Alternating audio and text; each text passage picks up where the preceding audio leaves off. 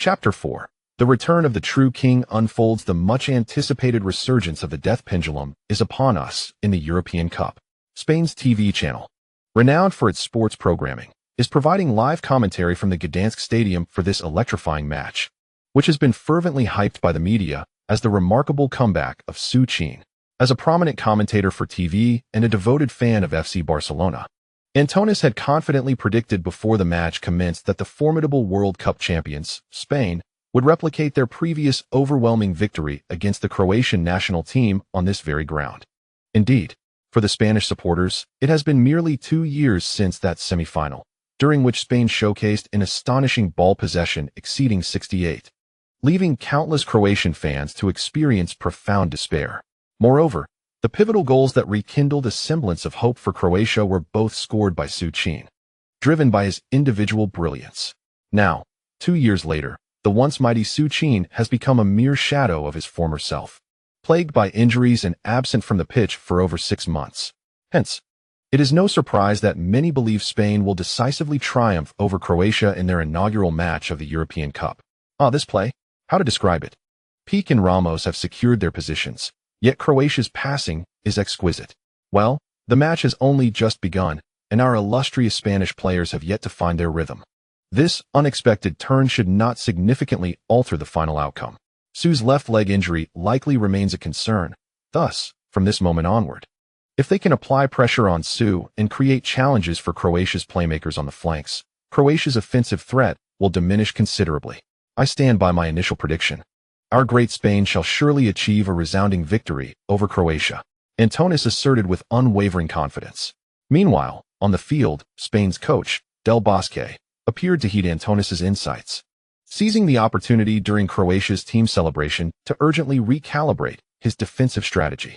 A high-pressing approach is in play, particularly focusing on restricting Croatia's breakthrough players on the wings. This is Del Bosque's new tactic. He envisions this, while on the opposing side, Oldby remains entirely passive. It is not that Oldby is unaware of Su Qin's electrifying header that opened the scoring for Croatia. Rather, he understands that the current Su Qin is no longer the static center forward waiting for teammates to deliver the ball. With his own sub-Rocky on the field, Oldby firmly believes that his Croatia is invincible. And so, the match resumes. Spain now controls the ball, as Del Bosque has directly emulated Barcelona's midfield combination. This Spanish team is executing the invincible tiki-taka that Guardiola pioneered, from Xavi to Busquets, and then to Iniesta, with Villa occasionally dropping back for support in the front line. The Spanish team swiftly regained control of the game. In the second minute of play, after nearly 20 consecutive passes orchestrated by Xavi, the cerebral mastermind of Spain, he astutely noticed Pedro's sudden advance down the left flank. Without a moment's hesitation, Xavi delivered a half-high ball to the left wing. Receiving the pass, Pedro intuitively pushed the ball diagonally into the penalty area with the arch of his left foot, targeting the vacant space behind Croatian center-back Korluka. At the instant the ball entered the area, Villa, who had been running laterally, surged forward like an arrow released from its bow. A moment of peril, Xavi's sudden shift, Pedro's deft pass, and Villa's incursion into the box created a splendid opportunity. Oh, what a beauty! Just as Villa lifted his foot to shoot, Croatian defender Korluka rushed in from the side, executing a slide tackle that deflected the ball out of bounds. Croatia narrowly escaped a disaster. The commentator exclaimed in astonishment. Meanwhile, Korluka, having just thwarted the shot, stood up and emphatically patted his chest towards Villa. Teammates like Simunic, Pjanic, and Strna, who had hurried back into the box, joyfully celebrated with a chest bump alongside Korluka. For defenders, there is no greater thrill than preventing an apparent goal. The Croatian players rallied in passionate encouragement. On the other hand, Villa, who had squandered such a golden opportunity, rose with an embarrassed expression, searching for his running route for the upcoming corner kick. 2 years prior, Old Villa would have instructed Su Qin to return and assist in defense. However, times have changed, with the emergence of the young Korluka and his contemporaries. Villa no longer relied solely on Su Qin. This time, Villa allowed Su Qin to remain in the center circle while the rest of the Croatian players returned to the penalty area. Spain prepared for a tactical corner. And despite Xavi and Pedro's exquisite combination that delivered the ball into the box unchallenged, the taller Croatian defenders, led by Strna, swiftly cleared the ball from their penalty area. Modric seized the first touch. As he spotted Iniesta charging towards him, Modric wasted no time in sending a powerful clearance forward. Su Qin, observing Modric gaining possession. Su Qin darted towards Spain's backline like an arrow released from its bow. This time, Busquets refrained from participating in his team's corner attack, mirroring his role at Barcelona, as he closely shadowed Su Qin. However, as Busquets and Su Qin nearly aligned in their run, Professor Bu helplessly realized that Su Qin's formidable physique, akin to that of a fierce beast, was utterly beyond the capabilities of his own diminutive frame to influence. With little effect, Professor Bu found himself squeezed beside Su Qin, watching helplessly as the football descended towards him. Su Qin was poised to seize the first touch, yet Professor Bu remained undeterred, aware that Su Qin's lone deficiency thus far had been his speed. Even if Su Qin were to gain possession, there would still be ample time for him to apply pressure. However, an astonishing scene unfolded before Busquets, right in front of him. That wretched prodigy, Su Qin, audaciously struck the ball. Indeed, from near the center circle, a staggering 50 meters from the goal. This extraordinary player unleashed a powerful kick with his previously injured left leg, aiming directly at the football that had yet to touch the ground. The sound that erupted was a thunderous crack that resonated painfully in Busquets' ears. Simultaneously, the football beneath Su Qin's foot transformed into a streak of white light, hurtling towards the heart of the Spanish defense. Had he lost his mind? Such a golden opportunity to score, and he chose to shoot directly? Busquets, bewildered, turned his head. Yet, as he directed his gaze towards his own penalty area, he was met with a sight that sent a shiver down his spine. Yes, his own goalkeeper, the revered St. Casillas, was frantically retreating. Meanwhile, the football, launched by Su Qin, soared like a desperate arrow over the sprinting St. Casillas, descending as if it had boarded an elevator. No miracle occurred. Even as St. Casillas desperately attempted to intervene, he was unable to deflect the ball at the last moment. Just as he fell helplessly before the goal, the football propelled by Su Qin had already nestled into the net. A dead angle. An absolute dead angle. A 50-meter super lob. Beep. The referee's whistle pierced the air, his hands signaling towards the center circle, confirming the goal's validity. The Gdańsk stadium fell silent. 1 second. 2 seconds. 3 seconds. It was only after a brief 3 seconds that the throngs of Croatian fans, numbering over 10,000, seemed to awaken, erupting into wild celebration. Magnificent. Splendid. My goodness. My goodness. The ball has entered the net. The ball has scored. In the 2 minutes and 34 seconds of the match, Croatia has netted another goal. 2 o'clock. Su Qin. Once again, Su Qin. After receiving a long pass from Modric near the center circle, Su Qin, while fending off Busquets' challenge, unleashed a stunning world-class strike with his left foot, producing a superlative lob worthy of the Puskás Award. 2 o'clock. A brace for Su Qin. Unbelievable, this extraordinary lob. The difficulty of this strike surpassed that of Beckham's legendary century lob. In a moment of extraordinary pressure, Su Qin executed an incredible long-range shot, defying belief. An absolute masterpiece. A truly unanswerable wonder goal. What? How did that even go in? That's over 50 meters. Goodness, it's terrifying. The power in that strike, the precision. Who dares to say Su Qin is finished? Can such a player really be called washed up? 2 goals in 2 minutes, 1 header, and 1 phenomenal lob. Who but Su Qin could achieve this? Indeed, it's astonishing. Just look at Casillas' reaction during the live broadcast. No, not only Casillas. Look at Busquets' astonished expression. Huh.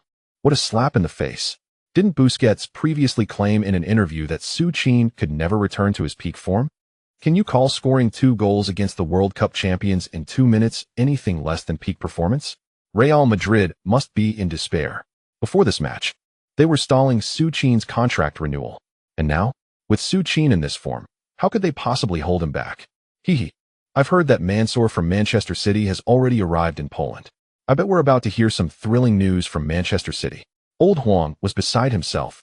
Without any warning, he leaped up and kicked over the commentary desk in front of him, then raised his arms in exhilaration. If Old Huang was this ecstatic, then Old Bai on the Croatian bench was even more frenzied. Upon witnessing Su Qin swiftly send the ball into the Spanish net once more, Old Bai erupted on sight. His white shirt, already missing a button, was violently torn open, revealing his muscular chest as he roared passionately from the bench. Old Bai was in a frenzy. While on the Spanish bench, Bosque wore a blank expression, seemingly unable to comprehend the unfolding scene. After rubbing his eyes in disbelief, he turned his gaze to the large screen at the sidelines, which was replaying Su Qin's astonishing lob goal. Oh my God! Without any further embellishment, the veteran Basque, after intently watching the goal replay nearly 3 times, finally managed to utter those words. Indeed, for Basque, at this moment, it seemed that all he could do was cry out to the heavens. Keep an eye on Su. Don't let him take another shot easily. On the pitch, as Su Qin was once again encircled by his Croatian teammates in celebration, Iker Casillas, having risen from the penalty area, could no longer contain himself and rushed out, directly shouting at Busquets, who had just witnessed Su Qin's goal unfold before his eyes. Normally, if someone else yelled, Busquets would surely confront them. However, this was Casillas. Ultimately, Busquets awkwardly shrugged and turned away. Seeing Busquets' lack of response, Casillas suppressed his frustration and let out a resigned sigh. Although Su Qin is a teammate, conceding 2 goals within a mere 2 minutes is something that even the legendary Iker Casillas, known as Saint Casillas, cannot endure. Thus, he cast his gaze upon Su Qin, who was surrounded by all the Croatian players. Casillas was well aware of the current actions of the Real Madrid hierarchy. Initially, he believed that after Su Qin's severe injury, a return to his peak form would be improbable. However, it has become evident to Casillas that despite the grievous nature of his injury, this extraordinary teammate's condition remains unaffected. Not only has his original strength not diminished, but it seems that with that recent strike, Su Qin has actually grown stronger. How is it possible for someone to improve even after an injury? Is he truly human? The match resumed. In just 3 short minutes, the referee began to find it peculiar, as it seemed he had already blown the whistle for kickoff 3 times. Spain continued with their patient and intricate possession play.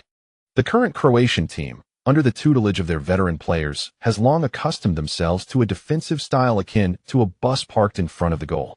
Thus, despite the finesse of Spain's passing, they still struggled to breach Croatia's resolute defensive line. At 4 minutes and 48 seconds into the match, after executing nearly a dozen passes, Xavi made another move. To the right. This time, he chose his club teammate Iniesta. After evading Ivan Perisic, Iniesta received Xavi's diagonal pass near the sideline. However, before Iniesta could make his move, Croatia's captain, Su Qin, lunged forward without hesitation. As he approached Iniesta, he fell to the ground, attempting a tackle. Unfazed by this rough treatment, Iniesta deftly nudged the ball with his right foot and, using his left, shifted it to the right, eluding Su Qin's sliding challenge. Yet, just as Iniesta prepared to advance, Perisic, sprinting back from the left, collided with the unprepared Iniesta using his shoulder. A perfectly legitimate challenge. With a swift flick of his foot, Perisic successfully dispossessed Iniesta of the ball. Brilliant. Perisic's interception. A counterattack opportunity for Croatia. Perisic was quick. Busquets rushed in. No problem. With a horizontal pass, Perisic delivered the ball to the advancing Rakitic in the center. Rakitic. He continued pushing forward. Su Qin had already begun his run into the box. An opportunity. A direct pass. It went through. It went through.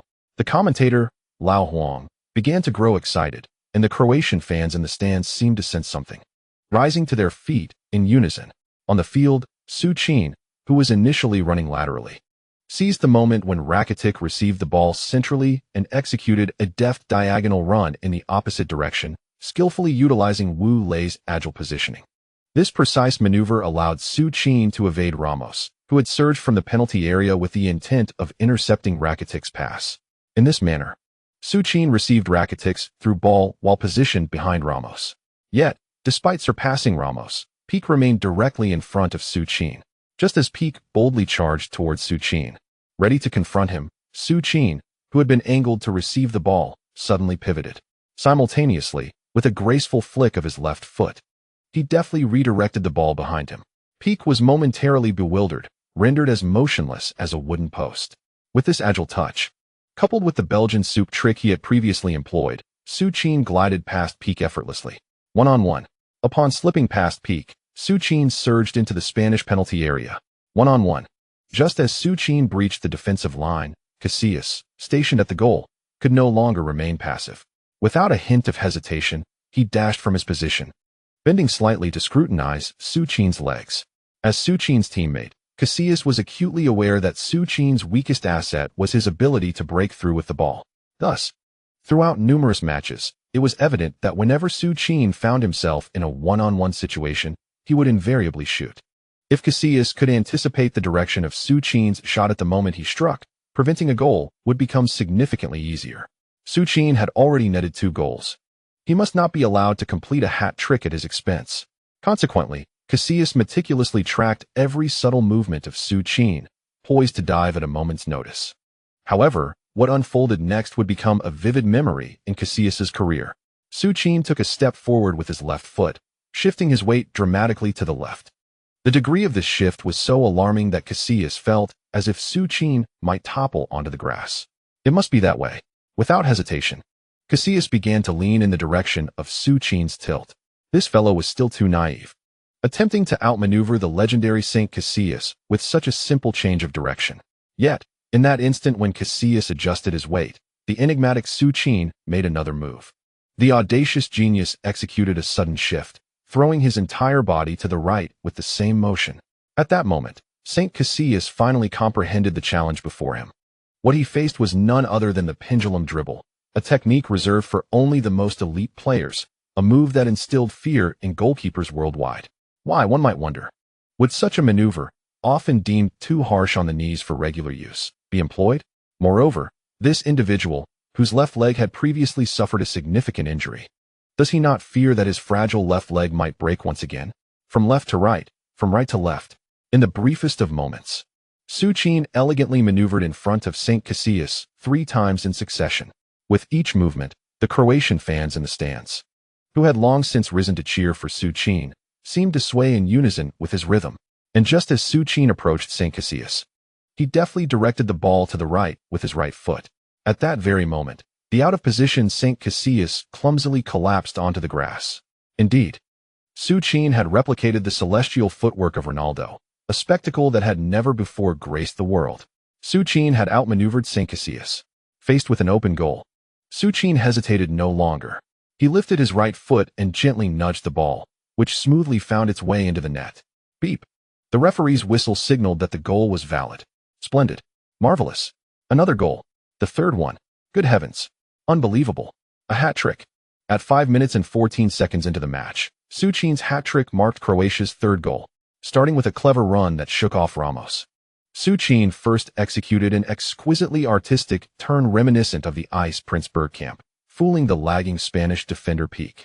Simultaneously, as Saint Casillas rushed out of the penalty area, Su Qin employed the death-defying pendulum dribble, a maneuver only the extraterrestrial, no, the peak extraterrestrial Ronaldo could master, to bypass the advancing Casillas, ultimately slotting the ball into the empty net.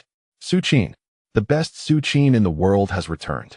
After an arduous 6-month injury layoff, when global media, including Real Madrid, believed that the magical Su Qin would descend into obscurity, the once feared Superman Su Qin has made his triumphant return. In a mere 5 minutes, the magical Su Qin scored a header, an absolute world-class long-range shot, and a breathtaking one-on-one, achieving 3 goals. A hat trick in 5 minutes. A hat trick against a world champion team. Besides Su Qin, who else could accomplish this? Who on earth could achieve such a feat? Tell me, who, if not Su Qin, could possibly do this? Old Huang was ecstatic. After half a year of watching various European mainstream media criticize and predict the decline of Su Qin with every medical case and expert forecast, amidst the derision from those who took pleasure in belittling Su Qin during his injury, Old Huang had lost count of how many times he had defended Su Qin in his posts on Weibo and major newspapers. And today, in Poland, at the European Championship, in the Gdańsk stadium, Old Huang finally unleashed all his pent-up emotions. He had forgotten that he was live on the official Huaxiao channel as he exuberantly shouted. Meanwhile, at Gdańsk Stadium, having netted his 3rd goal, Su Qin finally broke free from his shackles. Sprinting towards the Croatian fans in the north stand as if liberated from an enchantment, Eduardo charged forward. Modric followed suit. Su Qin pushed aside all his teammates who came to celebrate. Under the gaze of every camera in the stadium, every fan, and billions of spectators around the globe, Su Qin dashed to the sidelines. He violently tore open his jersey. Beneath his checkered shirt, a stark white undershirt revealed words that ignited the entire stadium. Forever world no. 1. The Croatian fans erupted in ecstasy. Upon witnessing Su Qin resembling a colossal bear, pound his chest emblazoned with the NO. 1. Over 10,000 Croatian supporters fervently chanted his name, Su Bjelaci, Su Bjelaci, Su Bjelaci. They repeatedly shouted the name of the hero they had always believed in a frenzy of devotion. In Madrid, within the opulent villa of Florentino, the venerable president, who had been recuperating for nearly a month, felt a pang of panic as he watched Su Qin celebrate wildly on the field. Without a moment's hesitation, he retrieved his phone and made a call. Despite his pretense of illness that kept him away from club affairs, he could never truly abandon his responsibilities. He began to question the wisdom of his earlier decision, which now seemed hasty given Su Qin's near-career-ending injury. As the president of Real Madrid, he was acutely aware of the choice between a healthy Cristiano Ronaldo and a fragile Su Qin. But now, the situation had changed. He witnessed Su Qin's performance live. Each touch, that explosive strike, and the final crazy pendulum move. Su Qin executed every maneuver with his frail left leg. It was at this moment that the president realized the error of the so-called medical experts. They had hastily issued a death sentence based on past experiences, failing to recognize that Su Qin was a player whose extraordinary abilities defied conventional metrics. Damn it, what have you been doing while I was away? Why has Su's renewal contract not been finalized? Now, immediately, go to Poland. Secure that renewal contract. If you fail, do not return. As the president furiously reprimanded his manager. In the VIP stand at Gdańsk Stadium, Raiola and the ecstatic Mansour had already clinked glasses numerous times. My God, I can't believe it. Truly, Mr. Mino? I have never witnessed such a frenzied spectacle. 5 minutes. And against the world champions. Su managed to score a hat-trick in just 5 minutes. 3 goals. Each more spectacular than the last. Especially that final one-on-one. The pendulum dribble. Do you understand? Since I witnessed Ronaldo execute the mesmerizing pendulum move back in 2006. It has been an eternity since the football world has been graced with such a splendid display of dribbling. How exasperating. Let us seal the deal right now. I am utterly eager to behold the moment when Su dons the Manchester City jersey. Su must join Manchester City. You are aware that the club has extended its utmost sincerity. Should you and Su come to an agreement, we could finalize the contract tonight, or even during halftime. Observing the flushed, almost sickly visage of Manchester City's owner, the super-affluent Mansour, while the elegant Raiola delicately raised his glass of red wine, was quite the sight. Generous Mr. Mansour, I am profoundly grateful for your affection towards Su. As I have mentioned, that injury did not affect Su as the media suggested. In fact, he has emerged from it stronger than ever. At least prior to the injury, Su had not showcased such dazzling individual skills. Truly, on behalf of Su Qin, I express our heartfelt gratitude for your admiration. However, regarding the contract, Su is not inclined to rush into a decision. You know, neither Su nor I are solely motivated by monetary gain. We seek to ensure that Su's next destination will be his final one, a place where he can remain until retirement. Damn. Witnessing Raiola's sudden change in demeanor, Mansour was understandably furious. Just 2 days prior, when the media criticized Su Qin, claiming this European championship would mark a pivotal moment in his career, Raiola's attitude was vastly different. At that time, the initial contract he proposed had nearly brought this insufferable fat man to tears of gratitude. Who would have anticipated that merely 5 minutes into the match, after indulging in 3 glasses of red wine, this greedy individual would reveal his true nature? What does he mean by claiming he and Su are not merely driven by money? Surely this bloated figure believes his bargaining offer was insufficient and seeks to increase it. It is infuriating. Yet, Mansour restrained himself. It is not that he has a particularly good temper. Rather, having invested countless funds into Manchester City, he is desperately yearning for a Champions League title.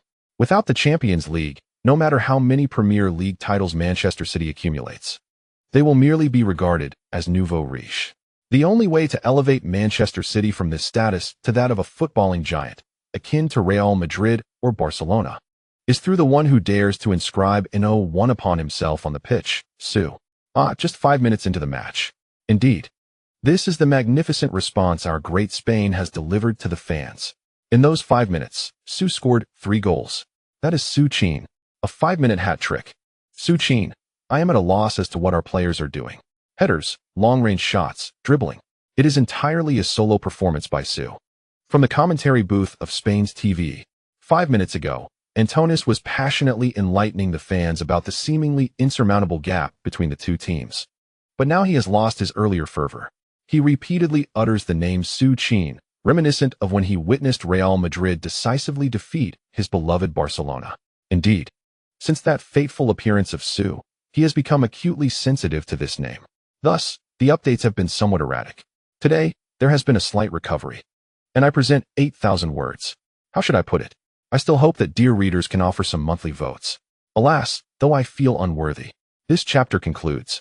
Chapter 5. The frenzied reign of the 95 Supreme. The epic performance of the demon begins. Hey. Have you heard? Something monumental has transpired at the Gdańsk stadium. What? Pierce, what's the big deal? Don't you know? Su, the one who has been sidelined for 6 months due to injury, just completed a hat trick in the match against Spain within a mere 5 minutes. What? A hat trick? My God, a 5-minute hat trick? Hurry, let us rush over to cover this. Damn, that's definitely big news. At this moment, the entire Poland is in a frenzy.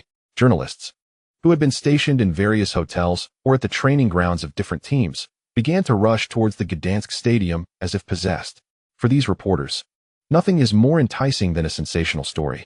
A player, previously defined by the media as a fragile star, astonishingly accomplished a hat trick against the World Cup champions in his first match back, all within 5 minutes. What could be more explosive than this? Sports journalists from around the globe have gone wild. Meanwhile, within the Gdańsk stadium, the Spanish players, hailed as the strongest team in the world, were beginning to feel quite deranged. They never anticipated that as World Cup champions, they would concede 3 goals to an opponent in less than 5 minutes during such a crucial tournament as the European Championship. 3 goals, no less. Even if they aimed to score 3 against their rivals, it would not be an easy feat. Sergio Ramos remained unfazed, as he had been a teammate of Su Qin for 2 years. Over this time, their camaraderie extended beyond the pitch. As neighbors, they had become inseparable companions, engaging in games of mahjong and various activities with Statham. However, while Ramos could take it in stride, the Barcelona contingent was far from pleased. Having already been driven to the brink of despair by Su Qin in the league, they never expected that in this sole opportunity for solace in international competition, Su Qin would deliver such a blow once again. Consequently, the fouls against Su Qin began anew. At the 6-minute and 17-second mark, Su Qin received a through ball from Modric in the center and had barely begun to turn when Busquets, with malicious intent, kicked him down onto the grass from behind. Yes, the malevolent Busquets had his sights set squarely on Su Qin's left leg. The strike aimed directly at the already injured area of Su Qin. Just as Su Qin fell to the ground, the referee blew the whistle without hesitation and rushed towards the scene. Su Qin and Busquets, known rivals on the global stage, had a history. Su Qin's qualification for the World Cup final had been snatched away by Busquets, while it was Su Qin who inflicted the serious injury upon him. The referee understood that if he did not swiftly restore order between these two players, this opening match of Group C could devolve into the first chaotic clash of red and yellow cards of the tournament. As anticipated, despite his timely arrival, the players of both teams collided with explosive force. Ivan Perisic, a newcomer from Croatia and a new teammate of Su Qin, was the first to angrily confront Busquets.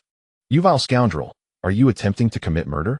Perisic, accustomed to playing abroad, was fluent in the Spanish language of insult. Upon hearing this, Professor Busquets, who had never been addressed in such a manner, was instantly enraged. His eyes widened as he reached out towards Perisic, but before he could make contact, Luka Modric had already shoved him aside. "What do you intend to do?" Amidst this chaos, players such as Villa, Pedro, Iniesta, and Xavi from the Barcelona contingent became entangled with the entire Croatian team. On the sidelines, the veteran coach, who had been monitoring the situation closely, erupted in fury, voicing his grievances to the 4th official. Su Qin had only just returned from injury. If he were to be hurt again by Busquets, how would Croatia achieve their goal of advancing from the group stage? The referee repeatedly blew his whistle, yet the conflict showed no signs of abating, perhaps fueled by their long-standing animosity. However, just as the journalists prepared to revel in this dramatic spectacle, Su Qin surprisingly pushed all his Croatian teammates aside. With Su Qin's intervention, the referee quickly stabilized the situation, issuing yellow cards to both Modric and Busquets, a lenient decision in light of the circumstances. Croatia was awarded a direct free kick from 29 meters away from the goal. Unsurprisingly, Su Qin, the star of the Croatian team, stood over the ball at the penalty spot. At 7 minutes and 14 seconds into the match, Croatia had their first free kick opportunity. Su Qin positioned himself in front of the ball. Indeed, he possessed an exceptional ability to curve the ball. Yet, it must be said, Busquets had truly acted maliciously, as his earlier kick had clearly targeted Su Qin's injured area. Here it comes. The familiar motion at the Gdańsk stadium. After being fouled by Busquets, Su Qin did not lose his composure as one might have expected. Instead, he surprisingly pushed all his teammates, who stood up for him, behind him. Following a significant injury, Su Qin had learned a vital lesson. The grievances encountered on the field should be settled on the field. However, before addressing Busquets, he was determined to conclude his comeback match with a flourish. How could he possibly let such a prime opportunity for a free kick slip away? With the ball in his possession, Su Qin positioned himself at the penalty spot, facing the familiar figure of Casillas. With no superfluous movements, he took aim. From this position, he felt an unwavering confidence that he could send the ball directly into the net. It was the same technique that all Real Madrid and Croatian fans recognized. Boom. In an instant, with a tremendous force from his right foot, the football soared as if it were about to explode. As the ball soared over the wall of defenders, the intense spin caused it to curve in an astonishing trajectory.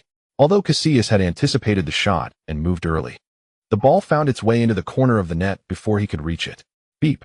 The referee's whistle signaled the goal was valid. Simultaneously, the entire Gdańsk stadium erupted into a frenzy. Magnificent. Spectacular. The goal was scored. Oh my. The fourth one. A remarkable quadruple. 4-0. Su Qin had netted his fourth goal. At 7 minutes and 29 seconds into the match, he completed a breathtaking feat of scoring 4 goals in less than 8 minutes. A direct free kick, a long-range shot, a header, and a one-on-one with the goalkeeper. In just 7 minutes, Su Qin demonstrated his invincibility to the world, as if emblazoned across his chest were the words, in 01. Undeniably the unrivaled in 01. After half a year of recovery, Su Qin needed merely 7 minutes to prove to the world that he remained the one and only world number one. Within those brief 7 minutes, it was the 4th time that Lao Huang had celebrated with wild enthusiasm. The recently tidied table was spared this time, thanks to Duan Xian's protection. However, the commentary desk was not so fortunate. Meanwhile, in front of the Croatian substitutes, Lao Bai, overwhelmed with excitement, hurled his water cup onto the pitch. After tossing his cup, Lao Bai joyfully raised his hands and knelt on the ground in elation. For goals in 7 minutes against the so-called world champions, what could possibly drive Lao Bai to greater ecstasy? Following Su Qin's goal, the entire Croatian team surged towards him once more. Yet, in an unusual turn of events, Su Qin declined to celebrate and returned to the center circle. Though he did not retrieve the ball from the goal, his expression clearly conveyed to everyone that he was not yet satisfied. This extraordinary talent, who had been held back for nearly half a year, was still hungry for more. Su Qin, Su Qin, Su Qin. In the stands, over 10,000 fervent Croatian fans once again erupted in a frenzy, chanting the name of Su Qin. Similarly, the Croatian players' eyes turned bloodshot with determination. They were acutely aware of what their compatriot, Subrasic, desired, the 5th goal, that illustrious record of 9-5 supreme, crafted by Su Qin himself. Thus, spurred on by the entire Croatian team, the match resumed. It began with Mandzukic, Ivan Perisic, Modric, Rakitic, and Eduardo. Even the defenders, Joel Luka and Sildenfeld, charged forward. As if oblivious to the concept of defense, each player was fervently pressing forward. Indeed, Spain was renowned for their possession prowess. They boasted Xavi and the revolutionary tiki-taka. However, at this moment, they had already conceded 4 goals to Su Qin within a mere 8 minutes. Under such circumstances, it was no surprise that the Spanish players were rattled. Receiving a back pass from Villa, Xavi steadied himself and delivered the ball to Pedro on the left flank. Yet, at the instant Pedro received the ball, Ivan Perisic, Modric, and Rakitic converged upon him like a whirlwind. Pedro yearned to extricate the ball. However, in his flustered state, his tactical execution was inadvertently delayed. And it was precisely this slight hesitation that caused his pass to veer off course. Mandzukic seized the opportunity. With a sliding tackle, he intercepted Pedro's back pass. Rising swiftly after the interception, Mandzukic deftly pushed the ball to Su Qin before Busquets could arrive. In the Gdańsk stadium, Over 30,000 anxious Spanish fans watched as Su Qin once again received a pass from a Croatian player. They had already witnessed 4 goals conceded to Croatia. Nay, more accurately, to Su Qin himself. Their fear was palpable. They dreaded the prospect of Su Qin scoring yet again. Yet, despair washed over them as they realized their own players, frazzled and disoriented, had once more allowed Su Qin to receive the ball within 30 meters of the goal. At that moment, only Xavi was attempting to mark Su Qin. How could the diminutive Xavi hope to contain such a force? Indeed, as Xavi pressed closely to reclaim possession, Su Qin simply pivoted to the right, his movement so effortless that the slight-framed Xavi lost his footing. Now, with an open path before him, Su Qin hesitated no longer. After casting a glance at Casillas' positioning, he unleashed a ferocious strike with his left leg. Boom! The resounding crack echoed through the stadium, accompanied by that thunderous sound. The ball transformed into a blazing white streak, hurtling toward the goal. Casillas, having anticipated Su Qin's powerful shot, prepared himself to respond. Who could have anticipated that at this moment, Su Qin would complete a powerful strike after enduring relentless pressure? That astonishing shot, which seemed to defy the very laws of physics, propelled the football to an unfathomable velocity. No miracle occurred. Casillas, suspended in midair, could only watch in despair as the ball pierced the corner of his net. The fifth goal, in a mere 8 minutes. That wretched Su Qin had somehow managed to send the ball into his own net 5 times consecutively. Beep! The referee's whistle echoed. The entire Gdańsk stadium erupted into chaos. The Croatian fans in the stands, disregarding any semblance of order, surged onto the pitch from the highest tier. Men, women, and children alike. All seemed to have lost their minds in celebration. Fortunately, a sturdy wire mesh separated the pitch from the stands, preventing what would have undoubtedly been a jaw-dropping scene at the Euro Cup. Fans were rushing onto the field to celebrate victory within just 8 minutes of the match. Magnificent. Magnificent. My heavens. The fifth. 9 minutes and 01 seconds. 5 goals. Unbelievable. Inconceivable. This is undoubtedly a miracle the likes of which has never been seen in the annals of football history. Su Qin, just 2 years after scoring 5 goals in 9 minutes and 54 seconds against South Korea, thus creating the legendary 95 supreme record. He has once again shattered his own terrifying benchmark. 5 goals in 9 minutes and 01 seconds. This time, Su Qin was not up against a weak South Korean team. He achieved the true 95 supreme against the World Cup champions, Spain. Yes, during the match against South Korea, many claimed that Su Qin's 95 supreme was merely a case of bullying a team lacking in height. But what of that now? Su Qin faced the world champions. He confronted Spain, renowned as the strongest team in the world. At the Gdańsk stadium, Su Qin astonishingly netted 5 goals. My heavens! I can scarcely articulate the emotions swirling within me at this moment. 5 goals. That is indeed 5 goals. Oh, the table. In the commentary booth, the ever-enthusiastic Lao Huang leapt up once more in a frenzy. However, just as he was about to celebrate with a jubilant kick, he was unexpectedly startled to find that the table before him had been sent sprawling by his colleague, Duan Xian, who had hardly spoken a word until now. Teacher Huang, you were right. This is undoubtedly a record unparalleled in history, scoring 5 goals in 9 minutes against a World Cup champion team. Moreover, these goals were executed through 5 distinct techniques: a lob, a header, a free kick, a solo run, and a long-range shot. In terms of scoring prowess, it can be said that Su Qin has undeniably ascended to the pinnacle of football history. I believe that, when it comes to goal-scoring ability, even the legends Maradona and Pelé cannot be compared to the current Su Qin. Old Huang truly did not anticipate that this segment would escalate to such fervor. Appearing far more excessive than himself, he merely stated that Su Qin was currently the foremost player in the football world. Yet this little segment managed to elevate Su Qin to the status of the greatest in history. He dared not utter such words, as legends like Pelé and Maradona are still alive. At the Gdańsk stadium, after scoring the 5th goal, Su Qin was finally satisfied and began to dash towards the frenzied gathering of Croatian fans. As those Croatian supporters wore expressions of sheer excitement, Su Qin leaped high into the air and executed an elegant spin. Su! A chorus of over 10,000 Croatian fans erupted in unison, chanting his name. Su! My God, you scored 5 goals. Su! I am at a loss for words. Hey, Eduardo, pinch me, this cannot be a dream. Haha. Did you see the looks on the faces of those Spaniards? 5 goals. In less than 10 minutes. I shall never forget this match. While celebrating, the entire Croatian team surged towards Su Qin. Modric, Eduardo, and Srna embraced him with fervor. Meanwhile, on the other side, every Spanish player, beginning with Villa, wore a look of utter bewilderment, particularly Busquets, who stared blankly at the glaring score on the stadium screen. What is happening? 5 goals. 0-5. All scored by that one guy in just 5 minutes? Busquets was in a daze, while Pique, witnessing Su Qin's long-range shot find the net's corner once more, crumpled to the ground in disbelief. Indeed, Pique was stunned. To be honest, he had never considered Su Qin to be exceptionally strong. In Pique's eyes, Su Qin was merely taller, more handsome, stronger, and better at heading the ball than himself. In all other aspects, Su Qin fell short. If only I had Su Qin's physique, Pique thought. Honestly, stopping Su Qin would be a piece of cake. Yet today, Pique finally conceded. Of course, the moment that truly humbled Pique occurred in the 12th minute after the match resumed. During a simple defensive play by Croatia, Busquets had just received a pass back from Xavi when Su Qin, who had been lurking nearby, ruthlessly tackled Busquets from behind without hesitation. Yes, the magician, having completed his quintet of goals, immediately sent Busquets crashing down once more.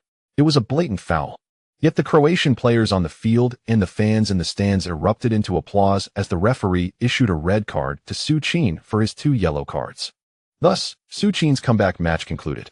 In just 12 minutes of play, he scored 5 goals in 9 minutes, delivering the most explosive performance in the history of the European Championship. After setting astonishing records for the fastest goal, the swiftest hat-trick, the quickest quadruple, and the most rapid quintuple in a single match of the European Championship, Su Qin concluded his comeback with a deliberately executed tackle. Simultaneously, as Su Qin departed the field, Busquets was once again carried off on a stretcher. Much like the World Cup, Professor Busquets' journey in the European Championship came to an end. With Su Qin's exit, Croatia's veteran coach promptly initiated a defensive strategy, with all Croatian players, including Mandzukic, retreating to their half. As the 94th minute elapsed, the final score appeared on the large screen at the stadium, 5-2. The formidable World Cup champions had suffered a significant defeat at the hands of their old rivals, Croatia. To be precise, it was the mighty Spain who fell to Su Qin alone. In that instant when the final whistle blew, all the journalists present surged towards Su Qin, who was returning through the players' tunnel, frantically capturing the moment with their cameras. On the pitch, all Spanish players lay prostrate on the grass, utterly drained. Su Qin, the magician who had faded from the global football scene for half a year, had triumphantly returned to the European Championship.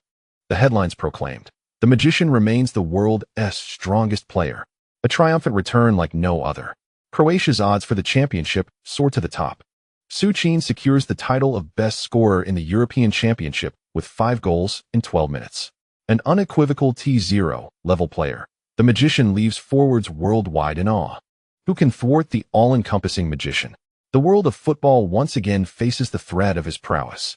Even before the arrival of the coach at the post-match press conference, various media outlets had already splashed Su Qin's explosive performance across their front pages. Indeed, Su Qin's name had once more taken the world's media by storm. Even in faraway Croatia, the morning news for the channel broke the unprecedented report of Su Qin's 5 goals in 9 minutes. At the post-match press conference, the coach donned a new shirt and, before the throng of excited journalists, raised his right index finger, declaring, "In 01 forever, in 01. I have said it. Su. This guy is the best in the world. Beyond compare."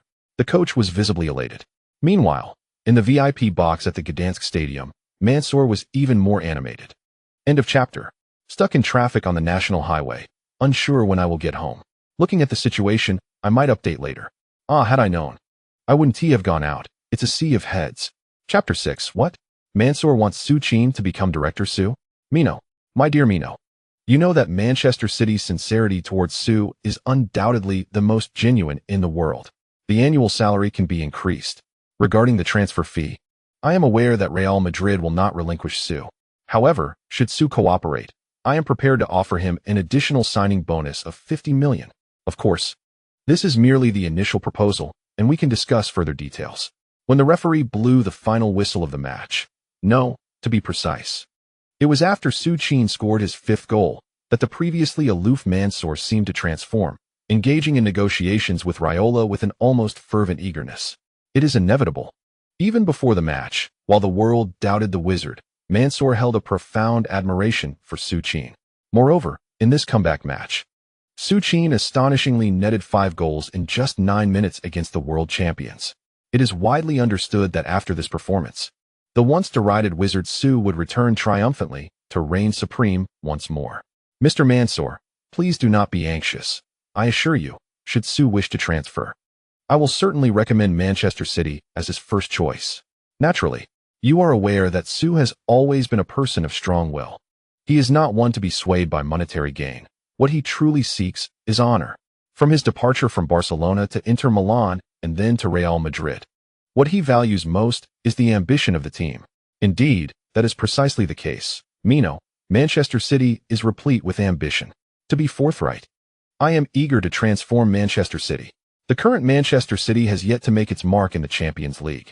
The Manchester City I envision is one capable of securing the treble or even the septuple, provided Su joins us following the conclusion of the European Championship.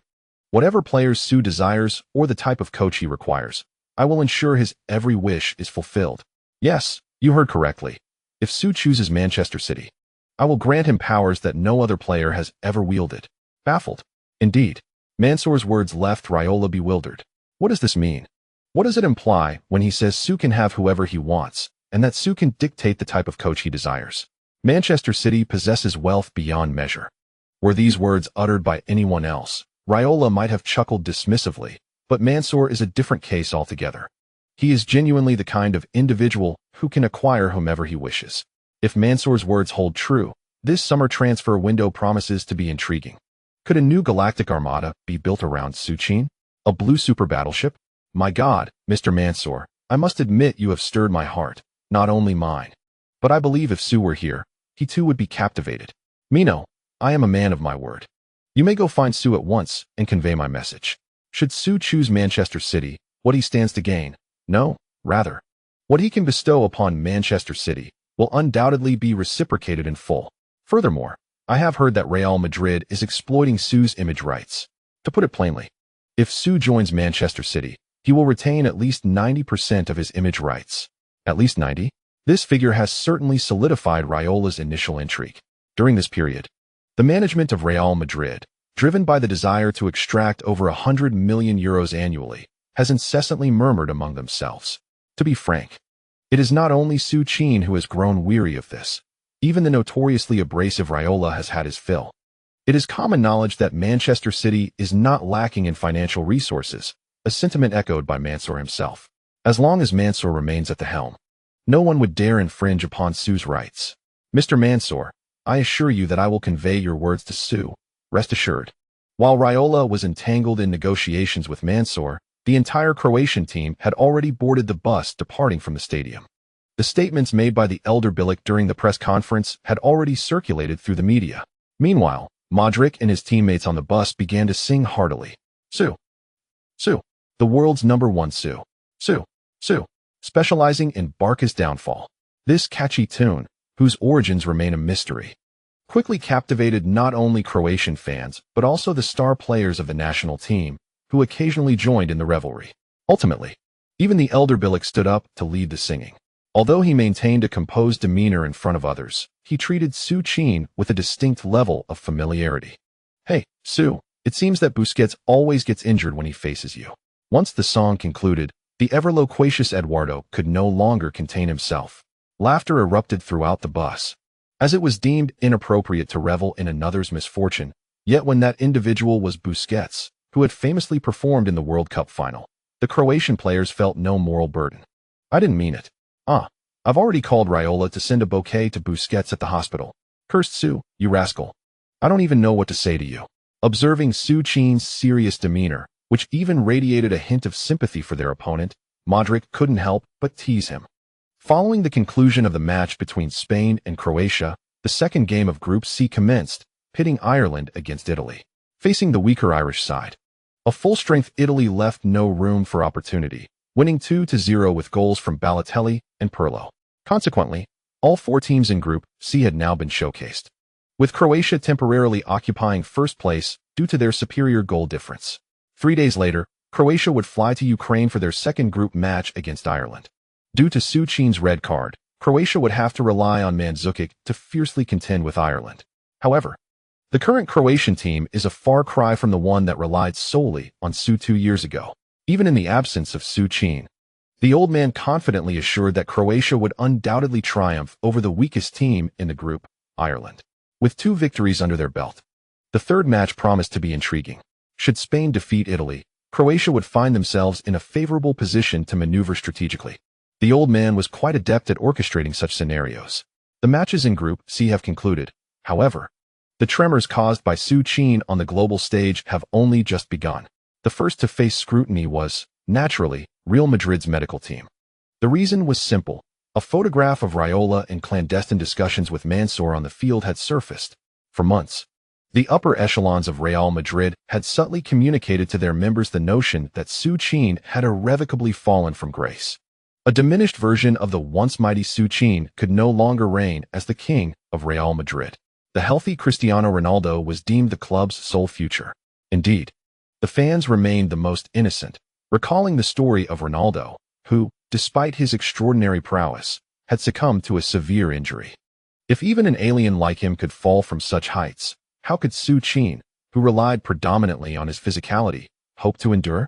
Consequently, when Su Qin and Real Madrid engaged in protracted negotiations over a contract renewal, few fans rose to criticize the club for retracting his image rights and lowering his contract value. To them, Real Madrid's finances were not to be squandered on what they perceived as a mere mascot devoid of utility. Yet, who could have anticipated that? While the Real Madrid medical team, and indeed, the entire medical community, cast doubt on Su Qin, he would, within a mere 9 minutes, deliver a resounding rebuttal to all detractors. He scored 5 goals against Spain, utilizing his left leg for every long-range shot with a velocity exceeding 100 kilometers per hour. Was that leg still deemed problematic? Spare us the talk of potential hazards. The fans erupted in jubilation. Raiola was seen conspiring with Mansour, and given Mansour's financial clout, the possibility of Manchester City paying a €200 million buyout clause for Su Qin seemed entirely plausible. Thus, following the match, throngs of Real Madrid supporters gathered at the club's entrance, brandishing banners and vociferously denouncing the executives who sought to diminish Su Qin's contract. Of course, the response from the club's president was swift. Within half an hour, he announced a return to action, beginning with the dismissal of the medical team's head, Erno. Subsequently, he convened an emergency meeting of the club's upper management that very night, employing decisive measures to relieve 3 high-ranking officials and the club's general manager, who had recently exhibited aspirations of independence. By midnight, Real Madrid announced their course of action on their official website. Indeed, when the president intervenes, the results are distinctly remarkable. Through the renewal contract with Su Qin, the revered Florentino has effectively eradicated the few remaining antiquated figures at Real Madrid who dared to oppose him. Consequently, the current incarnation of Real Madrid is unequivocally his. With newfound confidence, he dialed Su Qin's number, believing their relationship to be one of genuine mentorship. Although he had initially delayed during the renewal negotiations, Su Qin should comprehend that his actions were solely aimed at rectifying internal issues within the club. Now that all obstacles have been removed, he intends to offer Su Qin a lucrative contract that he could hardly refuse. Su Qin remains the undisputed prince of Real Madrid. However, the situation took an awkward turn when Florentino's call was abruptly cut off. Yes, the president of Real Madrid, Florentino, found himself abruptly disconnected. Initially, he assumed it might have been a mere mistake on Su Qin's part.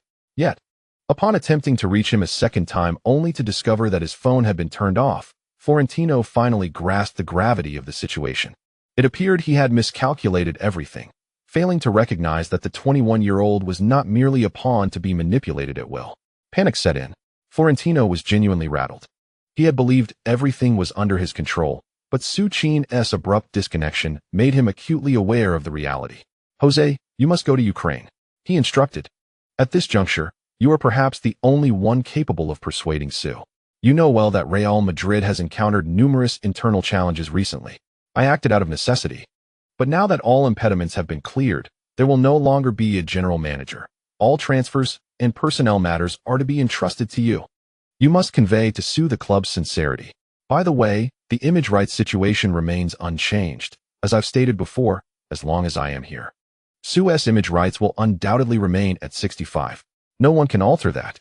Moreover, Su's salary may surpass that of Cristiano Ronaldo. Florentino spoke earnestly. Yet on the other end of the line, Mourinho remained unresponsive. In recent times, it must be said that Mourinho has grown weary of Real Madrid's duplicity. In the name of internal strife, these individuals have proven to be utterly ruthless. Mourinho has always treated Su Qin as family. When Su was injured, Mourinho even considered moving in to care for him. He had clashed with individuals at Real Madrid over the renewal issue on more than one occasion. However, Real Madrid is not Inter Milan. At best, he is merely an employee here. The feeling of lacking control is something Mourinho finds profoundly unsettling. He signed a 3-year contract, and now only 1 year remains. Having already secured 6 titles at Real Madrid, he finds little to cling to in La Liga. Moreover, Chelsea has reached out to him once again. Perhaps, once this new season concludes, it may be time for him to venture back into the Premier League. He himself has contemplated leaving. How could he possibly heed Florentino's advice to persuade his Su now? He has already restrained that young man once. He cannot bind him to himself every time.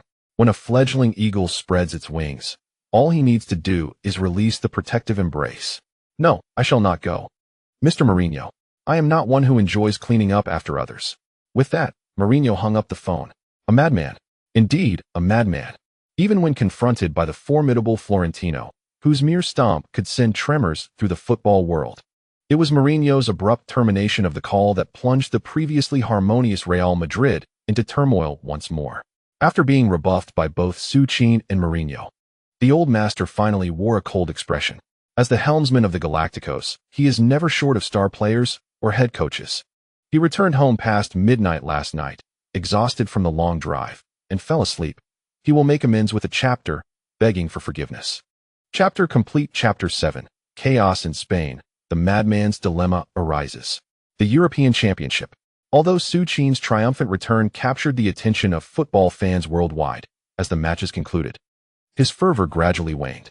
In his stead, the spotlight shifted to Balotelli, once his equal at Inter Milan, due to Su Qin's red card. He found himself sidelined for the upcoming match 3 days later. Consequently, the highlight of Group C naturally fell upon the monumental clash between Spain and Italy. As the match commenced, Spain resumed their exquisite tiki-taka. Indeed, while Busquets was ruled out of the tournament, Spain boasted no shortage of midfield talent. By recalling Iniesta and advancing David Silva, Spain once again adopted the 4-3-3 formation. They exchanged passes for nearly 30 minutes before Italy unexpectedly scored first.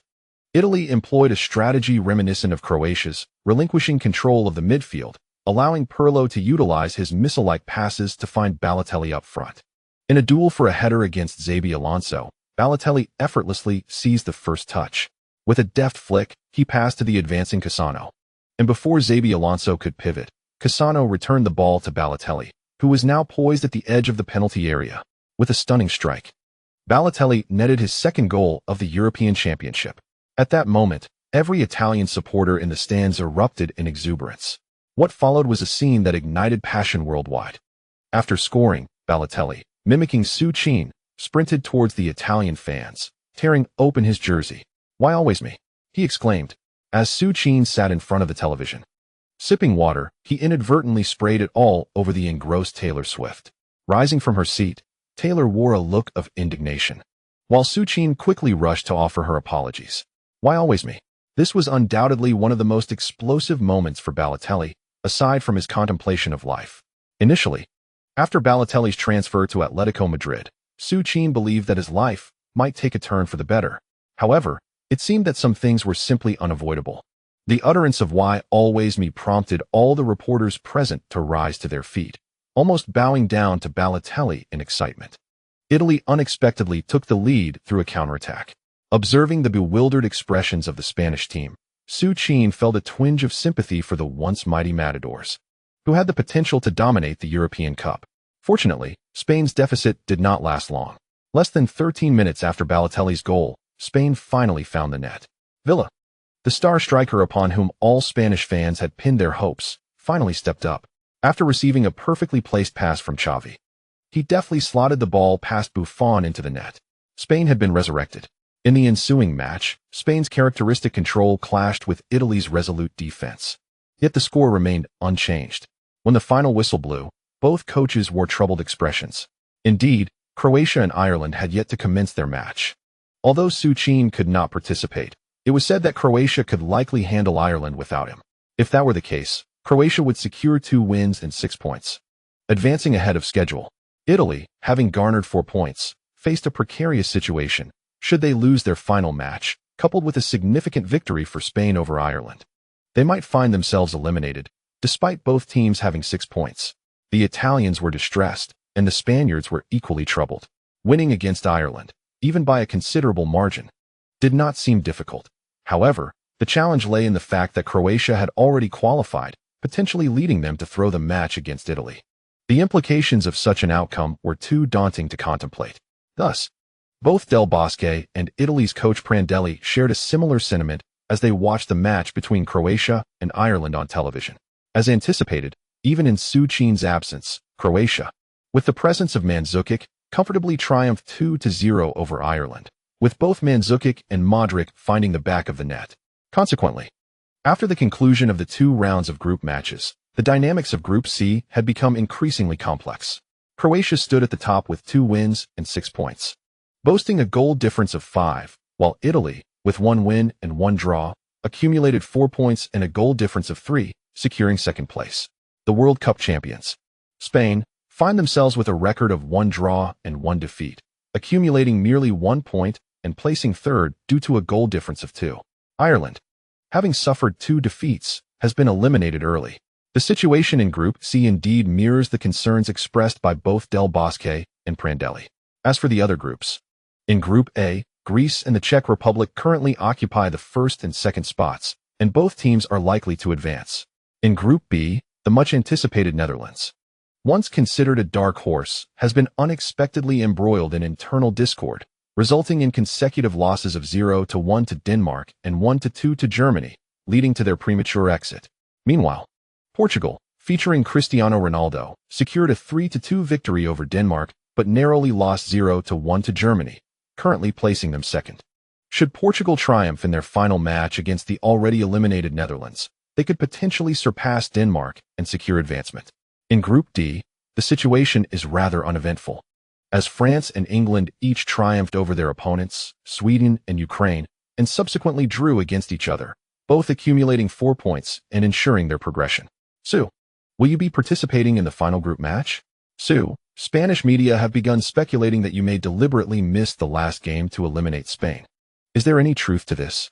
Su, I am a reporter from Tuttosport in Italy. Do you recall the wonderful moments you spent in Milan? Are you still in contact with your former teammates at Inter? What the hell? Why are they asking this? The day following the conclusion of the second round of group matches, Su Qin set out for his morning run, only to be confronted by journalists who had seemingly appeared out of nowhere.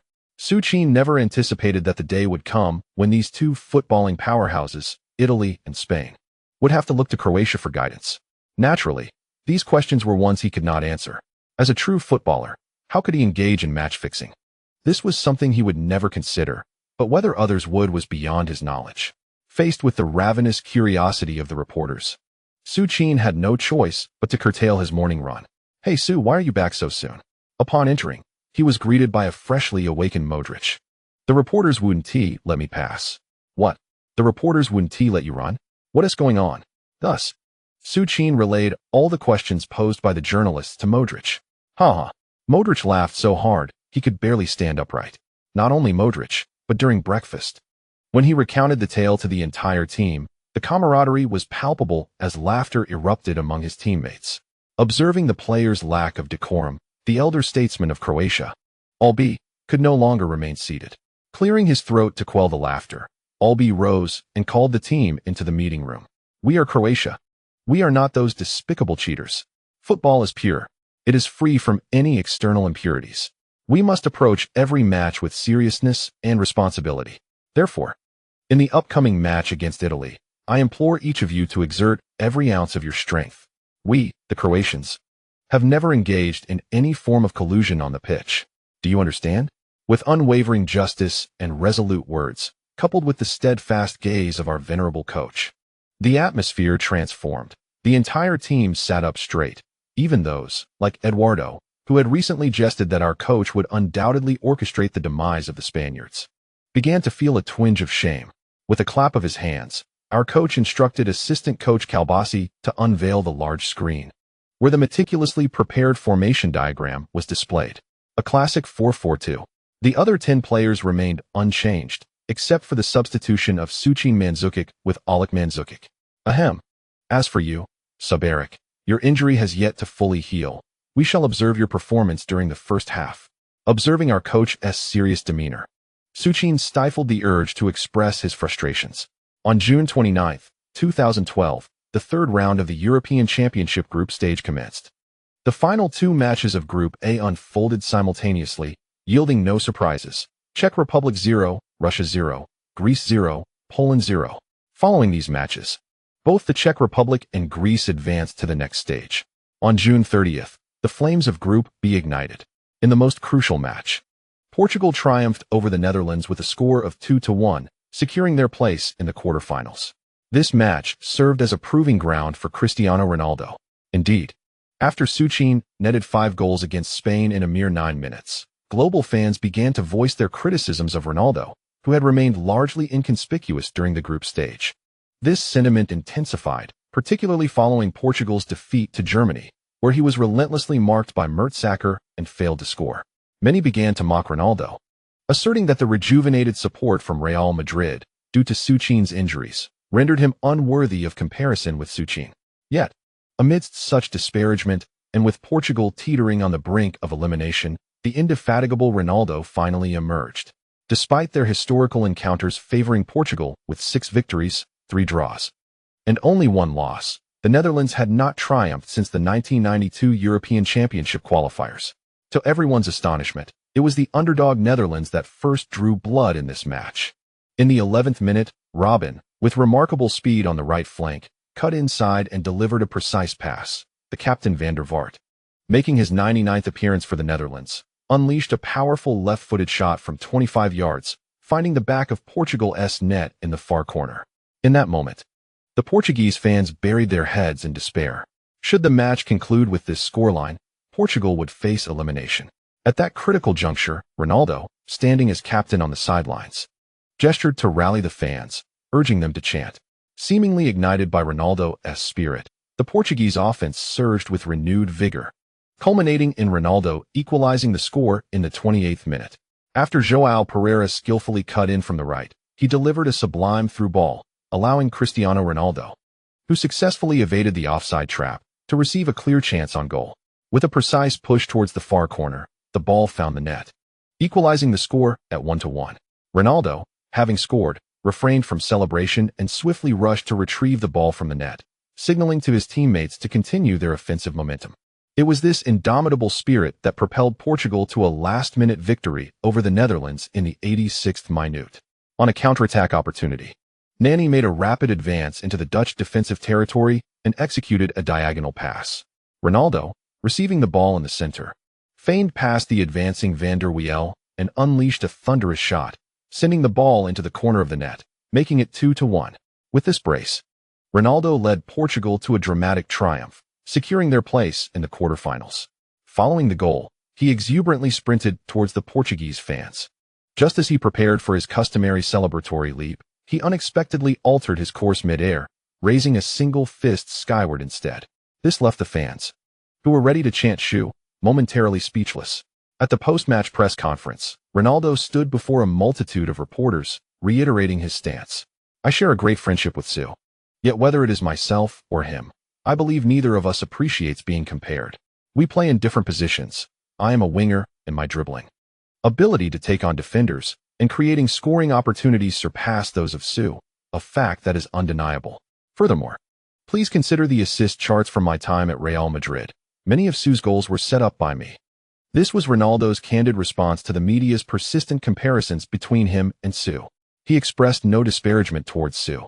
Yet the essence of his words diverged significantly from the interpretations reported by journalists. Headlines emerged, suggesting Ronaldo lamented that Su had deprived him of scoring opportunities during their time at Real Madrid, and that he viewed Su as a limiting factor to his goal tally. The narrative that the two stars had irreparably split was rampant, with claims that Ronaldo publicly asserted his superior scoring ability over Su. That very night, as Portugal advanced to the knockout stages, countless articles discussing the dynamic between Su and Ronaldo flooded the media. Upon seeing these reports, Ronaldo immediately contacted Su.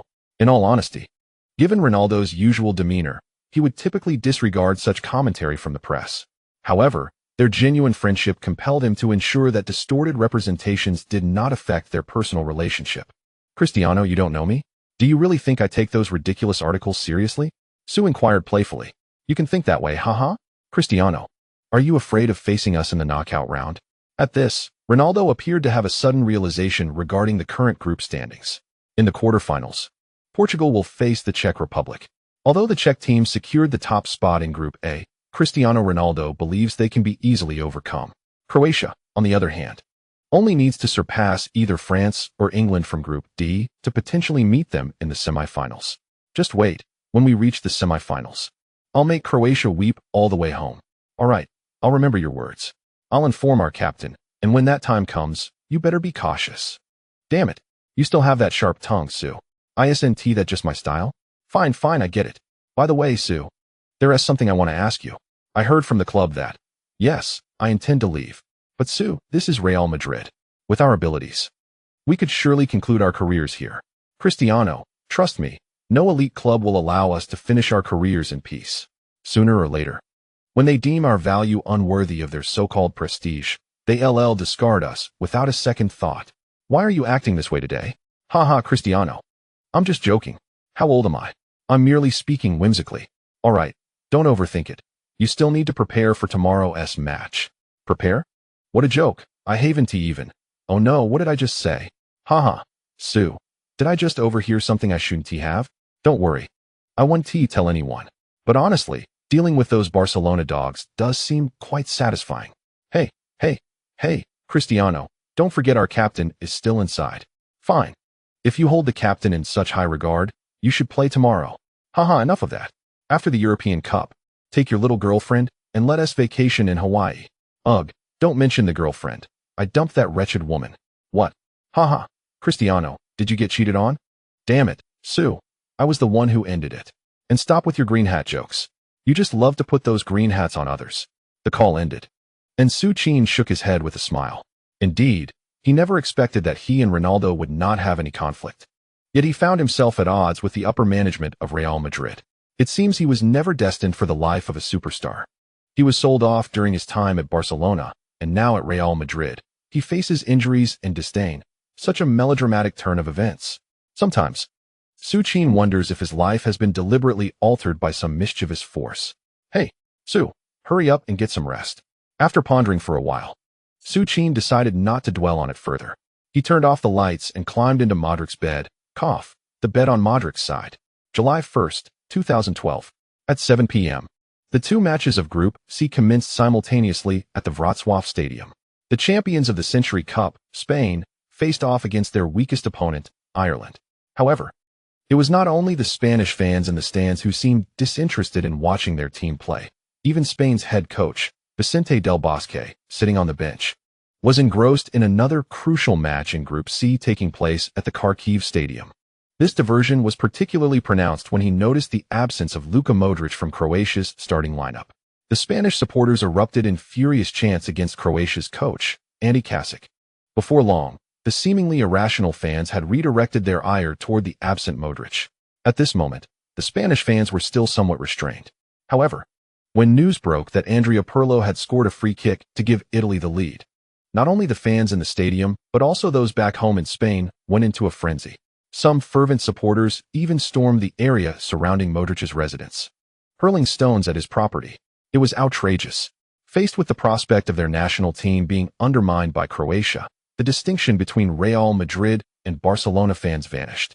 They were united under one banner, Spanish fans. As throngs of Spanish supporters gathered online, venting their anger at Modric on Twitter, he was made aware of the commotion by teammates on the field. Originally preparing to warm up, Modric returned to the bench without a moment's hesitation. Indeed, Witnessing his team's unexpected deficit, he had thought of stepping onto the pitch to assist. Yet, now he resolved to disregard the situation entirely. Wasn't it his intention to sabotage Spain? Very well, he thought, let them see what they can do. After all, the house they were attacking was property of Real Madrid, and he had never bothered to furnish it, possessing only a few articles of clothing. He doubted that the local authorities would allow the fans to set his house ablaze. Thus, the first half concluded with Spain trailing 0-1, while Croatia also wrapped up their first half with the same score.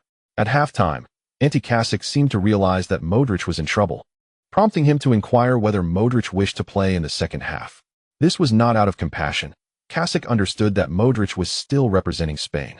If he denied Modric the chance to play, it could lead to widespread animosity directed at him from the entire Spanish populace. How would he face Modric afterward? Observing the concern in Kasic's eyes, Modric was suddenly reminded of an incident many years later when a certain king named Messi, after defeating France in the World Cup and lifting the trophy, was booed by all French fans. Ironically, Messi had been Paris Saint-Germain's true star at that moment. In Ligue 1 and the Champions League, Messi has been the most fouled player, yet he remains the most outstanding performer. However, the French fans continue to respond with jeers towards someone who has dedicated so much to the club. This thought troubled Su Qin. Should he eliminate Spain directly? Or perhaps ascend to power by stepping over Spain's fallen body? Su Qin chuckled, a crooked smile gracing his lips. Chapter 8. The Day of Spanish Uprising. Bilic's powerful declaration of victory emerges. How intriguing. Meanwhile, Spain is leading Ireland 3-0. On our side, it seems Bilic has no intention of making substitutions. The live broadcast has repeatedly directed attention towards Su Qin. To be honest, I can understand why Su Qin remains off the pitch. Even if the match concludes with the current score, Croatia would still advance to the quarterfinals with a 6-point advantage, though the top spot in the group is now out of reach. However, in light of the current situation in Group D, it matters little whether England or France secures the second place for Croatia. In the commentary booth at Kharkiv Stadium, the commentator, Lao Huang, chuckled as he observed the two teams playing with a rhythm reminiscent of a friendly match. The game has reached the 65th minute, with Pirlo's goal putting Italy ahead 1-0 against Croatia. As for Su Qin, after pondering for quite some time in the dressing room, he decided to wait and see. There was no urgency on his part. As expected, as the match progressed, Su Qin's Twitter was inundated with furious Spanish fans. Countless supporters flocked to his Twitter, greeting him with various complex phrases. From the perspective of these fans, Su Qin's presence on the bench was solely to conspire with Italy to eliminate Spain. Of course, at that moment, Su Qin was unaware that his Twitter had been overrun, as he was happily chatting with Eduardo, who had already been substituted. As for the content of their conversation, it naturally revolved around the increasingly desperate Spanish team. At the Wrocław Stadium, the renowned sports commentator Antonis from Spain's TV was passionately narrating from the sidelines. This match finally showcased the essence of Spanish football. Before the great bullfighters, the Irish had no chance whatsoever. However, what was particularly disheartening was the sight of the Croatians, shamelessly playing a rigged game on another field. Croatia's star player, Su Qin, was sitting on the bench with no intention of taking the field. I believe that had Su Qin played, it would have been exceedingly difficult for Italy to claim victory. As a neutral commentator, I ought not to express such sentiments. However, as a Spaniard, I feel compelled to convey to all Spanish fans that if our national team faces elimination, the culprit shall undoubtedly be Su. Antonis, a fervent supporter of FC Barcelona, harbors an intense disdain for Su Qin, known as the Barcelona Slayer. Now, witnessing his beloved national team on the brink of being ousted by Su Qin, how can he restrain himself from stirring the pot? TV, the official Spanish media outlet, has echoed Antonis's sentiments, igniting a wave of frustration among Spanish supporters. Just as countless fans rallied to denounce Su Qin, he made his entrance onto the field as a substitute in the 70th minute. Indeed, although Su Qin had not anticipated playing, the head coach, observing the match with only 20 minutes remaining and unwilling to succumb to defeat, decided to substitute Su Qin for Aulic without consulting him. Prior to Su Qin's entry, the coach leaned in, whispering a few words into his ear. "Su, don't exert yourself too much. Your injury hasn't fully healed." This rather playful remark was unmistakably intended to convey that the coach harbored a desire to see Spain falter. After all, the wounds of past World Cup rivalries run deep. With the coach's words ringing in his ears, How could Su Qin defy the wishes of his esteemed mentor? Thus, amidst the fervent cheers of Croatian supporters, Su Qin exchanged a high-five with Alec and stepped onto the pitch. Su Qin had arrived. The coach maintained a stoic demeanor, while the Italian manager, Prandelli, felt a surge of anxiety. Throughout the match, he had been plagued with trepidation. After all, Spain had fallen victim to Su Qin's prowess, having conceded 5 goals, though Italy's defense is arguably stronger. He remained uncertain. The center-back duo of Chiellini and Bonucci was still finding its footing, and both had faced Su Qin's wrath during their time at Inter Milan on more than one occasion. Back then, Su Qin was merely a header specialist. But now he had mastered long-range shots, headers, and even the pendulum dribble. Contemplating this, Prandelli gestured for Italy to adopt a defensive stance. Upon Su Qin's entry, Italy, which had been engaging in an open contest with Croatia, immediately declared a shift to a defensive strategy. Prandelli was oblivious to the coach's intentions for bringing Su Qin onto the field. Was he aiming for a draw? Or perhaps to secure a victory over Italy to facilitate an easier path against Spain? The more he pondered, the more anxious he became. Without delay, Prandelli decisively replaced Cassano with Su Qin's former teammate at Inter, Thiago Motta, and thus, Su Qin made his entrance. In place of Alec, Croatia has retained its previous 4-4-2 formation. Conversely, Italy has opted to withdraw a forward, substituting him with a midfielder, thus transitioning into a 4-5-1 setup. At the Kharkiv Stadium, as the substitutions concluded, the match resumed with Croatia in possession of the ball. Upon receiving the ball, Kranjčar, noticing Su Qin retreating to the midfield, promptly sent a diagonal pass towards him without any hesitation. The moment Su Qin received the ball, he executed a swift Belgian-style dribble to evade the initially approaching Pirlo, showcasing remarkable speed, so much so that Pirlo had no time to react. However, it was merely a fraction of a second that allowed Su Qin to pivot ahead. As he began to accelerate, Motta quickly closed in. Recognizing Motta, Su Qin chose not to attempt a direct dribble.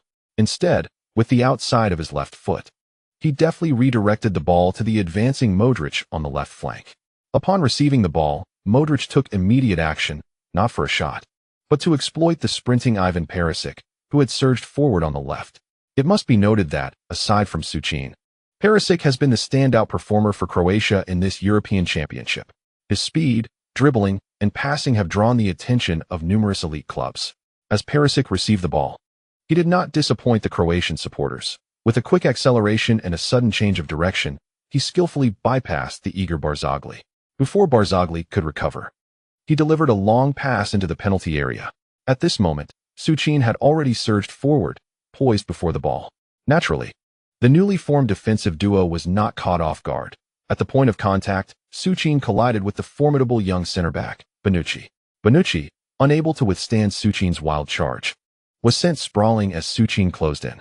Yet, just as the Italian fans held their breath in terror, the young Buffon surged forth like a divine intervention, intercepting the ball with a powerful punch just before Su Qin could head it. What a magnificent play! Buffon's intervention was flawless.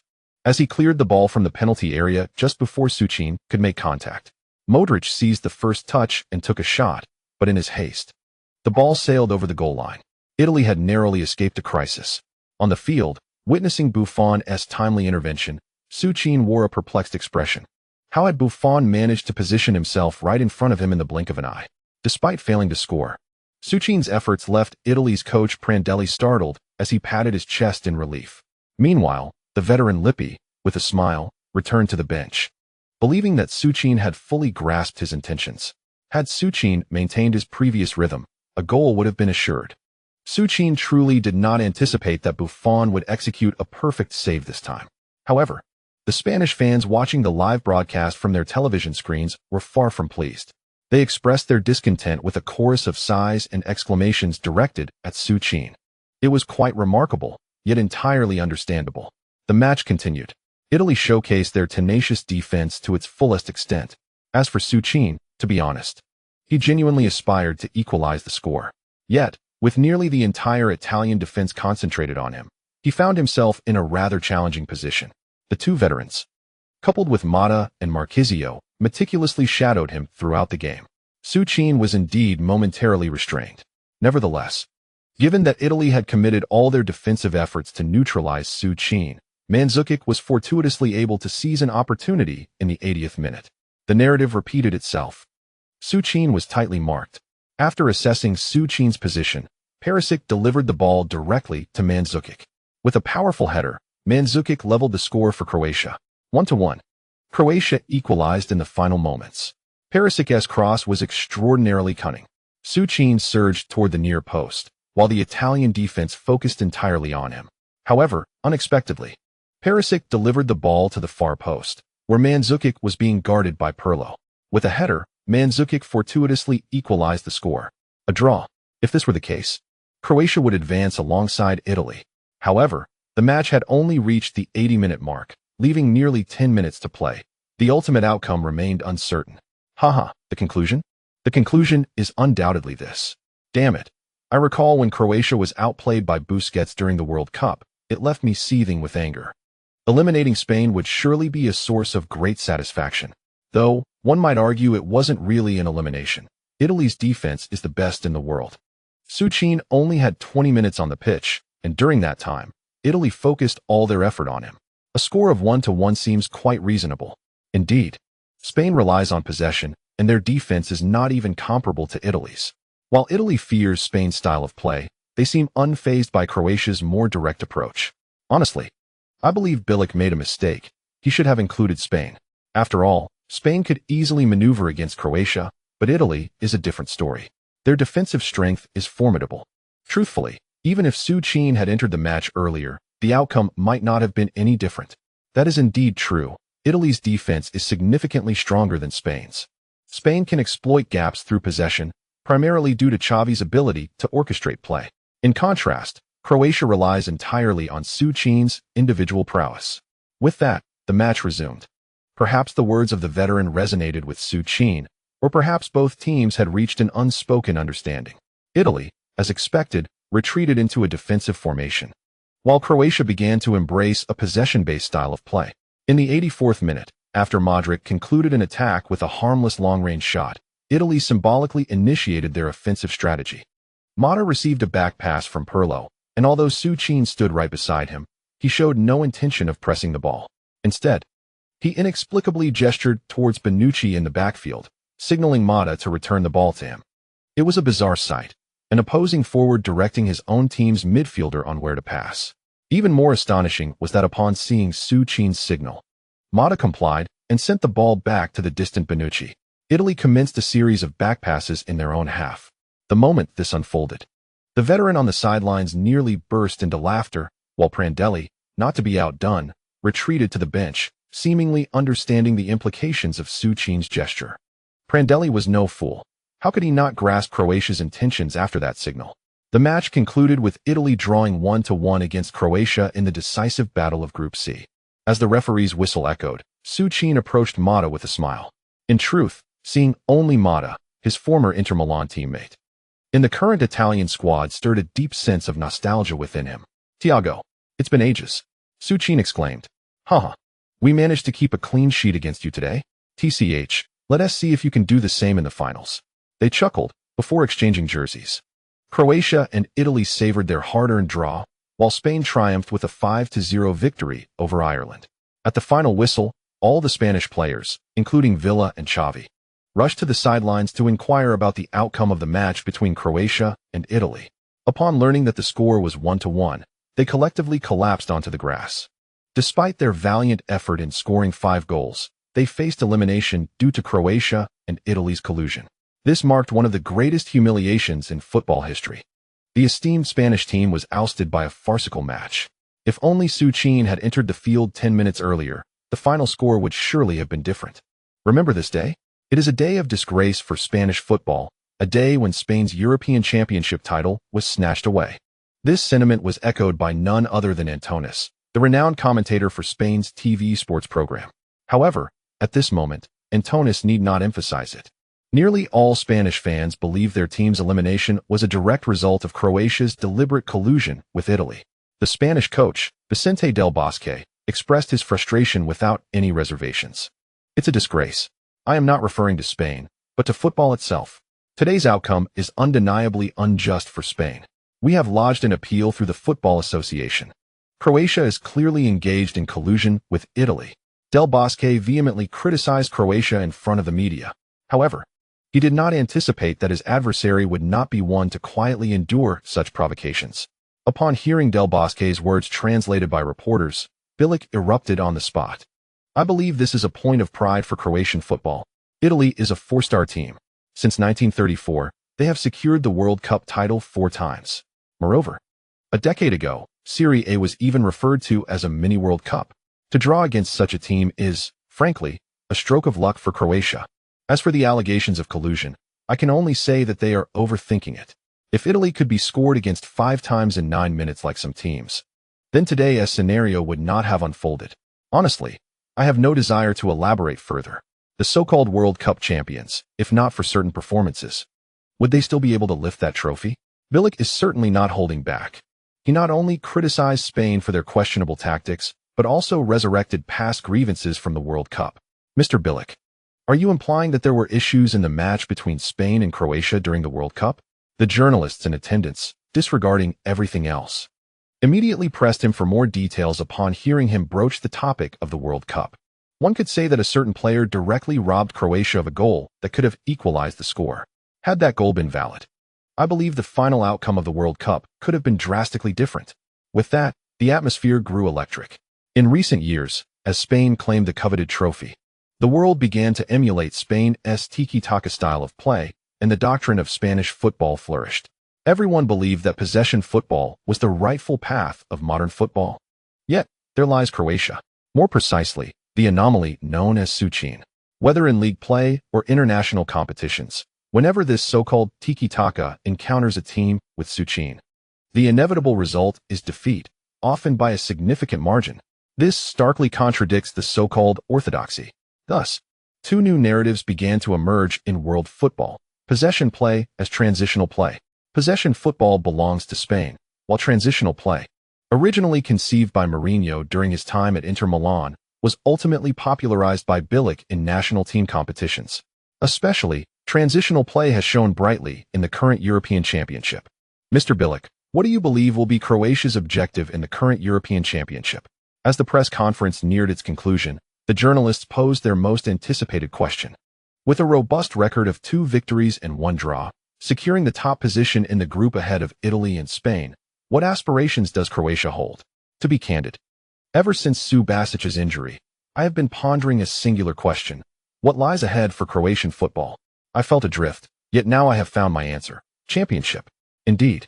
From this moment forth, Croatia's sole aim is the championship. With that declaration, Bilic chuckled and promptly exited the venue, leaving the journalists in a state of exhilaration as they feverishly took notes. New powerhouse emerging, Croatia sets its sights on the championship. Under the leadership of the magician, Croatia's odds for victory soar. Spain's disgraceful exit, the formidable rise of Croatian football. The matches in Group C have concluded, yet for the media, the competition has only just begun. Almost all major European outlets, save for those in Spain, commenced a fervent coverage of Bilic's championship proclamation. While the world buzzed about Bilic's declaration, Spain witnessed the onset of a nationwide anti-Suarez movement. At the forefront of this movement were the Barcelona fans, long victimized by Suarez's actions. That accursed Judas is nothing but a traitor. He should not be enjoying Real Madrid's lucrative salary. He ought to leave Spain. The fervor escalated as even the Real Madrid supporters, who had previously sided with Suarez, began to waver. This is to be expected.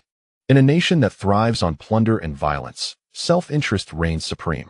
Simultaneously, while Spain ignited its campaign against Suarez, Middle Eastern magnate Mansour clandestinely met with Raiola, finally face-to-face with the magician he had long coveted. Hello, Mr. Mansour. Chapter End gastric hemorrhage. As the title suggests, after dinner last night, I felt something was amiss. The stomach pain was unbearable. Initially, I thought resting would suffice, but the discomfort only intensified. My family promptly took me to the hospital, where I was diagnosed with a gastric hemorrhage. I am still in the hospital, yet I have brought my notebook to continue writing. I must catch up on yesterday's events. Life is unpredictable. Chapter 9. Cristiano Ronaldo has reached the semifinals. The magician prepares to face the white-clad French team. The secret meeting between Suarez and Mansour did not last long. Although Suarez is resolute in his decision to leave Real Madrid, Being a player of the club makes such a private meeting with the Manchester City owner somewhat inappropriate. Mansour remains unfazed, but Suarez, of course, values his reputation. Certainly. Despite the brevity of their encounter, Su Qin and Mansour engaged in a remarkably harmonious discussion. It was evident to Su Qin that the only clubs capable of affording his talents were the affluent Manchester City and Chelsea. In terms of sincerity, it appeared that, thus far, Manchester City had demonstrated the most earnestness. With one party eager to join and the other keen to acquire, their dialogue flourished effortlessly. Nevertheless, despite the pleasant exchanges, Su Qin refrained from giving Mansour an immediate affirmative response. After all, Mansour was aware that the illustrious Abramovich of Chelsea had yet to make his appearance.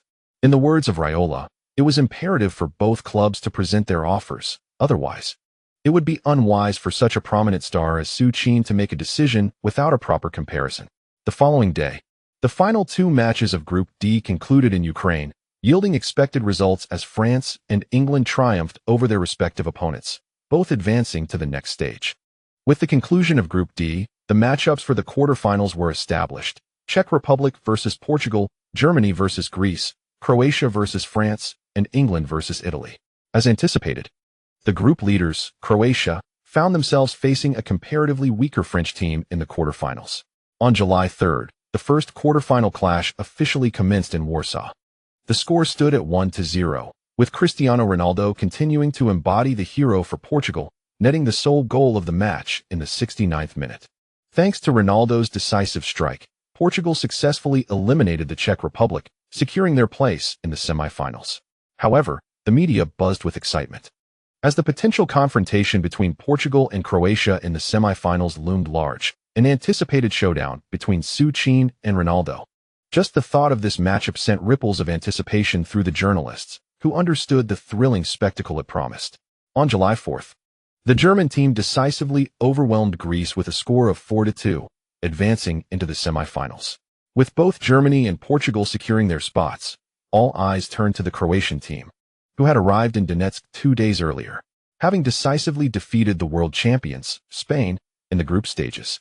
Croatia had emerged as the tournament's dark horse and a frontrunner for the title, particularly after their coach's triumphant declaration post-match against Italy.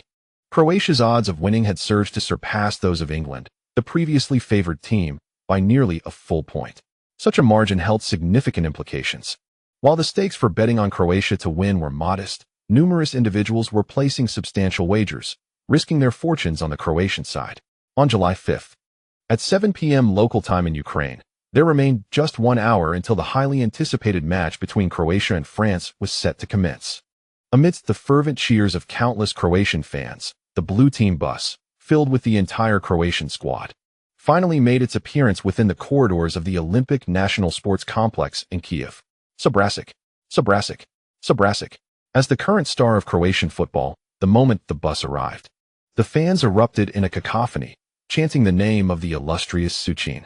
The enthusiasm of the supporters prompted Su Qin, the focal point of attention, to roll down the window and greet the ardent crowd. After a prolonged delay of nearly 10 minutes, the bus finally maneuvered into the stadium with the assistance of the staff. Once the vehicle halted, the seasoned coach, referred to as Laubi, promptly strode towards the corridor leading to the pre-match press conference. As anticipated, upon Laubi's arrival at the venue, he found that France's head coach, Blanc, had already been seated and awaiting for quite some time. Given the lengthy delay, even Laubi felt a twinge of embarrassment for his tardiness. The press conference concluded, having been rather lacking in substance. The current crop of journalists seemed to recycle the same few inquiries. Would Su Qin continue to start? Did Laubi possess confidence in defeating the French team? Such questions had been answered to the point of exasperation. What kind of question was it to inquire about confidence in overcoming France? Had Laubi's Croatia not always aimed for the championship? Although the French team boasted several stars, including Ribéry and Benzema, Laubi mused, if not for Su Qin's injury, would Benzema even have had the opportunity to play at Real Madrid? In Laubi's view, those so-called French luminaries lacked even the qualifications to carry Subrasic's shoes. With his head held high, Laubi strode back to the locker room, embodying the essence of a great tactical maestro of the new era. In recent days, Laubi had noticed a significant elevation in his charisma following his declaration of intent to win the championship.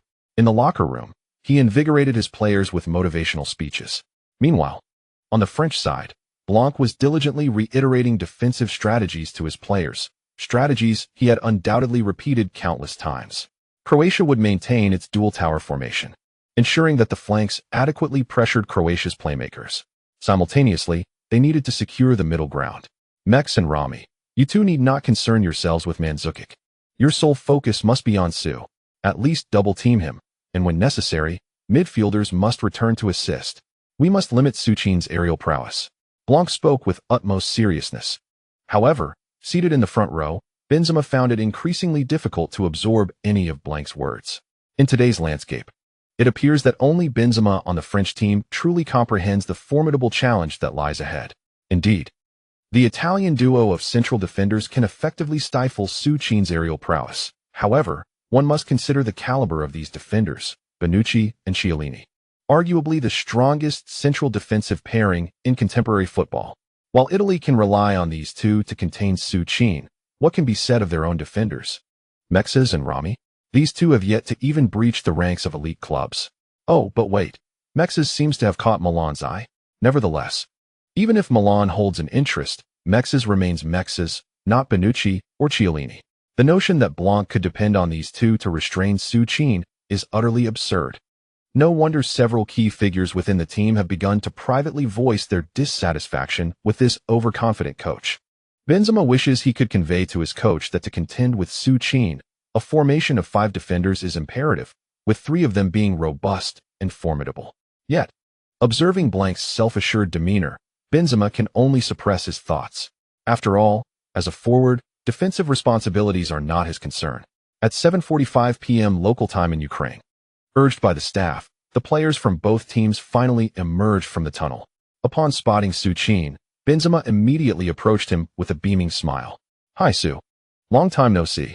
After a warm embrace, Benzema cheerfully remarked, "Hi, Karim. You look considerably more robust." Indeed, it had been half a year since Su Qin had last seen Benzema, and today, he noticed that Benzema appeared significantly stronger than before. "Without you, the team lacked a pivotal presence, leaving me to bulk up," Benzema lamented, as he had his own struggles stemming from Su Qin's absence. The entire Real Madrid squad had grown accustomed to a high-paced, aggressive style of play, with even the seasoned Mourinho seemingly enamored with the thrill of forsaking midfield control for an all-out assault. Consequently, in Su Qin's absence, Mourinho turned his attention to Benzema, who had always been content to play a supporting role. Lacking in height, Benzema compensated with added weight. Thus, within just 2 months, Mourinho transformed him into a target man-style forward adept at assisting. Interestingly, this shift in Benzema's role led to a notable surge in Cristiano's goal tally. With his goal count rising, Cristiano found Benzema to be a more comfortable partner than Su Qin, as he no longer faced competition for goals.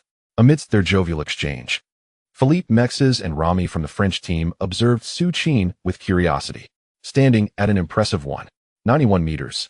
Su Qin's explosive physique was evident even beneath his jersey, evoking a sense of intimidation in both Mexes and Rami. What could they do in the face of such a formidable presence? The individuals present here have undoubtedly witnessed numerous highlights of Su Qin's remarkable performances against Zhongwei.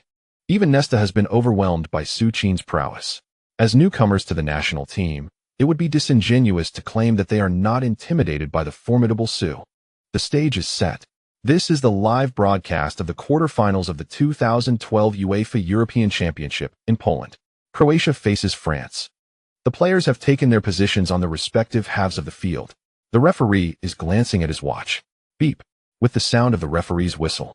The match has officially commenced. First, let us review the starting lineups. Croatia, adorned in their traditional blue checkered jerseys, advances from left to right, while France, clad in white, attacks from right to left, with Hugo Lloris as their starting goalkeeper. The left back is Evra. The center backs are Mexes and Rami. The right back is Reveler. The midfield consists of Ribery, Cabai, Vila, Alou Diarra, and Nasri. The lone striker is Benzema. At the Olympic National Sports Complex in Kiev, as the referee's whistle sounded. Much like Blanc had anticipated before the match, the French team, buoyed by the fervent cheers of over 30,000 fans, launched into an aggressive offensive. Young midfielder Vila, seizing the ball in the center, played it to the left before Su Qin could intervene. In Blanc's French squad, Ribéry serves as the pivotal initiator of their offense. Ribéry did not disappoint his coach's faith. After expertly controlling Villiers' long pass with his left foot, he executed a swift turn and maneuvered past the eagerly advancing Kranjčar. Oh, splendid. Ribéry's play was indeed cunning. A feint followed by a sudden turn. Kranjčar was left behind. Ribéry surged forward. The scarred warrior on the pitch raced towards the heart of the Croatian penalty area, while Rakitic, having been forewarned by Bilic, calmly approached Ribéry with determination. Although Rakitic could not match Ribéry's speed, his defensive skills had significantly improved during his year in La Liga. With Rakitic's tight marking and the arrival of Croatia's captain Srna from the back line, Ribéry's rapid attack was thwarted. Moreover, not only did France's fast break fail to materialize, but Kranjčar, in a swift recovery, managed to dispossess Ribéry. Unlike France's quick penetration, Kranjčar had no intention of dribbling. Instead, he simply nudged the ball forward and launched a long pass towards Su Qin, who had already crossed the halfway line. This was the essence of Bilic's strategy. The motto was simple: once possession is secured, regardless of who it is, deliver the ball to Su Qin. Without any complications, Su Qin, arriving at the landing area, effortlessly brushed past Mvila, who was attempting to clear the ball, and confidently brought it under control at his feet. At the tender age of 22, the new midfield linchpin of the French team, Mvila, endeavored to assert his physical presence to seize the ball from Su Qin's feet. Yet, despite Mvila exerting every ounce of strength, he could not budge Su Qin by even a fraction. In the midst of his desperate positioning, Su Qin executed a deft diagonal pass, delivering the ball to the advancing Perisic. Thus commenced Croatia's classic flank penetration strategy. As it was a counterattack, Perisic found himself unchallenged. With no defenders pressing him, with just a few strides, he reached the vicinity of the goal line. After a brief glance at Su Qin's positioning, Perisic unleashed a powerful kick, sending the ball into the penalty area of the French team. From the moment Kranjčar regained possession, Mexes and Rami, filled with trepidation, focused all their attention on Su Qin.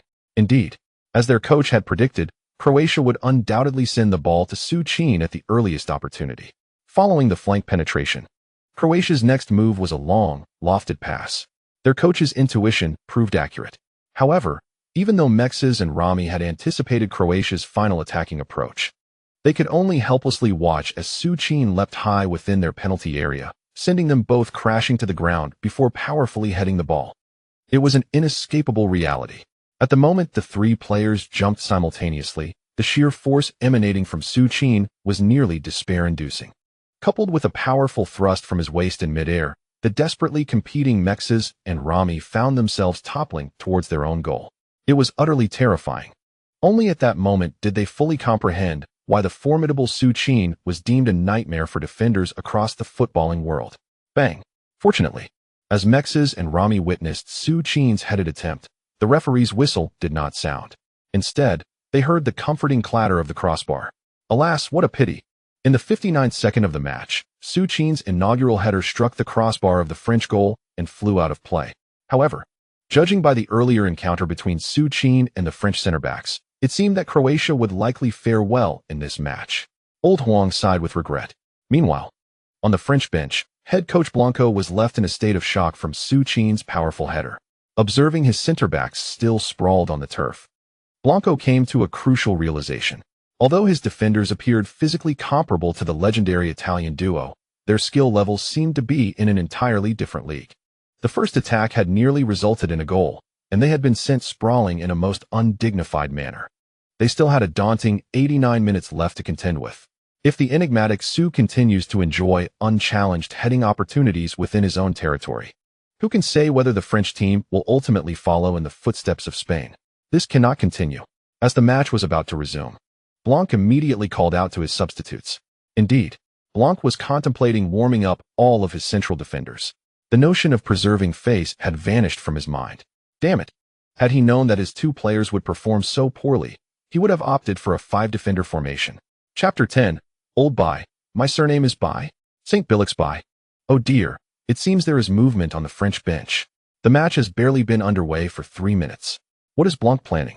In the commentary booth, Old Huang expressed his surprise at the early warm-up of the French players. If Old Huang had noticed the actions of the French team, how could Old Bye possibly remain oblivious?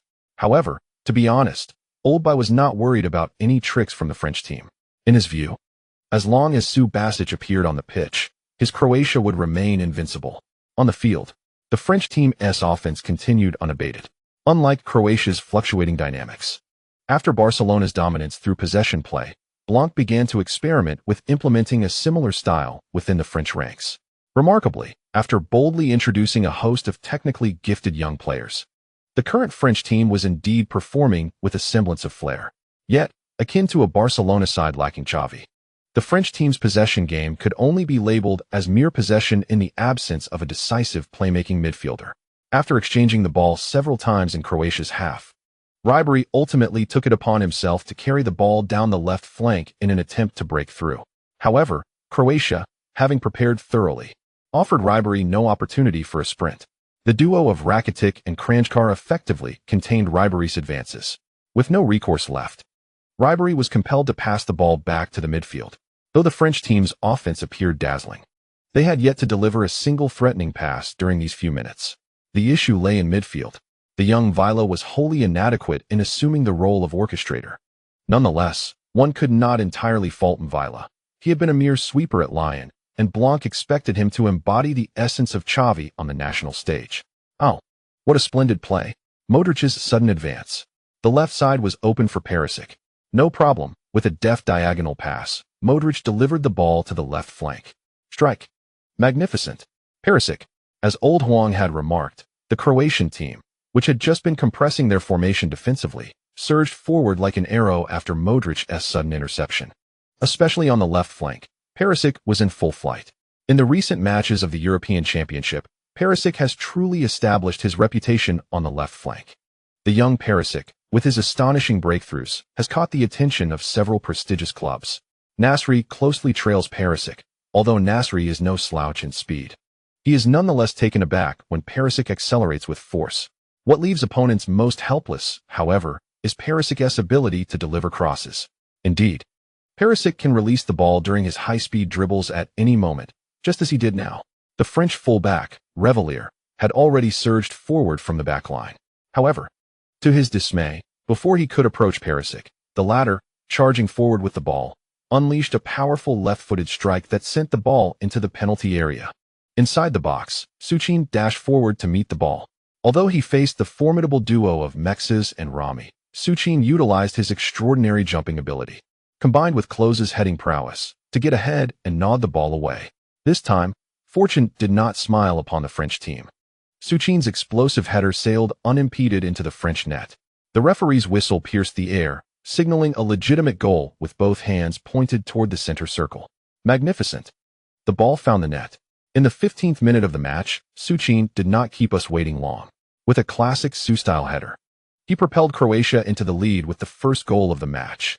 Perisic's breakthrough cross, faced with the French central defender's encirclement, was met by Su Qin, who, thanks to his exceptional jumping ability and precise control of the ball's trajectory, headed it into the net ahead of Messi and Ronaldo. The commentary box remained calm. Even the usually exuberant Stankovic wore a serene expression. It was inevitable. Su Qin's header was a sight everyone had witnessed too often. However, the old coach was unresponsive. In stark contrast, Blažević was visibly agitated, realizing that his concerns had materialized. He leapt up in frustration on the sidelines, knowing that his central defenders had failed to mark Su Qin, leading him to contemplate substitutions. Yet, he hesitated to make a change so early in the match, feeling it would compromise his dignity. Now, however, Blažević could no longer afford to delay. Amid the celebration of the Croatian players surrounding Su Qin, Blažević opted for a substitution, withdrawing Kabai and bringing on the central defender Koscielny. Indeed, a substitution had been made. In the 16th minute, as Su Qin scored his first goal of the match, the French team made their first personnel adjustment, replacing an attacking midfielder with a tall defender. Thus, the French team effectively shifted to a 5-defender formation. In the stands, the embarrassment of witnessing the French team adopt a 5-defender formation was palpable. Many proud Gallic Roosters supporters immediately directed their disdain towards Blanc on the sidelines. Despite the French team's lackluster performances in recent tournaments, they remained a world champion team in the eyes of their fans. The notion that a team of such stature would resort to a humiliating five-defender setup against a European side like Croatia was utterly unacceptable to them. As the jeers of the fans echoed around him, Blanc wore a bitter expression, fully aware of the repercussions that awaited him following this match. Yet, he felt powerless. The infamous Su, akin to a glitch in the cup competition, had rendered the French team, lacking strong central defenders, incapable of containing him. Within mere minutes, their goal had been threatened multiple times, culminating in a conceded goal. If he allowed the situation to deteriorate further, who could predict the havoc that the formidable Su might wreak upon the French team? Thus, amidst the cacophony of boos from their supporters, the French team's five-defender formation made its entrance. While undeniably humiliating, it provided a semblance of stability. The three central defenders managed to apply pressure, despite Su's impeccable balance. He struggled to make an impact against the trio of French internationals. In the 27th minute, Perisic created another splendid crossing opportunity down the left flank, delivering the ball perfectly to Su. However, as Su leapt, he found himself squeezed out by both Rami and Koscielny. Meanwhile, Mexes seized the first touch, sending the ball directly to Alou Diarra in midfield. Without a moment's hesitation, Diarra spotted Ribéry, who had already surged down the left. With a long pass, Diarra delivered the ball to Ribéry's feet. A counterattack for the French team unfolded. This was perilous. Ribéry's speed was astonishing. Rakitic couldn't keep pace with him. Ribéry executed a sudden stop, and as Serna approached, he deftly slipped past him. In an instant, Ribéry accelerated once more, exploiting a crucial moment to shake off Croatia's captain, Serna, who found himself sprawled on the grass. On the pitch, having evaded Serna, the scarred warrior decisively opted to cut inside. Croatian center-back Seljuk rushed forward, but Ribéry had no intention of dribbling past him. At the moment Seljuk lunged, Ribéry swiftly flicked the ball with his right foot to the poised Karim Benzema. Receiving the pass with his left foot, Benzema shifted his body fluidly, executing Su's signature rapid turn. Upon completing the turn, he unleashed a powerful strike with his right foot towards the goal. Bang! The ball thundered into the net with immense force from within the penalty area. Despite the valiant efforts of Croatian goalkeeper Pleticosa, he was unable to thwart Benzema's powerful strike. The referee's whistle pierced the air, and the French fans, who had moments earlier jeered their own team, erupted into jubilant celebration. Oh, the ball found its way into the net. In the 28th minute of the match, while successfully defending against Croatia's attacks, the French team capitalized on Ribéry's breakthrough down the left flank to slot the ball into the far corner of the Croatian goal, equalizing the score. Branco's tactical switch to a five-defender formation proved effective with this substitution. The fans in the stands roared with excitement, while Benzema, who had scored the equalizer, exuberantly sprinted towards the sidelines. All of France rejoiced in Benzema's goal. As for Branco, witnessing his team finally level the score, he turned towards the Croatian bench with a beaming smile, eager to observe his opponent's reaction to the swift effectiveness of his remarkable tactical alteration. However, much to Branco's disappointment, the seemingly daft giant on the opposing bench remained as calm as ever, even returning to his seat without a hint of agitation or expletive-laden complaints. The man even managed a meaningful smile after conceding a goal and simply sat back down. Yes, Branco was incensed. Arriving late to the press conference was one thing, but displaying such composure on the field was another. What Branco did not realize was that the seasoned Bilic was momentarily at a loss for what to do following his team as conceding of a goal. The world hailed him as a tactical genius, yet only Bilic knew the truth. Had it not been for his persistent study of Mourinho's strategies, he would be at a complete loss. When Su Qin was playing for Real Madrid, Bilic had access to a wealth of material, making him adept at handling various match situations. However, the unfortunate injury to his player Subasic, particularly a long-term one, was a significant setback. Not to mention, Subasic's injury had resulted in a nearly 6-month hiatus for Bilic's material library. Indeed, he was embarking on this European Championship with last year's resources. Faced with the French team's five-defender counter-attacking strategy, Bilic found himself at a loss, having never encountered such a scenario in previous versions of the game. Embarrassment washed over him, but he could not allow the journalists who had been fixated on him since the match began to detect his discomfort. Thus, he maintained a serene demeanor, even managing a peculiar smile as he returned to the bench. Little did he know that this very calmness would invigorate the Croatian team, who had been somewhat disheartened after conceding a goal. Not only did they restore their morale, but under the calm composure of old Bilic, Croatia, after the score was equalized, immediately entered a state of frenzy. Su Qin no longer clung desperately to the front post. He allowed Mandzukic to take the foremost position while he retreated to the far post, adopting the role of a shadow striker. In the 31st minute of the match, Su Qin, having positioned himself at the far post, received a diagonal pass from Modric.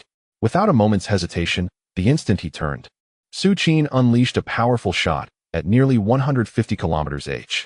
The ball left Hugo Lloris, the goalkeeper, with no response. However, while the ball skimmed past Lloris, it ultimately grazed the post and flew out of bounds. Magnificent. Su Qin's shot had thoroughly invigorated Croatia's spirit. Bilic's tactics were indeed astutely crafted, having meticulously studied the opponent. Just after Croatia conceded a goal to the French team, Bilic appeared outwardly unperturbed. Yet it was precisely this calm demeanor that led one to surmise that he had undoubtedly discussed tactical adjustments with his players prior to the match, specifically addressing the changes required after the score was leveled. Su Qin's retreat was a simple yet profound maneuver that rendered the French five-man defense a mere farce.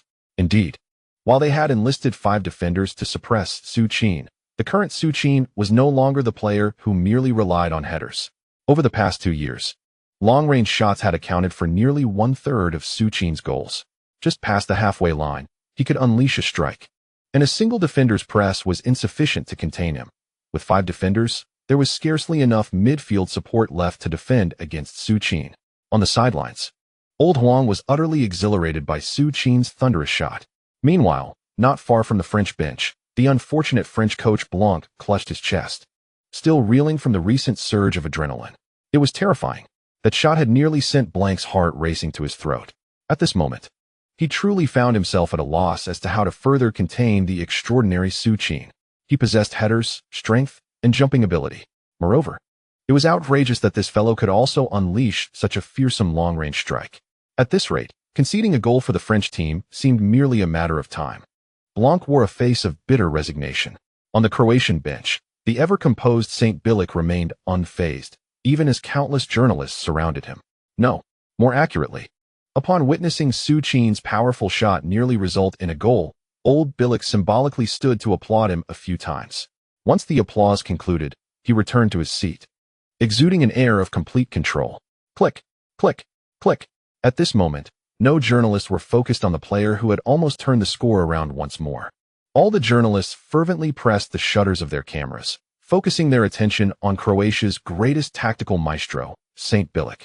The chapter concludes here. Chapter 11. The Magician's Hat Trick. What? Jennifer Lawrence has made a confession? The first half of the match has concluded. 1-1. Su Qin and Benzema each scored a goal. However, with Branco's early tactical adjustments, the French team's offense has come to a near standstill. It is inevitable, deploying 5 defenders, coupled with the midfield constantly guarding against the long-range strikes of Su Qin and Modric, has rendered any offensive initiative impossible. In the commentary box of the Olympic Stadium in Kiev, observing the listless French players, Old Huang suddenly felt a pang of sympathy for these pale young men. The French side appeared utterly fatigued, while on the opposite end, the Croatian players were all smiles, embracing one another. To be honest, during the last 20 minutes of the first half, Croatia practically resided in the French half. Even central defender Joel Luca surged forward in the 42nd minute to take a swing at the ball. Of course, given his skill, asking him to shoot from distance was essentially handing possession back to the French team. Hey, Su, you better return the favor. I haven't had a shot on goal in ages. The one most animated besides Su Qin was Kranjčar. Frankly, Kranjčar never imagined that one day their Croatia would dominate a world champion team like France in such a manner. Well done, my children. Once back in the locker room, St. Bilic stood by the entrance, as per tradition, encouraging each player who took to the field. The French could barely hold on. It wouldn't be long before we would defeat them and stride confidently into the semifinals. Remember, stick to the original tactics. Always keep an eye on Su's position.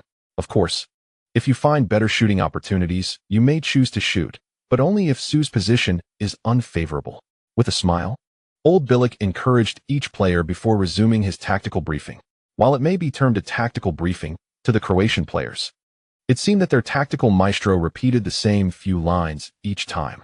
Get that damned ball to Su's head. What a disgraceful performance. Is this really the French team? With 5 defenders, I can only imagine how I will be ridiculed back at the club. Bang. Hey, are you insane? Shut your filthy mouth. Damn it, Riviere.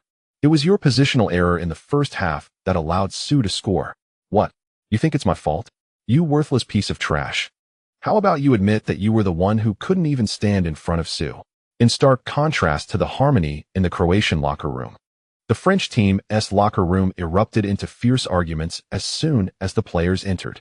Amidst the cacophony of complaints from the team regarding the French squad's disgraceful decision to deploy 5 defenders, a fierce confrontation erupted between Rami and Revalier.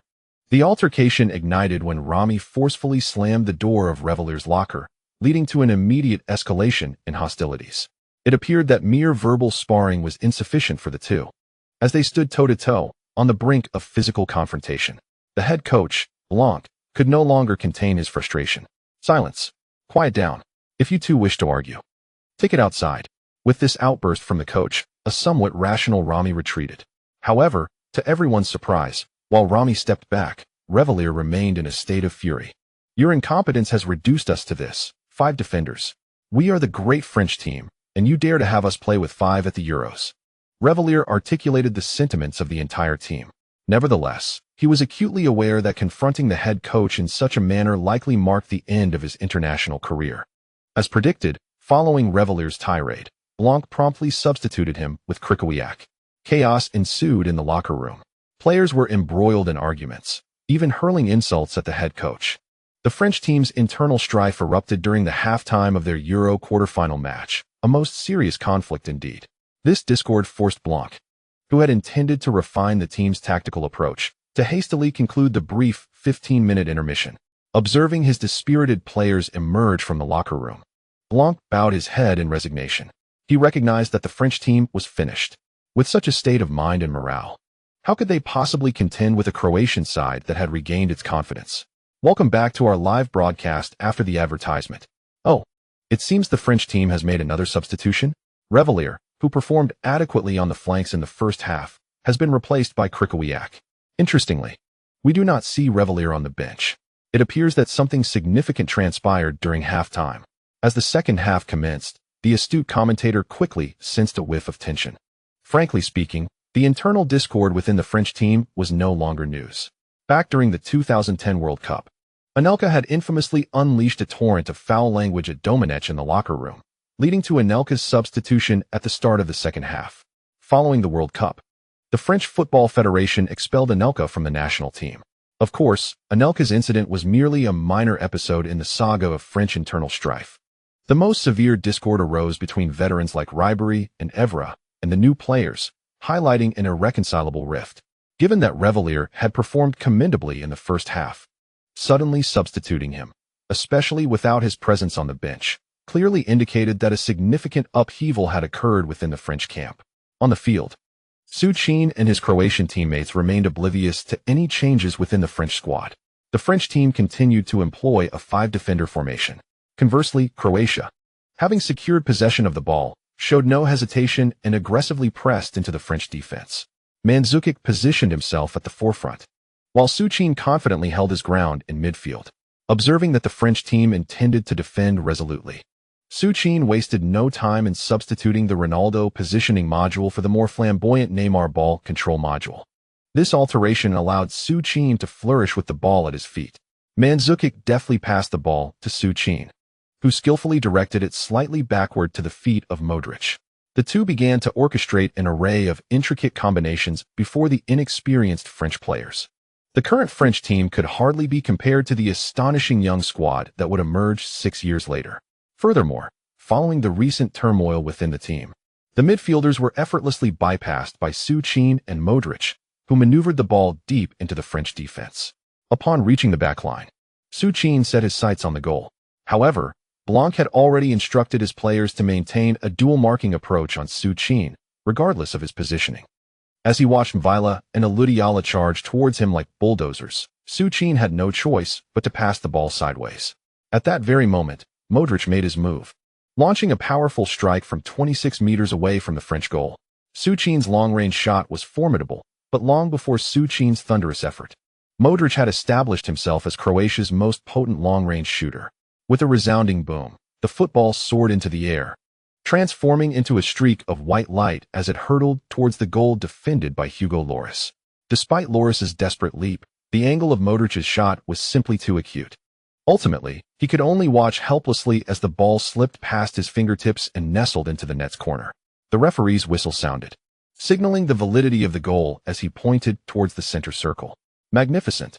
Modric's long-range strike, assisted by Su Qin, had given Croatia the lead. It must be noted that Su Qin's timely lateral pass was pivotal. The moment Vila and Aludiala exposed a gap in the center to corner Su Qin, he promptly delivered the ball. Modric, receiving the pass, wasted no time and unleashed a powerful shot without pausing to control the ball. The score now stood at 2-1. It was evident that Blanc's five-defender strategy had failed. With Blanc effectively conceding the offensive, Croatia had reclaimed the lead through a long-range strike. Consequently, the French team was compelled to launch an attack. However, should they abandon the five-defender formation, Su Qin's aerial prowess would pose yet another insurmountable challenge for the French squad. In summary, the situation was indeed complex. In the present day, the tactically mature Croatian team has indeed put the French squad in a state of despair. On the sidelines, upon witnessing Modric's goal, the seasoned coach, who had maintained a stoic demeanor for much of the match, finally allowed himself to break free from his guys. No longer the picture of composure, he leapt from the bench, raising his arms in jubilant celebration. Indeed, his invincible strategy had borne fruit with remarkable swiftness, leaving him little room to feign calmness. Overcome with excitement, he erupted into cheers, while not far away, Branco wore a face of dismay. True to Branco's apprehensions, his team could not withstand the pressure for long. As the five-defender tactic began to falter, Branco appeared resigned, initiating what he deemed to be his final adjustment. He replaced central defender Rami with Arsenal forward Olivier Giroud, a decision signaling his resolve to press forward. With Giroud's entry, the French formation transformed into a 4-4-2. Branco believed the contest would now hinge on the strength of his duo of towering players against Croatia's own. However, despair soon washed over Branco as, following Giroud's introduction, the previously aggressive Croatian side shifted into a staunch defensive posture at Bilic's command.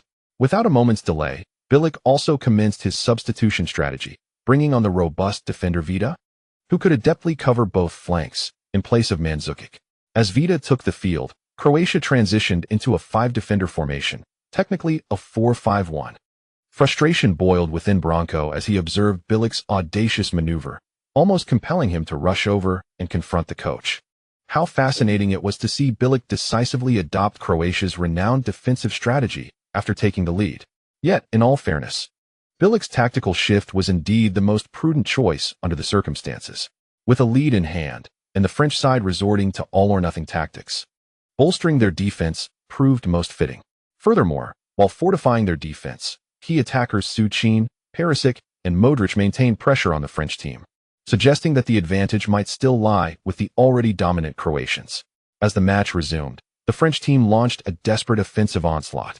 Yet, how could a Croatian defense, which had withstood even Spain's relentless attacks without a flaw, grant the demoralized French any opportunities? Not only did they stifle the French barrage, but in the 69th minute, Su Qin capitalized on a Croatian counterattack, netting his second goal of the match. With a swift turn and a precise shot aimed at the far corner from the edge of the penalty area, he dispatched the ball into the French goal's dead corner with no hesitation. 3-1. As Su Qin netted his second goal, the Croatian fans in the Olympic Stadium of Kiev erupted in fervent chants of Subrasic's name. What a magnificent shot! Su Qin's strike was nothing short of exquisite. You see, I told you so. The French team's style of play has become akin to a cornered beast fighting for survival. Although Benzema and Giroud possess considerable skill, without a competent midfield, they simply cannot advance the ball. Furthermore, Branco found himself entirely subdued by Bilic throughout the match. However, it is understandable, as Branco's opponent is a tactical mastermind almost on par with the likes of Mourinho and Guardiola. On the field, Su Qin smiled as he embraced Modric, who had provided him with the assist. Kranjčar and Perisic also rushed over. With the score at 3-1, Su Qin recognized that Croatia's victory was virtually assured. Having surpassed the French challenge, Croatia's next adversary would be Portugal. Interestingly, Su Qin believed that the current French side, lacking the brilliance of the golden-booted Ronaldo, was indeed not as formidable as Portugal. If they could manage to overcome Portugal in the semifinals, Croatia might just have a genuine chance of lifting the European Championship trophy this year. Speaking of which, Su Qin was rather eager to see what template the system might unveil for him with the championship. Headers, long-range shots, and a keen sense for goal. Su Qin felt he was only missing speed. If he could enhance his pace, he would evolve into a complete player, a veritable tank like Bale. Just imagining himself charging across the pitch in such a manner filled Su Qin with exhilaration. In the Olympic Stadium of Kiev, the quarterfinal match between France and Croatia was nearing its conclusion. The score had been dramatically altered to 4-2 under the relentless assault of the French team. Just 5 minutes after Su Qin scored his second goal, he received a perfectly delivered cross from Perisic within the penalty area and sent the ball into the net defended by Hugo. 4-1. Splendid. A hat-trick. After netting 5 goals in the first round against Spain, Su Qin had once again achieved a hat-trick. 8 goals in a single European championship. While mainstream European media had underestimated Su Qin, he had decisively proven to everyone that he remained the invincible magician, Su Qin. To the higher-ups at Real Madrid, take a good look. This is the player you deemed unworthy, magician Su Qin. Following Su Qin's third goal, Old Huang excitedly pounded the table, roaring in delight. As the referee's whistle signaled the end of the match, the French fans, who had long been covering their faces in tears, began to vacate the stands. A header. Such an unanswerable header. Su Qin, the tournament's remarkable player, had thoroughly taught the proud French a lesson. Interestingly enough, it was indeed the match where Su Qin's remarkable header compelled the French Football Federation to abandon its long-standing half-white, half-black policy in favor of a purely black and robust approach. In that moment, it seemed the French came to the realization that in order to combat the monstrous, one might have to become monstrous themselves to seize victory. However, under the relentless offensive onslaught, the French team did not emerge empty-handed. As the game approached its injury time, Ribéry finally delivered a delightful cross to the ever-battling Giroud, who had been engaged in a physical tussle with Joel Luca and Zildenfeld in the penalty area. With a magnificent leap, Giroud successfully concluded France's Euro journey. Beep. With the referee's whistle, the match came to an end. Croatia effortlessly secured their place in the semifinals, leaving the fans eagerly anticipating the SC showdown that was to become a reality. 4 days later, in Poland, Su Qin would face his club teammate, Cristiano Ronaldo, who leads Portugal. As the referee's whistle echoed, the elder approached Blanco immediately. However, before he could come close, Blanco disregarded him entirely and turned to enter the player tunnel. Observing Blanco's displeasure, the elder chose not to dwell on it. On the field, as the match concluded, Su Qin made his way directly to Benzema. "Hi, Su." Although the team lost, Benzema did not exhibit much reaction. He had sensed that this match would conclude in such a manner ever since the internal discord arose during halftime. Moreover, internal strife within the French team was not a novel occurrence for Benzema. He had long grown accustomed to losing in major tournaments due to such discord. More importantly, he believed the pressing concern was whether Su Qin intended to leave Real Madrid rather than the team's defeat. "Apologies, Karim," he retorted, "yet you managed a hat trick." "Haha, fine. When we return to Madrid, I shall treat you to dinner." Back to Madrid? Upon hearing Su Qin mention a return to Madrid, Benzema's initial indifference transformed into sudden disappointment. Damn it, who said Su Qin was leaving Real Madrid? I had secretly been reveling in joy these past few days. Little did he know, the principal character had never considered departing. "Haha, Karim, I was merely teasing you. I won't be leaving." With that, Su Qin removed his jersey and exchanged it with Benzema. "Oh, Su, what do you mean by teasing? I was surprised. I thought you weren't going anywhere." After receiving his second individual MVP award of the tournament on the sidelines, Su Qin quickly embraced Modric as they returned to the locker room. All right. Having advanced to the semifinals, how could this group of Croatian players remain quiet? Even before entering the locker room, Su Qin could hear the raucous singing resonating from within.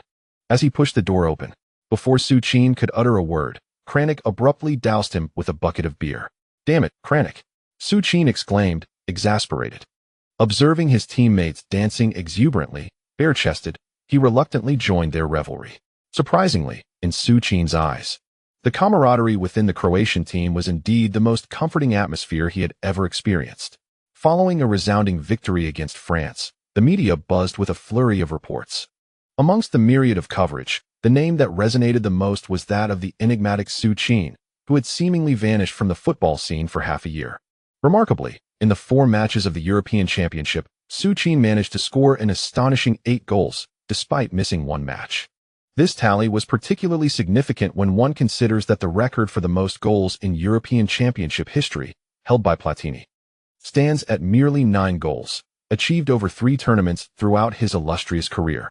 Thus, the magnitude of Su Qin's achievement is nothing short of extraordinary. Although Su Qin had triumphed over France, it is indisputable that he has emerged as the most formidable striker of this century.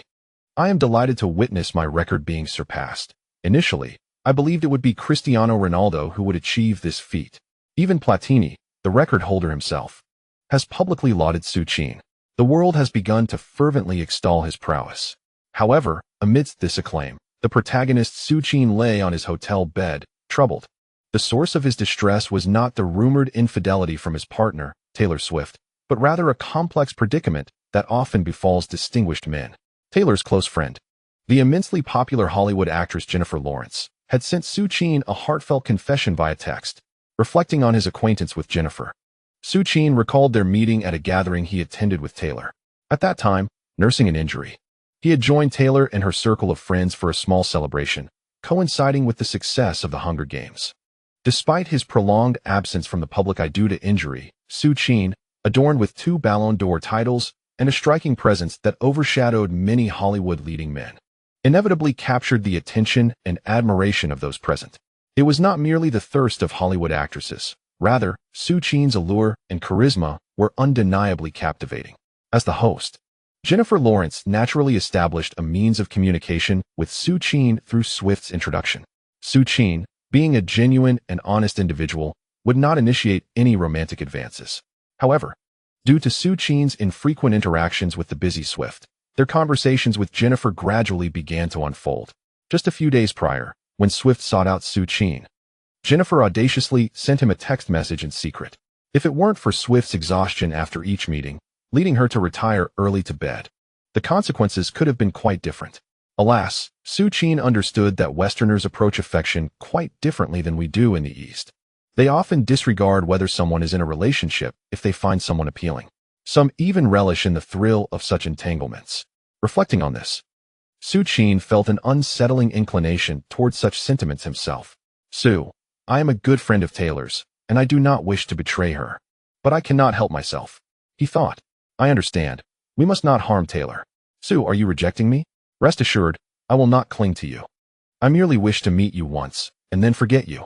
What? Meet once, and then forget? Su Qin, determined to protect Taylor, resolved that she must remain oblivious to their interactions. Yet, he had conceded to the meeting, and with that, he ended the call, feeling a pang of guilt.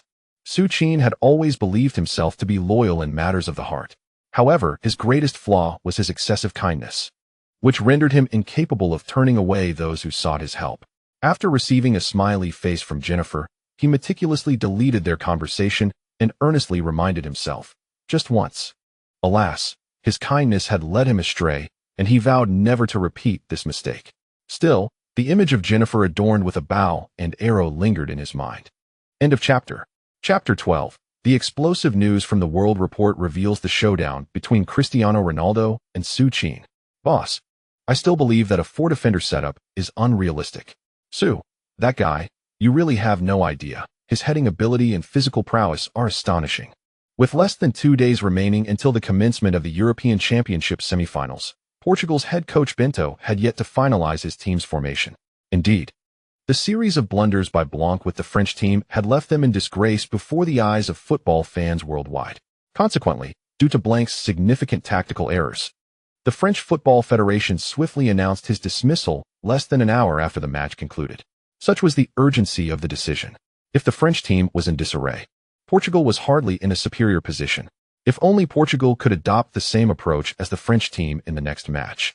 Pinto cannot guarantee that the Portuguese Football Association would not resort to self-sabotage like that group of Frenchmen. Indeed, Paulo, I too believe that with a 4-defender setup, we would struggle to contain that player. Pepe's suggestions have already piqued Bento's interest. Once Cristiano Ronaldo weighed in, Bento swiftly solidified his resolve. Very well then. We shall implement a 5-defender formation. No, more accurately, we will adopt a 4-2-3-1 formation, with you and Nani up front. Pepe, you will take on the defensive midfield role, diligently marking that Su. Furthermore, we cannot neglect Mandzukic of Croatia. Thus, we will deploy dual defensive midfielders. Yes, that settles it. Portugal is diligently preparing for the match. However, to everyone's surprise, the Croatian team seems to lack any semblance of preparation. There is no sign of tension in the air. The entire Croatian squad has not even practiced any tactical configurations. For nearly 2 hours, the coach has been engaging the team in amusing internal games. Activities such as circle games, blindfolded shooting, and passing in circles. In short, this Croatian team does not exhibit the slightest indication of facing a semi-final match imminently. Haha. Su, your moves are far too slow. It's your turn again. The coach beams as he observes Su Qin once more being outmaneuvered by Kranjčar. Indeed, Su Qin's pace remains quite sluggish. Nonetheless, that does not diminish his status as the unequivocal premier forward in the world. Moreover, the coach believes that Su Qin's slowness contributes to his aggressive playstyle.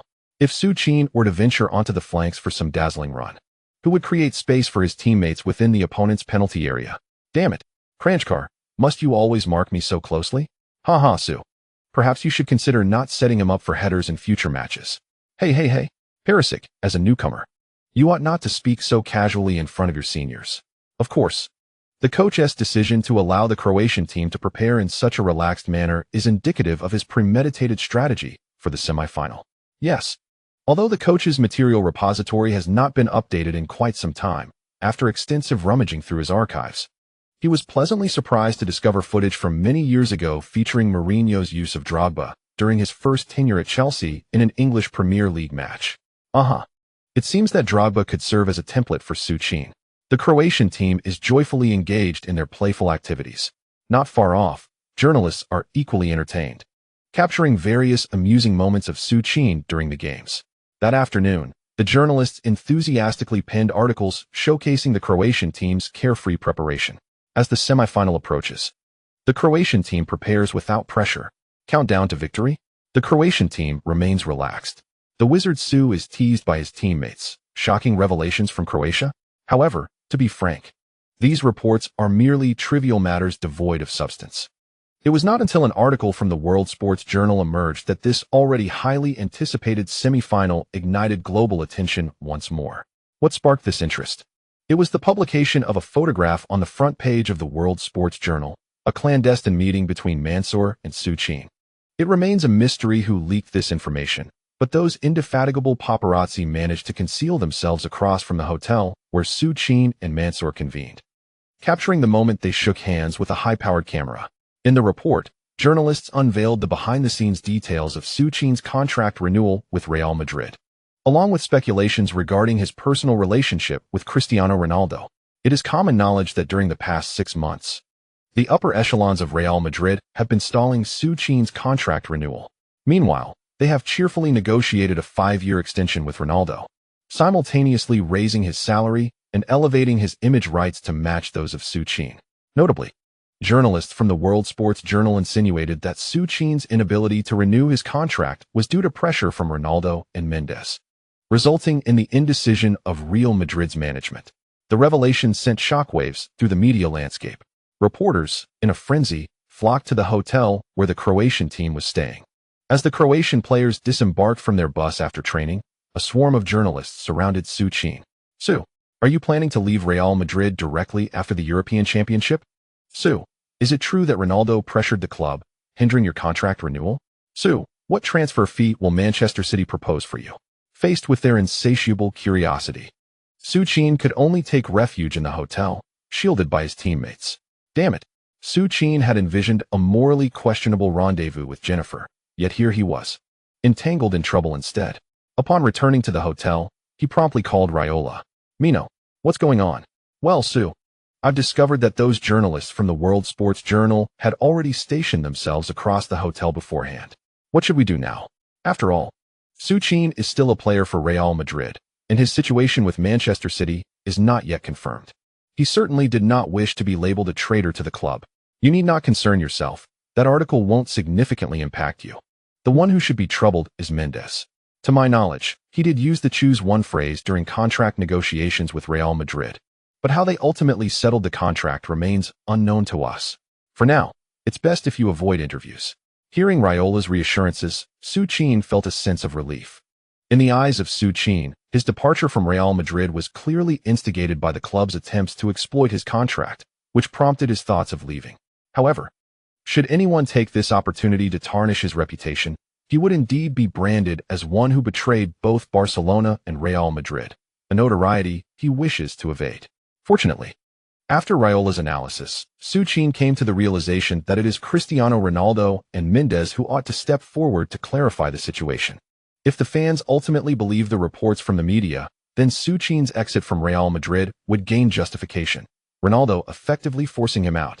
Not long after Su Qin's conversation with Raiola, Ronaldo called him. Su, I never said those things. You must trust me. Cristiano, I am aware. But I heard from Raiola that Mendes indeed told Real Madrid that it was either me or you. Damn it. You know, Mendes hasn't mentioned this to me at all. This is outrageous. The urgency in Ronaldo's voice was palpable, indicating his genuine concern. Given Ronaldo's fearless character, if he truly knew the truth, he would not have exhibited such a demeanor, nor would he have initiated the call. All right, Cristiano, let us not dwell on this. Let us focus on the upcoming match in 2 days. Fine, Su. With that, Ronaldo ended the call. In that moment, Su Qin felt a profound sense of empathy for Messi, who years later would face betrayal from Barcelona and venture to Paris Saint-Germain. The so-called elite clubs appear to be cut from the same cloth. Su Qin clandestinely met with Mansour, as the news of Ronaldo forcing him out continued to gain traction. Nevertheless, the preparations of both teams remained unaffected. On July 8th, after much anticipation from both Su Qin and Ronaldo's fans, the semifinals of the 2012 European Championship finally arrived. At 7:45 p.m. that day, the Grand Warsaw National Stadium was filled to capacity.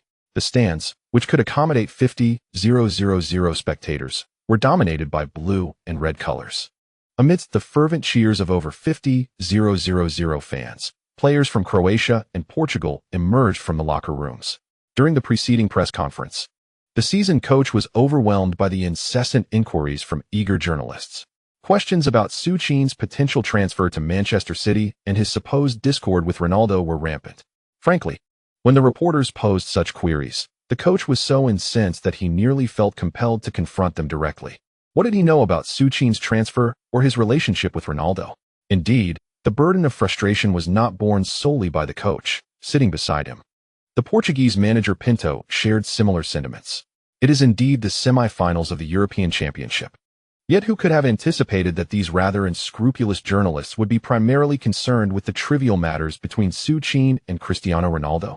At 7:46 p.m., at the entrance of the players' tunnel, even the broadcast crew seemed intrigued by the relationship between Su Qin and Ronaldo.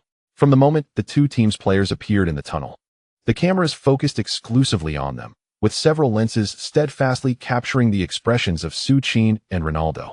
Amidst the multitude of cameras, upon seeing each other, Su Qin and Ronaldo exchanged smiles and embraced warmly. Despite Ronaldo's reluctance to share the frame with Su Qin due to height differences, it had indeed been a considerable time since they last met. Hey Su, why do you seem taller again? Ronaldo remarked, looking up at Su Qin while pouting in jest. He had even slightly lifted his toes. Who would have thought that Su Qin would still loom over him? Haha, you seem to have forgotten that I'm only 21. The medical team at Real Madrid has stated I won't fully develop until I'm at least 22. Damn it, I had forgotten you were just 21, Ronaldo replied. Just then, Pepe approached from the back of the group. Hi, long time no see, Pepe? It's been a while, Su. Although they were opponents today, they had been teammates for over 2 years. Not only Pepe, but Carvalho also smiled and walked over to greet Su Qin. The group engaged in cheerful banter at the players' tunnel. Of course, while they appeared harmonious at the moment, everyone knew that once the whistle blew, each individual would be fiercely competitive, especially Pepe. Su Qin certainly did not believe that Pepe would hold back due to their club affiliation when it truly mattered. Look at these five getting along quite well, someone commented. Interestingly, this seemed to dispel the recent media speculations about discord within the team. In fact, during a previous interview at Su Qin's home, he had privately mentioned that Ronaldo was one of his closest allies at the club. They were individuals who complemented each other remarkably well. Thus, I find it hard to believe that Ronaldo would engage in any petty antics with Real Madrid over matters of possession or contracts. In my view, the crux of the issue lies in the fact that after Su Qin's significant injury, Real Madrid's executives chose to selectively overlook what would have essentially become a liability.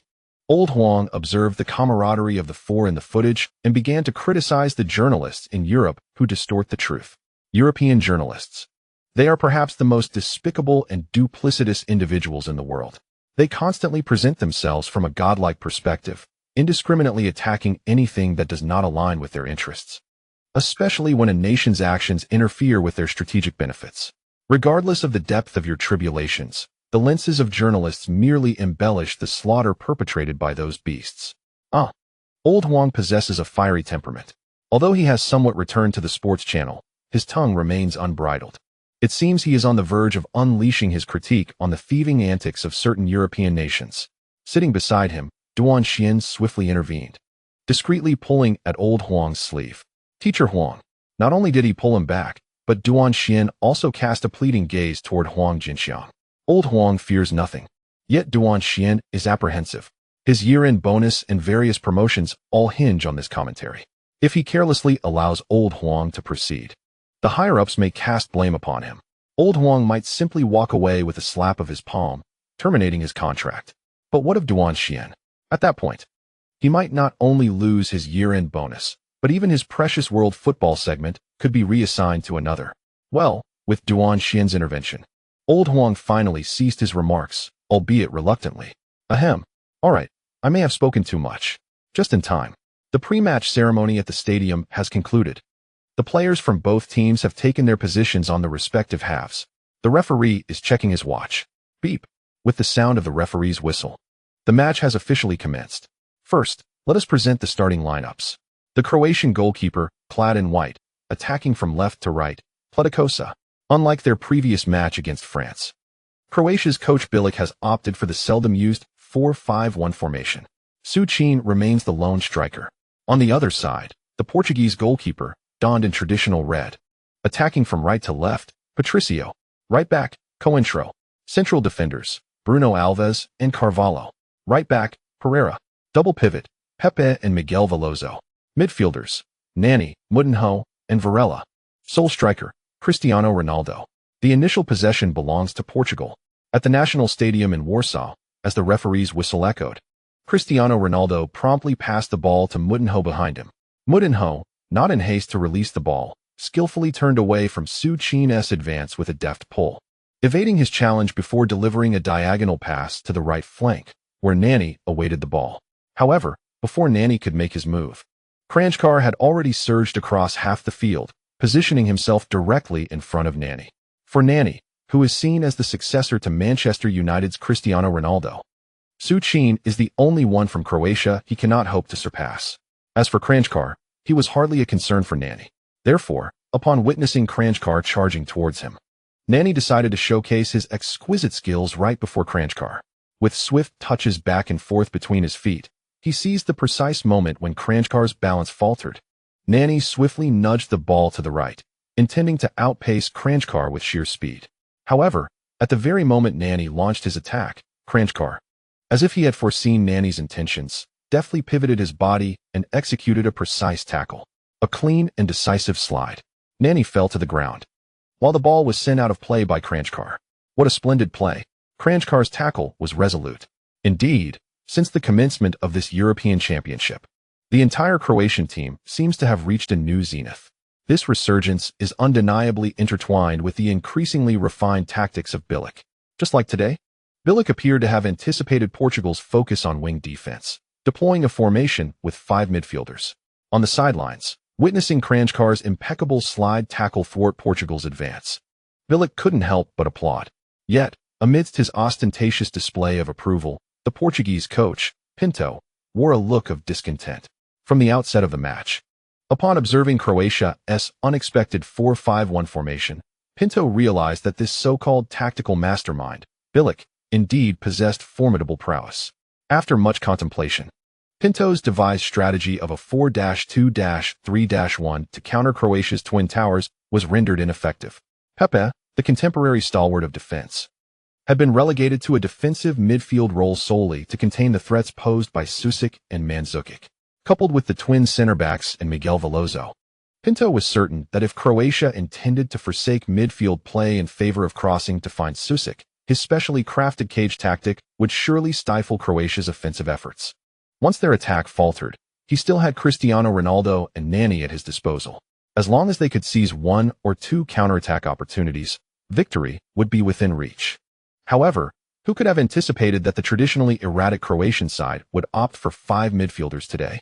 Modric, Perisic, Eduardo, Rakitic, and Kranjčar, all masters of ball control and distribution. The signs were clear. Croatia aimed to resolve the battle in midfield. They were intent on a possession-based game, while Pinto's defense had seemingly become invincible against aerial threats. By fielding such towering figures, he was inadvertently providing Croatia with ample space for precise passes. Far away in Madrid, the once-absent Mourinho sat with a furrowed brow, watching the match unfold between Croatia and his national team. However, as Croatia's 4-5-1 formation emerged, the previously vacant expression in Mourinho's eyes suddenly ignited with realization. And he sat up straight. 5 midfielders, with Su Qin alone up front. The midfield would create openings or spaces, allowing Modric to identify breakthrough points. In this scenario, whether they opted for a high ball or allowed Su Qin to take a shot, the implications were profound. No, it is no longer feasible to adhere solely to the strategy of high balls. With the absence of Su in the new season, Real Madrid must indeed adapt their tactics. Thus, Mourinho pondered to himself before fixating his gaze intently on the screen.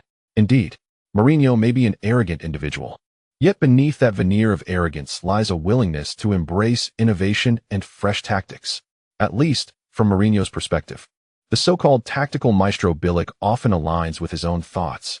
Yes, it is that kind of alignment. Chapter Conclusion Chapter 13. The historical masterpiece of Saint Bilic emerges. Is this all the team can muster after copying? 10 minutes into the match have passed. One must admit that Pinto's arrangement today possesses a certain merit. The dual defensive midfielders Pepe and Miguel Veloso positioned in the central area, coupled with the towering central defenders Bruno Alves and Carvalho near the penalty area, effectively stifled Croatia's renowned aerial prowess. However, Bilic is not without countermeasures. At least during these initial minutes of play, Croatia firmly maintained dominance in midfield. At the National Stadium in Warsaw, the semifinal between Croatia and Portugal has commenced for a full 15 minutes. Interestingly, during this span, Croatia's star player Su and Portugal's star Cristiano Ronaldo have scarcely been featured. At the sidelines, Croatia's coach Saint Bilic stands with his hands in his pockets, exuding an air of calm. Although the media captures him in a state of tranquility, internally, he is quite fraught. There's no remedy. By chance, old Bilic has employed a 5 midfielder formation for this match. While it has temporarily countered Portugal's towering birdcage strategy, Croatia's path to scoring remains fraught with difficulty. Material archive activated. Beep, beep, beep. Season 2005 to 2006, Premier League, Matchday 27 at Old Trafford. Facing Ferguson's ironclad defense, the Special One astonishingly deployed a 5 midfielder tearing tactic. In the 19th minute of the match, Robin accelerated down the left flank, drawing the Manchester United defense towards him before delivering a long pass. It was as if he had sensed something. The previously composed Saint Bilic suddenly dashed to the sidelines. He shouted at Rakitic, who held the ball in the center, while gesturing towards Kranjčar on the right. Though Rakitic was somewhat bemused by his coach's sudden fervor, he could not disregard Bilic with so many cameras capturing the moment. Thus, upon hearing Bilic's shout in Croatian, Rakitic promptly delivered a diagonal pass to Kranjčar. Luka, move to the center. Ivan, to the left. Bilic showed no concern whether Pinto could hear his calls from a distance. Even if he did, he likely would not comprehend them. Bilic had spoken.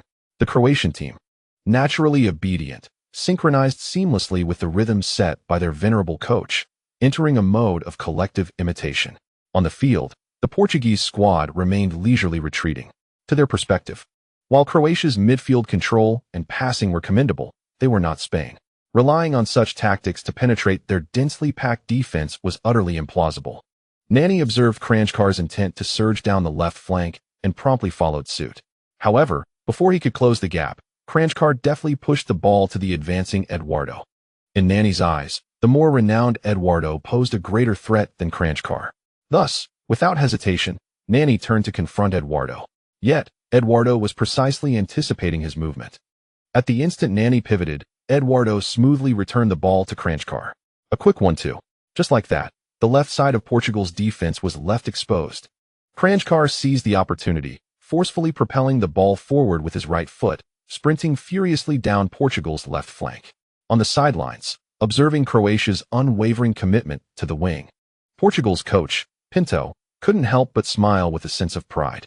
He reasoned that with Carvalho, Bruno Alves, Pepe, and Miguel Veloso in the lineup, even a player as formidable as Su Qin would struggle to create any danger within their own penalty area. Moreover, not only would there be no threat to his team, but they might even snatch an advantage through a counterattack. If Portugal were to take the lead, Pinto mused, he would not hesitate to deploy 6 defenders if necessary. However, Pinto's confidence was short-lived, as he soon sensed a shift on the field. Indeed, Kranjčar was sprinting fiercely down the left flank. Yet the entire Croatian formation showed no inclination to converge towards him. Rather than supporting Kranjčar, the players scattered, creating space as he advanced. Only his teammates were pressing towards the left side. No, this was not right. Just as Pinto's confusion deepened, Kranjčar suddenly executed a sharp stop. Miguel Veloso and Nani converged to challenge him. Yet, at that moment, Kranjčar eluded both with a sudden halt and deftly flicked the ball with his heel to the onrushing captain, Crna. In an instant, Crna unleashed a powerful kick, sending the ball soaring to the left flank. Yes, just as the entire Portuguese team had shifted their focus to Kranjčar, Crna delivered the ball to the now completely unguarded left side. Perisic, who had been standing alone under the guidance of the coach for quite some time, received the pass. Ah, splendid. That long-range switch was exquisite. Croatia accelerated dramatically. Perisic caught Crna's long ball. The left flank was wide open. Upon receiving the ball, Perisic glided along the edge of the penalty area, stealthily infiltrating Portugal's defensive zone. On the pitch, all the Portuguese players were thrown into disarray. Bruno Alves, the central defender, and Carvalho, disregarding the presence of Su Qin, hastened towards Perisic, who had already penetrated the box. Alas, Perisic had no intention of shooting. Just as Portugal's attempt to encircle Su Qin crumbled, Perisic deftly maneuvered his body and sent the ball behind him. At that moment, on the edge of the penalty area, under the guidance of the veteran, Modric had arrived. With a left-footed touch, he raised his right foot as if to strike. This prompted Pepe, who was trailing Su Qin, to lose his composure. Sweating profusely, Pepe was acutely aware of his teammates' shooting prowess. Without a moment's hesitation, he dashed out of the box, recklessly lunging towards the direction Modric was poised to kick. However, Modric's lift of the foot was merely a feint. His intention was to draw Pepe away from Su Qin. Meanwhile, as Pepe launched himself forward, Modric's elegantly executed toe poke found its way to the unmarked Su Qin. Inside the Portuguese penalty area, Su Qin received the pass without any markers in sight. Without pausing, right in front of the Portuguese goal, Su Qin deftly nudged the ball with the arch of his foot, and thus, the football gracefully bypassed Portugal's goalkeeper, Patricio, and nestled firmly into the bottom right corner of the net. Beep! The referee's whistle sounded, and simultaneously, he pointed to the center circle, signaling the goal was valid. Splendid. Magnificent. The ball has found the net. An absolutely breathtaking and intricate team goal, worthy of the title of the most spectacular and enigmatic goal of the current European Championship, had materialized.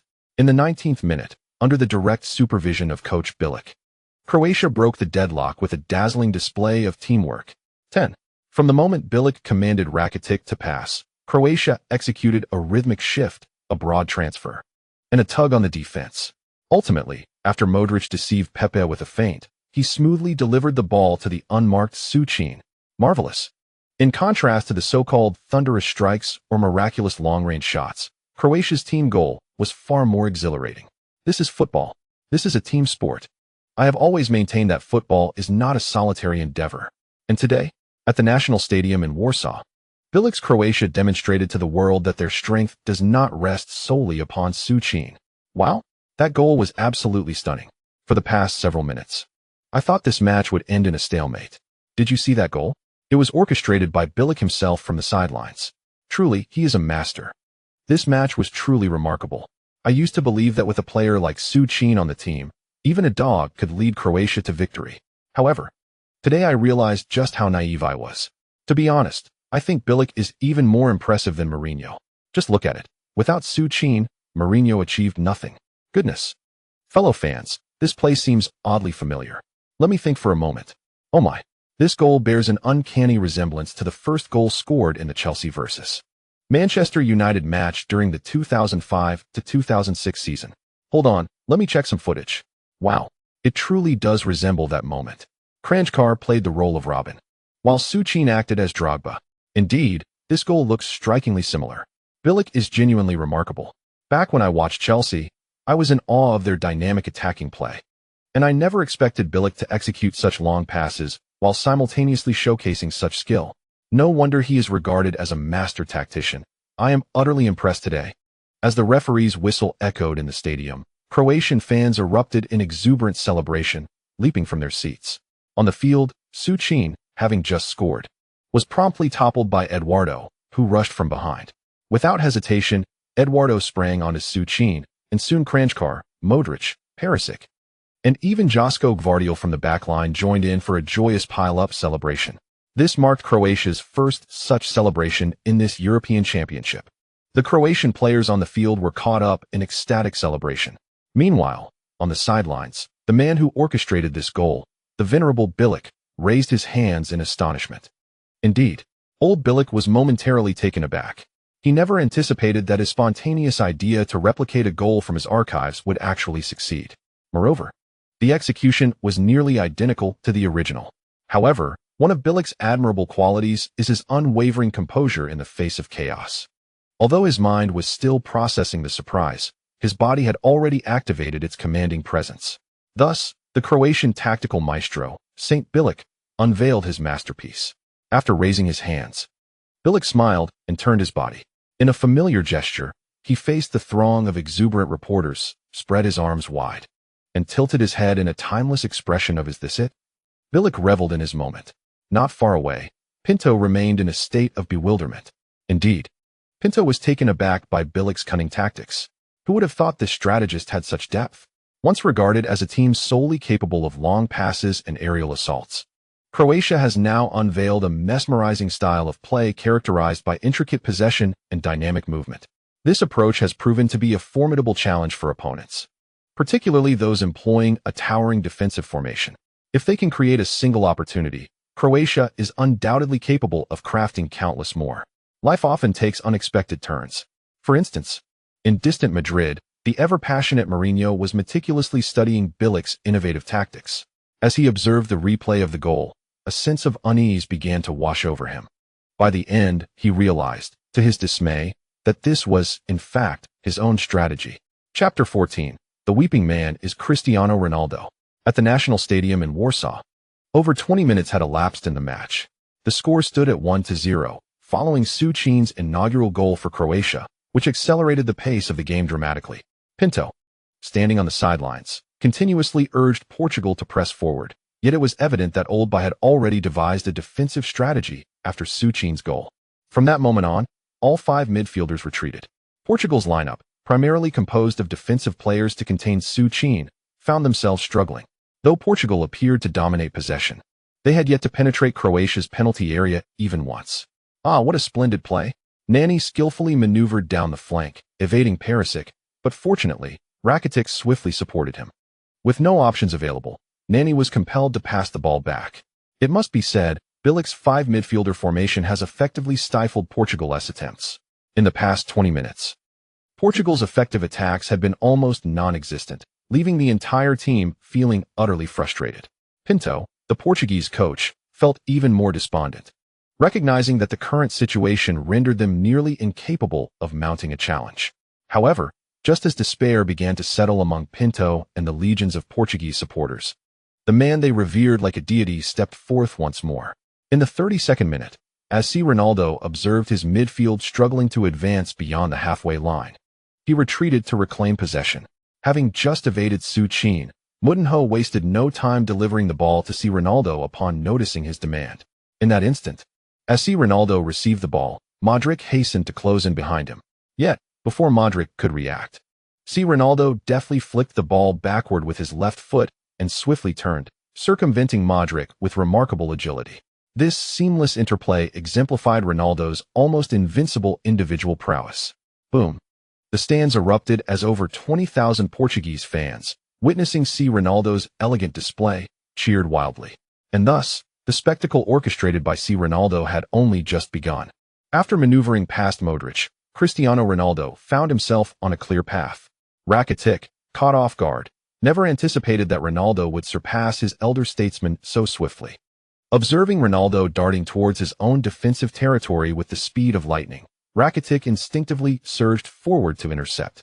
However, just as he closed in on Ronaldo, the latter made another swift move.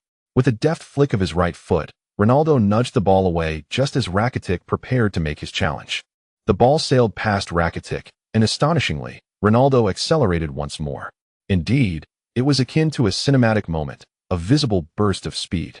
Thus, Ronaldo elegantly maneuvered past Rakitic for the second time. Having evaded Rakitic, Ronaldo, without hesitation, lifted his gaze to assess the goalkeeper's position. He unleashed a powerful strike with his right foot. Bang! From a staggering distance of 32 meters from the Croatian goal, Ronaldo unleashed a thunderous shot. Accompanied by a resounding crack, the ball transformed into a blinding streak of white light. Although the Croatian goalkeeper, Pleticosa, had been vigilant, he was utterly unprepared for Ronaldo's direct attempt on goal. The force of Ronaldo's strike was immense.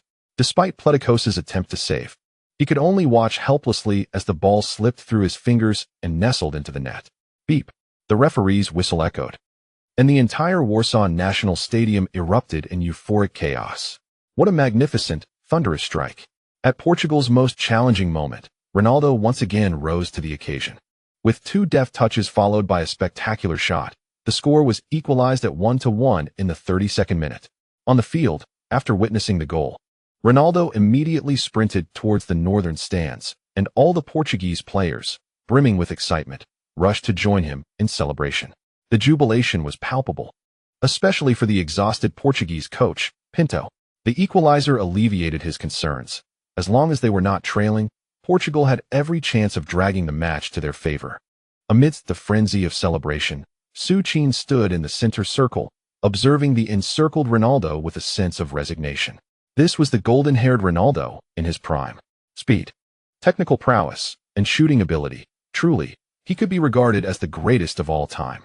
At least during this period, Ronaldo's scoring ability surpassed that of Messi. However, Su Qin believed that Ronaldo's goal would not fundamentally alter the dynamics of the match. Croatia still maintained a tactical advantage, and he was convinced they would soon find a way to equalize once again. Thus, the game continued. After the entire Portuguese team completed their celebrations, the match resumed with Croatia in possession of the ball. As both teams returned to an equal footing, the recently altered pace of the game, under Modric's deliberate adjustments, slowed once again. Although Cristiano Ronaldo had equalized the score, it was evident that Croatia remained unfazed by his goal. Modric continued to meticulously control the rhythm of possession, passing the ball to Eduardo, who then relayed it to Perisic. Excellent. They were still tugging at Portugal's defense from the midfield. Given Su Qin's recent goal, it was now apparent that Portugal's defense was not easily stretched. As always, they were adopting a defensive stance. Ronaldo surged forward, unfazed, executing a feint as Perisic deftly evaded him. Su Qin moved in to provide support. Due to Portugal's towering defensive strategy, Su Qin had already begun to drop back. Remarkably, under Bilic's guidance, this Croatian team was exhibiting championship potential. How intriguing it was as Su Qin and Ronaldo clashed in the midfield. On the field, just as the old commentator had mentioned, the moment Su Qin received the ball, Ronaldo, without the slightest hesitation, charged directly towards him. Prior to this match, knowing that Bilic would employ a five-man midfield, Su Qin had preemptively integrated Neymar's flamboyant ball control module. Thus, when he saw Ronaldo approaching, Su Qin felt no anxiety. With a simple flick of his right foot, he deftly nudged the ball between Ronaldo's legs. Simultaneously, with a swift turn, he effortlessly bypassed the lunging Ronaldo. After evading Ronaldo, Su Qin did not rush forward. Instead, he pointed towards Rakitic, signaling him to advance. As Ronaldo lunged again, Su Qin promptly passed the ball. At that moment, Moutinho had reached Su Qin's side, clearly intent on collaborating with Ronaldo to pressure Su Qin. To his astonishment, Su Qin had already dispatched the ball, adding to the awkwardness. As Moutinho missed his tackle, Rakitic received the ball and returned it to Su Qin. Su Qin, once more in possession. 1 touch, 2 touches, 3 touches, just like that. At the National Stadium in Warsaw, Croatia, this underdog team that had relied solely on long balls in the World Cup was now showcasing the globally adored tiki-taka style. Indeed, while many found it somewhat unbelievable, Croatia was undeniably dazzling everyone with their intricate tiki-taka play, including Su Qin. Croatia's 6 players in the attacking front gradually advanced the ball into Portugal's defensive territory among their 11 players. Finally, at the moment of their 27th pass, Modric keenly spotted Perisic making a sudden diagonal run into the left flank. Without any hesitation, with a deft flick, Modric sent the ball soaring over the head of Bruno Alves. What a magnificent pass! Perisic surged forward. Pepe rushed to defend. With a deft touch of his left foot, Perisic maneuvered past Pepe. He lifted his right foot, executed a feint, and once again evaded Miguel Veloso. A horizontal pass. Su Qin received the ball. He lifted his foot to shoot. Patricio dove to save. Splendid. Splendid. The ball found the net. The ball has entered. A second goal. The second goal has materialized. Su Qin's strike. In the 36th minute of the match. Just 5 minutes after Cristiano Ronaldo had utilized his individual prowess to level the score for Portugal, Croatia struck again. As always, a collective effort. Croatia delivered the ball into Portugal's net in a manner reminiscent of the style they loathe most, akin to Spain. 2-1. Su Qin has scored twice. Moreover, with the advent of Su Qin's second goal, his tally for this European Championship has reached an astonishing 10 goals. A record has been shattered. The long-standing European Championship goal record held by UEFA's Michel Platini for over 20 years has been broken. Remarkably, Su Qin achieved this feat in less than 3 matches, eclipsing Platini's record set over 3 European Championships. The wizard, Su Qin. While the world anticipated that the injured Su Qin would falter, he once again delivered a breathtaking performance, decisively silencing all who underestimated his prowess. At the National Stadium in Warsaw, the instant Su Qin scored against Portugal, the veteran Huang erupted into an ecstatic scream. In the stands, the Croatian fans, who had already risen to celebrate, unleashed their wildest cheers. Subasic, Subasic, Subasic. They chanted fervently the name of their hero. Excitedly, Su Qin sprinted towards them, having netted the pivotal goal. Thus, before the eyes of over 20,000 fervent Croatian supporters, Su Qin leapt high. Then, with his signature turning landing move, he celebrated. In that moment, the entire national stadium in Warsaw erupted with a deafening Su-style cheer. On the sidelines, witnessing Su Qin confidently put the ball in the net, the elder jubilantly embraced his assistant coach. On the bench, Alek and Mandzukic, along with their teammates, surged forth in exhilaration. All Croatian players celebrated. Meanwhile, not far away, the Portuguese bench fell into a hushed silence. The once smiling veteran coach Pinto now walked towards the bench with a stoic expression. After taking a sip from his water cup, he angrily tossed it to the ground. Frustration, yet also resignation. Pinto had known from the very beginning of the match that he had been outmaneuvered by Bilic. However, although Pinto was aware that he had been outmaneuvered by Old Bai, he also recognized that in the current context of Croatia, he could not hope to compete without employing the high tower tactic. Su Qin was a formidable opponent, akin to a persistent bug. The moment the ball entered their penalty area, Pinto was perpetually on edge. The first half concluded with a score of 2-1, and the score remained unchanged. Old Bai's Croatia continued to execute their tiki-taka strategy, while Portugal refrained from hastily launching a counterattack. Everyone understood that the second half was the true battleground. In the locker room, Pinto, somewhat resigned, approached the tactical board. He intended to elaborate on the team's defensive strategy. However, before he could utter a word, Cristiano Ronaldo stood up and spoke. "We have reached the semifinals. This is our closest opportunity to seize the championship. I refuse to leave Warsaw in such a disgraceful manner. Victory. We absolutely must achieve victory. We must charge towards the final and claim the title. In the second half, we cannot allow ourselves to be toyed with by the Croatians any longer. Let us be more ferocious. Their passing and possession are not as daunting as they seem. I have led Real Madrid to triumph over Barcelona countless times. If we grit our teeth and seize every opportunity with utmost determination, I believe we can defeat them." Pinto regarded Ronaldo with admiration for his fervent efforts to uplift the team's morale, contributing to the team's goals while also assisting the coach in directing play. This was the hallmark of a true leader. Thus, Pinto patiently awaited the conclusion of Ronaldo's impassioned speech. Once Ronaldo finished and cast a glance signaling for him to continue, Pinto finally initiated his tactical adjustments. Trailing behind, he was no longer inclined to adhere to a strategy lacking in offensive potency. With only 45 minutes remaining, his Portugal must engage in a fierce contest against Croatia. Meanwhile, as Ronaldo galvanized the spirits of his teammates, the Croatian squad was enveloped in laughter and a relaxed atmosphere. Perhaps it was due to their lead, or perhaps Croatia had simply grown accustomed to such a feeling. In any case, Oldby was jovially joking with everyone, just as he had before the match commenced, while also making some adjustments to the lineup for the second half. Ronaldo's recent long-range shot had revealed some vulnerabilities in Croatia's defense. Moreover, Oldby surmised that the trailing Portugal would likely initiate counterattacks in the second half. At such a juncture, persisting with tiki-taka would merely gift the opposition opportunities. Therefore, Oldby decisively substituted Kranjčar for Eduardo on the right flank and introduced the defensive midfielder Badalj. Oldby's sole directive for Badalj was to closely mark Ronaldo throughout the match. With Badalj's entry, Croatia reverted to a 4-1-4-1 formation. Before long, the 15-minute halftime intermission drew to a close. Alas, it was a rather unfortunate predicament. As the match resumed, Pinto, who had initially hoped that his adjustments would breathe new life into the Portuguese team, found himself in despair upon witnessing Croatia's tactical shift. Damn it! That Bilic had once again anticipated his intentions.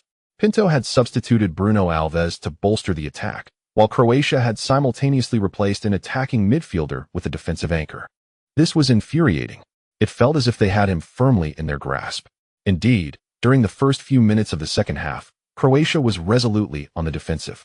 The substitute performed admirably in his role as an effective adhesive. However, it was the emergence of Badalj that rendered Pinto's carefully devised offensive strategy during halftime utterly futile. After several fruitless attempts at goal, Croatia seized one of their rare counterattack opportunities. In the 59th minute, Ronaldo lost possession amidst a double team from Badalj and Rekindled.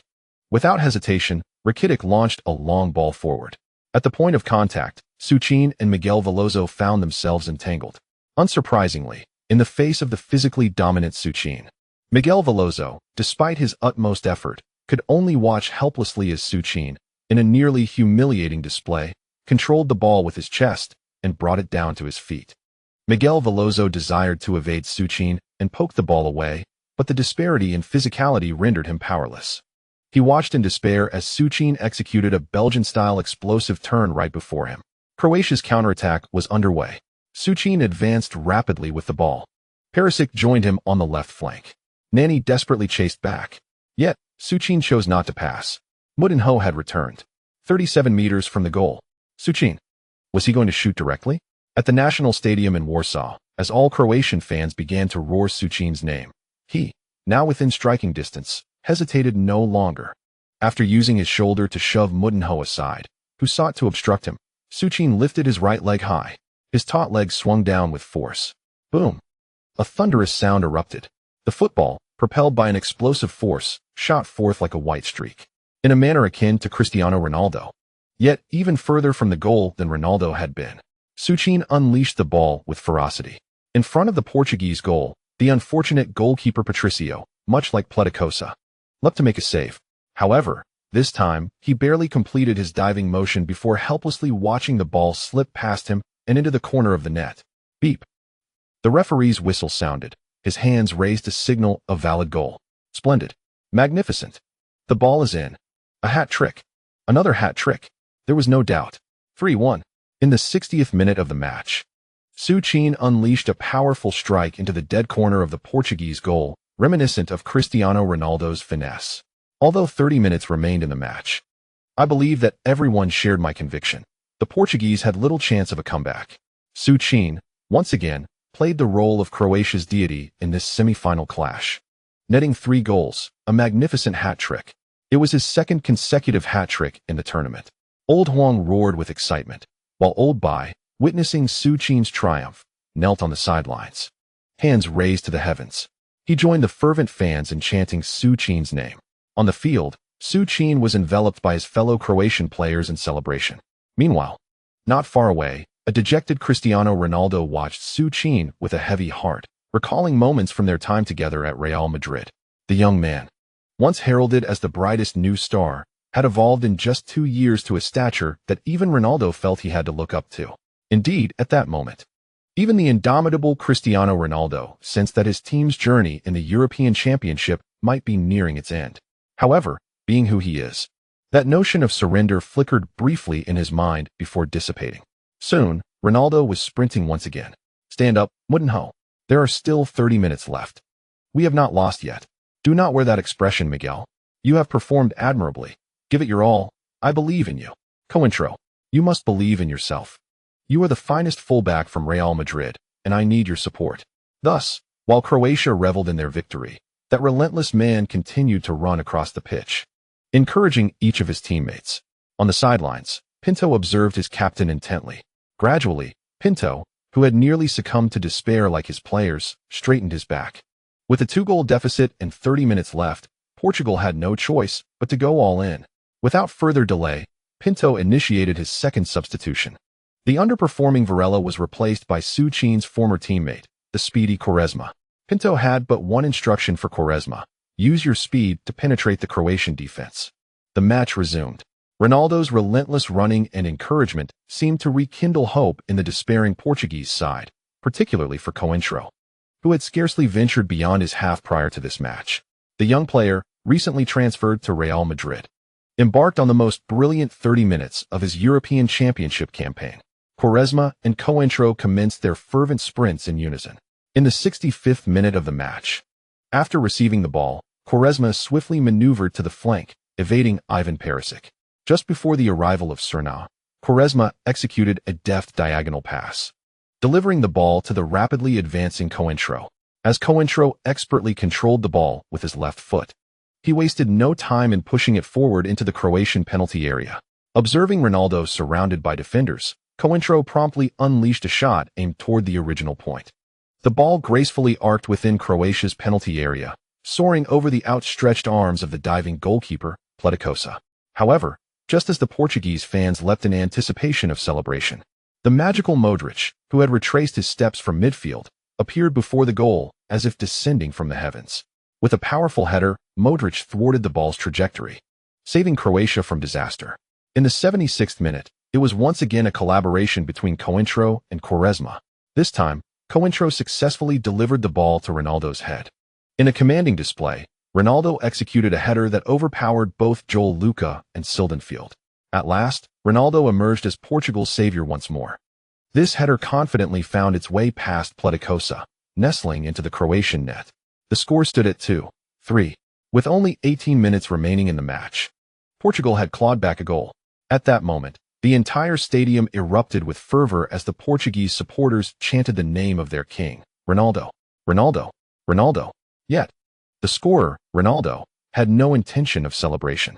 Instantly upon landing, he rushed into the net, cradling the ball and leading all his teammates back to the center circle.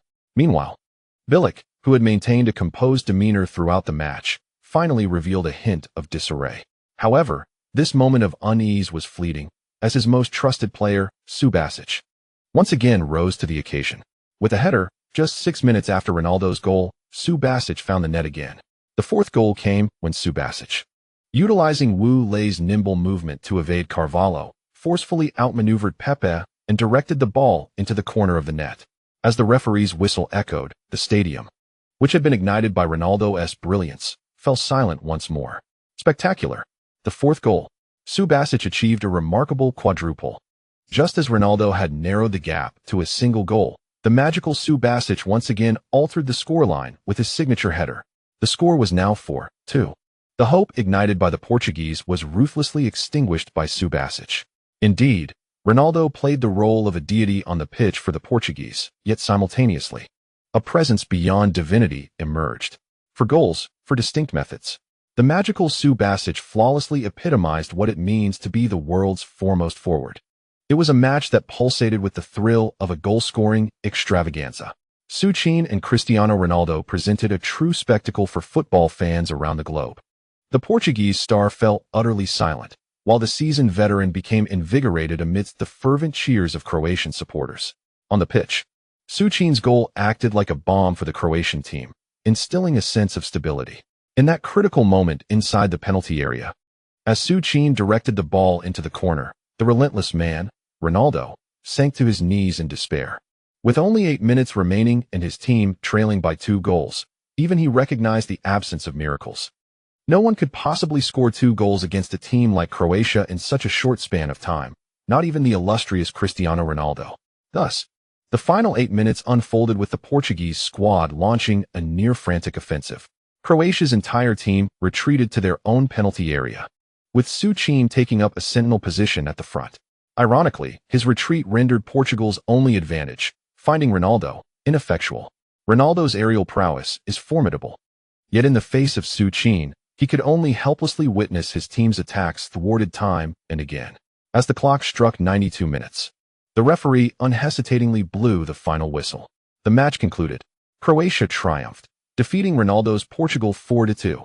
It was a match filled with 6 goals, a truly epic goal fest. By shattering Platini's Euro Championship scoring record, Su Qin led Croatia to a commanding entry into the Euro final, marking the first time in history that Croatia reached this stage. To this day, I vividly remember the tears of the Croatian team 2 years ago when the referee's whistle sounded. After the heart-wrenching loss in the World Cup final, Croatia has, at last, successfully surged into the Euro Championship final. Of course, while we celebrate Croatia's victory, we must not forget to applaud the Portuguese squad. In this match, Ronaldo had twice rekindled hope for his team, yet ultimately, he could not salvage their fate. We witnessed the proud man, teary-eyed, as the final whistle blew. Ronaldo cried. In club football, we have never seen him shed tears. This resilient man has reached the pinnacle of his capabilities. Yet, alas, such is the nature of football, victory is not a constant companion, nor is failure. I believe that in the future, perhaps at the next Euro Championship, the weeping Ronaldo will lead a new generation of Portuguese players back to the grand stage. On the field, as the veteran remarked, the proud Ronaldo was, at that moment, rendered speechless by his tears. And just as Ronaldo wept, Su Qin quietly approached Cristiano Ronaldo, enveloping him in a comforting embrace. His stomach felt somewhat better. Thank you all for your support. End of this chapter. Chapter 15. A glimmer of hope from Chelsea? Abramovich's grand arrival. The lamentations from the Warsaw Stadium still lingered in the air. As Ronaldo wept openly, countless Portuguese fans in the stands also shed tears, having finally reached the semifinals. Yet today, they truly grasped the disparity between them and Croatia. On the pitch, Su Qin continued to console Ronaldo. To be honest, while Su Qin had a way with charming women, his skills in offering solace were rather lacking. Cristiano, trust me, you're just in your 20s, you are still young. In the next European Championship, you will surely lift the trophy. Just when Ronaldo seemed to have composed himself, those words triggered another wave of tears. What do you mean I'm just in my 20s? You're only 21. And as for the next tournament, you're even younger than I am today. The thought deepened Ronaldo's sorrow. He did not care for club accolades. What weighed heavily on him was the realization that he had failed to secure a championship for Portugal throughout his career, not even a European Cup victory. However, Ronaldo was not one to wallow in self-pity. After a few moments of comfort from Su Qin, he wiped away his tears and patted Su Qin on the shoulder. There were no unnecessary formalities. As the two core players, they were the only ones who could exchange jerseys at such a moment. Players from both teams greeted one another on the field. Meanwhile, not far away, as the referee's whistle blew, Pinto approached Bilic. Congratulations.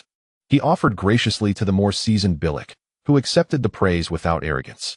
Smiling, Bilic patted Pinto on the shoulder and watched him make his way back to the players' tunnel. Once Pinto was out of sight, Bilic turned to his own players with a broad smile. The final. Once upon a time, Bilic doubted Croatia would even qualify for the European Championship. Yet, who would have thought? Croatia now stood as the frontrunner, having advanced to the very final that he once only dreamed of. Boss, can you believe we are actually going to chase that trophy? Asked Kalinic, who had been by his side for 6 years. Bilic offered no reply, merely turning with confidence to ruffle Kalinic's hair. At the post-match press conference, countless journalists lauded Bilic's tactical success.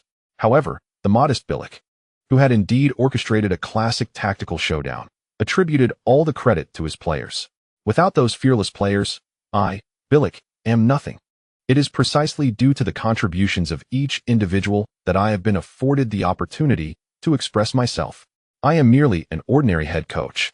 I have never subscribed to the labels of tactical genius or the most esteemed young coach of this new era that people bestow upon me.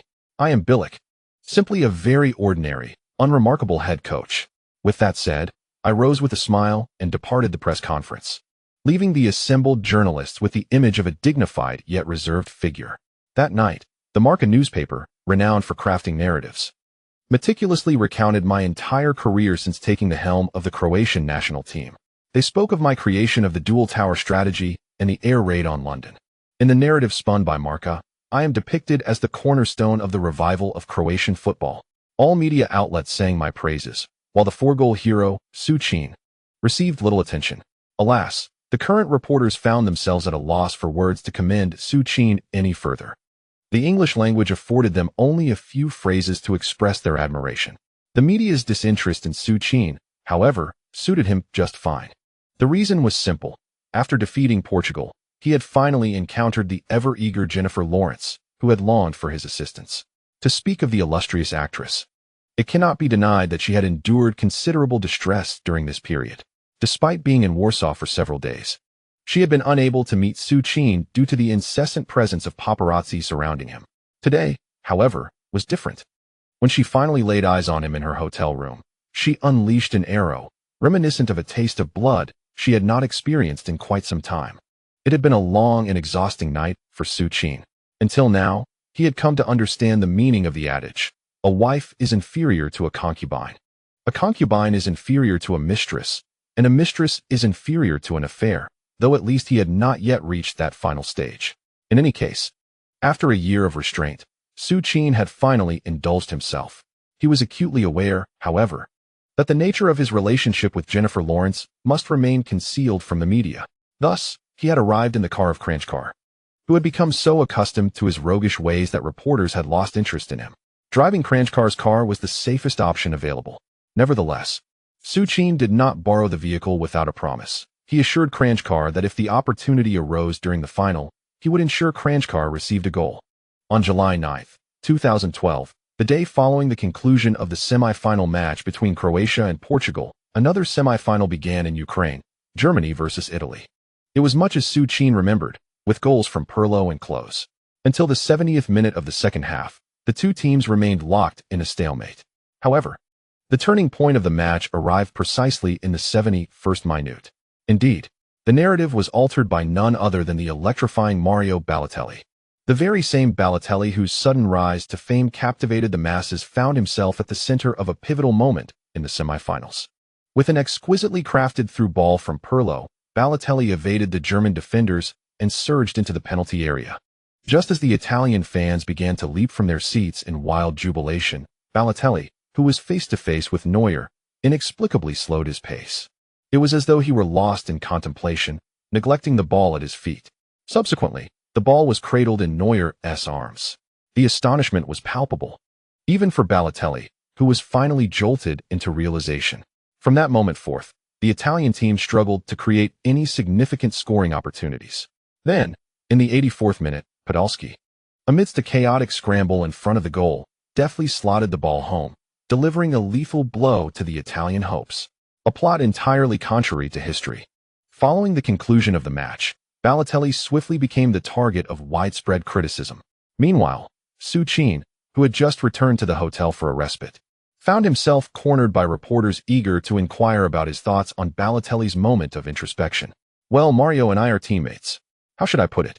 He has always been an exceptionally talented player. Prior to this perplexing incident, he had already netted 3 goals for Italy. Few strikers can boast of scoring 3 goals on such a grand stage as the European Championship. I believe we should not be overly harsh on Balotelli for this moment of contemplation. Moment of contemplation?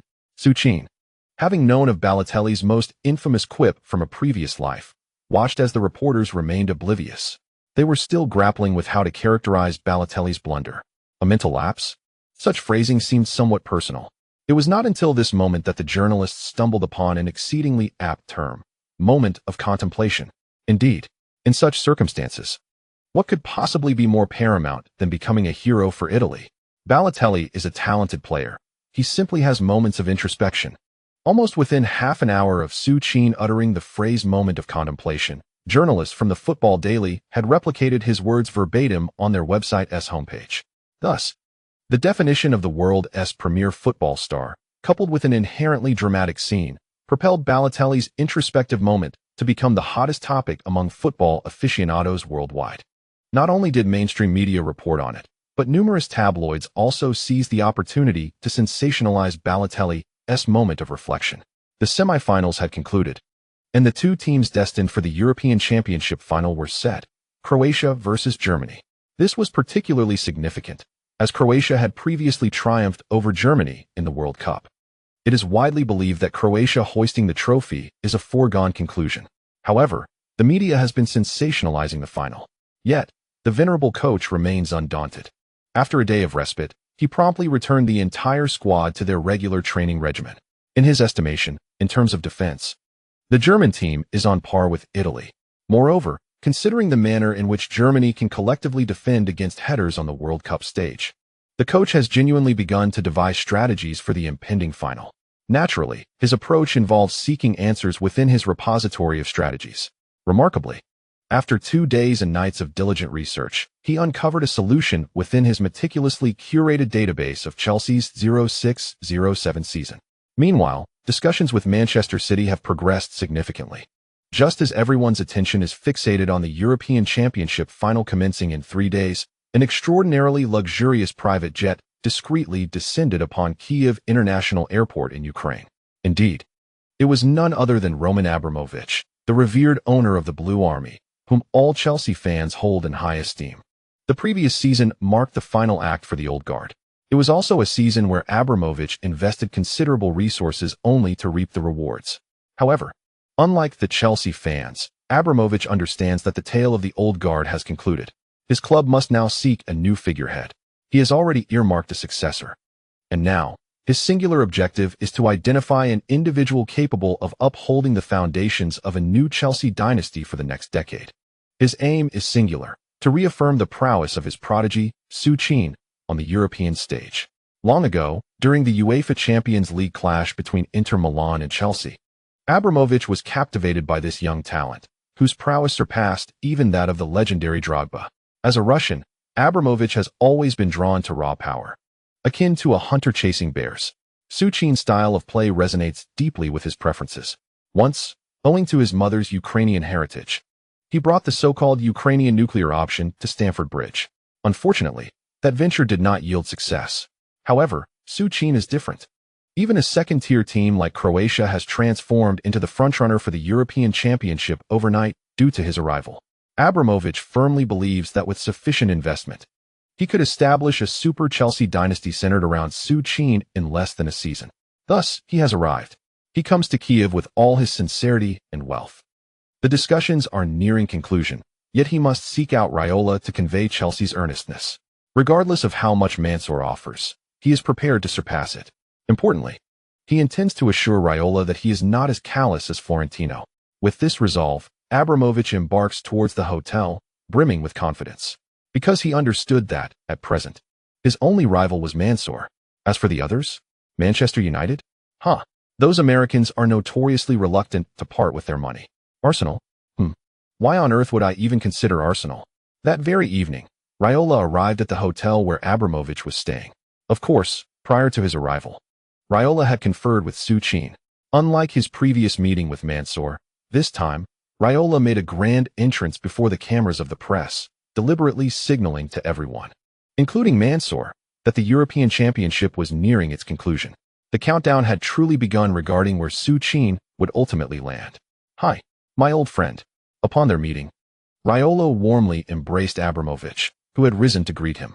"Old friend, it's been a year since we last met, and you've gained quite a bit of weight." "Oh, come on now," Abramovich replied. The two had known each other for quite some time, dating back to a year prior when Raiola had brokered a deal with Abramovich. On August 18, 2011, Lukaku transferred from Belgian club Anderlecht to English Premier League team Chelsea on a 5-year contract for a fee of 16 million. Yes, that Lukaku, often referred to as Little Su Qin in Belgium, was the player Raiola had persuaded Abramovich to acquire. Cough, cough. I've been quite mindful of my weight, but for some reason, no matter how much I exercise, the pounds just won't budge. How do you exercise?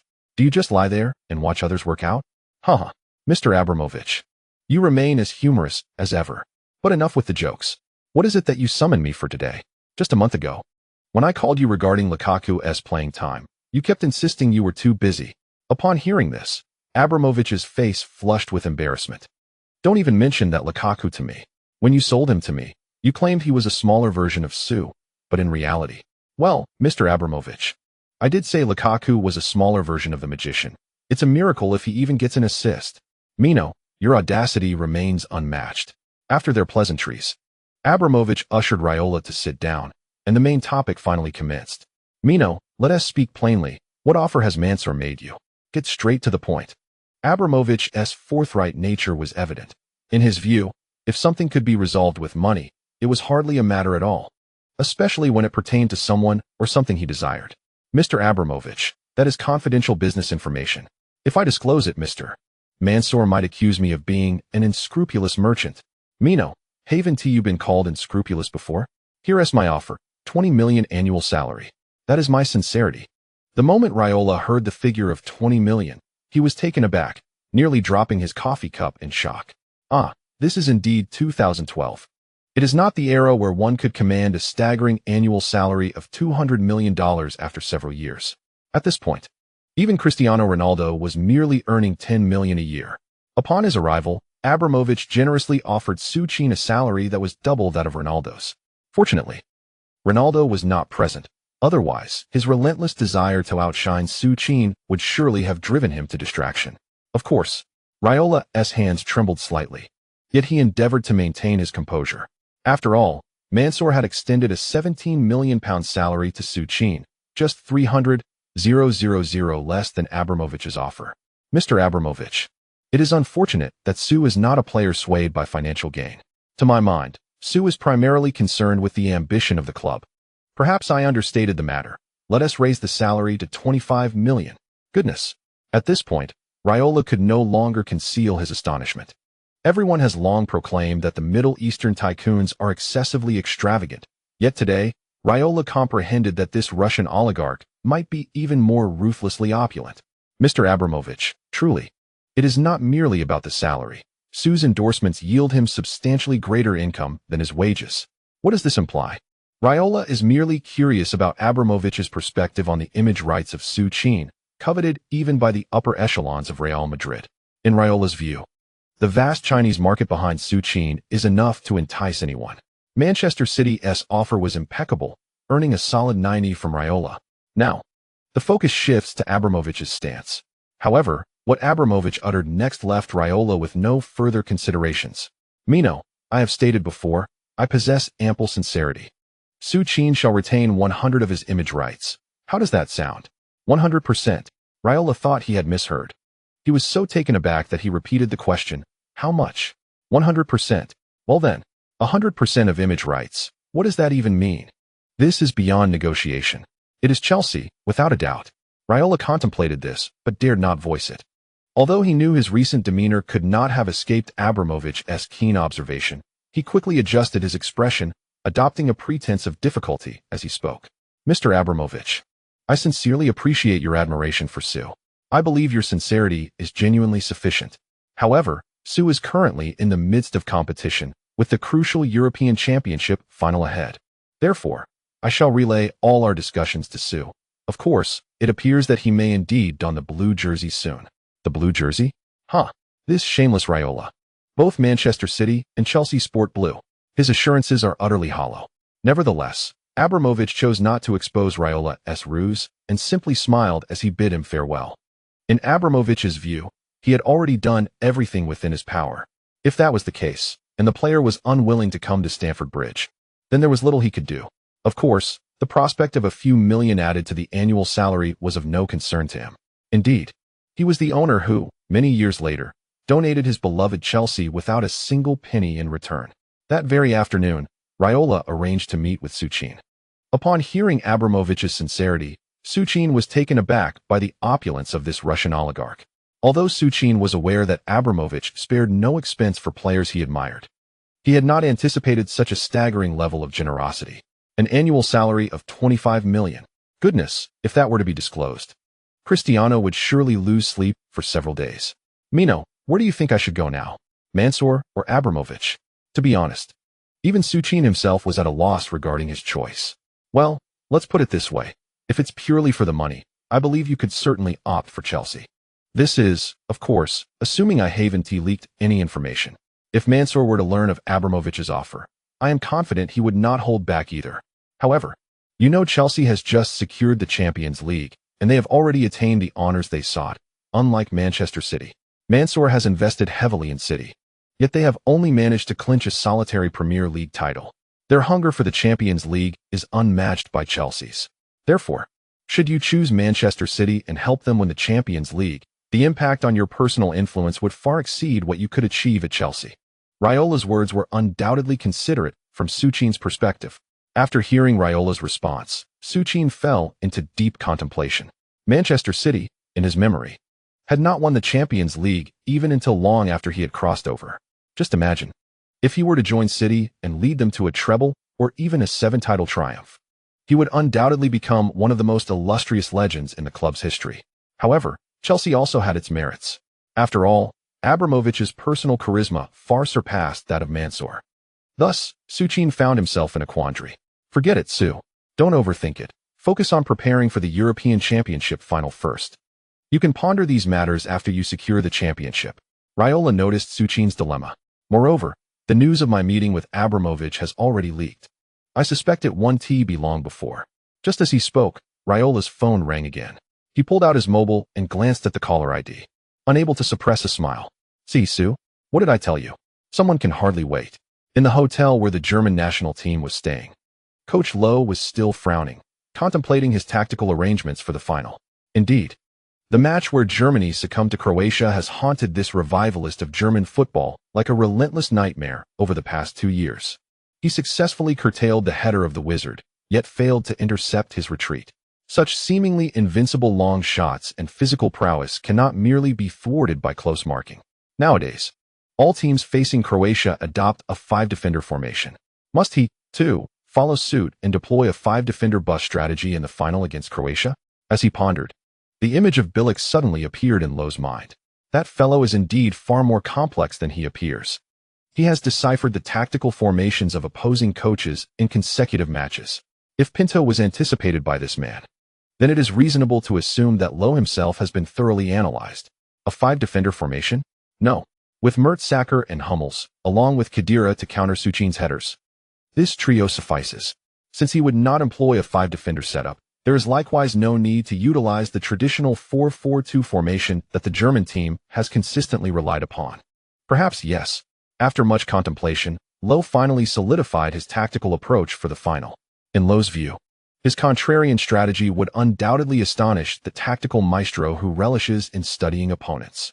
However, what Lowe did not realize was that the super forecaster he had conjured in his imagination did not exist at all.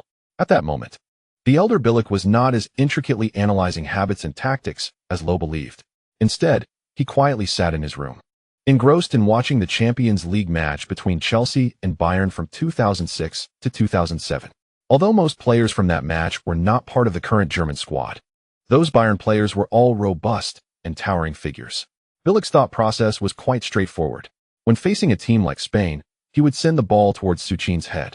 When encountering a formidable opponent like Germany, he would position Su Qin in the front line as a decoy, drawing attention while his other players sought to score. Drogba. After maneuvering past Bayern's towering duo in the penalty area, he delivered a header to Lampard, who was making a late run. A stunning volley. Lampard scored. Witnessing Lampard's goal, Bilic smiled. He pulled out his most enigmatic notebook and began sketching ideas. Chapter 16. The astounding tactical philosophy of Mr. Bilic. Mr. Bilic, I am Huang Jinxiang, a reporter for the Huaxia Sports Channel. It is a great honor to have this opportunity for an exclusive interview with you before the kickoff of the European Championship final. In the hotel where Croatia is staying, Huang Jinxiang, accompanied by the Sports Channel S crew, is formally seated in Bilic's office for the interview. To be frank, During this intense preparation period for both teams, Huang was perplexed as to why the Croatian Football Association had suddenly arranged a direct interview with the esteemed coach. It wasn't until he entered the coach's room and observed the coach adorned in Li Ning gear, accompanied by numerous Li Ning staff members and a professional makeup artist, that Huang began to comprehend the situation. With the resurgence of Su Qin's popularity, the coach, hailed as the world's foremost tactical maestro in employing Su Qin's strategies, has captivated countless fans within China. Upon gaining fame, endorsements naturally followed suit. Hello Huang. It is a pleasure to partake in this interview with you. I am aware of your reputation as the finest football commentator in all of China. Su has previously shown me snippets of your commentary, particularly during the match where Italy eliminated Australia. Although I could not grasp the language, I could distinctly feel your passion and fervor for the sport. The coach is an honest man. He remains oblivious to the fact that Huang departed from his previous sports channel due to the very jest he mentioned. Were it not for Su Qin's rise, Huang might still be wandering through local broadcasts. Thank you for your kind words.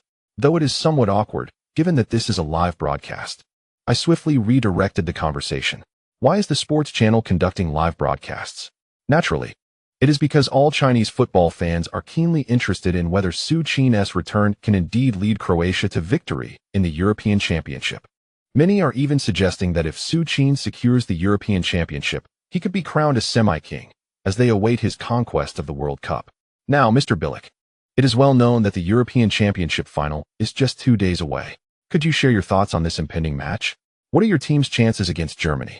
As the camera focused on the coach clad in Li Ning training attire, he suddenly shifted his gaze to his desk after Huang posed the question. His clear indication prompted the cameraman to swiftly pivot the lens in that direction. The desk was impeccably organized, with various materials neatly arranged. However, one book stood out conspicuously. Huang was taken aback, not for any other reason than that he recognized the book on the coach's desk. It was titled Tao Te Ching in English, but it also bore a name familiar to all Chinese. Tao Te Ching. Huang was momentarily at a loss for words. He was aware of its international acclaim, and since 2010, its global sales had surpassed that of the Bible, establishing it as the most widely sold classic of world literature. Not only in terms of sales, but the Tao Te Ching is also revered by numerous renowned foreign figures. For instance, in the United States, former President Obama is known to be an avid reader of the Tao Te Ching, having stated on multiple occasions that its teachings greatly contributed to his election as president. Certainly, much of this information originates from the internet, and even Huang himself is uncertain of its veracity. However, today, a coach of the Croatian national team, widely recognized as a tactical maestro, during an exclusive interview, extolled the virtues of the Tao Te Ching. This is indeed intriguing. To be candid, I previously had little understanding of Chinese culture, but upon my first encounter with the exquisite teas brought back from China by Su, I found myself utterly captivated by the richness of Chinese heritage. Tea and baijiu can only satiate my palate, but it was the profound insights found within this book that truly astonished me. The wisdom articulated within its pages, originating from ancient sages millennia ago, left me in a state of awe. China is a nation that defies comprehension. Many declare me a tactical genius. Yet, what truly constitutes strategy? Is it merely a means to vanquish adversaries? Does our creation of tactics lead to victory, or does our triumph necessitate the formulation of tactics? The most significant lesson I gleaned from the Tao Te Ching is this. Tao has no name. It is simply referred to as Tao. In the language of which I am still becoming acquainted, it translates to, the Tao itself is nameless. It is designated as Tao. This encapsulates my personal interpretation of strategy. After speaking for nearly 10 minutes, Huang was left astounded. Not only him, but even Karl Boxy, the assistant coach who had been aiding Li Ning from a distance, was equally taken aback. Huang was shocked by Bilic's discourse, which could be deemed a groundbreaking proclamation in the realm of football tactics. Meanwhile, Karl Boxy felt a profound realization that after 6 years, he had only just discovered the greatness of his superior. It was truly astonishing. Mr. Bilic, what you articulated is perhaps the most difficult sentiment to encapsulate in words that I have encountered in over 2 decades of engaging with football. I can only declare that you are a born tactician. You refrained from predicting the outcome of the finals, yet I am confident that your team will emerge victorious. Haha. You flatter me. I merely shared some of my humble insights. In truth, My opponents are the ones deserving of respect. I already feel a sense of fulfillment that Croatia has reached the finals. Modest, reserved, and immensely charismatic. This is Huang's assessment of Bilic. Moreover, Huang recognizes that the impact of Bilic's live broadcast will undoubtedly result in an explosive surge of popularity for him in China. As anticipated, following the interview, Chinese media flooded the airwaves with reports on Bilic's tactical philosophy. Eventually, mainstream media outlets across Korea, Japan, East Asia, and even Europe began to cover this enlightening interview. Well, it seems that the true beneficiaries of this interview are not only the suddenly famous Bilic, but also Li Ning, who secured his services as a spokesperson for under 1 million euros. A mere 1 million, which translates to no more than 10 million RMB, has astonishingly secured a spot on the global trending list. Li Ning has truly struck gold this time. However, beyond this, the most intriguing aspect is how this surge in popularity has caught the attention of the prominent figures involved in the burgeoning golden football era in China. One particular executive, who is fervently seeking a leader capable of guiding the Hungtai team to an AFC Champions League victory, was utterly captivated by an exclusive interview with the aforementioned star. In the words of this executive, Bilic is a born tactician. For Hungtai to ascend to the pinnacle, they must enlist this Croatian tactical maestro. Well, Su Qin remained blissfully unaware that his friend had casually borrowed an English version of the Tao Te Ching from him, which unexpectedly set him on a rather fantastical journey. On July 10, 2012, the highly anticipated UEFA Euro final was about to commence. At 4 o'clock in the afternoon, the third-place match kicked off, featuring Portugal and Italy, both of whom had previously fallen to Croatia.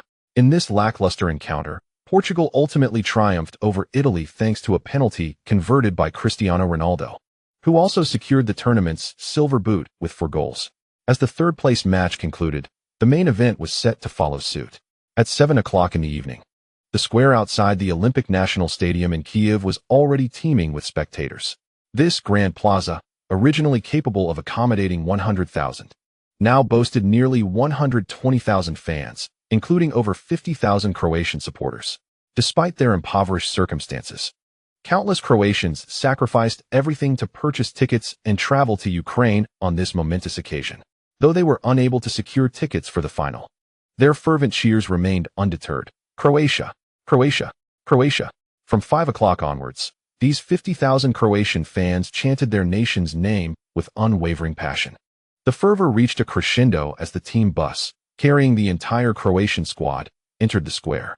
The previously synchronized cheers transformed into a singular focus. Subasic, Subasic, Subasic. The Croatian fans knew that their present glory was solely attributed to the hope brought forth by the enigmatic Subasic. Inside the bus, Su Qin gazed out at the ecstatic fans, smiling and waving at them. Hey, Su, I truly cannot fathom your popularity right now. Look around. It seems there are quite a few Germans chanting your name too, remarked Kranjčar, seated beside Su Qin, with a hint of jealousy. Indeed, there are grounds for Kranjčar's jealousy towards Su Qin in recent days. Initially, Kranjčar felt indifferent when Su Qin sought to engage him. But upon discovering that Su Qin was courting his beloved cousin, he was struck by a wave of discomfort. Had it not been for the need to have Su Qin's support in the finals, Kranjčar might have been tempted to expose Su Qin as a scoundrel. Not only the German fans, but there were also some Italian supporters present. My envy for this fellow Su is growing increasingly intense. Huh, Kranjčar, have you taken a good look at yourself? What do you have to be envious of? Hey, Eduardo, don't just talk about me. The atmosphere within the team bus remained as relaxed as ever. Sitting in the front row, the coach observed his players with a wry smile. At times, even he was perplexed as to why his players had suddenly become so confident. Eduardo, once contemplating retirement from the national team due to his leg injury, now stood out as a key player on the flanks, second only to Perisic in this European Championship. And as for Kranjčar, he needed no further mention. Turning his gaze to Su Qin, who was still waving at the fans outside, the coach understood the reason behind this newfound confidence. It was simply because Su Qin had returned in good health. After a delay of nearly 10 minutes, the bus finally rolled into the interior of the Olympic Stadium in Kiev. Once the bus came to a halt, the coach hurriedly adjusted his new Li Ning training suit and made his way to the press conference. Although accustomed to wearing a suit, today he found himself donning a training outfit he had never worn before. The reason? Was it not the corrupting influence of filthy wealth from the affluent Chinese? Upon arriving at the press conference, the coach finally breathed a sigh of relief. Lo had not yet arrived. During this period, the coach had been persistently late, genuinely fearing that he would arrive late for the finals. He pulled out a chair and sat down, while the journalists in attendance immediately surged forward in excitement. It must be said that his recent interview had gone viral globally. The Tao Te Ching possesses a profound market and an air of mystery overseas. Coupled with the coach's reputation as a tactical mastermind, he was on the verge of eclipsing the likes of Mourinho and Guardiola, potentially reaching the realm of elite coaches. However, today, the coach had no desire to put on airs. He found himself somewhat flustered by the global attention he had garnered in recent days. He had indeed perused the Tao Te Ching, but only a few pages, as he had picked it up due to a stomach ache and a dead phone battery. Who could have anticipated that this casual facade would lead him to be perceived as a philosopher of the footballing world? What if he were to be questioned about it at the press conference? He would become the laughingstock of the globe. Fortunately, Oldby did not have to wait long, as Germany's head coach Lo also arrived at the venue. As old rivals, the two exchanged little more than a nod before the press conference commenced. However, despite Oldby's intention to maintain a low profile, he was caught off guard when Lo's very first response set him on edge. "Mr. Lo, I am Haider, a reporter from Munich Sports News. What are your thoughts on the upcoming European Championship final?" The championship, having reached the finals. Our sole and imperative objective is to claim the title. What? The first statement is about winning the championship? Does he not regard St. Bilek as a worthy opponent? The chapter concludes here. Tragedy, as the title suggests, has been published, yet it awaits review. Chapter 17. The German war machine's bloodied meat grinder tactics. St. Bilek's astonishing gesture. Oldby was infuriated. He had deliberately lowered his stance. But who would have thought that this chocolate-loving Lo would exhibit such arrogance in front of the media? Furthermore, these Germans were his vanquished foes. 2 years ago, it was he, alongside Su Qin, who led Croatia to send the Germans home with merely 6 shots on goal. Who could have anticipated that 2 years later, Lo would boldly declare that his only objective was the championship? Mr. Bilek, what are your thoughts on Mr. Lo's statement? Although displeased, Oldby was mindful of the philosophical persona he had crafted in recent days. He must remain calm. No opinions. Everyone has the right to express their thoughts. In football, anything is possible. We must focus solely on what we can control. With the most serene tone, he uttered the most composed words. Upon hearing this, many reporters cast admiring glances at Bilek. To maintain such composure at a press conference before the finals is indeed the mark of a master. Having spoken, Oldby observed Lo, who appeared momentarily taken aback. This was not right. He had studied Bilek's character for several days. Arrogance and emotional volatility. This was the weakness he had identified in Bilek. Lo was not typically a proud man. His prior comments were intended to unsettle Bilek's mindset, hoping it would lead to more aggressive tactics. Yet, who could have imagined that after 2 years? The impulsive man who would act rashly would have transformed into such a figure of poise. This was troublesome. Lo had no fear of the previously haughty Bilek. Yet now, he found himself wary of the unflappable Bilek before him. So much so that Lo felt his carefully crafted strategies might have already been perceived by this composed adversary. The press conference concluded, and Lo walked into his team's locker room, his face clouded with concern. Inside the locker room, Bastian Schweinsteiger, Manuel Neuer, Sami Khedira, Thomas Müller, and Marco Reus. All of Germany's burgeoning superstars await him in quiet anticipation. Upon witnessing this vibrant assembly of youthful talent, Lo's earlier despondency dissipates entirely. Indeed, what was he so concerned about? Croatia relies solely on the heading prowess of that player, and who better to counter such a threat than the formidable German machine? With Mats Hummels and Per Mertesacker, complemented by Khedira, he cannot fathom that the magician could so easily execute a header before their goal. All right, everyone, gather round. Less than 20 minutes remain. The final is about to commence. Lo proclaims, "I know this day is one you have long awaited. Croatia has eliminated us before. Remember that match when that player scored twice? 2 years have passed, and once again we face Croatia. Today, our singular objective is to contain that player. If we can successfully restrict him, I have every confidence that the championship will belong to our German team." Though Lo may not be a coach brimming with exuberance, each word he utters now serves as a potent stimulant for every German player. He is rallying his team with fervor. Meanwhile, on the other side, Bilic is equally resolute. Compared to Low, Bilic and his Croatian players possess a yearning for the championship that far exceeds that of the Germans, who have previously tasted World Cup glory. Children, I understand your struggles. I have lived through that era. We faced the ravages of war and uncertainty, uncertain of what tomorrow might bring. This includes me, Luka, and that player. I believe none of you will forget those arduous times. We are a small nation, with a population of barely 5 million. Yet, we refuse to let our nation's stature diminish our pride.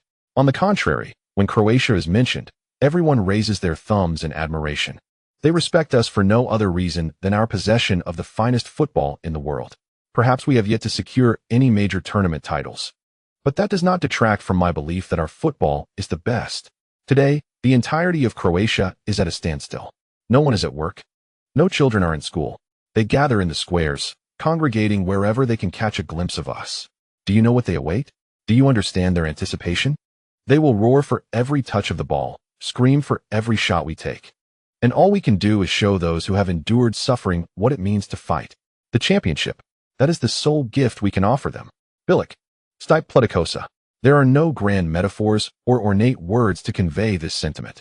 However, each word spoken by the esteemed coach has deeply etched itself into the hearts of every Croatian player. Gradually, a weighty atmosphere enveloped the gathering, as the breaths of all became heavy, and their gazes turned resolute. For they all understood that the long-awaited final was finally at hand. 2 years prior, they had faltered in the semifinals. Now, after such a lengthy passage of time, they found themselves on the brink of standing upon the highest podium, reaching out to grasp the coveted trophy that had been yearned for by all. In this moment, a singular belief resonated within their hearts, to triumph over the Germans and seize that trophy for which they had waited countless years. The grand stage is set. This is the live broadcast of the 2012 UEFA European Championship final, Croatia versus Germany. In the quarterfinals of the World Cup 2 years ago, it was Croatia that eliminated the championship-seeking German team. That match saw the debut of the prodigious Su Qin, whose 2 golden goals propelled the formidable Germans into a penalty shootout. As 2 years have elapsed, more than half of the players from that resilient Croatian team, which endured 120 minutes of toil, have departed. Yet, with the infusion of fresh talent, this Croatian squad has successfully vanquished all adversaries blocking their path. Undoubtedly, this is the final, and before them stands the German team, widely regarded as the most formidable of opponents. With 5 towering players exceeding 6 feet tall, Croatia's traditional strength in aerial duels will be significantly tested. Nevertheless, I am confident that under Mr. Bilic's tactical acumen, Croatia will devise strategies to counteract the Germans' aerial advantage. Now, as both teams complete their pre-match rituals and the coin toss, the referee has urged the players to take their positions on the field. The referee checks the time, and with a sharp whistle, the match is officially underway. At the NSC Olimpijski Stadium in Kiev, with a capacity of 60,000 spectators, the stands are already filled to capacity. As the referee's whistle pierces the air, the fans of both teams erupt into frenzied cheers. First, let's unveil the starting lineups. Dressed in their traditional checkered jerseys and attacking from right to left, Croatia's starting goalkeeper is Pleticosa. The left back is Pranic, with the central defenders being Korluka and Simunik. The right back, leading the team, is Crna. In the midfield, we have Perisic, Modric, Rakitic, and Kranjčar. Up front, the duo of Su Qin and Eduardo takes position. Unlike previous matches, Bilic has opted for a formation that favors a blend of height and speed. On the opposite side, the German team, clad in their traditional white jerseys and attacking from right to left, features Neuer as their starting goalkeeper. The left back is Lahm, with the central defenders being Mertesacker and Hummels. Right back, Boateng. 5 midfielders, Reyes, Kroos, Muller in the front, Schweinsteiger and Khedira in the rear. Sole striker, Gomez. Likewise, in today's starting lineup, Low abandoned the long-utilized 4-4-2 formation of the German team, opting instead for a 4-2-3-1. It begins with Croatia in possession. On the field, as the referee's whistle echoed, Su Qin promptly passed the ball to the lurking Modric behind him. However, before Su Qin could even make a move, Gomez clumsily collided with the slender figure of Modric, sending him sprawling onto the grass. Indeed, Gomez, without any forewarning, crashed into the frail maestro right from the outset. Beep. After a few seconds of hesitation, The referee's whistle finally sounded. A clear foul, and yet the referee hesitated? Gomez seemed to be testing the officiating standards of this match. Remarkably, that brief pause indicated that today's final might lack fluidity. Old Huang couldn't help but scoff at the referee's sluggish motions. In the distance, Bilic furrowed his brow with concern. Oldby had indeed found the most fitting material for today's scene. However, judging by that recent foul, it seemed something was amiss. In that previous match, the referee had shown favoritism towards the home team, Chelsea. But what about today? Oldby began to worry. Meanwhile, Lowe appeared self-assured, nodding knowingly. Gomez's recent collision had revealed the referee's stance perfectly. Flawless. Such officiating seemed tailor-made for his German machine. Compared to Croatia's frail midfielders, each of his players stood as a paragon of Germanic strength. He had long asserted that against Croatia's midfield and Su Qin, the German team must maintain relentless high-pressure tactics from start to finish. Even if it meant receiving cards, they needed to sever the connection between the Croatian midfield and Su Qin. Lowe was determined to obliterate Croatia's midfield under the bloody gears of the German war machine. Yet, as he contemplated this, Lowe suddenly recalled his once promising midfield core. Had that lad not suffered a broken leg at the hands of Su Qin during the World Cup, he wouldn't have to devise such intricate tactical arrangements.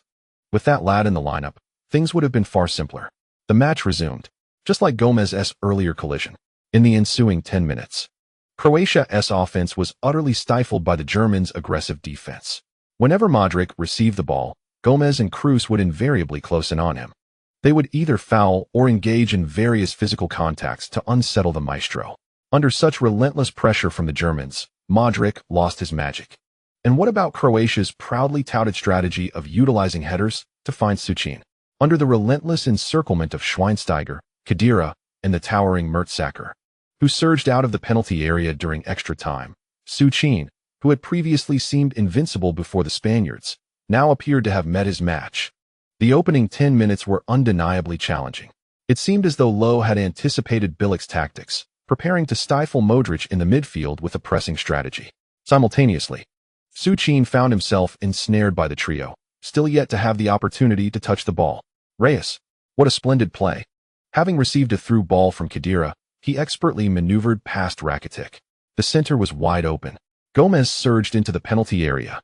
Kroos did not deliver a direct pass, but instead laid the ball off to Reyes on the left flank. Serna advanced to apply pressure, yet Reyes, with a deft change of direction, accelerated past him. On the pitch, as Reyes glided past Serna, all the German fans erupted with excitement. At that moment, Reyes, having reached the byline, did not hesitate. After glancing at Gomez's movement towards the near post, he deftly curled the ball with his left foot. Croatian centre-back Joel Luka exerted every ounce of strength to contest with Gomez. However, facing the formidable Gomez, even his utmost effort could not dislodge him. Leaving him to helplessly witness Gomez leap majestically and deliver a powerful header towards his own goal. Such a close-range header. Despite the valiant effort from Croatian goalkeeper Pleticosa, he could not thwart the ferocious strike from Gomez. Beep. The referee's whistle pierced the air, signaling the goal as valid with a gesture towards the center circle. Boom. The NSC Olimpijski Stadium in Kiev erupted. All the German supporters, in a frenzy, roared with delight. Meanwhile, Lowe, witnessing Gomez's header finding the back of the net, joyfully sprinted in celebration. After 4 arduous days of anticipation, seeing his team score first finally released the tension that had gripped Lowe's heart. Indeed, the long ball strategy. Croatia had reached the finals through long passes and aerial play. Yet, perhaps these somewhat inflated Croatians had forgotten that in the realm of long balls and high balls, the true pioneers were none other than the Germans. Thus, Lowe celebrated wildly not far from Bilic. At that moment, no reporters paid attention to Lowe. Instead, all eyes were fixated on Bilic, standing before the Croatian substitutes with his hands in his pockets. 10 minutes into the match, the entire team was under pressure, tactically stifled, and had already fallen behind by a goal. All journalists, along with countless fans watching from their screens, were eager to discover how this world-class tactical maestro would navigate the daunting predicament. I am Bilic. I am quite unsettled. My team is trailing, and it seems I have copied the wrong homework. However, I cannot allow anyone to perceive my anxiety. I am indeed the backbone of Croatia. If I let others see my anxiety, how can we compete in this match? How could I forget? My journey thus far has not relied solely on observing others' efforts. Rather, it is anchored by my deepest affection for Subracic. Regardless, at this critical juncture, I must express something. Countless eyes await the response from Saint Bilic. And just at the moment of everyone's anticipation, the venerable Bilic gestured towards Su Qin at the center circle and pointed towards the German side. No one comprehended the meaning behind his gesture, not even Su Qin on the field. However, this is of little consequence. For soon, Saint Bilic's astonishing indication will etch itself as one of the most iconic masterpieces in the annals of the European Championship. The monthly votes are dismal, and I shall not seek them any longer. Instead, let us first extend our gratitude to the generous patrons, the Maple Leaf and the Cold Star. This chapter concludes here. After a long day, I've managed to compose less than 3,000 words. I must complete the championship match in one breath, lest this suspense becomes unbearable. Tomorrow, I aim to craft an extensive chapter to conclude the European Championship. If I fail, I shall resort to a live stream. Additionally, I shall blend a drink with my blender. Chapter 18. The Battle of the Sorcerer's Ascendancy. Croatia is the champion. Mom, are we going to lose? No. It's only been 10 minutes into the match. We still have 80 minutes ahead of us. But why hasn't T. Subracic scored yet? Because our opponents are the German team. They are all quite tall, even taller than your beloved Subracic. Will we still win? Yes, you must believe in our players. The match has only just begun. In the stands, a young fan, upon witnessing his cherished national team fall behind, nestled sorrowfully in his mother's embrace. Yet, in contrast to these innocent children, the Croatian fans who had traveled countless miles, spending substantial sums to support their team, remained unfazed by the Germans' goal. They continued to passionately sing the Croatian national anthem. On the field, including Su Qin, all Croatian players, upon witnessing their coach's remarkable gesture, boldly launched an attack towards the German defense. With Su Qin's aerial prowess being curtailed, Modric refrained from merely shifting the ball to the flanks. Instead, after calling upon Rakitic, Modric began to engage in intricate short passes with Rakitic in the central area. Schweinsteiger and Khedira remained vigilant in the backfield, attentive to Su Qin. Thus, in their advance against the youthful version of Reyes, the duo of Modric and Rakitic faced minimal hindrance.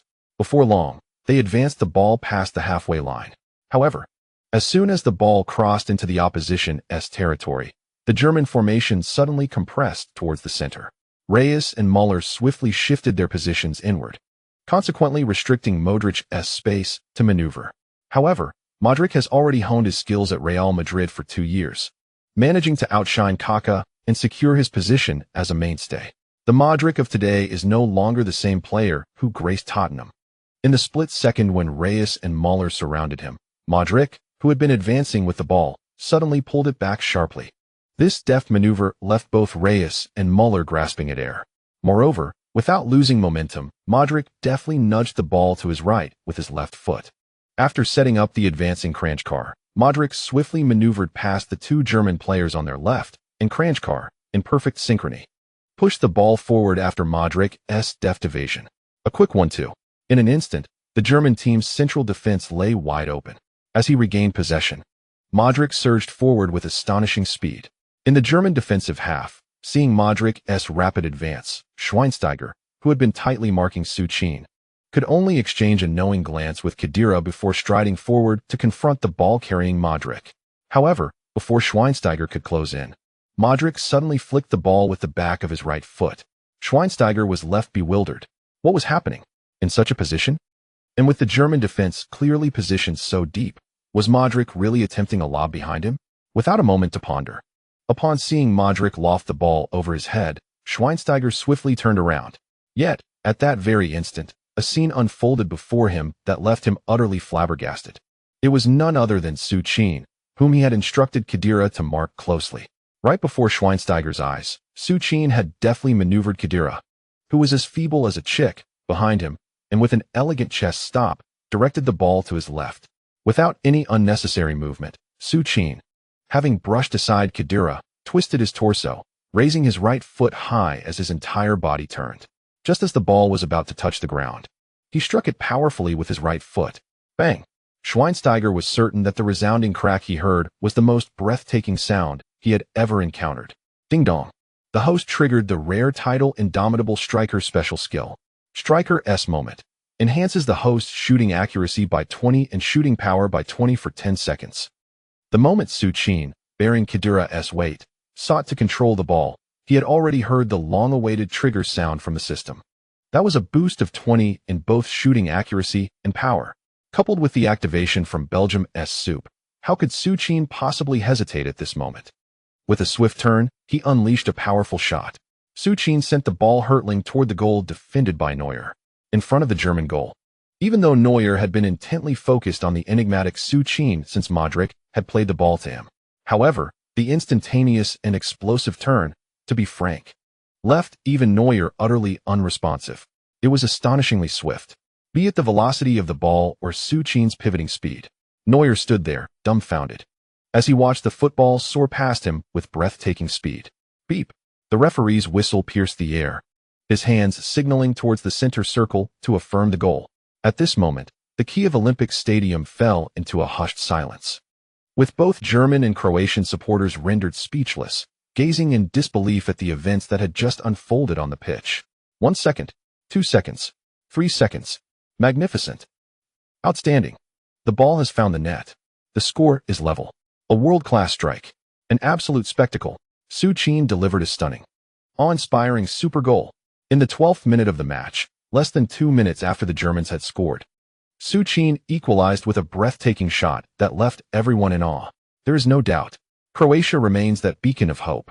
Su Qin is still the reliable Su Qin that everyone trusts. Splendid. What a beautiful goal.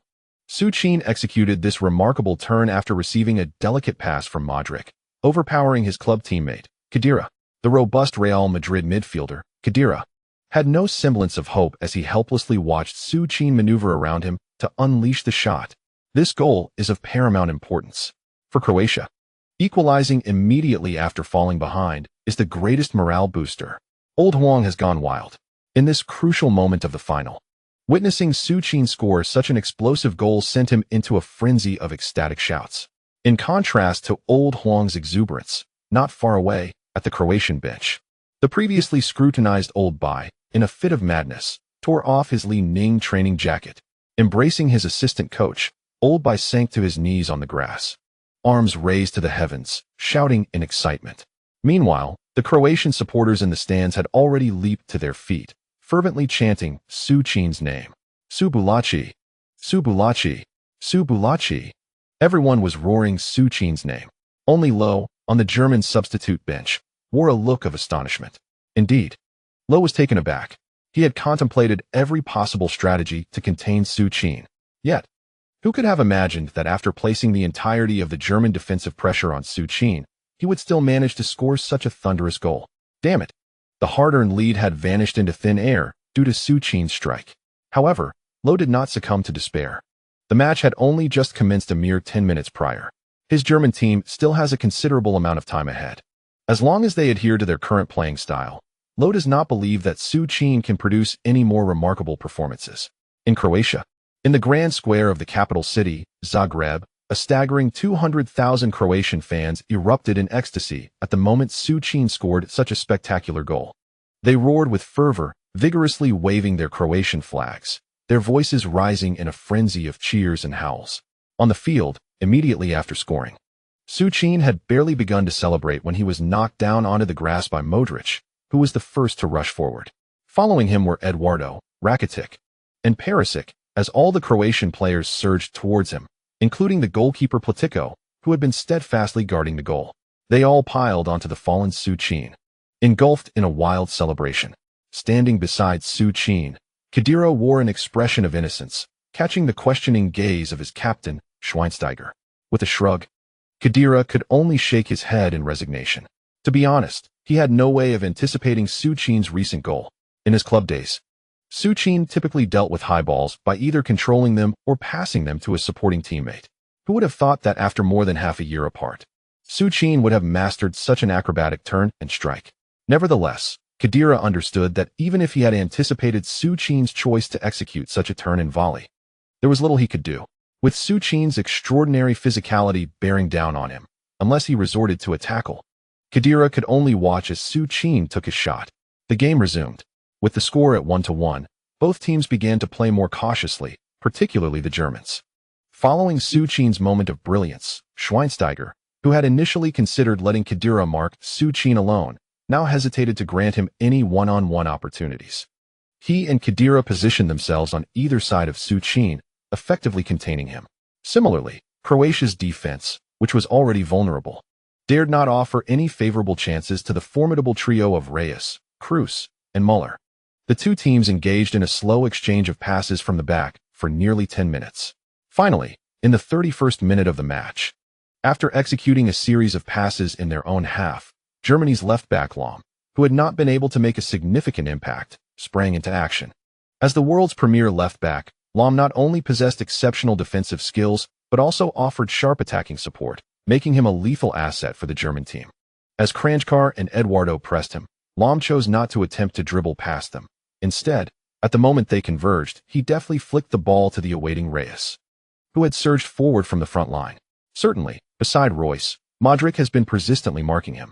Unfortunately, before Modric could close the distance, Royce skillfully flicked the ball away with his heel. Lahm, having deftly evaded the dual pressure from Eduardo and Kranjčar, regained possession of the football. Without a moment's hesitation, Lahm took confident strides, sprinting fiercely toward Croatia's defensive line. The German team's flanking assault was in full swing. Remarkably, today's German squad seemed to have adopted Croatia's tactics. With Royce and Lahm on the left flank, they could undoubtedly be considered among the world's elite wing play. Serna advanced. Lahm, with a sudden stop. He opted against the byline and passed to the arriving Kroos. Kroos executed a deft turn, shaking off the pursuing Rakitic. Without a hitch, he sent a precise switch to the right flank, finding Müller. On the pitch, Kroos's pass effectively tore through Croatia's defense. When Müller received the ball, he found himself in an almost unmarked position, just as Croatia attempted to compress their defense back toward the right. Müller lifted his right leg and lofted the ball into the penalty area. Gomez, the robust Gomez, after muscling past Silderfeld, he laid the ball back for the advancing Kroos, who, without a moment's pause, struck the ball fiercely toward Croatia's goal. Pritico, in a desperate dive, managed to deflect the ball just before the goal line with a single hand. However, before Pritico could rise, the following Müller surged forward, beating Perisic to the ball and executing a sliding shot that sent the ball into the net. Beep! The referee's whistle echoed. The German fans, who had been silent for over 10 minutes, erupted into jubilant celebration. Oh, the ball has found the net. 12. The Germans have taken the lead once more. It's a defensive issue. After enhancing their attacking and midfield control, Croatia's defense has become alarmingly lax. The recent German assault capitalized on the gaps between Croatia's flanks, allowing Gomez to deliver the ball to the unmarked Kroos. There's no remedy for that. It must be said, thus far in this match, Lowe has accounted for every aspect of Croatia's strategy. In the commentary booth, upon witnessing Germany's goal, the veteran commentator sighed heavily. Meanwhile, on the field, as the German team celebrated wildly, the Croatian squad wore expressions of despair. Especially visible were Joluka and Silderfeld at the front. The last two goals for Germany could be said to have been orchestrated by Gomez. His commanding presence in the penalty area was due to the fact that those two simply could not contend with Gomez's aerial prowess. My mistake. Zieldonfield approached Priticosa with a visage heavy with remorse. Receiving no reply, Priticosa rose and gently patted Zieldonfield's shoulder, casting a helpless glance at the German players, who were still engrossed in their fervent celebrations. It was the 12th minute, and once again they found themselves trailing. In such a precarious situation, even the ever-composed Oldby could no longer maintain his previous poise. He furrowed his brow, fixated intently on the unfolding drama on the pitch. Yet, surrender was not an option for him. At this moment, Oldby was meticulously sifting through the repository of information stored in his mind, searching for any strategies he could employ. Regrettably, despite his deep contemplation, he seemed unable to uncover a viable solution to the predicament at hand. The stark reality was that, in terms of overall prowess, Croatia was still significantly inferior to the German team. What had propelled Croatia so smoothly to the finals?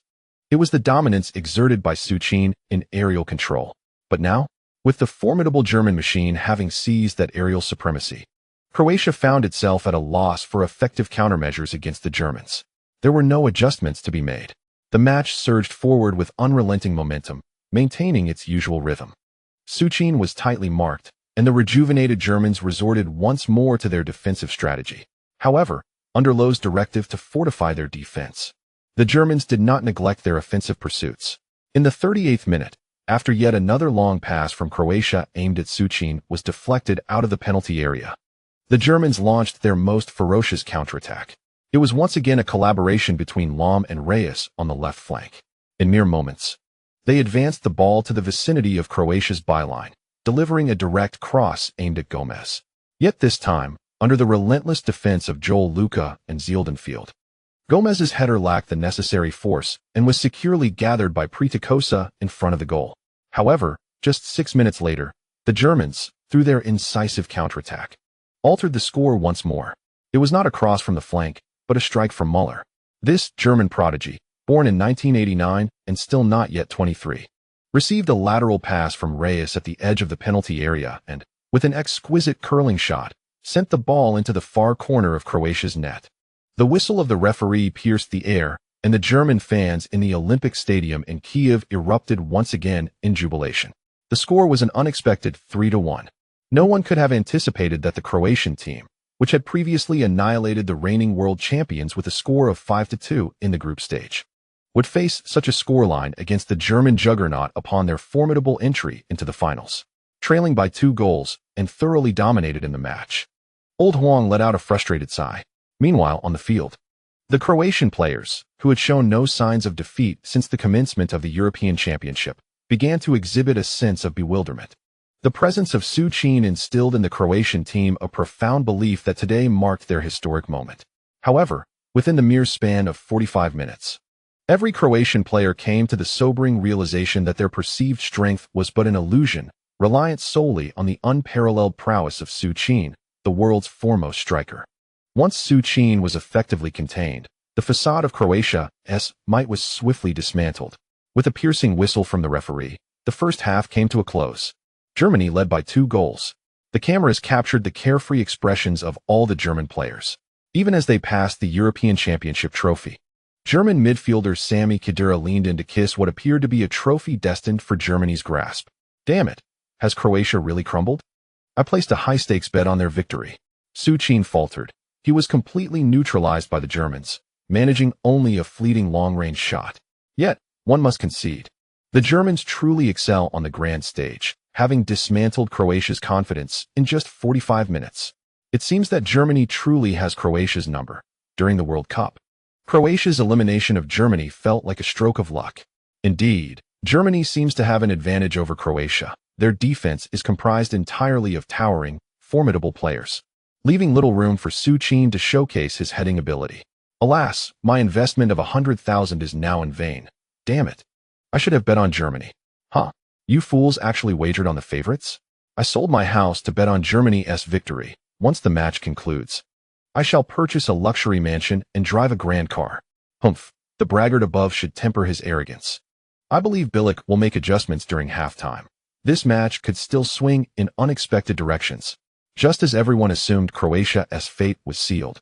Inside the dressing room of the Olympic Stadium in Kiev, Coach Bilic resolved to make a bold tactical shift. Indeed, after much contemplation and a discreet conversation with Su Qin, he decided to alter the formation. Moments earlier, as the Croatian team trudged into the players' tunnel, their faces marred by worry, Su Qin lingered at the entrance, patiently awaiting the arrival of the last to enter, Coach Bilic.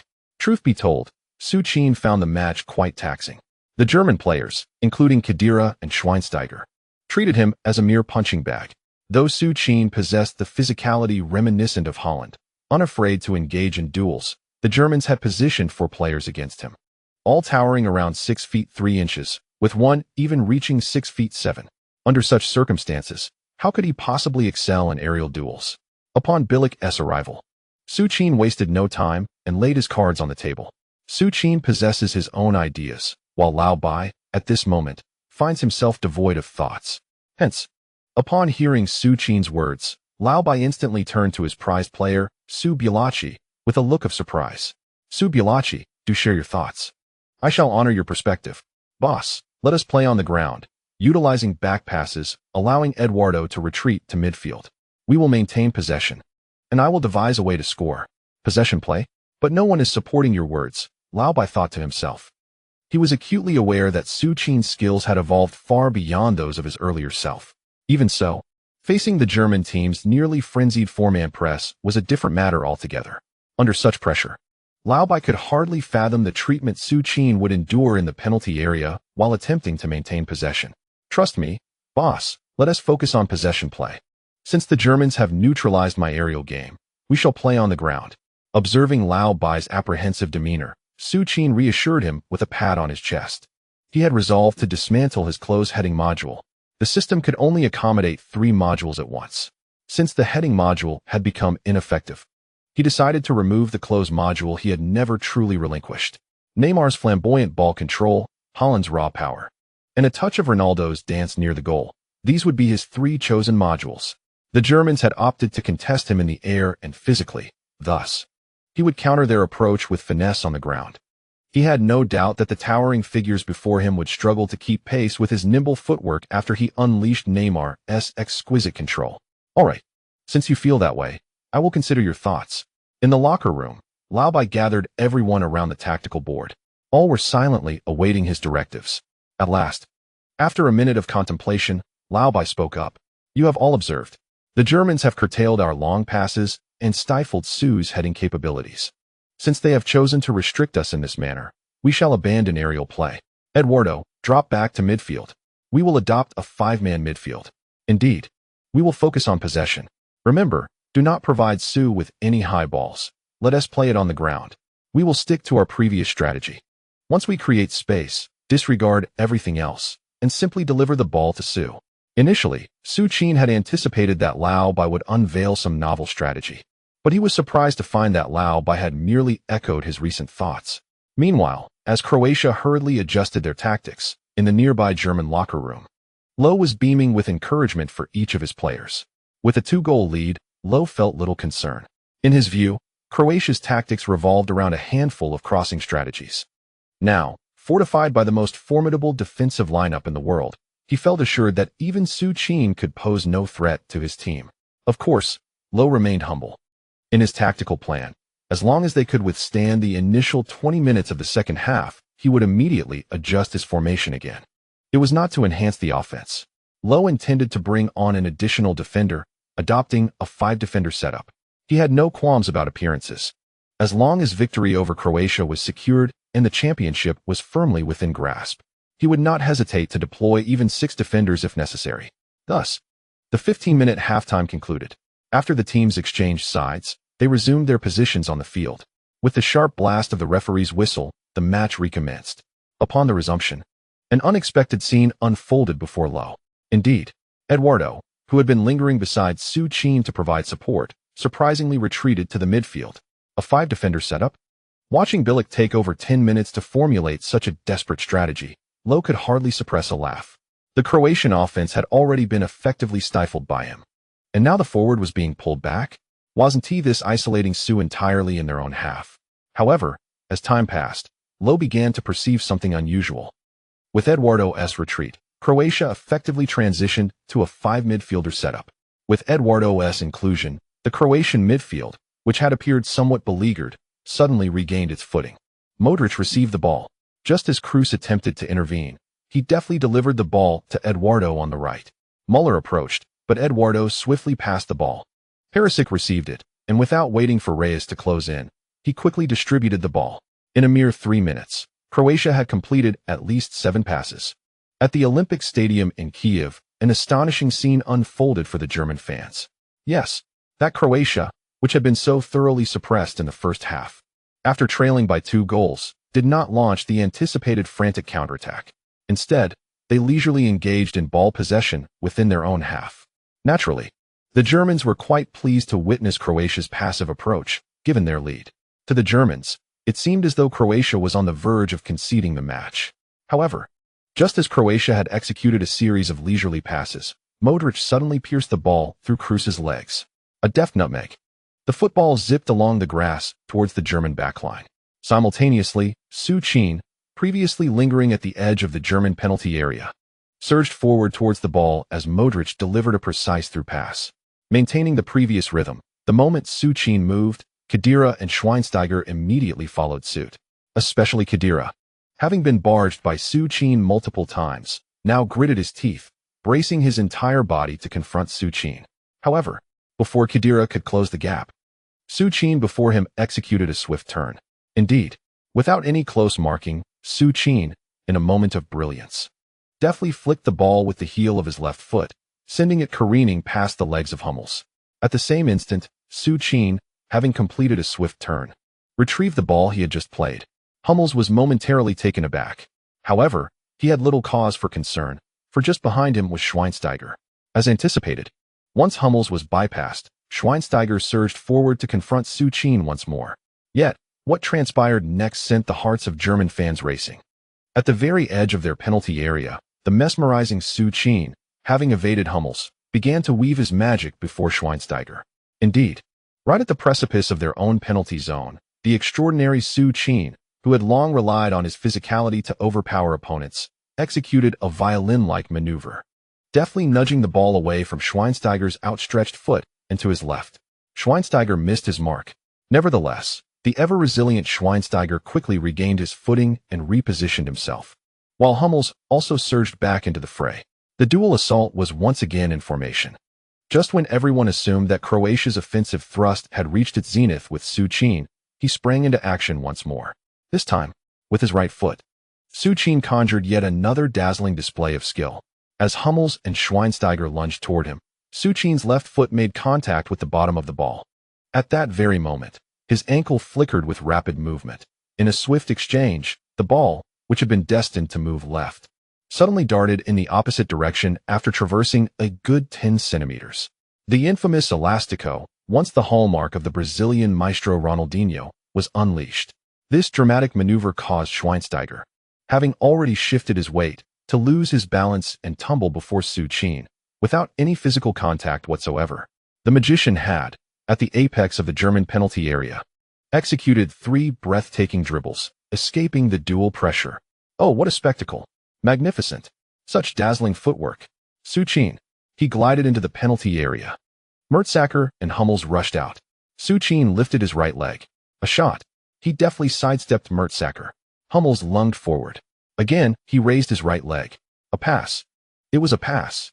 Modric charged into the penalty area. No problem. Neuer advanced. Modric aimed for the far corner. Neuer dove to block. What a save. Marvelous. Incredible. The ball found the net. The ball is in. 23. Croatia has pulled one back. My goodness. My goodness. At a moment when the Croatian fans were on the brink of despair, an exhilarating turn of events unfolded within the first 10 minutes of the second half. Croatia netted a goal, showcasing a remarkable individual performance from the MS duo. Modric delivered a precise through ball that split the defense, while Su Qin executed a breathtaking series of 3 dazzling dribbles at the edge of the German penalty area, weaving his way into the box. As Su Qin drew the attention of the entire German defense, he deftly laid the ball at the feet of the advancing Modric. The crowd erupted with hope as Croatia valiantly pulled one back. This was an extraordinary display of individual brilliance, especially Su Qin's mesmerizing footwork. It was truly astonishing. Was this the same Su Qin who had long been dubbed the magician? In that moment, he resembled a sorcerer on the pitch, conjuring 3 spellbinding dribbles that utterly dismantled the formidable German defense. In the commentary box at the Olympic Stadium in Kiev, the excitement was palpable as veteran commentator Lao Huang erupted in a frenzy upon witnessing Modric score. Yet, in stark contrast, Modric chose not to celebrate. Instead, he brushed aside his teammates who rushed to congratulate him and sprinted towards the goal to embrace the ball. On the sidelines, St. Bilic also refrained from excessive celebration. Though internally, he was overjoyed. He could hardly believe that Su Qin had managed to execute such extraordinary feats. The recent dribbles had genuinely astonished him. Su Qin's skills were impressive, but he had never reached such heights before. Despite his amazement, Bilic maintained his composure. For the moment Modric scored, all the journalists turned their cameras towards him. Behold the true tactical maestro, a master of strategy who could adapt and turn the tide of the game. This was the essence of a tactical genius. Meanwhile, at a distance, Germany's bench was under the watchful eye of Lowe, who suddenly furrowed his brow. Trouble was brewing. He had not anticipated Croatia's sudden surge in finesse. While the crowd marveled at Su Qin's elegant dribbles, Löw's focus was on the series of passes initiated from midfield that had left his defense exposed. Müller had drifted to the right, and Reyes to the left, with both fullbacks pushing forward to intercept. In this suddenly vulnerable situation, Modric had chosen to deliver the ball directly to Su Qin, who capitalized on his individual prowess to score. The implications of this goal weighed heavily on Löw's mind as he realized the precarious state of the match with less than 35 minutes remaining. After a moment of contemplation, he decided against delaying any further. He signaled to the fourth official, initiating his first substitution of the match, not to bolster their offense, but to alter his formation entirely. He substituted the goalscorer Müller for the number 14, Bayern's stalwart defender Badstuber, a formation of 5 defenders. Löw intends to fiercely guard this slender lead. This is the final of the European Championship. There is no room for aesthetic judgment. All that matters is that one's team emerges victorious in the end. Oh dear. The German team has made a change. The hero of the moment, Müller, has been replaced by Badstuber. Born in March 1989, Holger Badstuber, at merely 23 years old, has already been a mainstay at Bayern for 2 years. With his robust physique and tenacious pressing, Badstuber's introduction is clearly aimed at neutralizing Su Qin. It appears that Germany has indeed shifted to a 5-defender setup. If my memory serves me right, this is the first occasion the Germans have deployed such a formation in an international tournament. Challenging. With Badstuber's reinforcement, Croatia's prospects of scoring again seem increasingly bleak. The Germans have fortified their defense.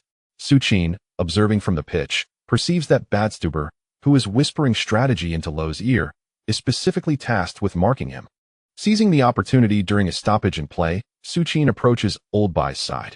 After a discreet exchange, Oldby swiftly alters his strategy.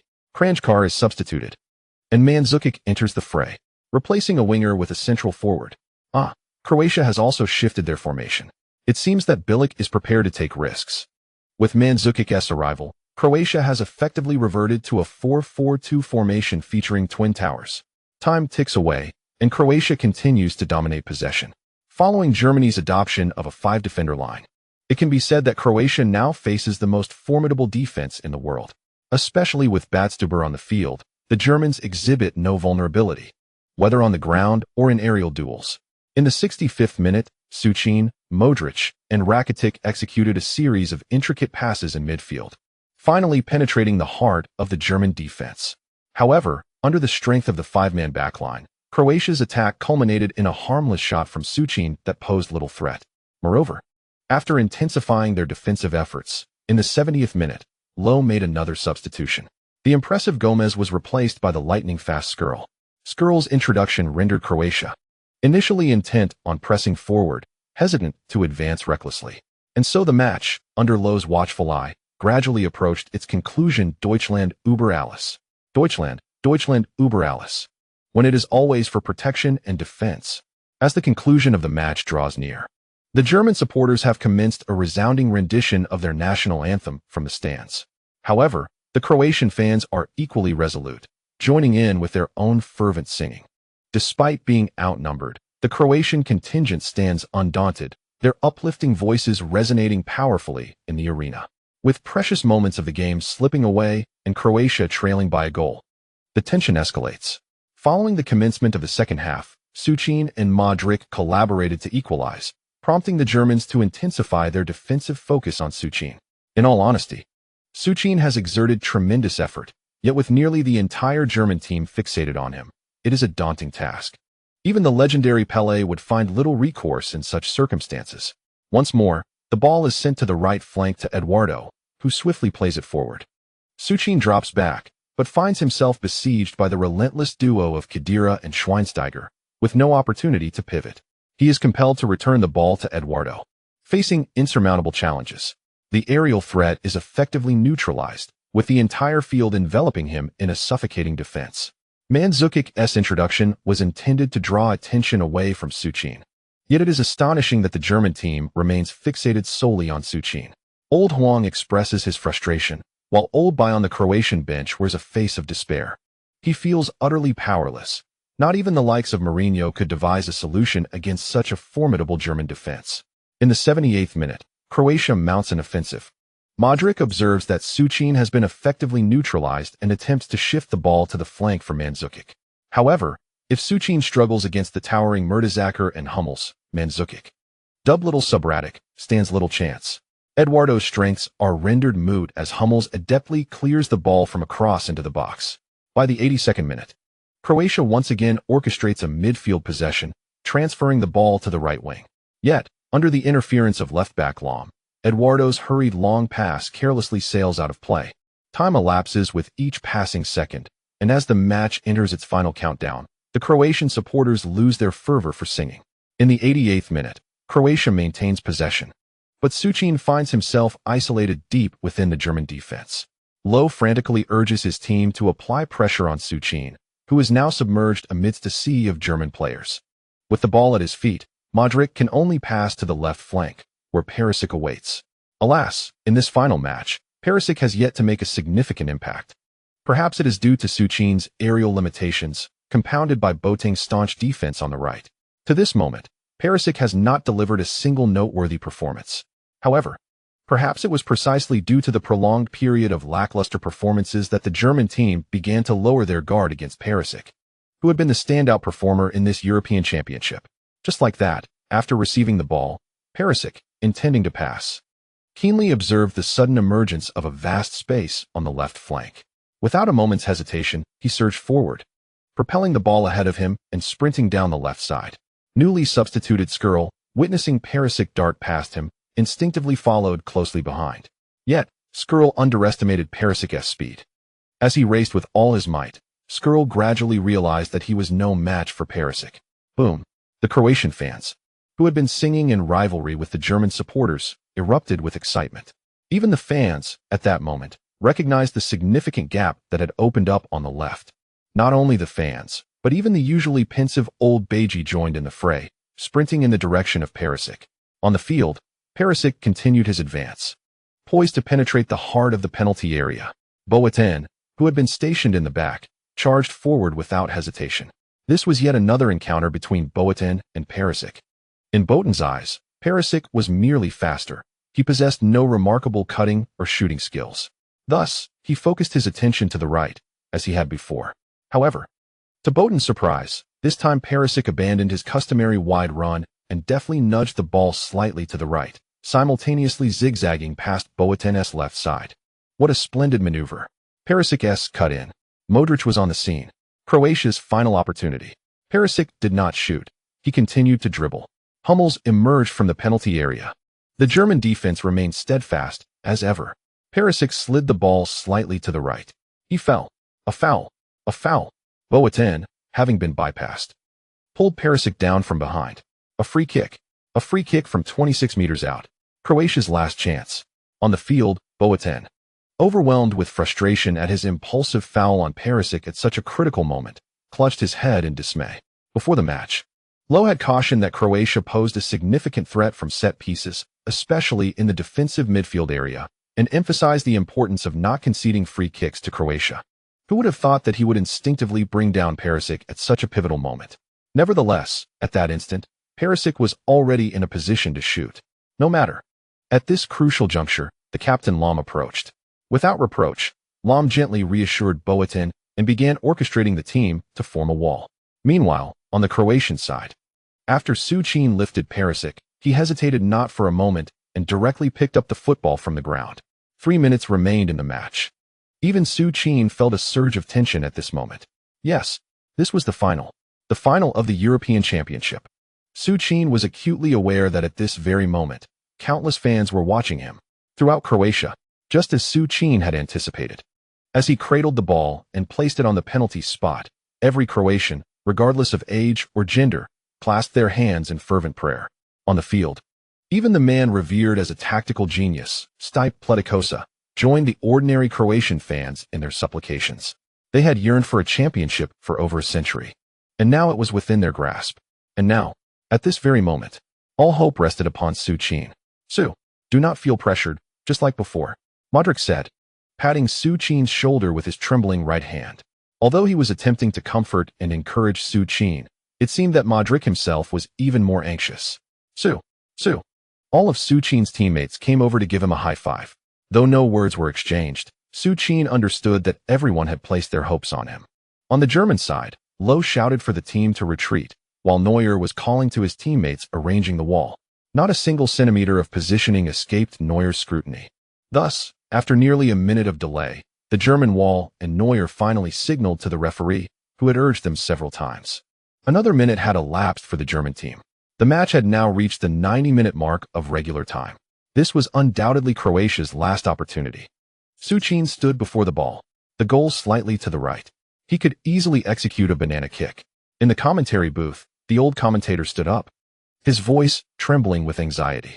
Meanwhile, in the stands, all Croatian fans fell silent, praying for Su Qin. They all understood that the fate of Croatia now rested in the hands of the one they had always trusted, Su Basic. Taking a deep breath before the ball, under the gaze of millions, Su Qin exhaled slowly. As the referee's whistle blew, Su Qin began to step back, 1 step, 2 steps, 3 steps. Finally, having retreated to the appropriate position, Su Qin came to a halt. All the cameras were focused on him. At this moment, Su Qin wore no expression. He simply cast a cold glance at Neuer, who was crouched low in anticipation. He closed his eyes and began his run-up. Su Qin commenced his journey with a gradual acceleration, culminating in a breathtaking moment as he surged towards the ball. He forcefully stamped his left foot upon the turf, as though he intended to bury it deep within the grass. In an instant, his entire body tilted sharply to the left. Once his form achieved an uncanny parallel with the ground, his tensed right foot struck the lower right edge of the football with tremendous force. The resounding crack echoed, reminiscent of the fervent roars from over 5 million Croatian supporters. Following this explosive sound, the ball soared from beneath his feet, racing towards the German goal. Neuer, stationed at the goal, quickly discerned the trajectory of Su Qin's strike. Without a moment's hesitation, as Su Qin unleashed his shot, Neuer began to move to his left. However, barely a step into his movement, the football, spinning wildly, veered unexpectedly in the opposite direction. Neuer was momentarily frozen. He had anticipated that Su Qin would invariably target his blind spot. Yet, he felt powerless. He could not abandon the vast expanse to his left, unguarded by a defensive wall. Thus, Su Qin's shot soared over the makeshift wall of 7 German defenders, plunging directly towards the goal. No miracle transpired. Just as the match clock on the towering screen reached the 90-minute mark, the ball nestled itself within the net. Beep! The referee's whistle pierced the air. The entire Olympic Stadium in Kiev erupted into a frenzy. Magnificent! Magnificent! The ball has found the net. Su Qin's second goal. The goal that salvaged Croatia had arrived. This strike was ethereal, akin to a fleeting swan, dancing gracefully across the pitch. The football carved a lethal arc before bypassing the German wall and burrowing into the far corner of the net. 33. An equalizer. Su Qin. At the brink of despair for countless Croatian fans, it was once again Su Qin who emerged as the savior.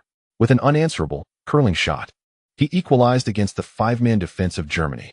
Just like in the quarterfinals of the World Cup, Su Qin had leveled the score against the formidable Germans. Old Huang erupted into ecstatic shouts. Meanwhile, the entire Croatian team rushed towards Su Qin in jubilant abandon. As for Old Bai, he had already knelt upon the turf, tears of joy streaming uncontrollably from his eyes. Simultaneously, in distant Croatia, countless cities, innumerable bars, and myriad squares erupted in euphoric cries. Nothing ignites such fervor as the hope rekindled by an equalizer in the dying moments of a match. Moreover, the psychological blow dealt to the opposing side is monumental. Indeed, on the pitch, as Su Qin astonishingly equalized with a wildly executed free kick just before the match concluded, the entire team stood frozen in disbelief.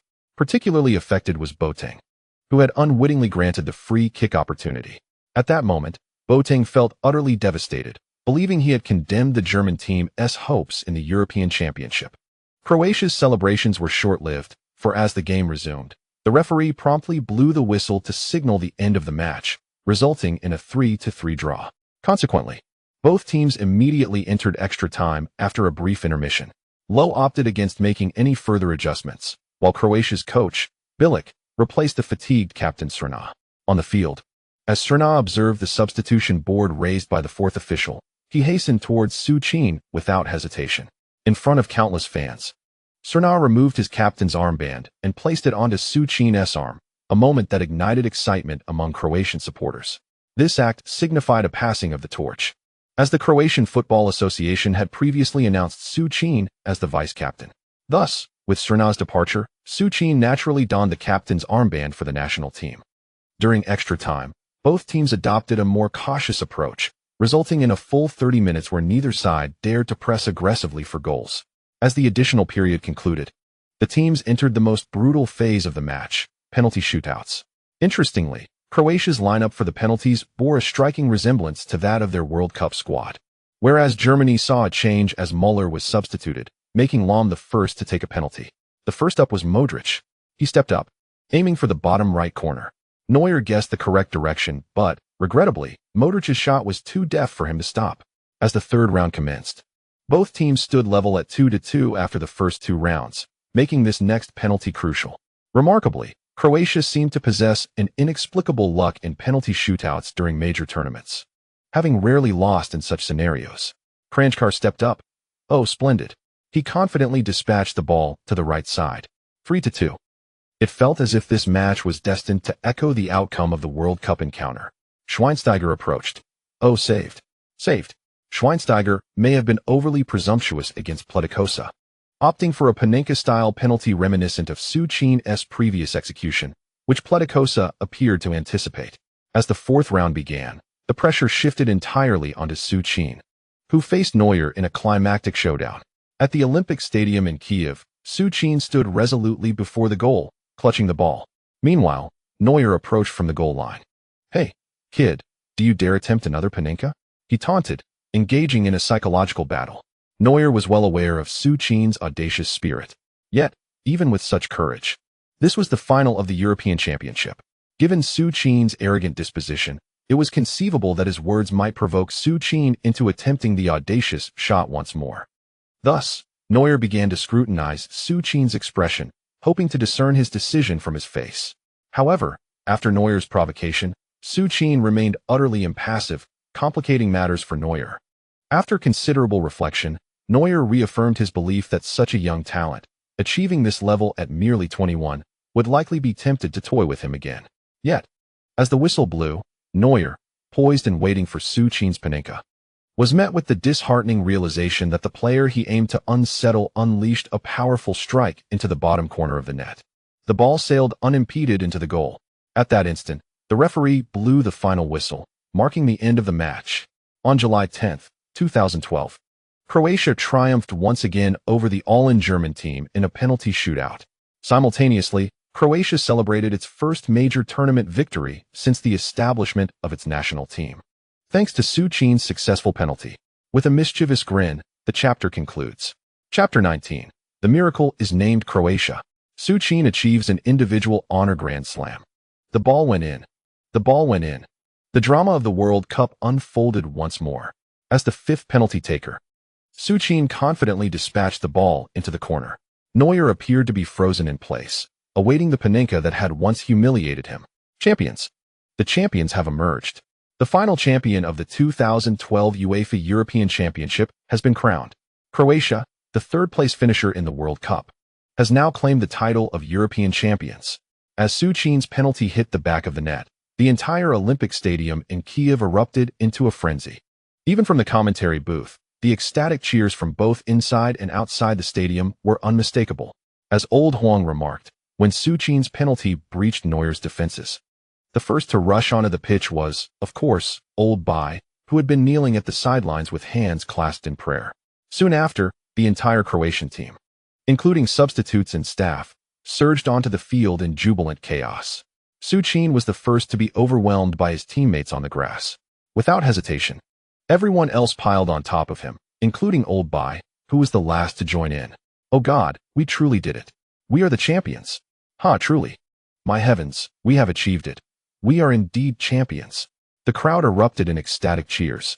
Meanwhile, on the other side, the German players sat in stunned silence, their hands covering their eyes, witnessing the championship slip through their fingers.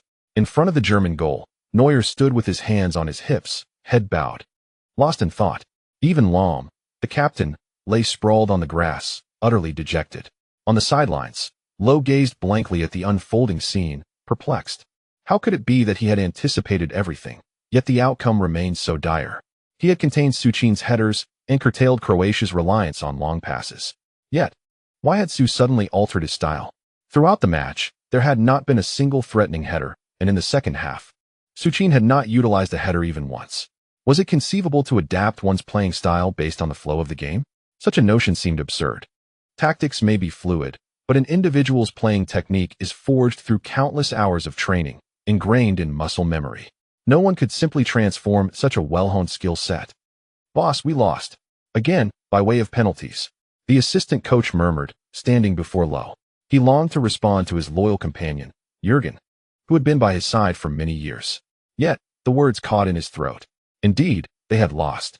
In the same manner as they had in the World Cup, leading, only to be equalized and ultimately succumb to penalties.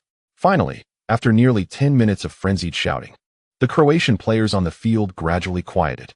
Su Qin, after adjusting his slightly disheveled shorts, stood tall once more on the pitch. At this moment, all the journalists in the stadium had encircled him, thrusting microphones forward, eager to hear his thoughts. However, Su Qin had no inclination to engage in an interview at that moment. In the stands, Croatian fans continued their jubilant celebrations. As for Croatia itself, this moment seemed to represent the pinnacle of national euphoria. Vehicles on all streets came to a halt, their horns blaring in jubilation. Bars, shops, and every street echoed with the exuberant shouts of Croatian supporters. Indeed, they had awaited this moment for far too long. Congratulations on making history for Croatia. On the sidelines, Lowe approached the veteran Bilic, who had just donned his attire anew. No discord marred the scene. As the vanquished, Lowe graciously extended his congratulations to Bilic. "Luck, sheer luck. Twice in penalty shootouts, and twice we have triumphed over Germany," Bilic remarked, acknowledging the extraordinary fortune of his Croatian squad. "No, what I see is the strength of Croatia." Lowe vehemently disagreed with Bilic's assessment of luck. In preparation for this final, he had contemplated every conceivable strategy. However, the outcome ultimately led to his defeat. Lowe is not a man prone to arrogance. After being vanquished by the same opponent on 2 consecutive occasions, he finally began to acknowledge the Croatian tactical maestro, who had been lauded by the media. After exchanging a few casual remarks, Lowe was the first to depart the pitch, as the award ceremony loomed. As the coach of the runners-up, he would undoubtedly have duties to attend to while receiving the silver medal. From this moment forth, the pitch could be regarded as belonging solely to Croatia. Soon, UEFA staff had erected the stage for the ceremony. Concurrently, the broadcaster received the signal indicating the end of advertisements and the transition back to the live event. "Welcome back, dear viewers, to the Olympic Stadium in Kiev," the commentator announced. The footage from the ground clearly showcased the preparation of the award stage by UEFA staff. And the German team, as the runners-up, had returned from the dressing room to the field. The first awards to be presented would be the commemorative medals for the officiating referees of this match. As the commentator noted, the refereeing quartet would receive their medals before the German players. While the camera focused on the referees, the spectators' attention remained fixed on Su Qin. It was quite the spectacle. Mere moments ago, the entire Croatian squad had escorted their wives and partners into the stadium. Yet, despite having seemingly confirmed a relationship with Taylor Swift over a year ago, Su Qin remained solitary. Interestingly, several journalists in the VIP section, where the Croatian wives were seated, observed that Jennifer Lawrence had accompanied the Croatian ladies throughout the match.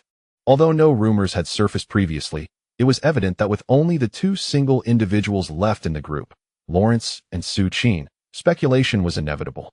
Of course, Su Qin, known as a notorious playboy, changing girlfriends was hardly newsworthy.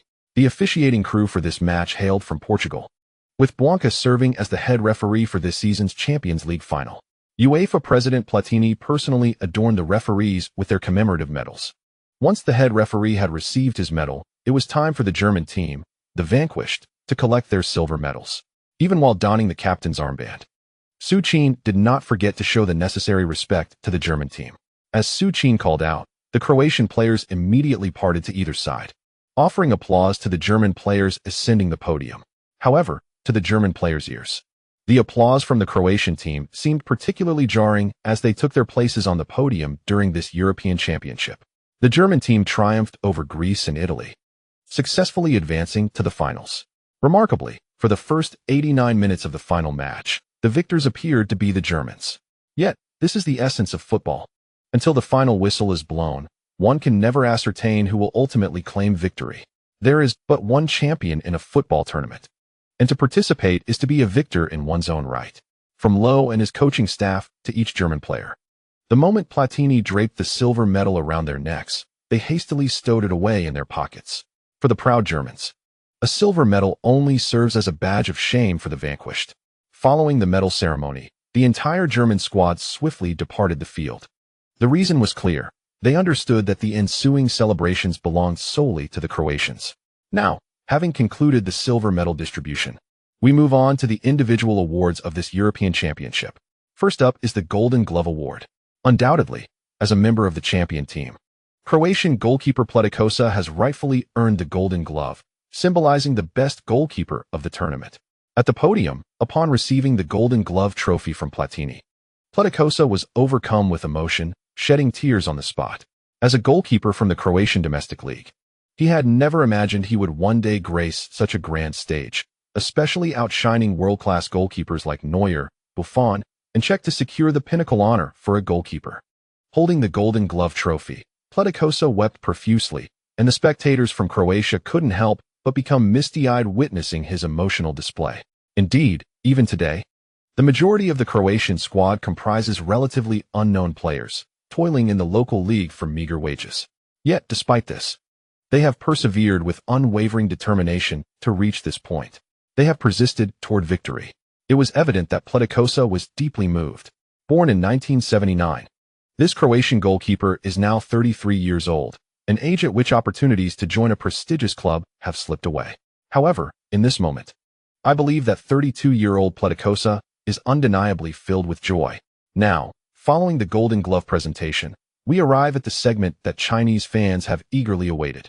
Just as during the World Cup, Su Qin is likely to secure multiple individual awards. Sure enough, the moment the announcer finished his words, Platini at the podium beamed at Su Qin and took the microphone. Anticipating a busy time ahead, we shall streamline the announcement. The recipient of the 2012 European Championship Golden Boot and the tournament's MVP is none other than Su Qin from Croatia. Platini called out Su Qin's name with great enthusiasm. Similarly, the nearly 20,000 Croatian fans still present in the stadium echoed his fervor, chanting Su Qin's name in unison, Subraci, Subraci, Subraci. Upon hearing his name shouted by Platini, Su Qin promptly ascended the stage to receive 2 trophies at once. This was not Su Qin's first experience of such acclaim. Had it not been for the absence of a Best Young Player award at the European Championship, he might have collected 3 individual accolades, just as he had during the World Cup. As the presentation of individual awards concluded, the stadium's lights abruptly dimmed. Yet, no one was surprised.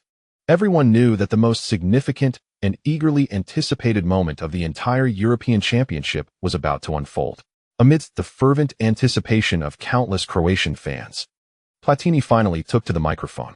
At last, it was time for the award ceremony for the champions of the 2012 Ukraine European Championship. Let us welcome the champions of the 14th European Championship, Croatia. With a triumphant shout from Platini, the esteemed coach Bilic appeared on the live broadcast, still clad in his Li-Ning training attire. However, at this moment, there was a palpable transformation in his demeanor, akin to someone who had overcome a monumental challenge and transformed their fate. Bilic confidently led his coaching staff to the forefront. He truly was an awe-inspiring figure. Even Platini, the UEFA president, extended his praise for Bilic, whose performance had captivated the world during this European Championship. "Thank you, Mr. President. I merely did what was expected of me." Bilic's modest response elicited hearty laughter from Platini. Once Bilic concluded his remarks, it was time for Su Qin and Modric, along with their teammates, to receive their European Championship medals. To be honest, even Su Qin found this moment somewhat extraordinary. Compared to the Asian Cup, which could be rather easily claimed by the Koreans seeking to evade military service, the European Championship stood as a prestigious trophy, second only to the illustrious World Cup. Su Qin was genuinely curious about what astonishing reward the system would bestow upon him this time. Perhaps it would grant him a Coca-like burst module? If so, he would have truly graduated with divine gear. Finally, after all had received their championship medals, the coveted De La Rue Cup was presented by Platini to Su Qin and Cerna. Noticing that Su Qin still wore the captain's armband, Platini instinctively handed the trophy to him. However, Su Qin was aware that his captaincy was merely temporary, and he quickly prepared to pass the trophy to Srna, urging him to lift it. Yet, it seemed that Srna had already resolved to step down from the captaincy, firmly guiding Su Qin to the front of the team. Very well. After several attempts to push back, Su Qin, confronted by the unwavering gaze of Srna, decided to shed his hesitation. In the presence of over 20,000 Croatian fans and countless reporters, Su Qin, after a moment of contemplation, leapt up and raised the Delaney Cup triumphantly above his head. Champions! Croatia has emerged victorious. In the Olympic Stadium of Kiev, Croatia lifted the Delaney Cup, a feat they had never before imagined.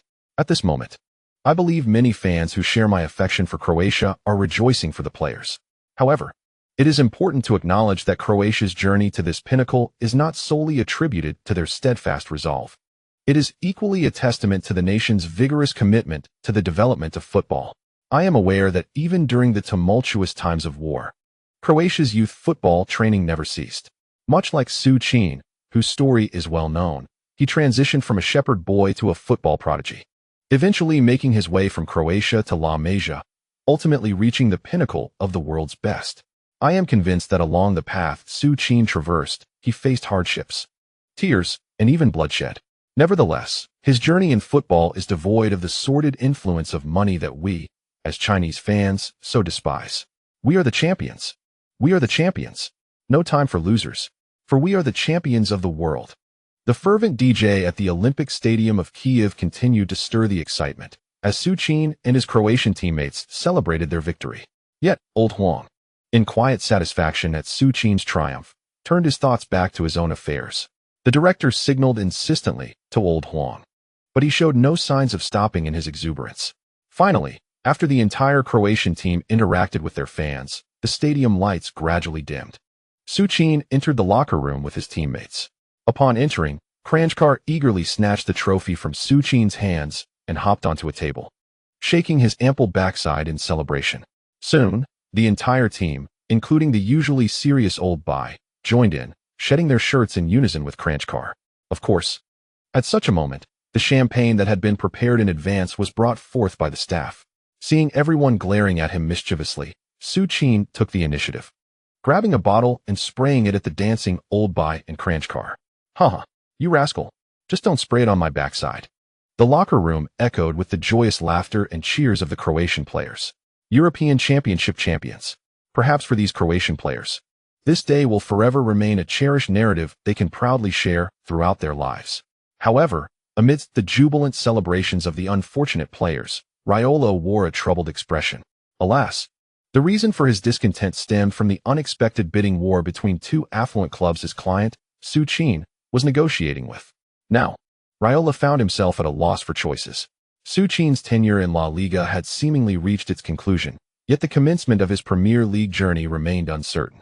Should he join the ambitious Manchester City, eager to craft a legacy, or the Chelsea squad, which, after concluding the tales of its veteran players, sought to establish a new dynasty? Su Qin's next destination was contingent upon the discerning choices of the esteemed readers. As the chapter concludes, a sensational update emerges. Sir Ferguson has stepped down, and Croatia has clinched the championship. Su Qin, with a record-breaking 14 goals, has become the all-time top scorer in a single edition of the European Championship. On the night of Croatia's triumph, the world once again erupted in fervent admiration for the enigmatic Su Qin. The discord between Su Qin and Real Madrid regarding his contract renewal had become common knowledge. Before the commencement of the European Championship, many speculated that Su Qin might be cast aside by Real Madrid, especially since Florentino had intentions of acquiring the Premier League's brightest star, Bale, and was reluctant to invest heavily in a player perceived as fragile. Yet, who could have anticipated that this seemingly doomed figure, the so-called magician, would erupt on the grand stage of the European Championship? Compared to his relatively one-dimensional performance in the previous World Cup, Su Qin showcased a multifaceted array of skills in this tournament, be it headers, individual shooting prowess, or even stunning free-kick goals. All of this served to underscore that the abandoned magician had unequivocally evolved into the most exquisite super striker in the annals of football history. Everyone understood that from the moment the European Championship concluded, the footballing world would once again descend into chaos, a fierce scramble to secure Su Qin's signature. However, at that moment, Su Qin was far from preoccupied with transfer speculations. After exiting the Olympic Stadium in Kyiv, the Croatian team promptly returned to their hotel, according to the federation's arrangements. Following their victory, Croatia would return home the next day to partake in nationwide celebrations.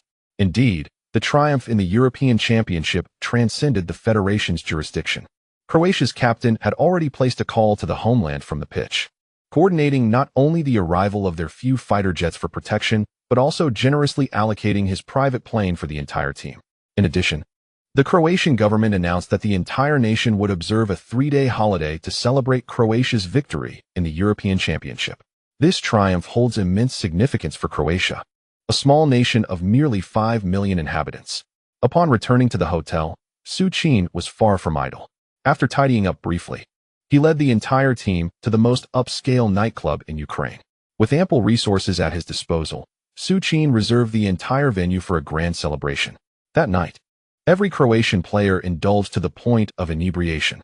After all, they had just claimed the title of European champions. Many players might never have the opportunity to even compete in the finals of the European Championship, let alone hold the trophy and toast with it. Even Luka Modric, who typically refrains from excessive drinking, succumbed to complete drunkenness that evening. As the head coach, Oldby also set aside his authoritative demeanor and joined his disciples, whom he had mentored for over 3 years, in a spirited practice session. To the players' surprise, they discovered that Oldby, usually so stern, was remarkably skilled in various arts. When everyone had succumbed to the effects of their revelry, Oldby adeptly summoned the nightclub staff to order a proper meal. Had it not been for the sobriety of his assistant coach, Kalbasi, Oldby might have inadvertently sparked a scandal of epic proportions. The following morning at 11 o'clock, nursing his throbbing head, Oldby awaited the last team member, Kranjčar, to return. Fortunately, the Croatian Football Association had wisely scheduled their departure for noon, allowing ample time. "Good morning, boss. You were quite the force last night." Kranjčar's teasing elicited hearty laughter from the team, which had nearly regained its composure. Oldby was irked by Kranjčar's jibes. For him, the previous night was a classic case of a slip leading to eternal regret. "Silence. Speak again, and you'll be watching the next World Cup from home." "My apologies, boss. I must confess, I truly love blacking out. I remember nothing from last night." "Isn't that right, Captain? I can't recall either." Indeed. We remember nothing."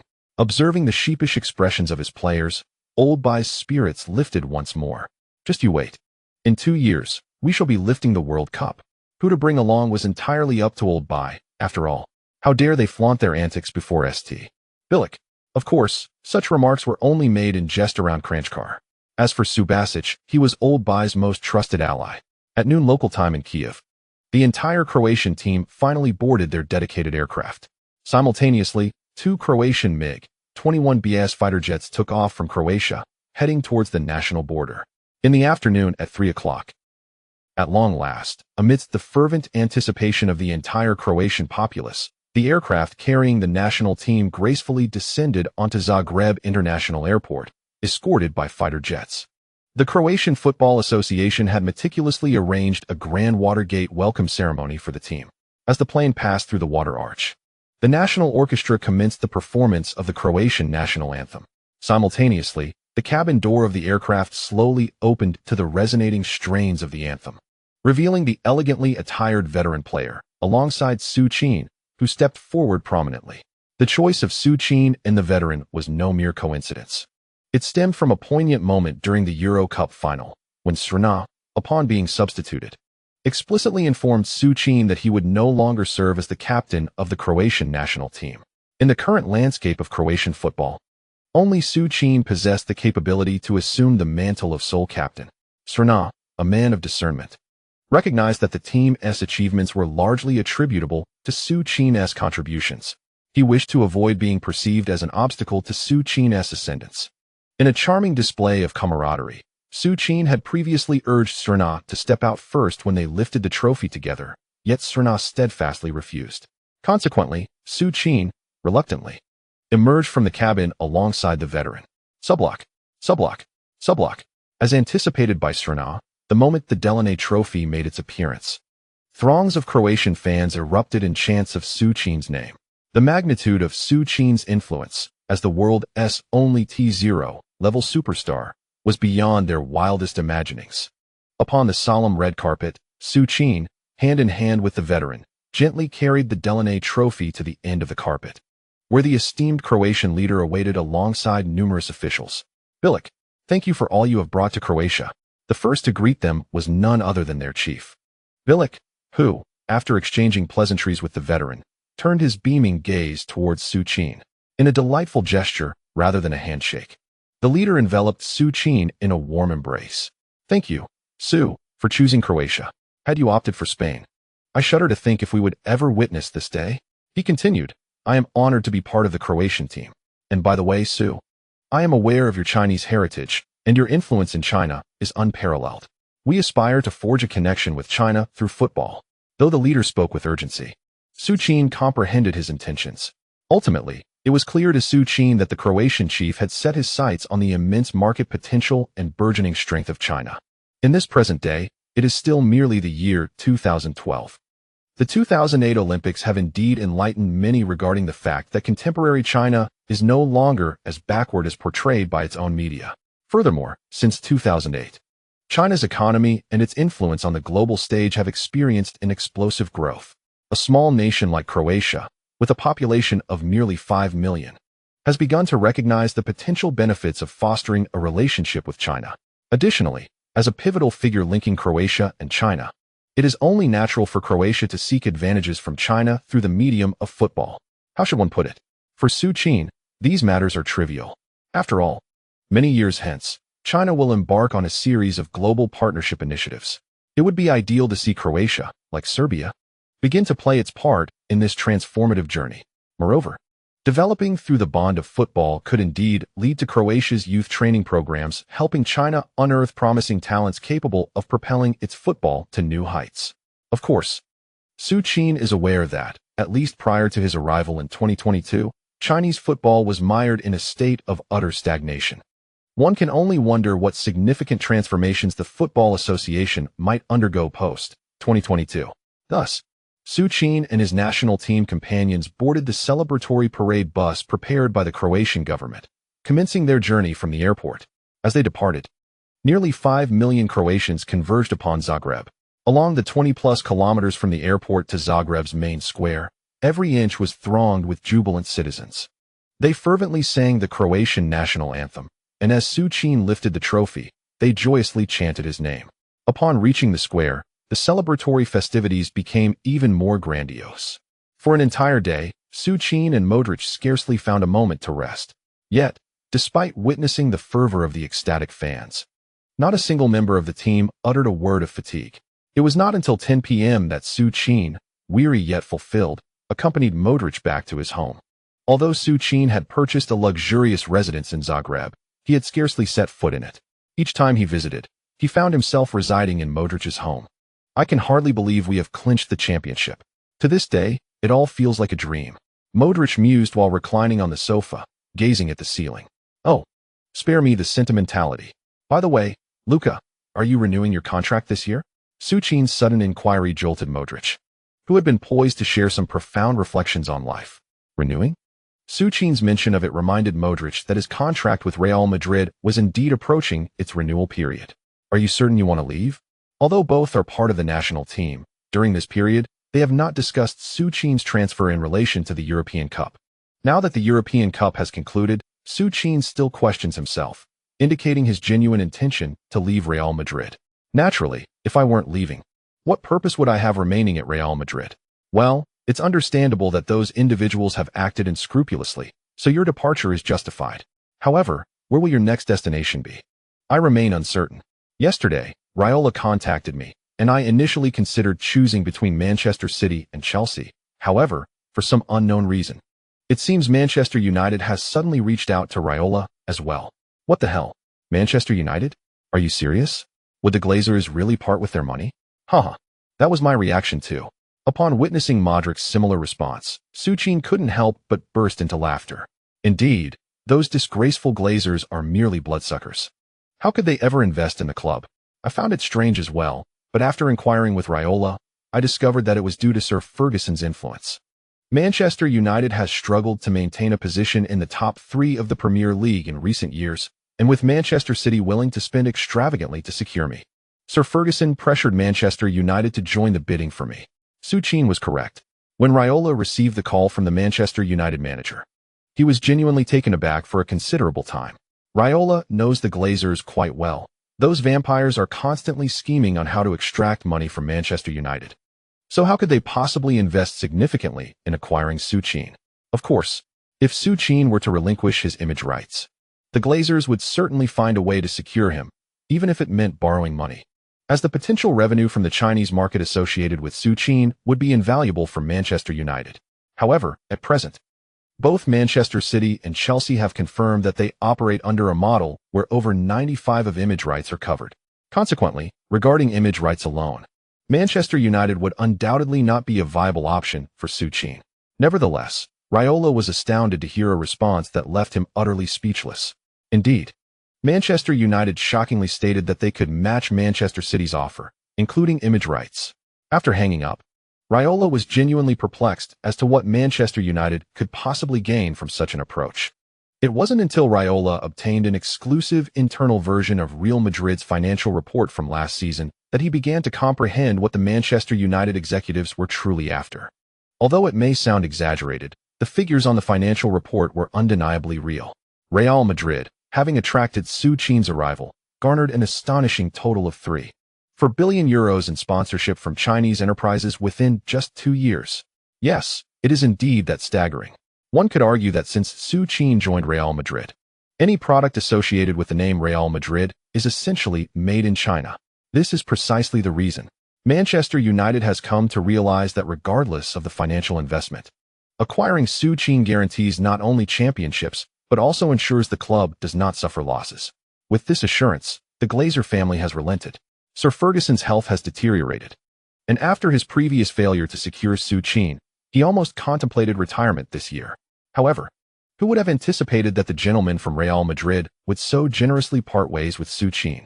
This represents perhaps the final opportunity in Sir Ferguson's illustrious career, and he could not let it slip away. Thus, amidst the fierce competition between the two blue clubs, Manchester United seems to have genuinely entered the fray, no longer merely inflating prices. If I must choose, I believe Manchester United is still the most storied club. Sir Ferguson is undoubtedly the coach most deserving of your talents in the Premier League today. To my astonishment, Su Qin did not expect Modric to be an undercover Manchester United fan, or rather, a devoted admirer of Ferguson. Why not reconsider your contract? No, Su. I am quite content at Real Madrid. Unlike you, I do not wish to return to the Premier League, as Real Madrid is my ultimate dream. Haha. Don't you find La Liga dull? Apart from the excitement of facing Barcelona, the other teams lack any thrill. Well, that is true only in your presence. Did you not notice that after you left, we couldn't even retain the La Liga title? That is a valid point. I'm so frustrated. I don't know where to go. Su, don't rush. Enjoy your holiday for a few more days. After all, we just finished the European Championship, and the league doesn't commence for over a month.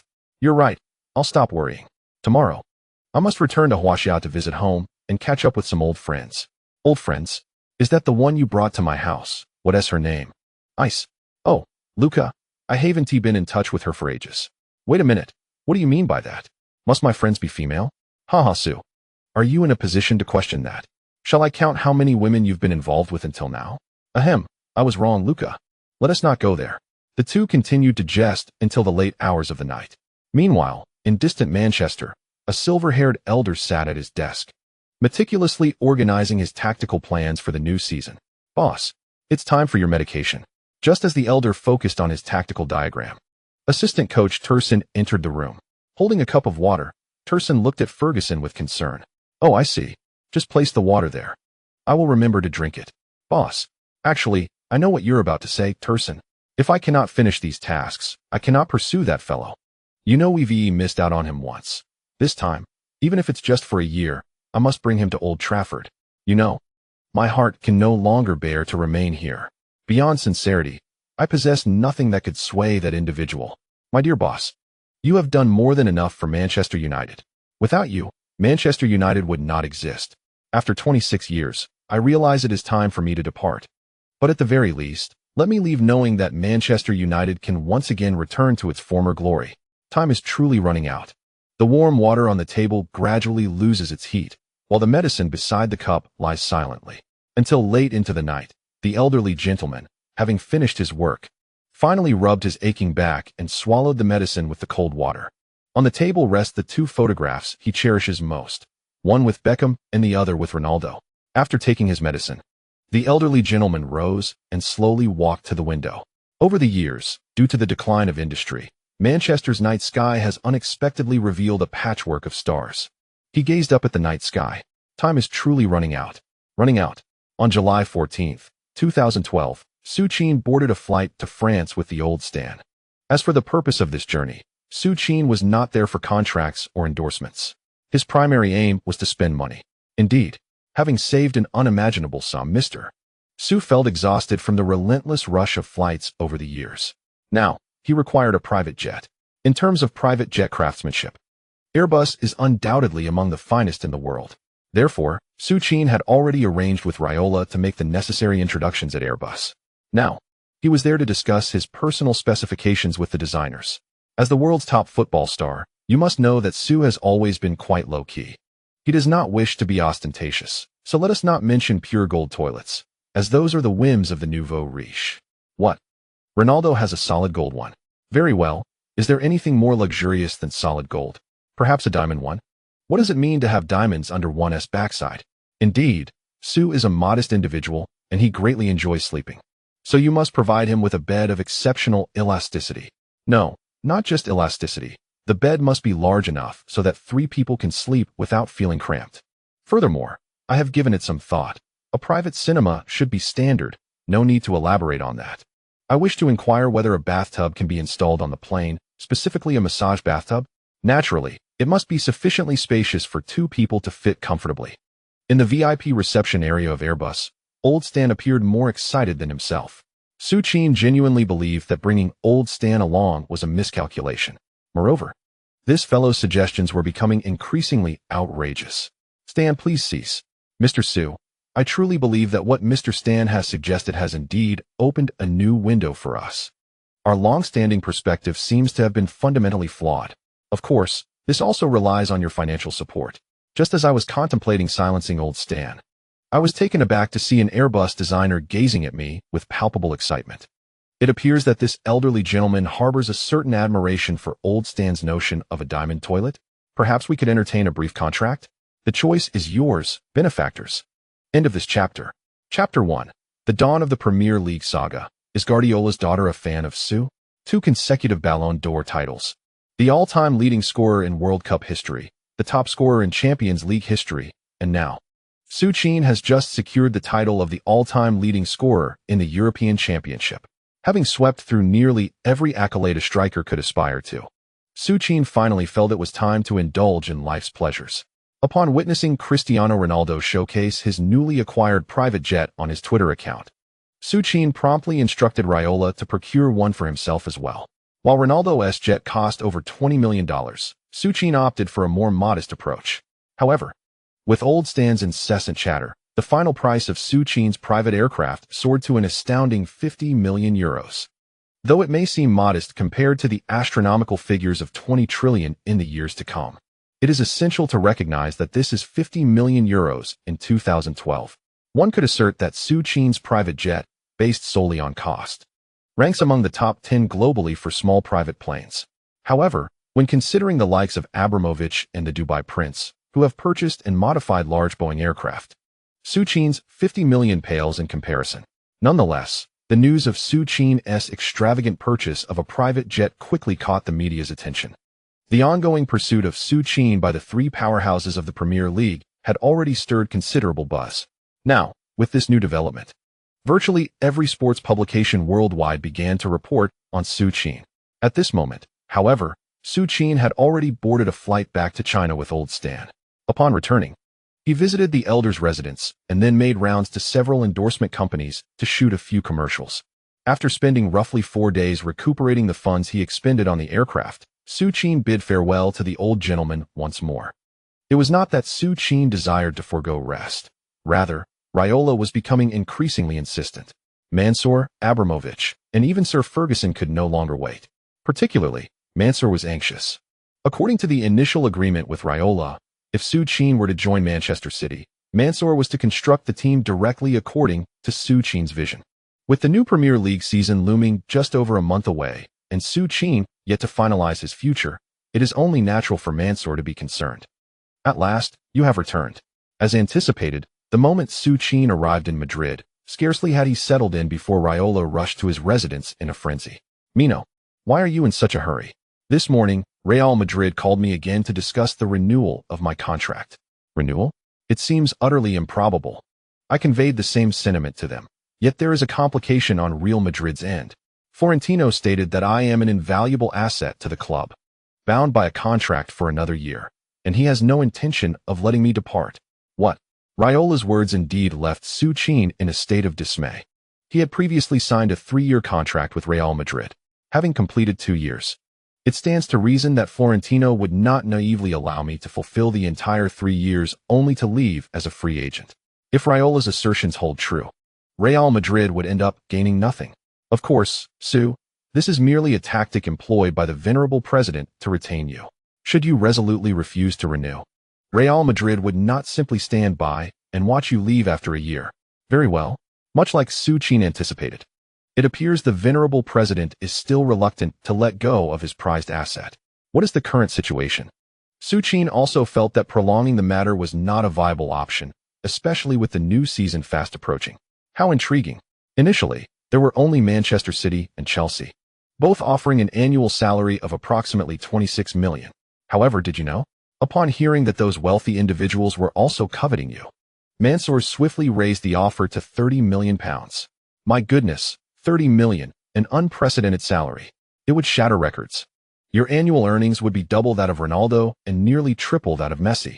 Of course, if we only consider the salary, Chelsea could also match the 30 million. That's more or less the situation. Raiola had much to say. Overall, the sincerity of these 3 clubs is relatively indistinguishable. Regardless of which club Su Qin ultimately chooses, he will secure a historically significant record-breaking contract. However, there are distinctions among these 3. To elaborate, Su Qin's importance to each club varies. Should he join Manchester United, he would undoubtedly become the final cornerstone of Ferguson's illustrious dynasty. By moving to Chelsea, he would successfully succeed the beast and forge a new era for the club. Only by joining Manchester City would Su Qin truly become a transformative figure in the club's history. With Raiola's comparisons made, Su Qin began to form a tentative idea in his mind. Nonetheless, he had yet to make a definitive decision. According to Raiola, the 3 clubs would make one final visit to his home to negotiate the specific details of the contract. Very well. Since Raiola advised Su Qin to remain calm, he could only exercise patience. On July 16, 2012, around noon, having just finished lunch, Su Qin welcomed the legendary Manchester United coach, Sir Alex Ferguson, who had long anticipated his joining the club. Born in 1941, the venerable gentleman is now 71 years old. To be candid, even in the era of venerable coaches dominating Europe, the age of 71 is not insignificant. Ah, Su, it is indeed a rare occasion to meet you. Upon their meeting, Ferguson greeted Su Qin with a warm handshake. This was not their first encounter. After all, just 2 years prior, Su Qin had eliminated Manchester United at Old Trafford in the Champions League. Sir Ferguson, I am truly grateful for your personal visit. Su Qin's words were genuine. He held a deep respect for this elder who had dedicated his life to Manchester United. However, he was acutely aware that the old gentleman's health could only hold out until the end of the current season. In fact, a few years later, the old man would suffer a stroke, nearly leaving this world forever. Had it been 2 years ago, perhaps Su Qin might have considered joining Manchester United. But now, regrettably, he truly did not wish to fulfill the old man's final wish by placing himself in the hands of the repugnant owners. Who knows what those unscrupulous individuals would do with him? Haha, Su, let us proceed. I hope to persuade you within the next hour. The old man was not one to beat around the bush. He was acutely aware of his noisy neighbors and the oligarchs reeking of greed behind him. As he had often lamented, his time was indeed limited. Su, you know, I once had 2 children of whom I was immensely proud. Both wore the number 7. Interestingly, they were once your teammates. David Ferguson, after all, was Ferguson. In a mere half hour, he recounted the grand saga of his life. Even as a listener, Su Qin felt his blood surge with passion, especially the last few sentences. Su, I have grown old, and I know my time is short. But I sincerely hope to witness the great Manchester United rise to the pinnacle of the world once more before my days are over. From that day forward, you shall be an everlasting legend of Manchester United. Initially, Su Qin was almost ready to pat his chest and agree to Ferguson's plea. Yet, the notion of being an everlasting legend of Manchester United suddenly struck him. What did that even mean? It seemed that even Cristiano Ronaldo, upon his return years later, faced contempt from the club's repugnant higher-ups and whatnot. Interestingly, after Ronaldo's departure, some still belonged to the era of Ten Hag. And the outcome? Manchester United remained in disarray. The old man would likely never fathom that his poignant and alluring speech would ultimately be overshadowed by a young man named Ten Hag. Thus, Su Qin personally escorted Sir Ferguson to the airport. Of course, being astute, Ferguson had already discerned Su Qin's intentions the moment he offered to drive him. The old man was genuinely curious whether it was someone from Manchester City or Chelsea who had offered Su Qin an irresistible proposition. However, at this juncture, the elder gentleman no longer inquired about Su Qin. Manchester United is out. With Manchester United no longer under consideration, Su Qin's gaze shifted once more towards Manchester City and Chelsea. Yet, he remained in a state of uncertainty when suddenly, Raiola called Su Qin, informing him that Wenger had reached out, asking if Su Qin would be interested in. Ahem. On July 17, 2012, Su Qin once again found himself in the presence of Manchester City owner Mansour, a man of remarkable restraint and tranquility. This time, however, Mansour was not merely there to discuss Su Qin's potential signing. It seemed that Mansour was ready to invest significantly. His opening question left both Su Qin and Raiola momentarily breathless. Who do you think would be the best choice for the new season's head coach at Manchester City? Mancini has done well in the Premier League, but for the Champions League, I need a top-tier manager like Guardiola, Mourinho, or Bilic. We have nearly finalized discussions with Guardiola, but we are aware of your differences with him. Therefore, I must ask, if Guardiola were to come to Manchester City, would it affect your perception of the club? If so, we would abandon negotiations with Guardiola. What? What do you mean Manchester City is close to finalizing a deal with Guardiola? Historically, wasn't it Bayern Munich that successfully secured Guardiola in 2013, marking the beginning of his coaching career there? How suddenly has Manchester City allied itself with Guardiola? Mr. Mansour, may I remind you that I am still uncertain about my next destination? Mansour pondered whether Su Qin would reconsider joining Manchester City if Guardiola were appointed. It seemed there was indeed some connection between himself and Guardiola. If he were to join Manchester City and Guardiola were to be brought in by Mansour, what would that team look like? He dared not imagine. Guardiola had once proclaimed in his presence, in the world, the only true player is Messi. Messi is like a beast, capable of tearing apart any defense. If Guardiola had truly said such things, should Su Qin remind him that, at least in terms of goals scored, he had far surpassed Messi? Thus, Mansour concluded, to be honest, I believe your significance far exceeds that of Guardiola. Well, it seems Mansour is indeed a man of sentiment. You know, I came through La Masia, then moved to Inter, and subsequently to Real Madrid. Over the years, regardless of the team, our only rival has been Barcelona. I understand, Su. I will instruct the club to cease negotiations with Guardiola. Actually, that is not quite my intention. To be frank, Guardiola's coaching prowess is exceptional, and I believe he would be quite suitable for Manchester City. Reflecting on the fact that Guardiola would later lead Manchester City to their first treble, Su Qin vaguely remarked. As he finished his statement, Mansour stood there, utterly bewildered. What does it mean to have debuted at La Masia, with the only opponent being Barcelona? And what does it signify that Guardiola's coaching prowess remains exceptionally high? What exactly is Su Qin's intention? Is it a matter of wanting or not wanting? Never mind, Su. Let us not dwell on this for now. Instead, let us focus on you. I have already expressed my sincerity. Head coach, you even have the authority to determine the fate of Manchester City's manager. I firmly believe that no team in the world can rival Manchester City. Chelsea wishes for you to inherit Drogba's legacy, or rather, to continue the dynasty of Chelsea. However, Manchester City is different. Do you know what my situation was when I accepted Manchester City? In August 2009, I acquired Manchester City. Mark Hughes was the manager at that time.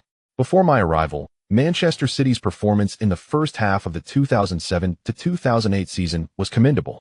But they faltered in the second half, ultimately finishing 9th in the Premier League, securing a spot in the UEFA Cup solely through the Fair Play Award. The FA Cup? That was truly an embarrassing qualification for European competition. Back then, I believed that it was my absence that led to Manchester City being dubbed the noisy neighbors. But I was mistaken. From 2008 to the present, I shattered the Premier League record by purchasing Robinho for £32.5 million from Chelsea. Subsequently, I spent an exorbitant amount to acquire Tal Ben Hayem and bring back Wright Phillips.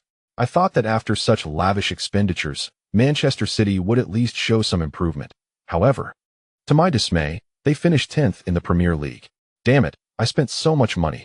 Over the years, I have continuously splurged. Finally, a few months ago, in that match that nearly gave me a heart attack, Agüero allowed me to taste the sweetness of victory for the first time in stoppage time. Yet, truth be told, I despise that roller coaster-like experience. From that moment, I resolved that Manchester City needed change. Manchester City can no longer rely on acquiring second-rate stars discarded by Real Madrid or Barcelona to enhance its performance. What Manchester City requires are transcendent, top-tier stars like you. And for you, I am willing to pay any price. Starting from the head coach.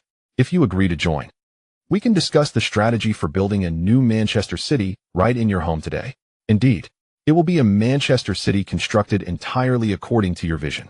You may part ways with any player currently on the team, and I will support your acquisitions. Even if you wish to sign Messi, I will back you. Of course, this is contingent upon Messi's willingness to join. Initially, Su Qin was stirred by Mansour's words. Unexpectedly, this fellow suddenly made a cold joke. Nevertheless, at this juncture, Su Qin felt that perhaps Manchester City truly was the most suitable destination for him. Raiola also mentioned that Mansour personally sought him out regarding Manchester City. Due to Abramovich's other engagements, Chelsea's general manager met with him instead. In comparison, it seemed unnecessary for him to engage with Chelsea's manager any further. Mr. Mansour, I sincerely appreciate your recognition, Su Qin expressed, feeling at a loss on how to decline the offer at this point. Without hesitation, he extended his right hand towards Mansour. Observing Su Qin's gesture, Mansour momentarily appeared taken aback. However, he soon sprang to his feet, eagerly reaching out to shake Su Qin's hand. Su, truly, you shall never regret this decision you've made today, he exclaimed. The specific details of the contract would be left to the club to discuss with Raiola. Of course, the immediate priority was to navigate past Real Madrid. Although Florentino had declared him untouchable, Mansour was unconvinced that they would wait for him to become a free agent before allowing his departure. Given the treatment he received from Real Madrid, leaving was undoubtedly the wisest choice for Su Qin. From Mansour's words, Su Qin discerned that this wealthy Middle Eastern magnate, despite his affluence, was fundamentally a businessman. What did this imply? It suggested that he should cooperate with Mansour to leverage Real Madrid for a better deal. Moreover, the mention of discussions with Raiola was a clear indication that any pressure placed on Real Madrid was ultimately for Su Qin's benefit. Upon reflection, considering Real Madrid's history of mishandling even stars like Cristiano Ronaldo, Su Qin felt little inclination to remain at the Santiago Bernabeu. Rather than enabling Real Madrid to profit, he preferred to secure his own financial gain. Following the preliminary agreement between Su Qin and Mansour, he indeed did not meet with anyone from Chelsea again. Raiola conversed with Chelsea's manager and delicately conveyed Su Qin's decision. Meanwhile, Abramovich, who was conducting business in the United States, remained largely unfazed by Su Qin's ultimate choice. After all, his Chelsea had just clinched the Champions League title, and at that moment, his desire for Su Qin paled in comparison to Mansour's insatiable appetite. On July 20th, 2012, Spain erupted with a groundbreaking announcement that sent shockwaves across the globe. Manchester City had made a tentative bid of $1.2 billion to acquire Real Madrid's star player, Su Qin. In response, Real Madrid resolutely rejected City's offer, asserting that Su Qin was the cornerstone of their future for the next decade and categorically not for sale. However, while many Madrid fans were jubilant, believing fortune was on their side with a player previously labeled as fragile continuing to perform admirably post-injury, Raiola publicly confirmed that Su Qin had completely abandoned negotiations for a contract extension with Real Madrid. What did this imply? The news ignited a furious backlash among countless Real Madrid supporters. Previously, after Su Qin's 5-goal humiliation of Spain, a number of fans had participated in the infamous burning of his jersey.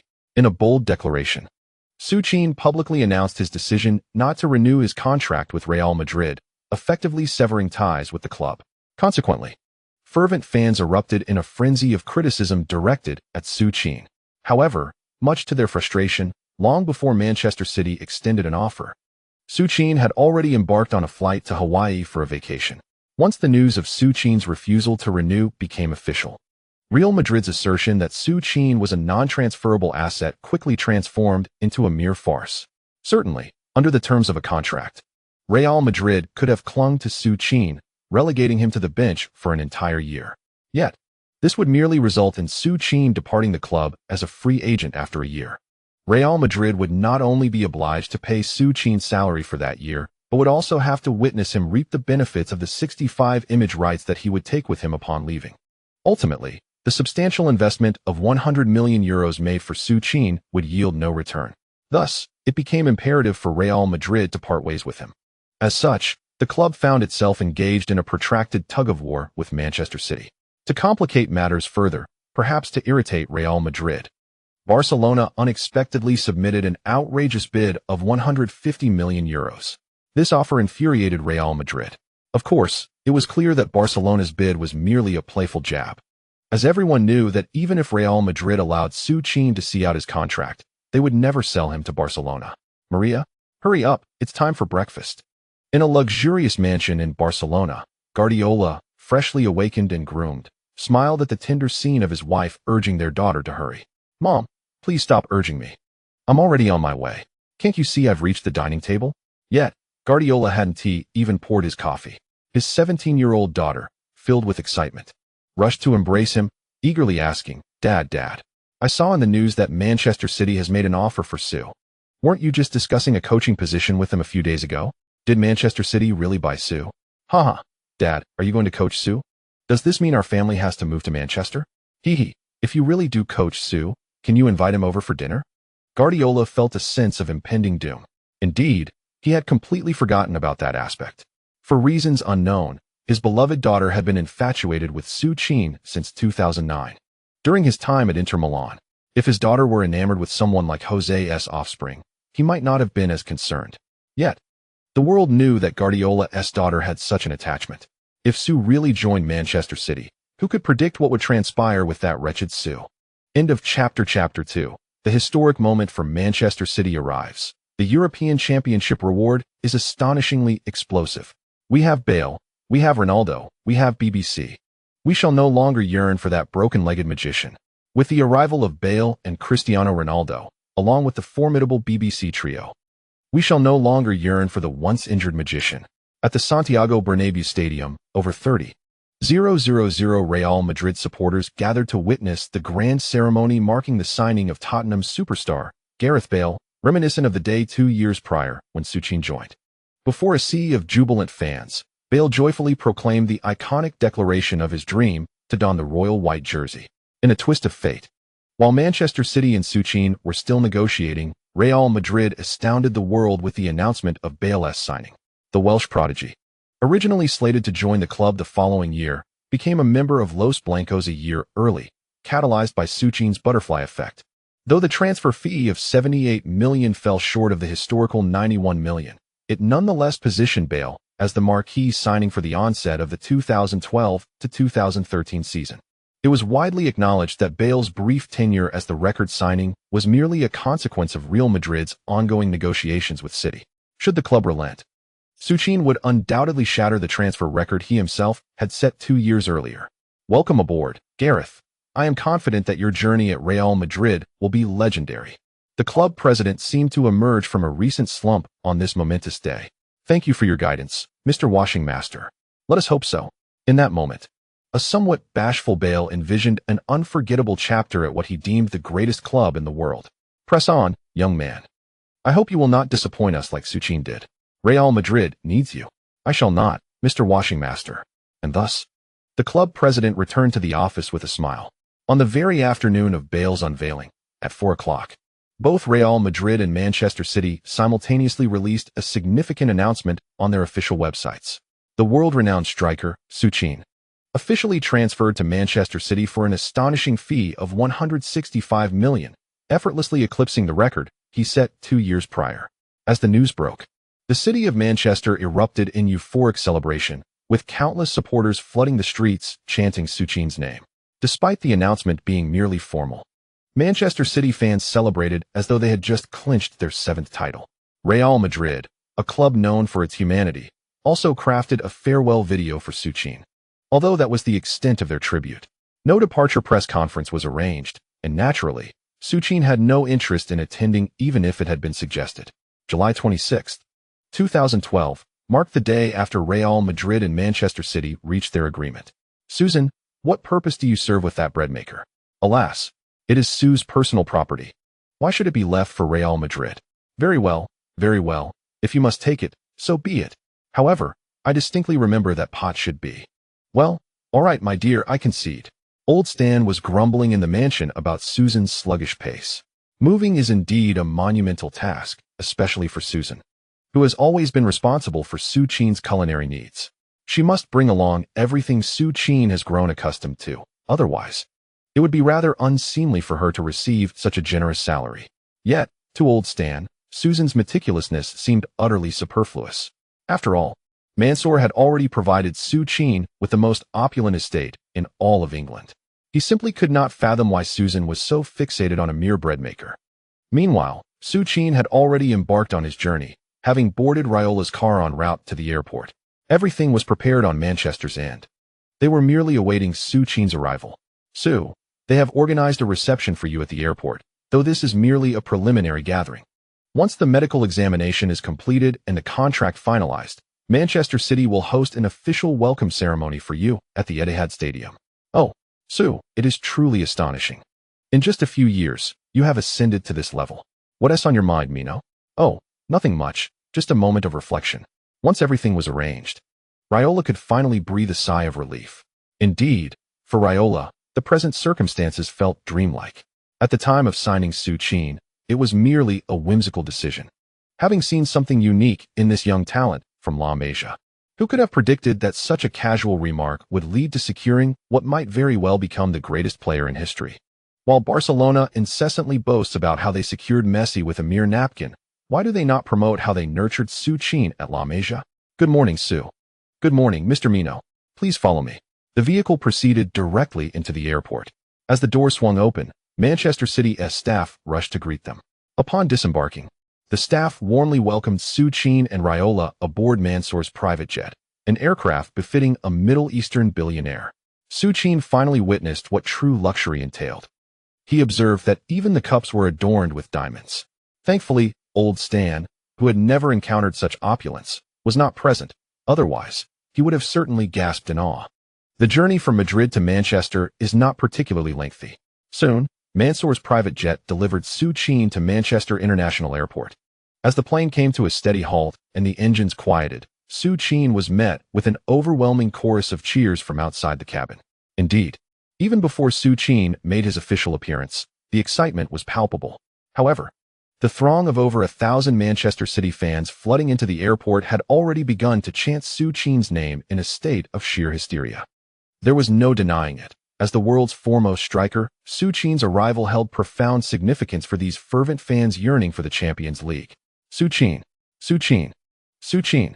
Amidst the cacophony of frenzied cheers, the long-awaited figure, a veritable magician in the eyes of the Manchester supporters, finally emerged at the arrival gate. Escorted by club personnel, the moment Su Qin appeared, the volume of their ecstatic shouts soared to unprecedented heights. From the stairway, a nearly 100-meter-long red carpet stretched all the way to a makeshift stage erected specifically for the occasion by Manchester City. Thus, Su Qin walked along this crimson path, greeted by the wild cheers of countless fans, ascending to the stage. There were no grand proclamations. Amidst the chorus of adulation, Su Qin simply addressed the eager crowd of Manchester supporters with a straightforward, "Hello, Manchester." Such simplicity, yet that singular word ignited a euphoric response from the fans, many of whom had never before tasted the thrill of having a superstar of the highest caliber in their midst. Yes, for the first time in many years, Manchester City fans were witnessing their team acquire a player who could be deemed among the very best in the world. On the route from the airport to the Manchester City club's headquarters, a span of several kilometers was filled with elated supporters. Manchester City was founded in 1880. Originally known as St. Mark's, changing its name to Ardwick in 1887, and finally settling on Manchester City in 1894. Inside the club's vehicle, the manager, Soriano, was enthusiastically enlightening Su Qin about the club's history. Yet, to be frank, Su Qin displayed little interest in the club's lackluster past. He had come to Manchester not for its history, but to forge a new legacy. Before long, the vehicle arrived at the Manchester City headquarters. Just as Su Qin had envisioned, the building was already besieged by a multitude of journalists and throngs of fans, with security personnel straining to manage the crowd. The vehicle finally maneuvered through the dense masses to reach the entrance. As the door swung open, a swarm of reporters converged. Su, is it true that you have secured a 32 million annual salary with Manchester City? Su, Barcelona has formally made an offer for Brazilian sensation Neymar. Having assembled a new super trio, MSN, what are your thoughts? The reporters clamored like a pack of wolves. However, Su Qin had no time to entertain interviews. As security forcefully cleared a path through the throng of journalists, he swiftly entered the Manchester City building. Once inside, he was met with the familiar procedural formalities that even the world's top superstar must adhere to, including a medical examination. After all the busyness, it was already noon. However, Manchester City did not dare to delay Su Qin's time. Immediately following the completion of his medical examination, the club's manager, Soriano, launched a press conference. It was here that Su Qin officially signed a 5-year contract, hailed as the highest in the world. Although both parties had previously signed a separate confidentiality agreement regarding Su Qin's salary and image rights, it was unknown who leaked the information. But Su Qin's staggering salary of 32 million had already become common knowledge. Naturally, no one objected to Su Qin's status as the highest-paid player in the world. In fact, it was not just a lack of dissent. Even the stars of Manchester City were trembling in their boots, including the team's coach, Mancini, who had yet to receive formal notification. On this day, reports about Manchester City and Su Qin flooded the globe. Meanwhile, in Su Qin's new mansion in Manchester, he had the opportunity to meet his new owner. Upon arriving home, Mansour had paid him a visit, accompanied by the current CEO, Soriano, the club's managing director, Khaldoun Al-Mubarak, and the director of football, Begiristain. As Mansour had previously assured Su Qin, he had come with the entire management team to discuss the team's strategy for the upcoming season. Although Su Qin found the situation somewhat exaggerated, Mansour was genuinely earnest in his approach. For an entire afternoon, Su Qin sat in the room, engaging in discussions with Mansour about Manchester City's future plans. To be frank, Su Qin only contributed a few remarks. Although Mansour afforded him great respect, Su Qin was acutely aware that he was receiving a salary from Mansour. It would be unbecoming for him to act as if he were a director, directing Mansour on how to run the club. Nevertheless, it must be said that the few casual comments Su Qin made left Mansour and the other executives in awe.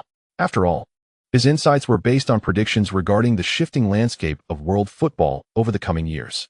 In summary, that afternoon, Su Qin agreed to Mansour's proposal to retain the esteemed coach Mancini, who had just led Manchester City to its first Premier League title, for another year.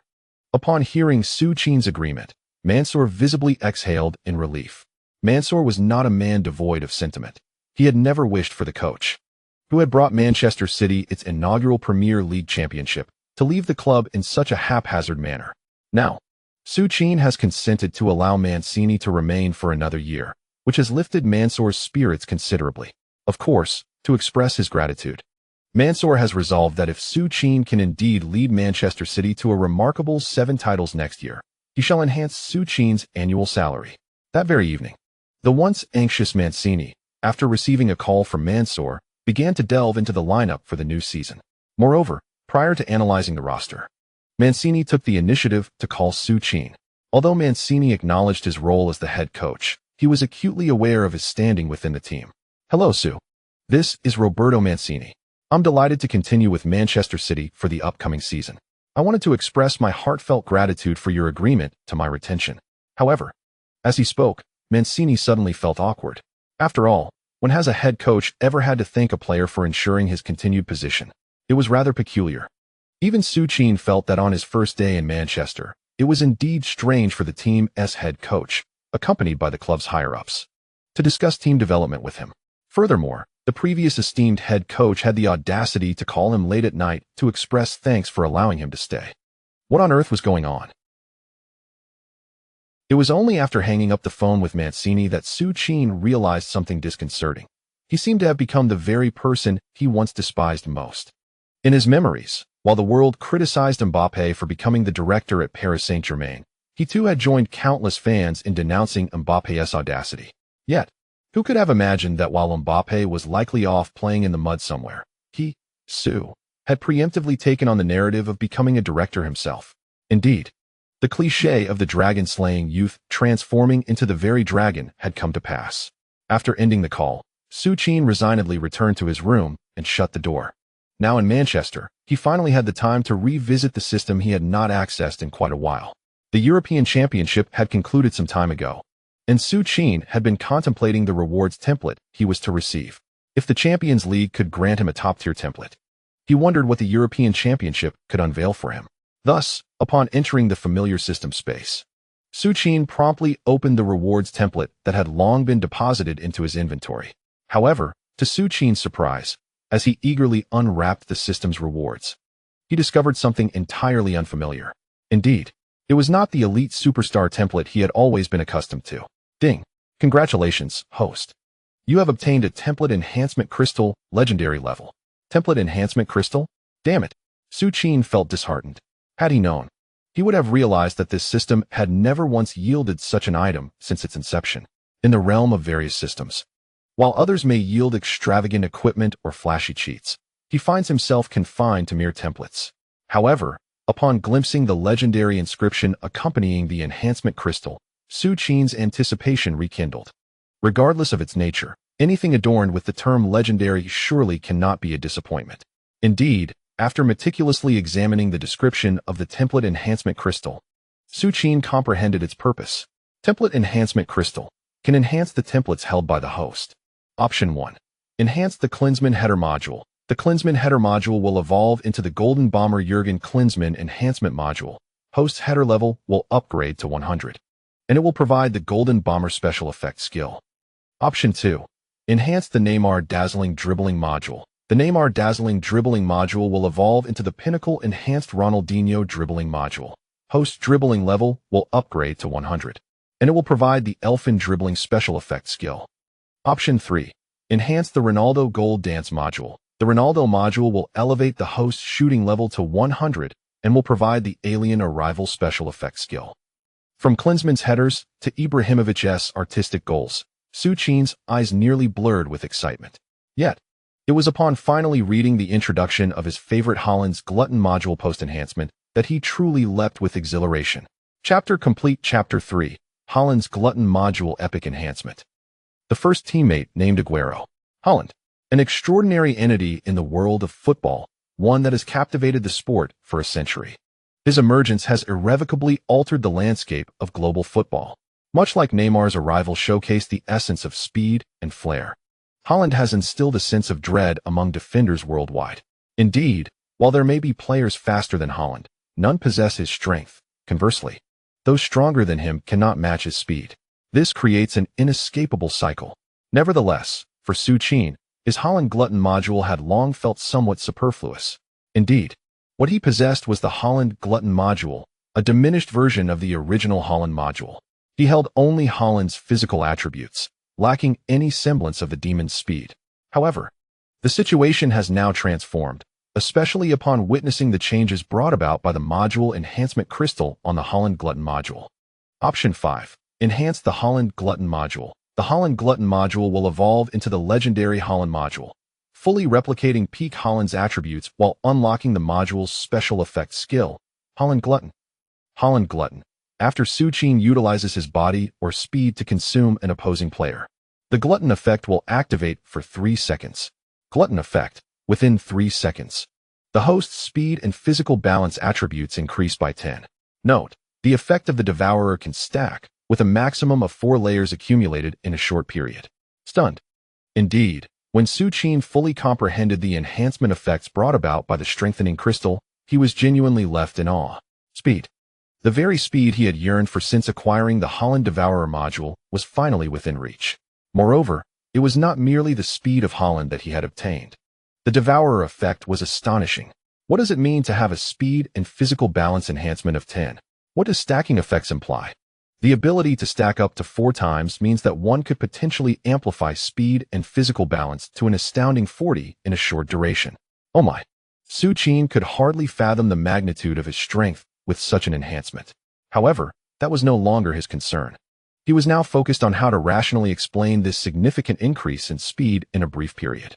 Without further hesitation, Su Qin swiftly applied the strengthening crystal to the Holland Devourer module. Indeed, upon confirming his action, the golden crystal immediately transformed into a beam of golden light, enveloping the 3 slots of the Holland Devourer module. There was no sensation of electricity coursing through. The golden light soon vanished. At that moment, Su Qin beheld that his module bar now displayed the Holland Devourer module, enhanced to a legendary level. Not only that, he also noticed that his previously lackluster speed attribute had surged to an impressive 92, bolstered by the legendary Holland template. A score of 92. Su Qin recalled that in the contemporary football world, only Gareth Bale boasted a speed near 99, while both Cristiano Ronaldo and Lionel Messi were at 96 and 95, respectively. His 92 was already a mark of supremacy among countless wingers, coupled with his already enhanced physical attribute of 100. Su Qin could scarcely imagine the scene of opponents being sent sprawling in his wake. Oh, and let us not forget the most crucial aspect, the stackable devourer effect. Hiss. The implication was clear. For every opponent he knocked down, he would earn a bonus of 10 in speed and impact, with a maximum of 4 such bonuses. This was phenomenal. July 28, 2012. This day would be one long anticipated by the people of Manchester. Of course, when referring to the people of Manchester, it pertains solely to those who bleed blue. By 9 a.m., the streets of Manchester were already dotted with Manchester City fans. By 11 o'clock, the streets were devoid of any other colors. Blue. The entirety of Manchester seemed to be enveloped in a singular hue. And the reason? Today marked the fan meeting where the prodigy Su Qin would officially join Manchester City. Just yesterday, Su Qin's jersey number with the club had been confirmed. Number 10. Despite the 2011 to 2012 season in which Edin Dzeko, the prolific striker for Manchester City, made 30 appearances in the English Premier League, netting 14 goals and providing 5 assists, significantly contributing to the club's championship triumph. The moment he learned of Su Qin's impending arrival at Manchester City, the towering Bosnian forward began to seek new opportunities elsewhere. With his disinterest in remaining with the team, it was clear that he had little regard for his jersey number. Thus, upon the announcement of Su Qin's designated number, a staggering 200,000 jerseys bearing his name were swiftly sold out within a mere day and night. At that moment, Manchester was alive with fervent supporters singing the Manchester City anthem, proudly donned in Su Qin's jersey. On this particular day, even the Red Devils, who had previously ignored Manchester City, appeared to have vanished as if off the face of the earth. Such is the allure of a superstar like Su Qin. Even the proudest of Manchester United fans found themselves irresistibly envious. The atmosphere on the streets of Manchester was palpable. We will randomly select a Manchester City fan for an interview to gather their thoughts on Su Qin's signing. The excitement extended far beyond Manchester. Even thousands of miles away in China, sports channels opted for live coverage. Renowned football journalist Wang Tao hosted the on-location segment. After scanning the crowd, he finally chose a female fan adorned with Su Qin's name painted on her face. "Hello, I am Wang Tao. Nice to meet you," he greeted in his quintessential London accent. However, he quickly realized he may have chosen the wrong individual, as the female fan, though striking, appeared quite inebriated. With her eyes glazed, she erupted with excitement upon receiving the microphone from Wang Tao. Su Qin. Yes, Su Qin is ours." The fervor outside was evident, and it was easy to imagine the spectacle within the Etihad Stadium at that moment. Scheduled for noon, even with an hour to spare, the stadium was already brimming with over 50,000 fans. Not only were the seats occupied, but even the aisles were filled with enthusiastic Manchester City supporters. From the moment they entered the venue, they chanted Su Qin's name, sustaining their fervor until the clock struck 12. As the digital clock on the large screen hit noon, the DJ, accompanied by an electrifying melody, called out Su Qin's name, heralding the arrival of the Serie A Golden Boot winner and single-season goal record holder, as well as the La Liga Golden Boot winner and single-season goal record holder.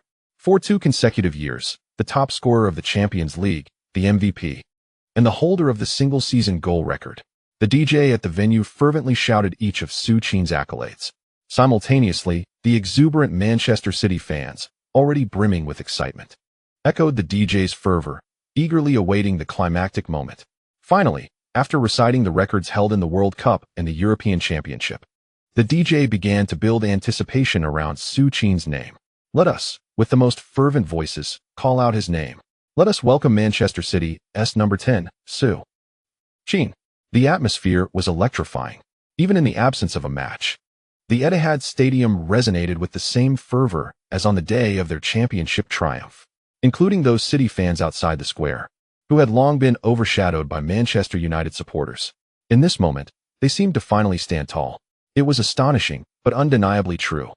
Much like the day when the soul of Barcelona was forced to depart for France, as countless fans lined the streets, and the Parisian supporters suddenly transformed. The influence a superstar can have on a team is indeed magical. At the Etihad Stadium, Su Qin had already been waiting in the players' tunnel for quite some time. The team's head coach Mancini and the manager had meticulously prepared Su Qin's attire and hair countless times.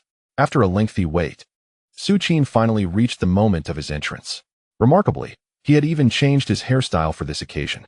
During his time at Real Madrid and Inter Milan, he had always sported long hair, but today, he decided to cut the locks he had maintained for several years. With his short hair and strikingly handsome features, adorned in the number 10 jersey, he emerged at the tunnel's entrance, igniting the stadium into a frenzy once more. Su Qin, Su Qin, Su Qin. Amidst the nearly suffocating cheers of countless fans, Su Qin stood at the center stage of the Etihad Stadium, grasping the microphone from the host. He greeted the more than 60,000 Manchester City fans present.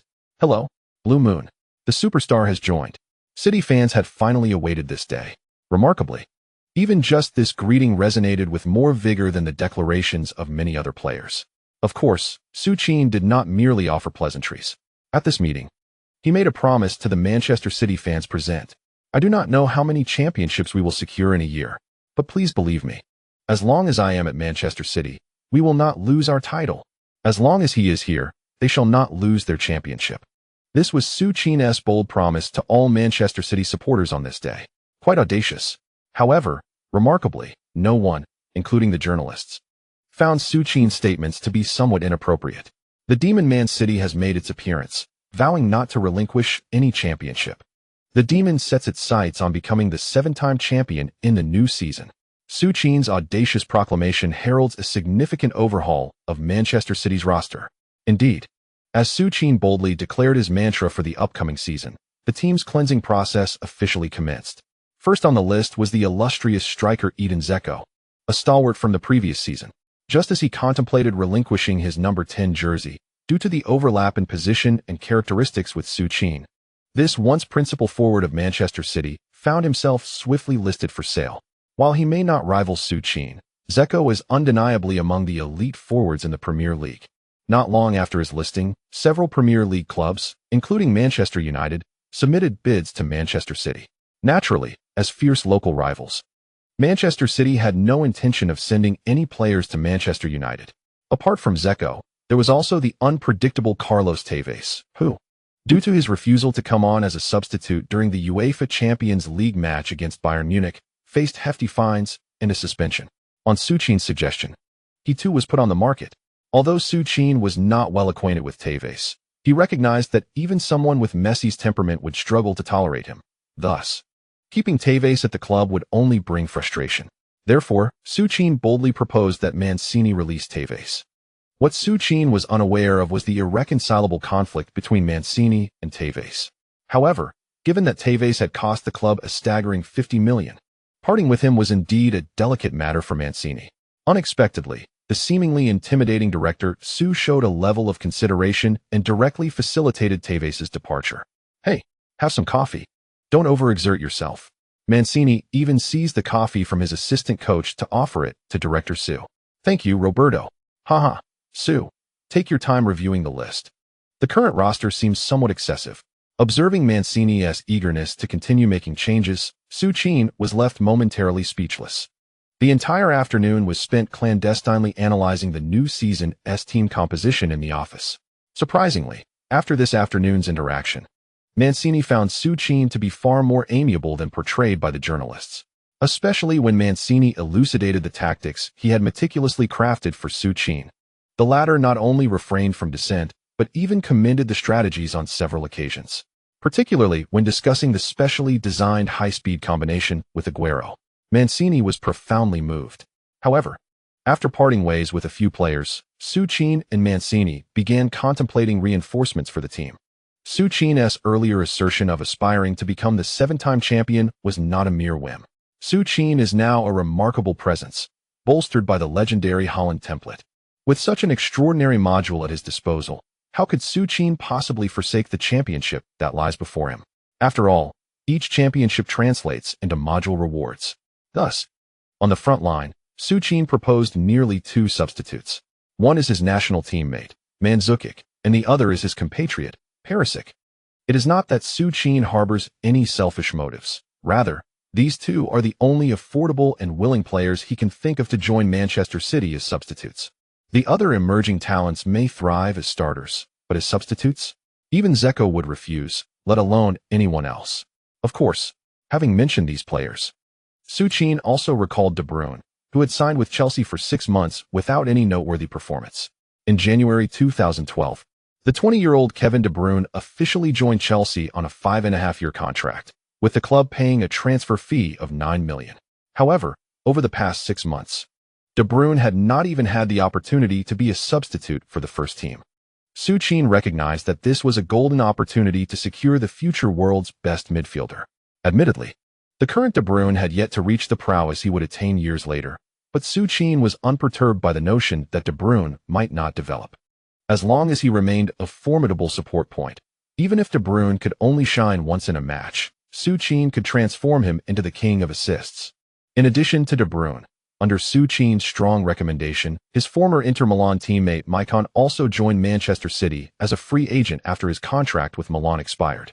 As for why he ultimately chose Manchester City, it was naturally due to Su Qin's urging. In Su Qin's words, after being humiliated by Bale, Maicon might as well follow him to win a Champions League title before retiring. Upon hearing Su Qin's unabashed insult, Maicon could not contain his frustration and promptly flew to Manchester with his luggage.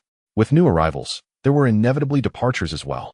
Following the exits of Tevez and Dzeko from Manchester City, veterans like Adebayor and Pizarro were also swept out by Mancini.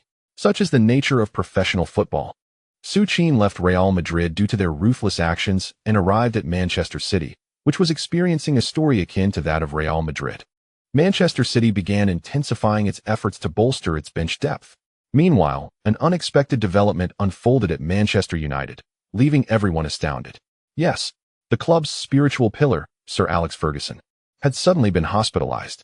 While it was not a grave illness, merely a consequence of fatigue, the news weighed heavily on the hearts of Manchester United fans, who recognized that the countdown for Sir Alex's days at the club may have truly begun. Yet, just as everyone mourned for the venerable manager, Manchester United's official website broke a piece of news that sent the fans into a frenzy. Indeed, the esteemed elder lay upon his sickbed, orchestrating the successful acquisition of a premier striker for Manchester United, none other than Robin van Persie from Arsenal. During the 2011-2012 season, Van Persie achieved the remarkable feat of being a constant presence in the Premier League, netting 30 goals and securing the title of the league's top scorer, ultimately amassing a total of 37 goals across all competitions, including cup matches and the Champions League. This was the commendable performance that the illustrious general, Van Persie, delivered for Arsenal that season. Following the unsuccessful pursuit of Su Qin, Manchester United invested $24 million to bring the league's foremost striker to their ranks. Thus, Manchester United found itself bolstered by a formidable new triumvirate: Rooney, Van Persie, and Nani, though Nani's contributions were somewhat inconsistent. However, the enhancement of Manchester United's squad was far from complete. The day after Van Persie announced his arrival, the club made another significant investment, acquiring Shinji Kagawa, Dortmund's midfield linchpin and Bundesliga Player of the Year, for $17 million, lying in the comfort of his luxurious abode. Su Qin observed the unfolding transfers that had long existed in his memory. Yet, upon seeing Kagawa's name, a spark ignited within him, as he recalled another story that paralleled Kagawa's transfer to Manchester United, a tale of a young black man, much like himself, who had risen against the odds. Without hesitation, Su Qin seized the phone and dialed Mancini's number. "Hello, Roberto. Quickly, seek out a fellow named Pogba. Yes, that chap is a Manchester United player. He has opted not to renew his contract. But trust me, his talent is undoubtedly on par with mine." "Haha, Roberto, I merely jest. Let us say he possesses a third of my talent." Upon hearing Su Qin's earnest tone, Mancini wasted no time. Through the scouts at Manchester City, he swiftly acquired Pogba's contact information. "Hello, is this Paul? I am Roberto Mancini, the manager of Manchester City. I hear you are contemplating a move to Italy. I am curious about your thoughts. Have you heard of Su's story?" Thus, with the somewhat audacious foresight of director Su aiding the situation, the new season's Manchester City lineup gradually began to take shape. Pogba was poached by City. For a young black man, loyalty was merely a triviality, especially under Mancini's motivational discourse and the financial allure that City could offer. Originally poised to embark on his Juventus career, even having chosen a residence, Pogba ultimately opted for Manchester City, a club he claimed to have longed for deeply. With Pogba now in the midfield, coupled with the steady progress of De Bruyne's contract, Su Qin believed that for at least the next decade, his Manchester City, what a presumption to call it his city, would no longer need to concern itself with its midfield. Naturally, according to Su Qin and Mancini's plans, at the onset of the league, Manchester City would deploy the same championship-winning squad from the previous season. On August 5, 2012, with approximately 18 days remaining until the official commencement of the Premier League, Manchester City summoned the entire squad for their formal reporting day. At 7:30 in the morning, Su Qin, having enjoyed a breakfast prepared by Susan, boarded Old Stan's vehicle and arrived at the Manchester City club. As Su Qin reached the parking lot, a young man of modest stature, with a head of curly hair, emerged from his sports car. To Su Qin's surprise, this was someone he recognized, Sergio Aguero, a player he had faced several times during the World Cup and La Liga. At that moment, Aguero noticed his team's star player gazing at him. Despite feeling a tinge of shyness, the ever-enthusiastic Aguero, who had once clung to Messi's coattails upon their first meeting, promptly approached Su Qin with a bright smile. "Hi. Good morning, Su. Do you know how excited I am to be playing alongside you this upcoming season? Truly. I even feel happier about this than when Messi joined Manchester City." With Aguero's beaming face and such delightful words, director Su found himself momentarily elated. Was Aguero always this charming in conversation? Chapter 4. Director Su's first training session, gossiping Joe Hart, and the changes in the sports channel inside the Manchester City locker room. Though it was barely 8 o'clock, nearly 80 of the first-team players had already arrived ahead of schedule. Previously, the players had not exhibited such diligence. But the departures of Tevez and Dzeko had evidently motivated the remaining squad. The swift exit of a top-tier forward like Tevez for a hefty sum made it clear to the others that they needed to adapt accordingly. "Hey, Samir, you seem to have put on quite a bit of weight," exclaimed Yaya Touré, sitting next to Nasri, who was in the midst of changing his clothes. As soon as those words were uttered, the other players shifted their attention to Nasri, who had just removed his shirt. Upon closer inspection, it did appear that Nasri's midsection had indeed expanded noticeably. "Come on, don't say that. I haven't gained weight, just 10 pounds. Nasri retorted. 10 pounds isn't considered overweight. You must be joking." Someone laughed. "By the way, have you heard? The primary reason Manchester City managed to sign Su is that they promised to build the team according to his preferences." Gossip is not solely a trait of the Chinese. Even in the distant lands of England, the locals are equally enthusiastic about unverified rumors. When it comes to discussing gossip, Manchester City's mascot, goalkeeper Joe Hart, is particularly adept. As the players continued to jest about Nasri's round belly, Hart's interjection brought all clothing movements to a halt. Silva, in a rather comical fashion, leapt from his locker, clutching his undergarments. A crowd had gathered, eagerly anticipating Hart's gossip-laden discourse. "Hart, for heaven's sake, do tell us more. What about Dzeko and Tevez leaving? Is it true that Su had issues with them?" No, don't rush me. I'll elaborate at my own pace." Hart began. "From what I gather, our head coach was initially not part of the club's plans." Astonishingly, Hart's revelation struck a nerve. Who would have imagined that his first words would concern a shocking topic about their own manager potentially departing? Impossible. The boss just led us to victory. There's no way they would let him go. "Ah, you are unaware, my friend. The club was in serious discussions with Guardiola. But it seems conflicts between Su and Guardiola halted the negotiations." "What? Guardiola? How could that possibly happen at Manchester City? He is a coach of 6 championships. Come now. What is wrong with Manchester City? Though some may call us nouveau riche, if the investment continues, within a decade, Real Madrid and Barcelona might very well be toppled. Haha. Hart, you should relay that to Mansour. Alright, Hart, continue. Speaking of Su, do you have any other updates? I've heard his salary exceeds £30 million. That is confidential information. I can't possibly know, but your figure is likely close. The group huddled together, gossiping even without proper attire. Just then, as Hart reached the height of his storytelling, Aguero entered the locker room with Su Qin. Hey, what are you all discussing? Upon entering, Aguero was taken aback to find his teammates, whom he hadn't seen in over a month, gathered in an excited huddle. Ahem. Nothing much, Sergio. It's been a while. The others had intended to draw Aguero into their gossip, but upon noticing the imposing figure behind him, they quickly dispersed. Their subject of intrigue had arrived, leaving no room for further gossip. However, while gossip was abandoned, the group began to scrutinize the newcomer, the formidable Su Qin, who had recently dominated the European Championship. Indeed, Su's height and his muscles, seemingly bursting from his attire, were far more intimidating in person than on screen. Especially the overwhelming aura he projected. Hello, Su, I am Vincent Kompany. It's a pleasure to welcome you to the Manchester City family. While others were captivated by Su, the captain, Kompany, was the first to step forward and shake Su's hand. What are we all waiting for? After shaking hands with Su, Kompany turned to address the rest of the team. With a commanding voice, the captain's authority became evident. Regardless of whether they were seated or hiding in the corners, everyone began to line up to greet Su Qin. Hello, Su. Welcome. I am Yaya Touré. Hello, Su. Welcome. I am Pablo Zabaleta. Good morning, Su. After everyone had exchanged pleasantries with Su Qin, he was guided by Kompany to the locker prepared for him by the club. As the director, Su Qin's locker was undoubtedly the most prominent in the room, situated between Aguero on his left and the captain Kompany on his right. Overall, Su Qin's first impression of joining Manchester City was quite favorable, at least compared to his time at Barcelona. None of these Manchester stars seemed to carry an air of arrogance. At 8:30 in the morning, after Su Qin had warmed up on the field for over 10 minutes alongside Aguero, Manchester City's head coach, Mancini, finally appeared with his coaching staff before the gathering. This was not the first encounter between Su Qin and Mancini. However, it marked Su Qin's debut in front of all the Manchester City players. Once the team was assembled, Mancini called out to Su Qin, asking him to step aside from the lineup. I believe everyone here knows who this gentleman beside me is. Well, welcome, Su. Welcome to Manchester City. With the coach's introduction, Su Qin was officially welcomed into the team. Due to having not engaged in formal training for over a month, Mancini had not prepared any tactical drills.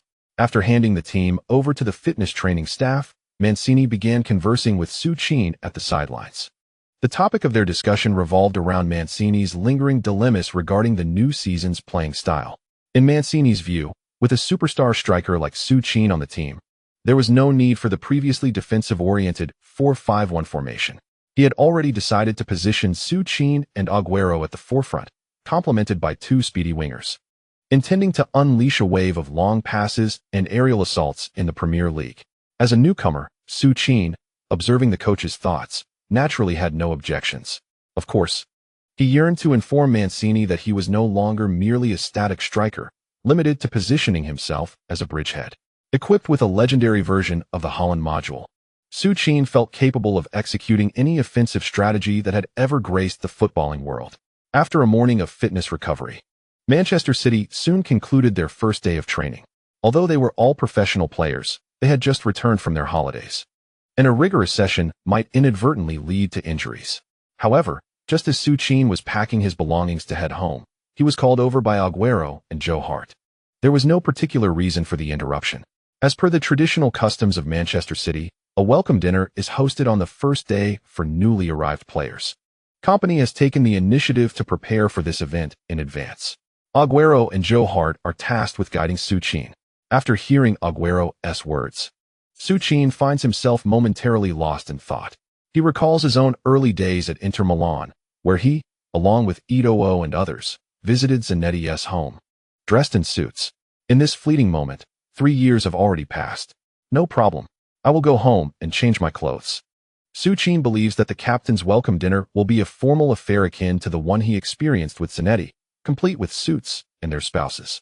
However, to Su Qin's surprise, after he mentioned changing, Agüero regarded him with a puzzled expression. Su, do you have some special preferences? What? Su Qin was taken aback, bewildered by the notion of having special preferences. Isn't it normal to wear formal attire for a dinner? All right, no. Su, you must have misunderstood. The dinner at Manchester City is unlike anything you've encountered before. England is quite an open country. This banquet does not adhere to a plethora of unnecessary rules. Especially the captain, who despises formal dinners. Just relax tonight and enjoy the warmth of the English people. As they spoke, Agüero and Joe Hart displayed mischievous grins. At this moment, Su Qin realized that the so-called welcome dinner was merely a raucous celebration. Surprisingly, throughout the night, Su Qin indeed got to know his Manchester City teammates quite well. Joe Hart, as the goalkeeper, was undoubtedly the best drinker. As for Captain Company, initially appearing shy, he was the first to shed his shirt and dance energetically as the night progressed. Agüero, he was the most cunning, always raising his glass during toasts, but sipping only small amounts. Su Qin witnessed the unfortunate Clichy being thoroughly tricked into inebriation by Agüero. Of course, since it was Su Qin's first party, he found himself disappointed that the anticipated Manchester-specific entertainment did not materialize. However, simply observing Company and Agüero mingling as they ascended in the elevator, Su Qin began to understand. Hurry up, you guys are so slow.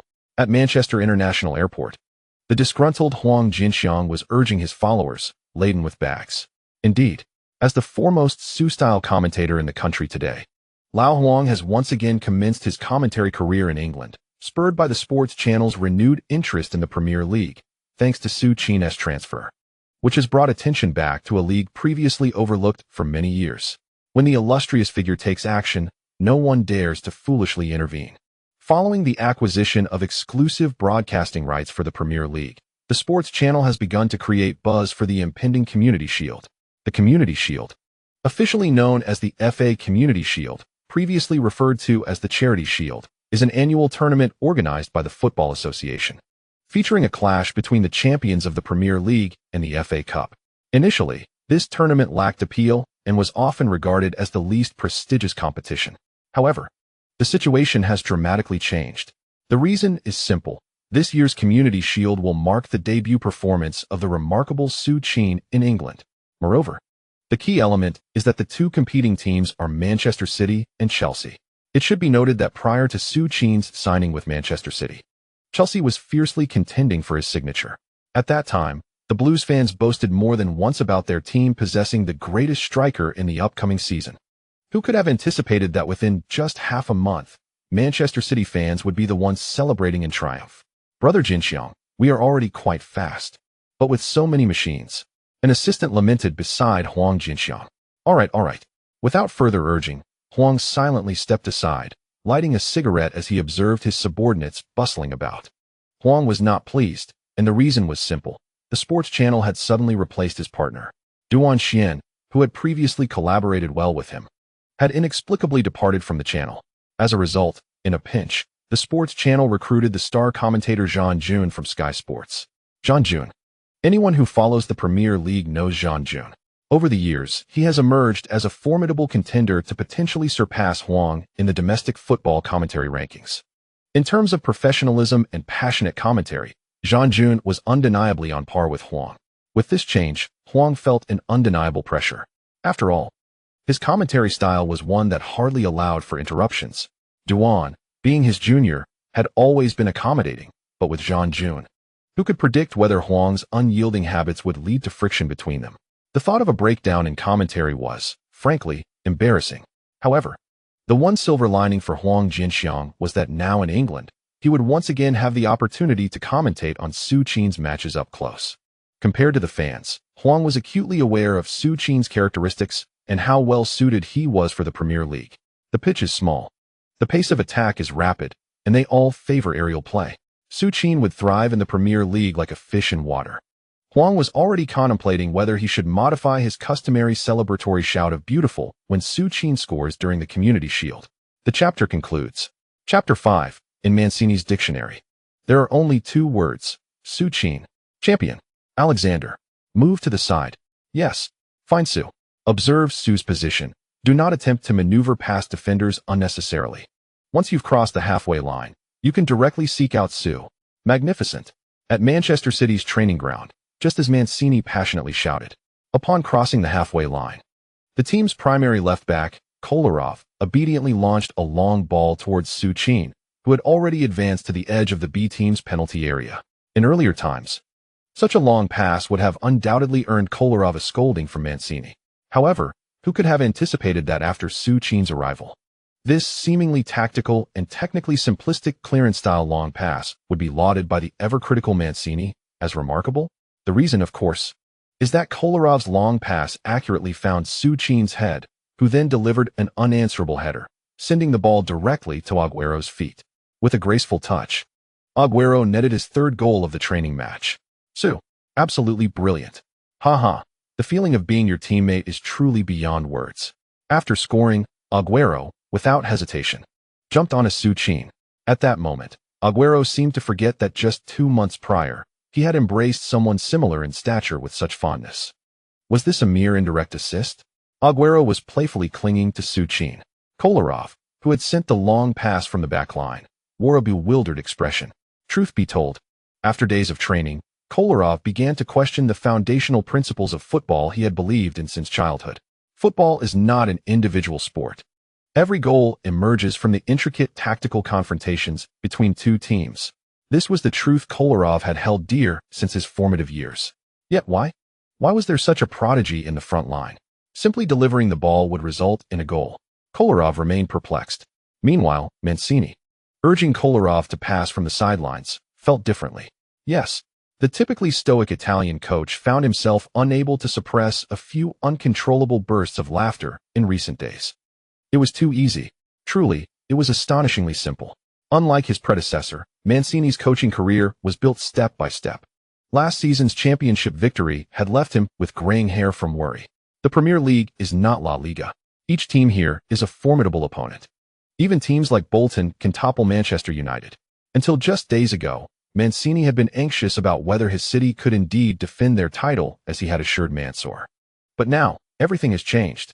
Witnessing Su Qin's almost indefensible playmaking and goal-scoring abilities, Mancini felt as if he had received an epiphany. Beginning to dream of his future coaching career. 6-time champions? What a predicament. Mancini aspires to secure a 7th title this year. Once he achieves that, how on earth will Mansour allow him to leave? Yet, Mancini is acutely aware that the most crucial piece of the puzzle he desires is none other than the enigmatic Su Qin, cradled in Agüero's embrace. Alas, the sight of Agüero's obsequious demeanor fills Mancini with an involuntary irritation. A proud man, he harbors a deep disdain for sycophants like Agüero. After a moment of inner contempt, Mancini called out to Su Qin on the field. Su, all right, enough.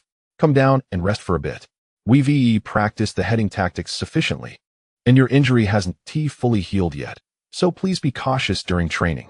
Additionally, I've specifically instructed the fitness and nutrition coaches. They will tailor everything for you. Moreover, as he contemplated inviting Su Qin to his home that evening to further discuss strategies for the upcoming Community Shield, Mancini sensed the curiosity of his disciples around him. He had to suppress his thoughts. There was no choice but to wait for Su Qin in the parking lot later. The training session at Manchester City was in full swing.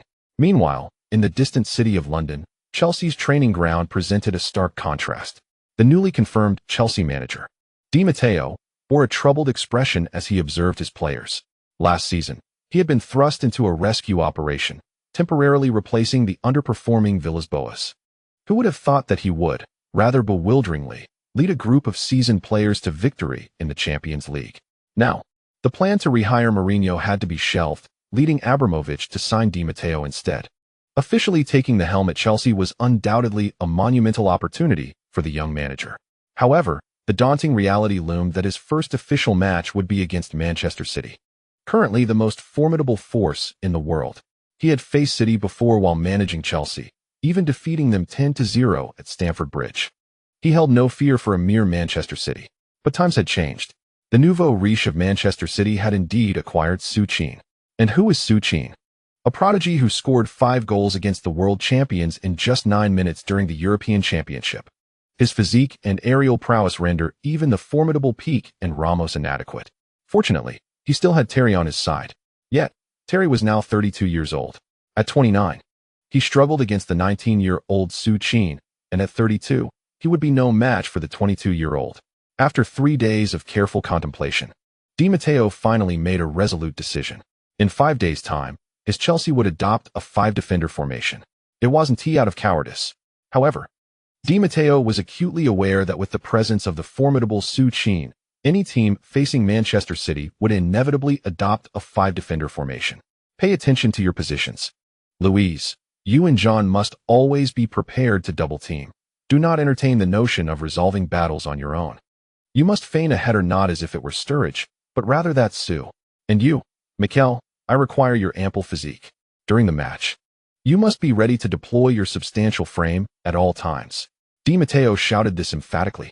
The Chelsea players on the training ground did not exhibit any inclination to refute his commands. The reason? They had all suffered at the hands of Su Qin's extraordinary prowess. Especially John Terry, the captain, who could still vividly recall the sensation of being knocked down like a mere chick during the World Cup qualifiers against Croatia and England. On August 16, 2012, with less than 2 days remaining until the Community Shield officially commenced, the entire Manchester City squad finally arrived in London. Unlike previous occasions, perhaps due to Su Qin's addition, the once modest Manchester City now exuded an aura akin to that of a super club. As the bus appeared at the hotel entrance, an army of reporters, having awaited their arrival, surged forward in a frenzy. Su, have you adapted to life at Manchester City? Su, is it true that the rumored departures of Tevez and Dzeko are due to your discontent with them?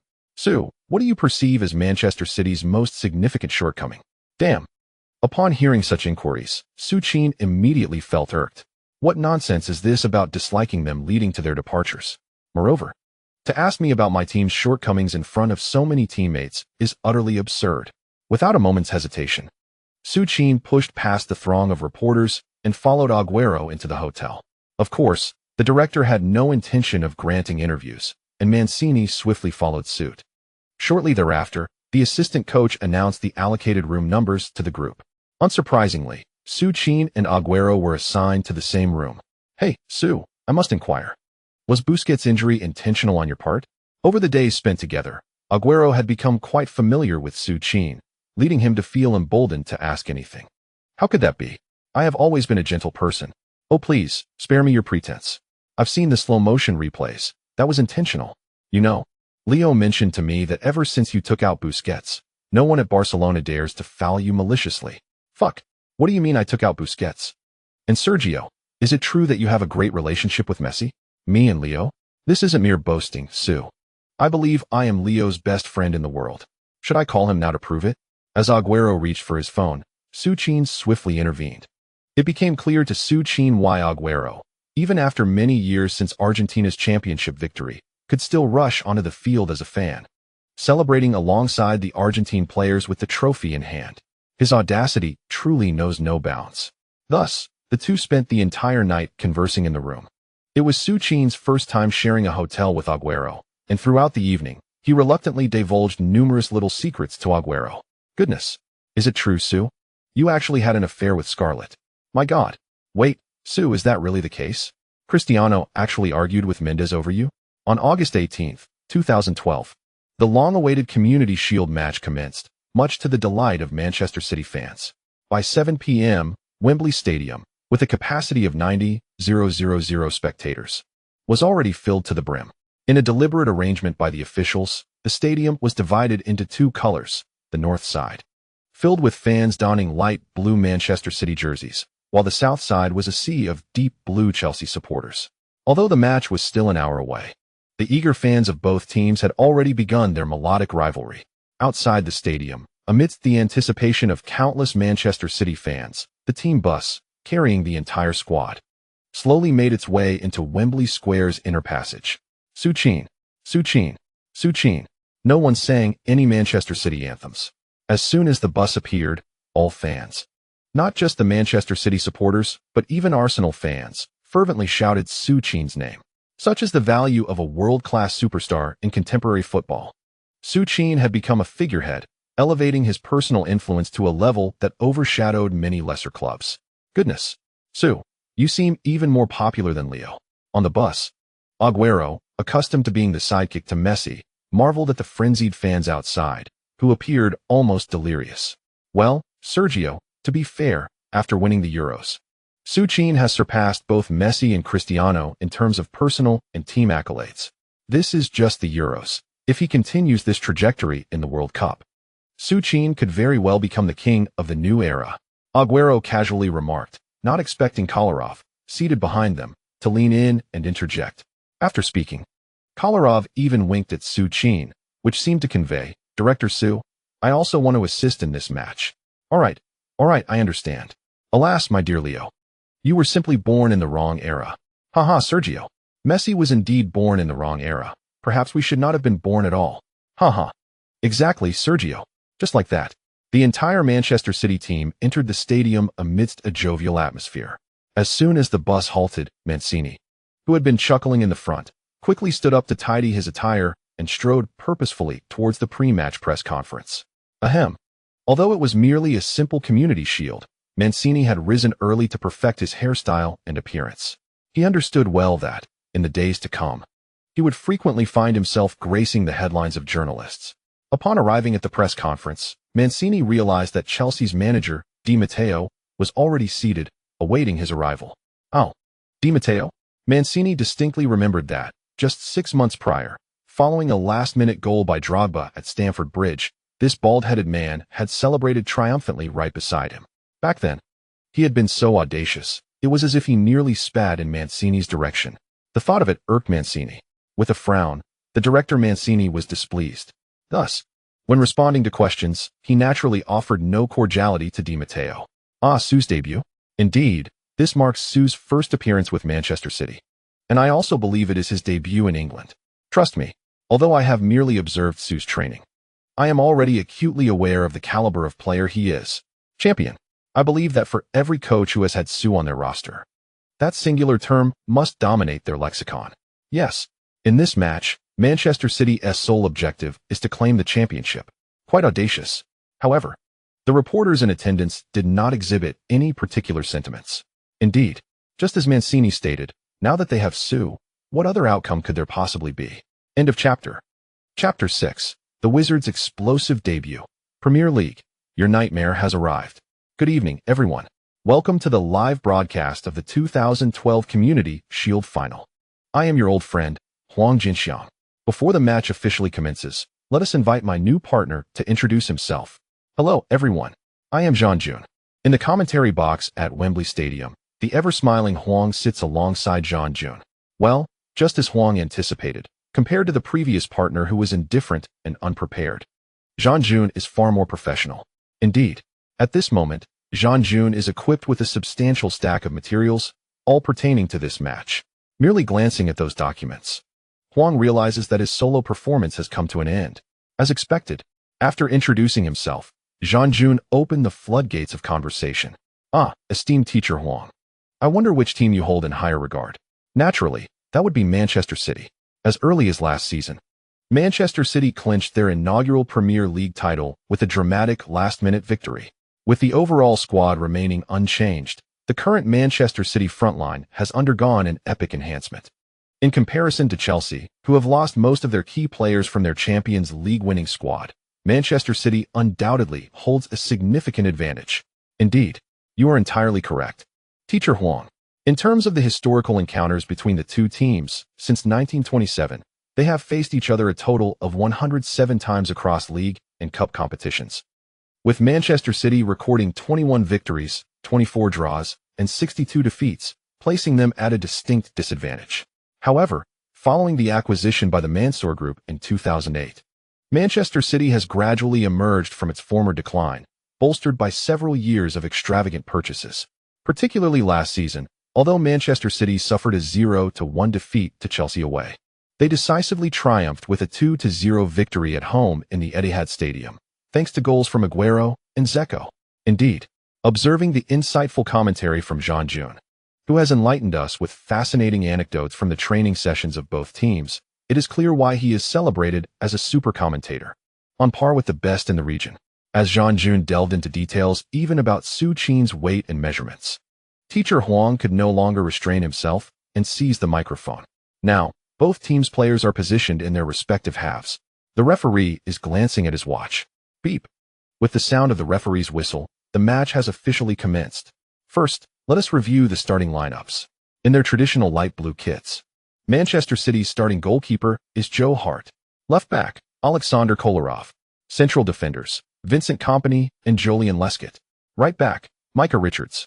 Central midfielders, Yaya Touré and De Jong. Left winger, Samir Nasri. Right winger, David Silva. Strikers, Aguero and Su Qin. On the opposing side, adorned in their traditional black away kits, Chelsea's starting goalkeeper is Petr Cech. Left back, Ashley Cole. Central defenders, John Terry, David Luiz, and Branislav Ivanovic. Right back, newcomer Cesar Azpilicueta. For midfielders, Maluda, Lampard, Oscar, and Mikel. Striker, Torres. As we anticipated. Facing the currently resurgent Manchester City, the cautious Di Matteo has deployed a 5-defender formation for Chelsea, a strategy never before utilized by the team. In Wembley Stadium, upon witnessing their beloved team resorting to such a humiliating 5-defender setup, many Chelsea fans were unable to contain their dismay. A 5-defender formation. This is their cherished blues. Even during the early stages of the club's history, they had never employed such a formation. Hush! How astonishing! As the match commenced, the Chelsea fans directed their jeers towards their own team. However, despite the lack of support from the crowd, Di Matteo stood resolutely before the substitutes bench. Unlike the fans, who were only aware of their team's status as Champions League victors, Di Matteo understood the formidable nature of Manchester City, especially with the addition of Su Qin. On the pitch, with the referee's whistle signaling the start, the players of Manchester City seized the opportunity to launch their first tentative offensive. Although Su Qin had trained diligently with his teammates, the Manchester squad was well acquainted with their previous possession-based play. Thus, in the initial minutes, they adhered to their established rhythm, advancing through the center before shifting to the flanks in search of an inward cut to find Aguero. Yet, against Chelsea's dense 5-defender formation, even the likes of Nasri and Silva, who could be considered premier wingers in the Premier League, found it impossible to penetrate the penalty area. It was rather presumptuous of them. Chelsea had deployed 5 defenders, while Manchester City continued to pursue such intricate plays. Jean Jun, what are your thoughts? Indeed, last season, Manchester City clinched the title by relying on the delicate penetrations down the wings, complemented by the proficient interplay between Aguero and Dzeko, allowing their attacks to slice through opposing defenses seamlessly. However, in this match, Chelsea has clearly set up 5 defenders, and with Mikel and Maluda both being adept at both offense and defense, it is unrealistic for City to persist with such intricate tactics. As the two commentators critiqued Manchester City's strategy, Nasri once again attempted to stretch the play, but, cornered by Mikel near the sideline, was forced to deliver a hasty cross. It was a rather aimless delivery. At that moment, Nasri, obscured by Mikel, sent the ball into the Chelsea penalty area without any clear target in mind. Yet, in an instant, Su Qin, who had been lingering just outside the penalty area, darted in like an arrow. His speed was astonishing. Ivanovic, who had been tracking Su Qin, was caught entirely off guard. In a reflexive attempt to impede Su Qin, Ivanovic reached out to grasp his jersey. But Su Qin was so swift that he had no time to react. Consequently, Ivanovic watched helplessly as Su Qin surged into the box, colliding directly with Terry. The sound of their impact resonated throughout the stadium. There was no doubt about it.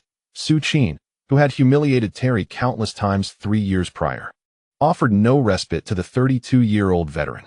In that moment of collision, Terry was sent sprawling backward like a kite cut from its string. And in the midst of Chelsea's penalty area, the formidable Su Qin launched himself, powerfully striking the ball with his forehead. Beside the pitch, Di Matteo was taken aback. He had not anticipated that such a casual cross from Manchester City would allow Su Qin to face the goal directly. As he watched the ball hurtling toward his net, Di Matteo felt his heart leap into his throat. However, fortune favored Chelsea this time. Su Qin did indeed manage to push past Terry and directed the ball toward the goal. Yet, just as it slipped past Cech's outstretched fingers, the ball struck the crossbar. Cech stood before the goal, his expression one of sheer terror. Meanwhile, Terry, sprawled on the grass, gasped for breath, bewildered by the presence of the young man who had previously knocked him down several times 3 years ago. In that moment, Even the formidable Terry began to contemplate the idea that perhaps it was time for him to retire. What a remarkable play. Su Qin had truly carved out this opportunity through sheer personal prowess. Remarkably, despite the deployment of 5 defenders, Su Qin appeared to have gained considerable strength, as evidenced by his remarkable acceleration, which was undeniably swifter than before. Even the seasoned Huang could see the change. How could Di Matteo, standing before the Chelsea substitutes, fail to notice? Di Matteo was well acquainted with Su Qin. In preparation for this match, he had meticulously studied every game Su Qin had played since his debut. In Di Matteo's understanding, Su Qin's greatest strengths lay in his heading ability and long-range shooting. However, when confronted with a densely packed 5-defender formation, as long as one player kept a close watch and 2 others provided support, Su Qin's aerial prowess and long shots would pose little threat. Yet, why had that enigmatic Su managed to shake off Ivanovic in such a brief moment? It was worth noting that to counter Su Qin's long-range shots, he had assigned the fastest central defender in Chelsea's ranks, Ivanovic, to mark him closely. Keep a tight leash on Su. Do not give him the chance to accelerate. As the match commenced, Su Qin immediately demonstrated his intent, prompting Di Matteo to shout loudly at his players. Di Matteo was genuinely concerned about his team's defense. Conversely, Mancini was unfazed. Upon witnessing Chelsea's compact defense as the match began, Mancini felt confident. With a striking forward like Su Qin at his disposal, he harbored no fear of Chelsea's defensive strategy. After all, with Su Qin on the field, as long as he seized one opportunity, Manchester City would be virtually invincible once they took the lead. Indeed, even a casual cross from Nasri had allowed Su Qin to send the ball crashing against the crossbar. It was evident that a goal was merely a matter of time. And thus, the match resumed. Manchester City initiated the game with a shot against the crossbar. Chelsea, not to be outdone, also transitioned into their offensive mode. However, in their attempts to penetrate Chelsea's 5-defender setup, they could only rely on the front duo of Oscar and Lampard. Chelsea found it genuinely challenging to advance the ball. After all, Oscar and Lampard managed to exchange only about 5 passes. In a moment of sheer tenacity, Manchester City's stalwart De Jong executed a fierce sliding tackle, snatching the ball from Oscar's feet and igniting a swift counterattack. Alas, Chelsea, since their triumphant conquest of the Champions League, the squad has undergone a significant transformation, with nearly half of the roster changed. Lacking the anchor of Drogba in the forward line and relying solely on Torres' speed, Chelsea's offense has struggled to find its rhythm. De Jong deftly delivered the ball to Yaya Touré's feet, setting the counterattack in motion. At Wembley Stadium, De Jong's ferocious tackle electrified the Manchester City supporters. Amidst the resounding cheers, Yaya Touré surged forward, his long strides covering the ground effortlessly. Silva darted in support on the right, while Nasri galloped down the left flank, both players eagerly joining the attack. However, Chelsea, fortified with 5 defenders, remained resolute, gradually retreating to maintain their defensive stronghold. Just as Yaya Touré crossed the halfway line, Oscar, who had lost possession, hurried back into the fray. With Oscar closing in, Yaya Touré, without hesitation, pushed the ball forward to Agüero's feet. For Agüero, the first 7 minutes of this match were perhaps the most relaxed he had experienced in years. It was evident that once Su Qin infiltrated Chelsea's defensive territory, the entire team seemed to disregard him. Just like now, Lampard was preoccupied with marking Nasri, leaving only Oscar to confront Yaya Touré. Agüero, in his prime, faced the advancing Oscar with poise. A quick stop and a deft change of direction allowed him to effortlessly evade Oscar's challenge. Yet, just as Agüero prepared to unleash a strike, Mikel barreled towards him, presenting a new challenge. Unperturbed, Agüero, sensing Mikel's approach, swiftly nudged the ball to the right.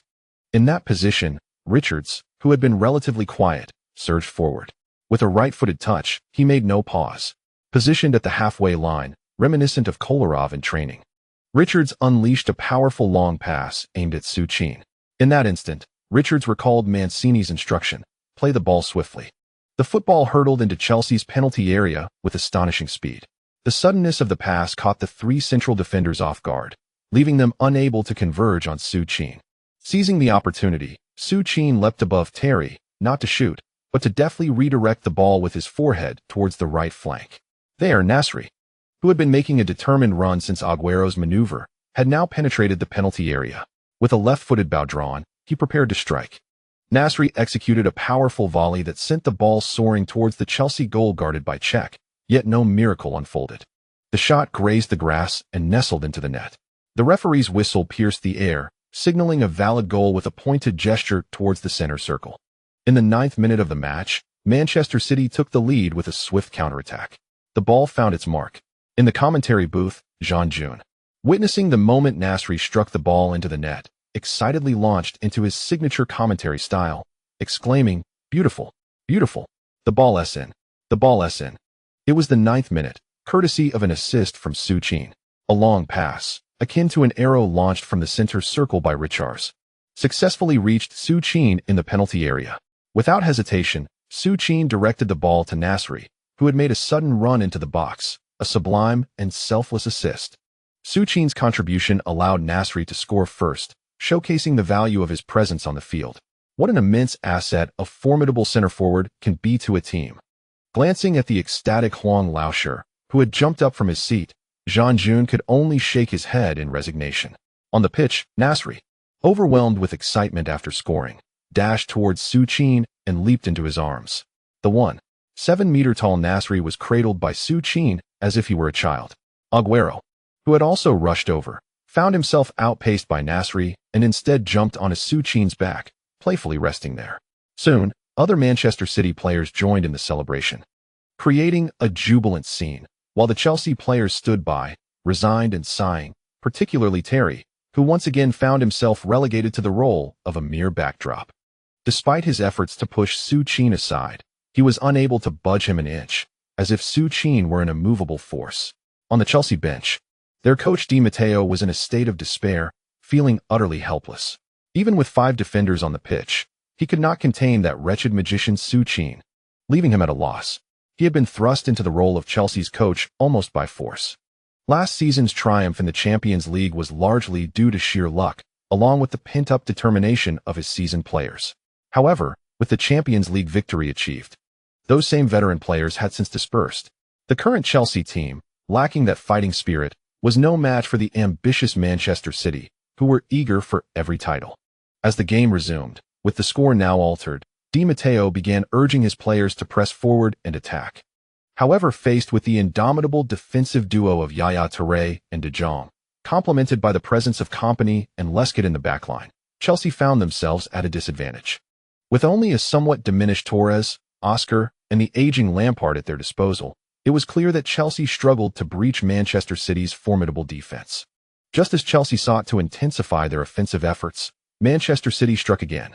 This time, the scorer was none other than the newly acquired sensation Su Qin, who had joined City for a record-breaking transfer fee. In the 16th minute of the match, Chelsea launched a vigorous attack. Malouda made a powerful run down the left flank, and as he prepared to deliver a cross after evading David Silva, Yaya Touré unexpectedly surged in beside him. With a precise tackle, Touré dispossessed Malouda and sent the ball to De Jong's feet. Without hesitation, De Jong unleashed a powerful long pass towards Su Qin, who lay in wait deep within Chelsea's defensive territory. Positioned well outside the penalty area, Chelsea had only Ivanovic tasked with marking Su Qin, providing him with little pressure. Su Qin effortlessly outmuscled Ivanovic, skillfully bringing the ball down with his chest. The moment the ball touched the ground, Su Qin wasted no time, utilizing his explosive speed to leave the unfortunate Ivanovic trailing behind. This marked the second instance in the match where Ivanovic was outpaced by Su Qin. Despite his desperate attempts to recover, Ivanovic found himself in a hopeless situation. In less than 2 seconds after breaking away from Ivanovic, Su Qin advanced within 30 meters of Chelsea's goal and lifted his right leg high. Indeed, with no defender in sight, Su Qin prepared to unleash a powerful strike. Possessing the ferocity of Reece's long-range shots combined with Vieri's technical prowess, Su Qin's shooting ability had reached an elite level. Particularly in situations where he found himself unmarked, his long-range efforts were practically unstoppable. With a resounding thud, Su Qin's right leg connected forcefully with the ball, producing an explosive sound that reverberated throughout Wembley Stadium. As the ball transformed into a blinding streak of white light, it hurtled towards the goal guarded by Cech. As the world-renowned goalkeeper, Cech had anticipated Su Qin's intentions the moment he raised his leg. Aware of the power behind Su Qin's long-range shots, Cech instinctively began to move.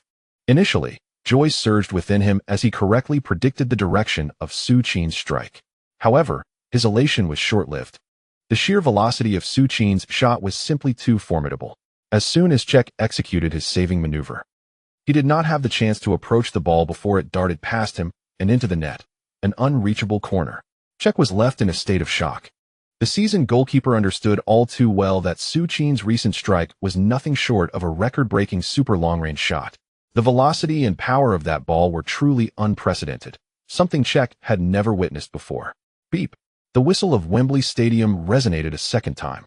Alongside the referee's call, the fervent Manchester City fans in the South Stand erupted in unison at that very moment. Roar! Su Qin! Su Qin!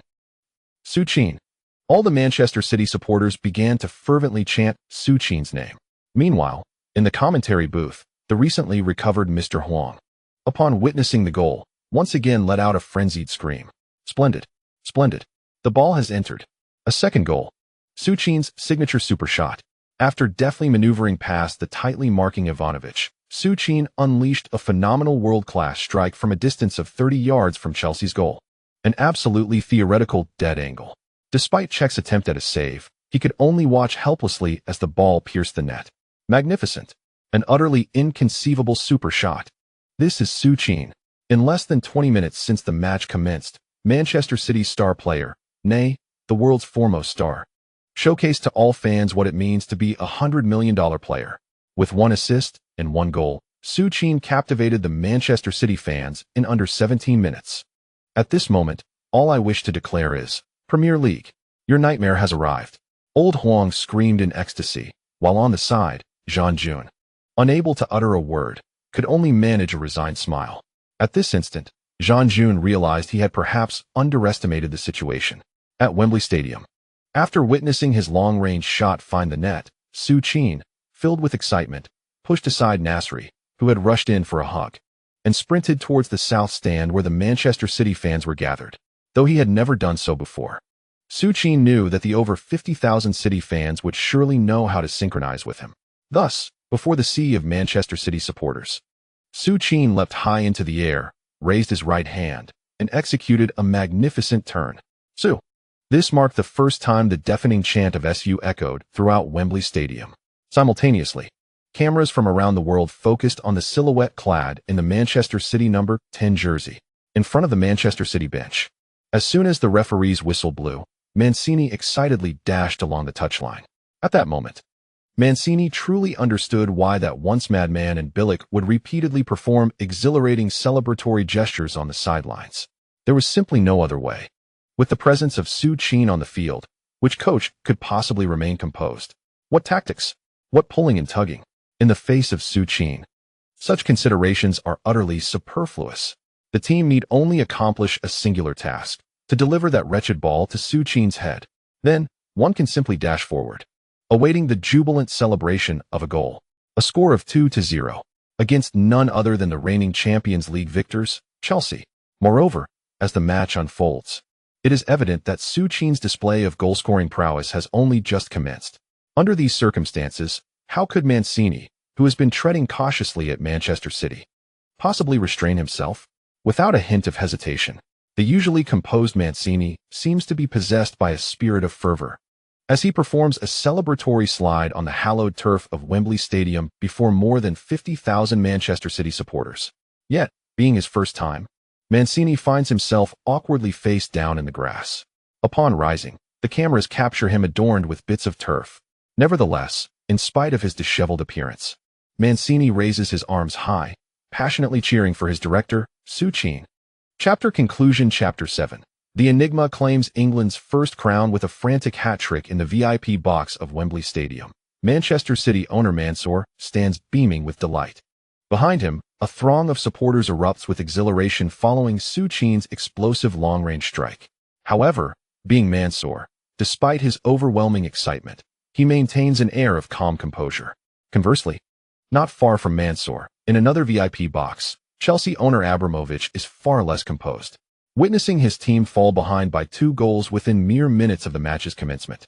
Particularly as he observes the effortlessly executed long-range shot by the elusive Su Qin piercing through his 5-man defense, Abramovich erupts in fury. shattering his wine glass against the tempered glass before him. This is his Chelsea, the pinnacle of countless financial investments. Who could have anticipated that Manchester City, with Su Qin in their ranks, would so swiftly trample upon Chelsea's so-called Champions League crown within 20 minutes? The two-goal deficit leaves Di Matteo on the sidelines restless. Seizing the moment of Manchester City's celebration, he calls upon all his players to gather around. Without a moment's hesitation, Di Matteo decisively alters the formation. Having conceded 2 goals, the 5-man defense proves ineffective. Now, his only imperative is to swiftly transition to an offensive strategy, no longer adhering to the 5-4-1 formation. Di Matteo positions Ivanovic as a central midfielder, pushing Lampard and Oscar forward into attacking roles. With this shift, Di Matteo indicates he is prepared to fight valiantly. Indeed, as anticipated, Chelsea has transformed their formation. Ivanovic mentioned the defensive midfield position, no longer specifically marking Su Qin, 4,141. Consequently, Chelsea's attacking personnel will also be bolstered. However, I believe that Di Matteo's tactical shift has inadvertently laid a significant trap for Chelsea. With only Terry and David Luiz attempting to contain Su Qin in the back, it becomes exceedingly challenging to restrain him. Furthermore, with Manchester City's flanks featuring Silva and Nasri, I must admit I hold little optimism for Di Matteo's counterattack. Just as Lau Huang finished his statement, Chelsea, who had been fervently attacking moments ago at Wembley Stadium, conceded another goal.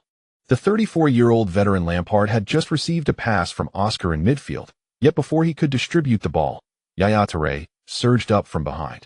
In the instant Lampard controlled the ball, Touré extended his long leg and intercepted it. The ball was snatched right from under Lampard's feet. Realizing the ball had been taken, Lampard hastily attempted to reclaim possession. However, the 34-year-old Lampard overestimated his agility. As he desperately tried to turn, he despaired when he discovered that Yaya Touré had already risen and whisked the ball away from in front of him. Ah, splendid. What did I say? Lampard is aging. He is struggling to keep pace with the current speed of the Premier League. Yaya Touré advanced rapidly. Malouda hurried back from the left flank, without holding the ball. At the moment just before Malouda closed in, Touré executed a precise through ball right to Agüero's feet. Manchester's counterattack surged forth. At Wembley Stadium, as Manchester approached with relentless pressure, the throngs of over 50,000 City fans erupted with excitement, especially as they watched Agüero bearing down on Chelsea's penalty arc. All the Manchester supporters leapt as if celebrating a goal. However, this time, the anticipated goal did not materialize. Ivanovic, trailing behind, at a critical moment abandoned his mark on Su Qin and strode purposefully in front of Agüero, executing a textbook sliding tackle that sent the ball skimming away from Agüero's feet. The supporting fullback, Cesar Azpilicueta, did not wait for Agüero to react, but rather unleashed a powerful clearance out of play. Chelsea narrowly escaped disaster. Oh, what a pity. Agüero was being a bit greedy. Su Qin had already emerged from the penalty area, and had Agüero delivered the ball a moment sooner, Su Qin would have had a significant chance of scoring from that position, whether through a long-range shot or a dribble. Nevertheless, this served as a wake-up call for Chelsea. If they continue to press so aggressively, Manchester City will not squander the next opportunity. Indeed, even Lau Huang could see this, and naturally, Di Matteo on the sideline was well aware that they had just been fortunate. However, despite knowing that such an aggressive approach would leave their defense vulnerable, Di Matteo found himself with no alternative. The situation has indeed fallen behind by 2 goals. It is imperative for him to attack. The match continues, with Chelsea relentlessly attempting to break through. Meanwhile, Manchester City, in a passive defensive stance, refrains from hastily launching a counterattack. Under Mancini's deliberate guidance, City has, in the ensuing 10 minutes, retreated their entire formation back to their half.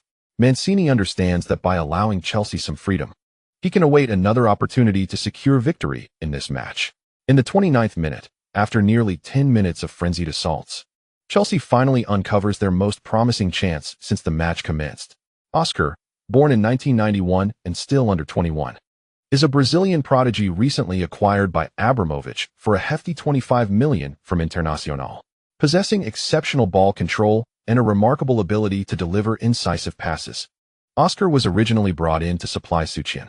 However, with Su Qin's acquisition falling through, Abramovich has no choice but to have Oscar assist Torres, the once gifted Spanish forward who seems to have lost his spark. Just as in this moment, Oscar receives a diagonal pass from Lampard in the midfield, while Nasri from City swiftly approaches from the left flank. Yet, undeterred by Nasri's aggressive advance, Oscar calmly pulls the ball back and pauses momentarily. After evading Nasri's fierce lunge, Oscar accelerates once more. In this dance of pause and motion, Nasri finds himself left behind. However, City's defense is not solely reliant on Nasri. As Nasri approached, Yaya Touré had already positioned himself in front of Oscar. Just as Touré confidently prepared to intercept the ball from Oscar's feet, Oscar, having anticipated Touré's move, deftly prods the ball forward and leaps high over Touré's outstretched legs. With two exquisite dribbles, Oscar's skillful maneuvering revives the long silent Chelsea supporters in Wembley Stadium. As the Chelsea fans erupt with excitement, Oscar continues his sprint towards City's defensive line. Just as De Jong recklessly lunges at him, Oscar spots Torres making a sudden diagonal run. Without a moment's hesitation, Oscar shifts his body and deftly uses the inside of his foot to push the ball in Torres's direction, a pass as precise as a surgeon's scalpel. The ball glides along the grass, slipping past De Jong.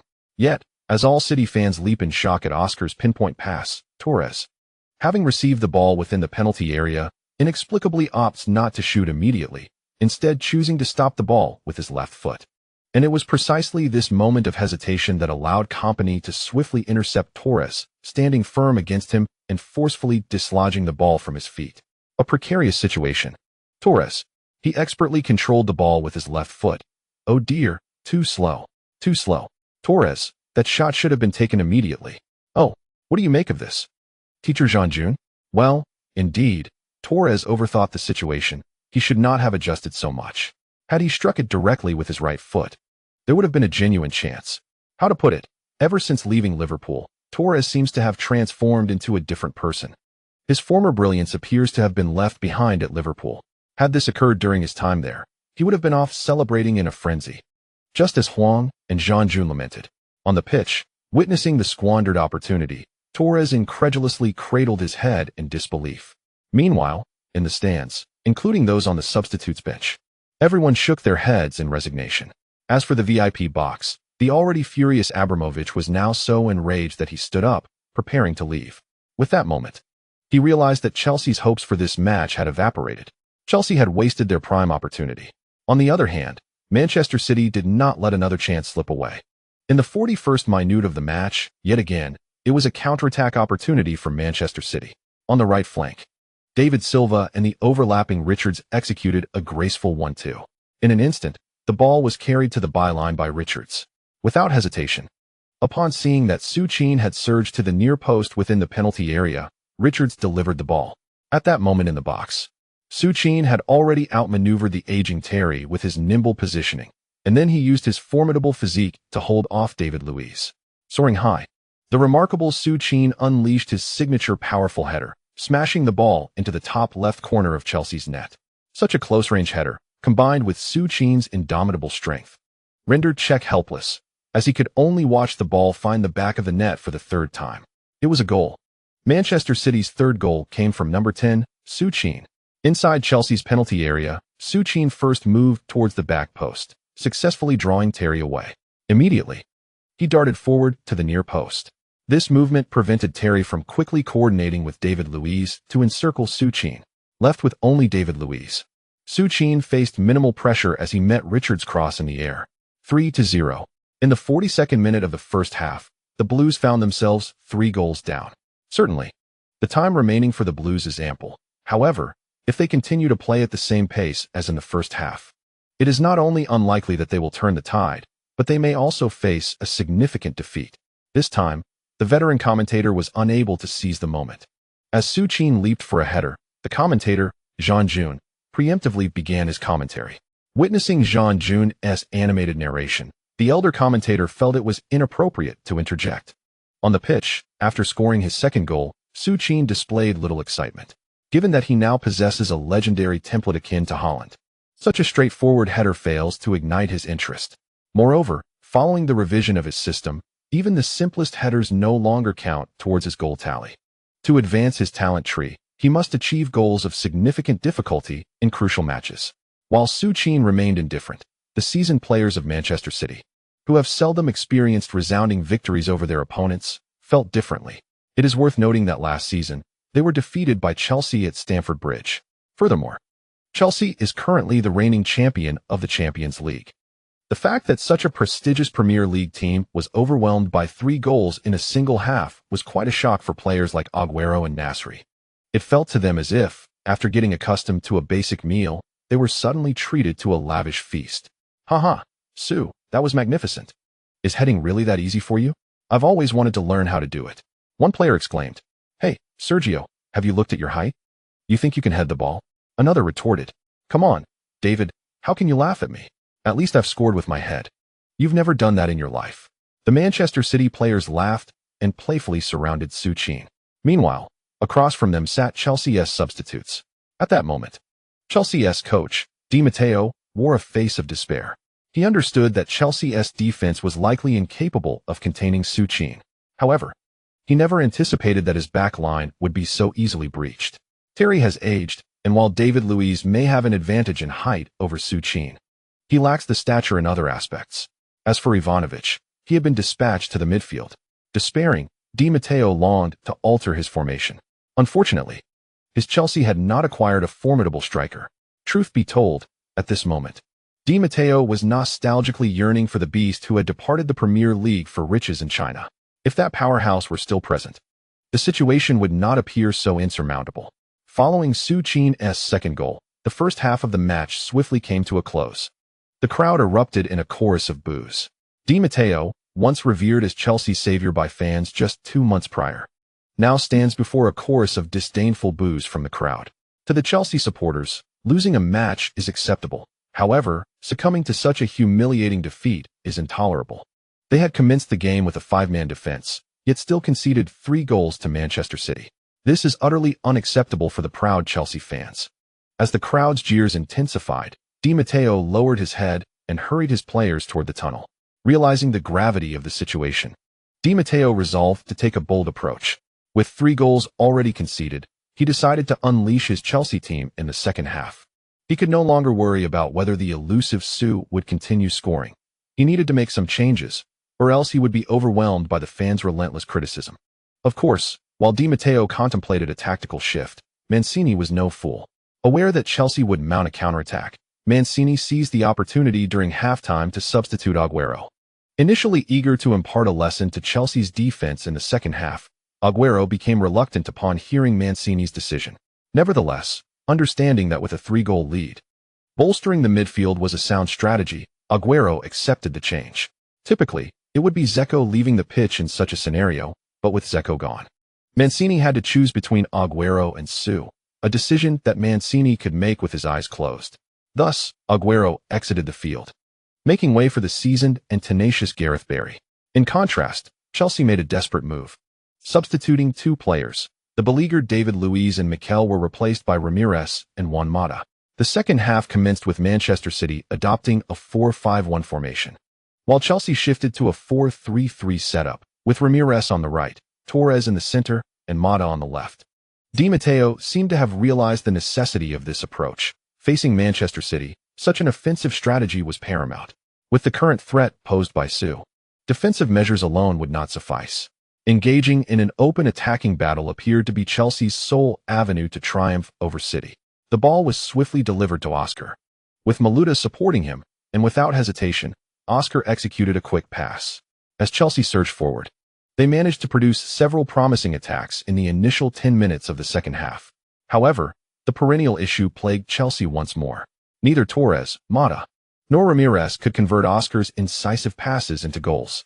After squandering nearly 3 significant opportunities in a matter of minutes, Oscar, seemingly exasperated, began to take matters into his own hands. It was Oscar's audacious solo effort that finally bestowed upon Chelsea a glimmer of hope.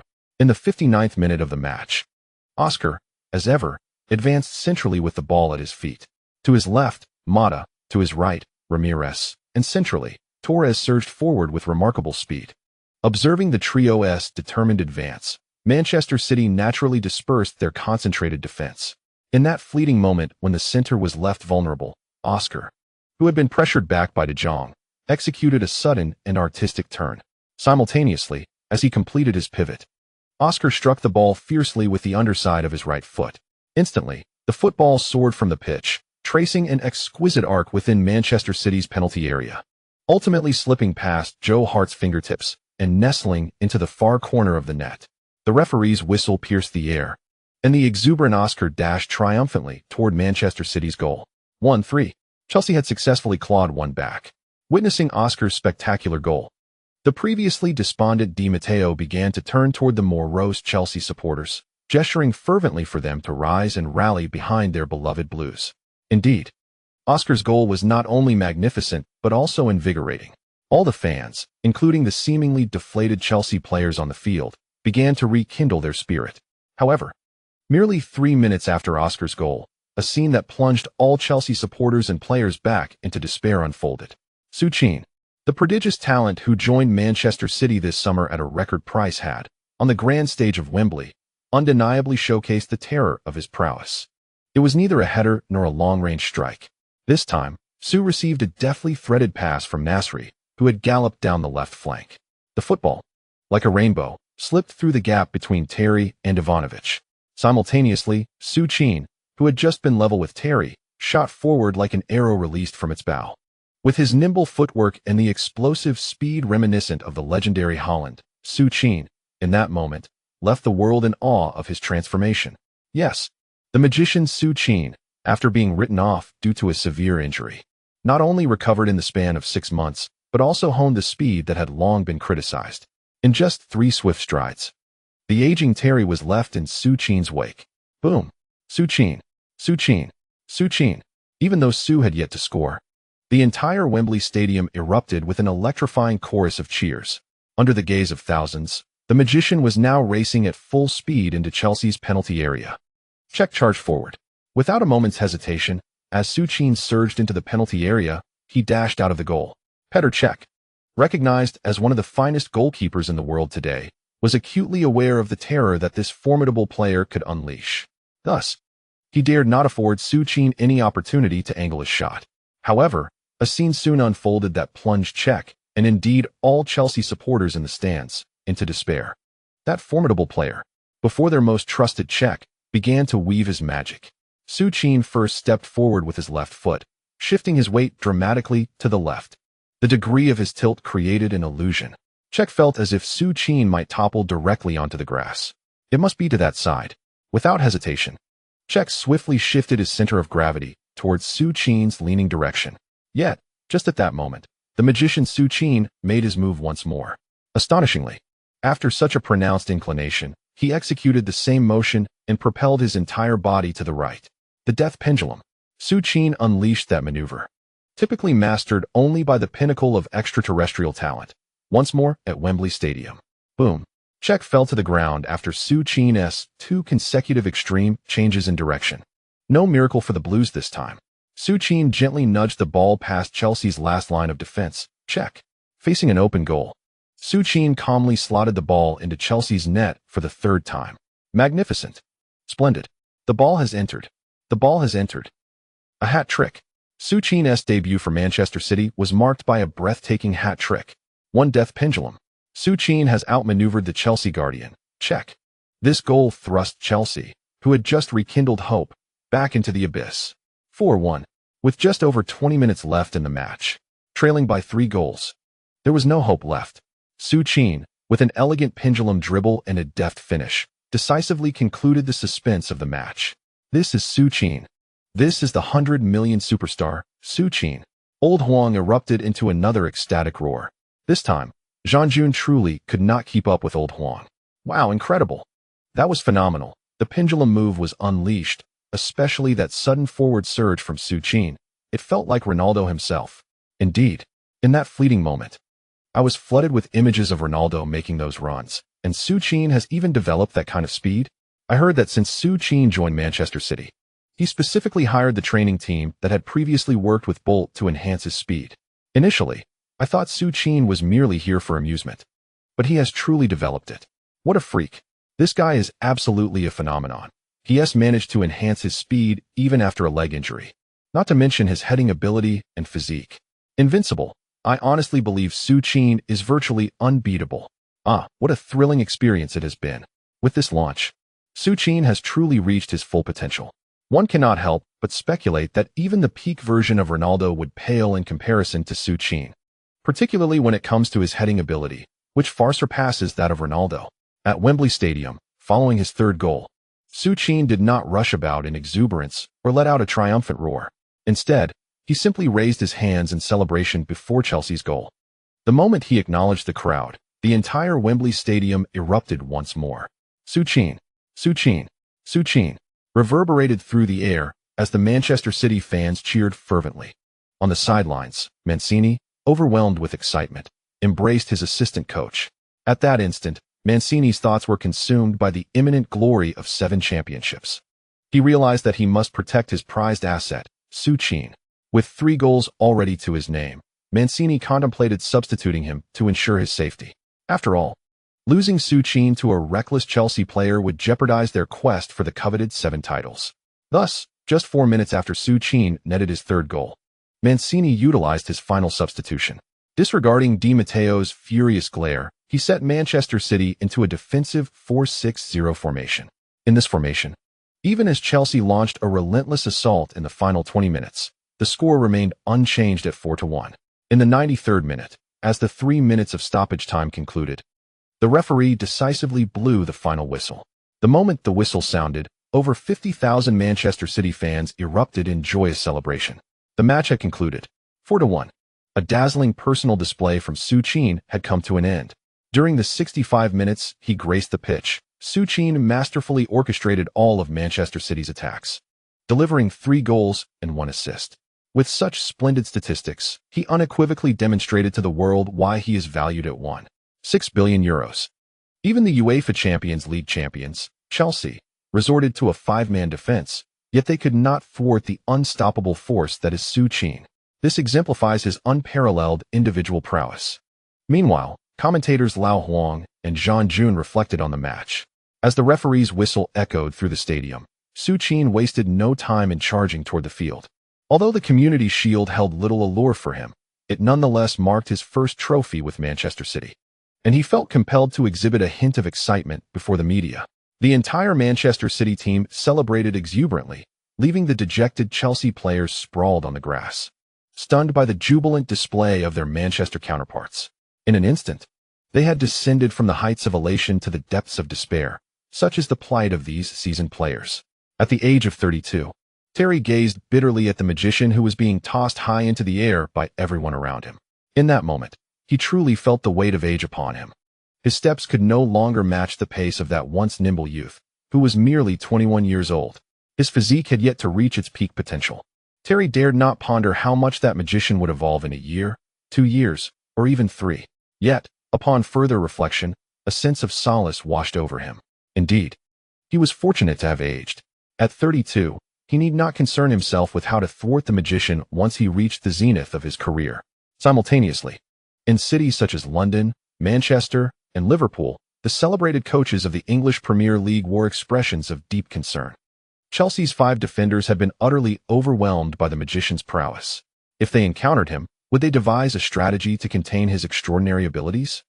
Perhaps the only way to confront the magician would be akin to the tactics once employed in the NBA against the indomitable Shaquille O'Neal in the paint. There was little alternative, after all. The Premier League was renowned for its fierce competitiveness. At that very moment, Su Qin, reveling in the exuberant tosses from his teammates, remained blissfully unaware that he had become the collective adversary of all Premier League teams due to this single match. Chapter 8. What? Taylor Swift has written a song, and the star of Twilight has arrived? At Wembley Stadium, Manchester City's celebrations finally drew to a close. Although the Community Shield held little significance for the new season, it nonetheless provided a positive commencement for Manchester City. Consequently, once the entire team had collected their trophy and returned to the locker room, Mansour personally made his way there. He harbored no ulterior motives, only the desire to inform his players that he had prepared a generous championship bonus for the entire team. Blue Moon. You know just what I was there for. You heard me saying a prayer for. However, before he even entered the locker room, the resounding chorus of Manchester City's anthem made Mansour hesitate. Ultimately, with the assistance of his longtime assistant, he stepped into the locker room amidst a throng of jubilant players dancing on the tables. The music abruptly ceased, The exuberant Nasri, still waving his underwear, leaped down from the table. Although Mansour typically wore a warm and friendly demeanor, he was, after all, the owner of the team. Upon noticing Mansour's presence, the exuberant players hurriedly donned their clothing. As Mansour entered, the previously joyous atmosphere dissipated, prompting him to swiftly interject in his distinctly Middle Eastern English. "Hi, Su." What an unforgettable debut it was. After calming the flurry of excitement among the crowd, Mansour approached Su Qin directly. Without any extraneous gestures, he enveloped Su Qin in a warm embrace, his excitement palpable. "Thank you, Mr. Mansour. Haha. I am here solely to congratulate all of you for helping our magnificent Manchester City secure the first championship of the season. Furthermore, this evening, the rewards for your victory will be deposited into your accounts." With that, Mansour smiled and turned to leave. While the Manchester City stars were undoubtedly well off, what could be more exhilarating for employees than hearing their boss announce a bonus? Roars of excitement erupted as Mansour had yet to exit the locker room. The phenomenal Su's debut, a hat-trick and an assist to decimate the Champions League. The Premier League is on the brink of the Su Qin era. The nightmare for defenders has commenced. As the transfer window nears closure, the price of the towering defender skyrockets once more. That evening, sports media outlets worldwide began to sensationalize the match. However, while the world marveled at Su Qin's extraordinary debut, the protagonist himself boarded a flight to the United States the very next day. This was no surprise. Even before the previous season concluded, Raiola had arranged this trip for Su Qin. During the 3-day excursion, Su Qin was scheduled to shoot a series of advertisements while also representing Adidas at a children's hospital for a charitable event. On the flight, Su Qin donned an eye mask and promptly fell into a deep slumber. The previous night in London, he had been celebrating with Agüero and Joe Hart until dawn. Su Qin was astonished by Agüero's seemingly modest stature, yet his capacity for alcohol was astonishingly high. Even Su Qin had nearly succumbed to Agüero's relentless toasting. "Hey Su, you're still young. You ought to manage your nightlife better, unlike that rascal Ronaldinho," Raiola quipped, observing Su Qin's weary demeanor. "Fuck, Mino. I've heard tales of you dragging Ibrahimovic to nightclubs every night. I even heard about one escapade you shared with him. Cough, cough. All right. Raiola had not anticipated that his own drunken misadventures would be common knowledge, a moment of carelessness indeed. From 10 a.m. to 6 p.m., nearly 8 hours of flight elapsed before the airplane landed punctually at New York International Airport.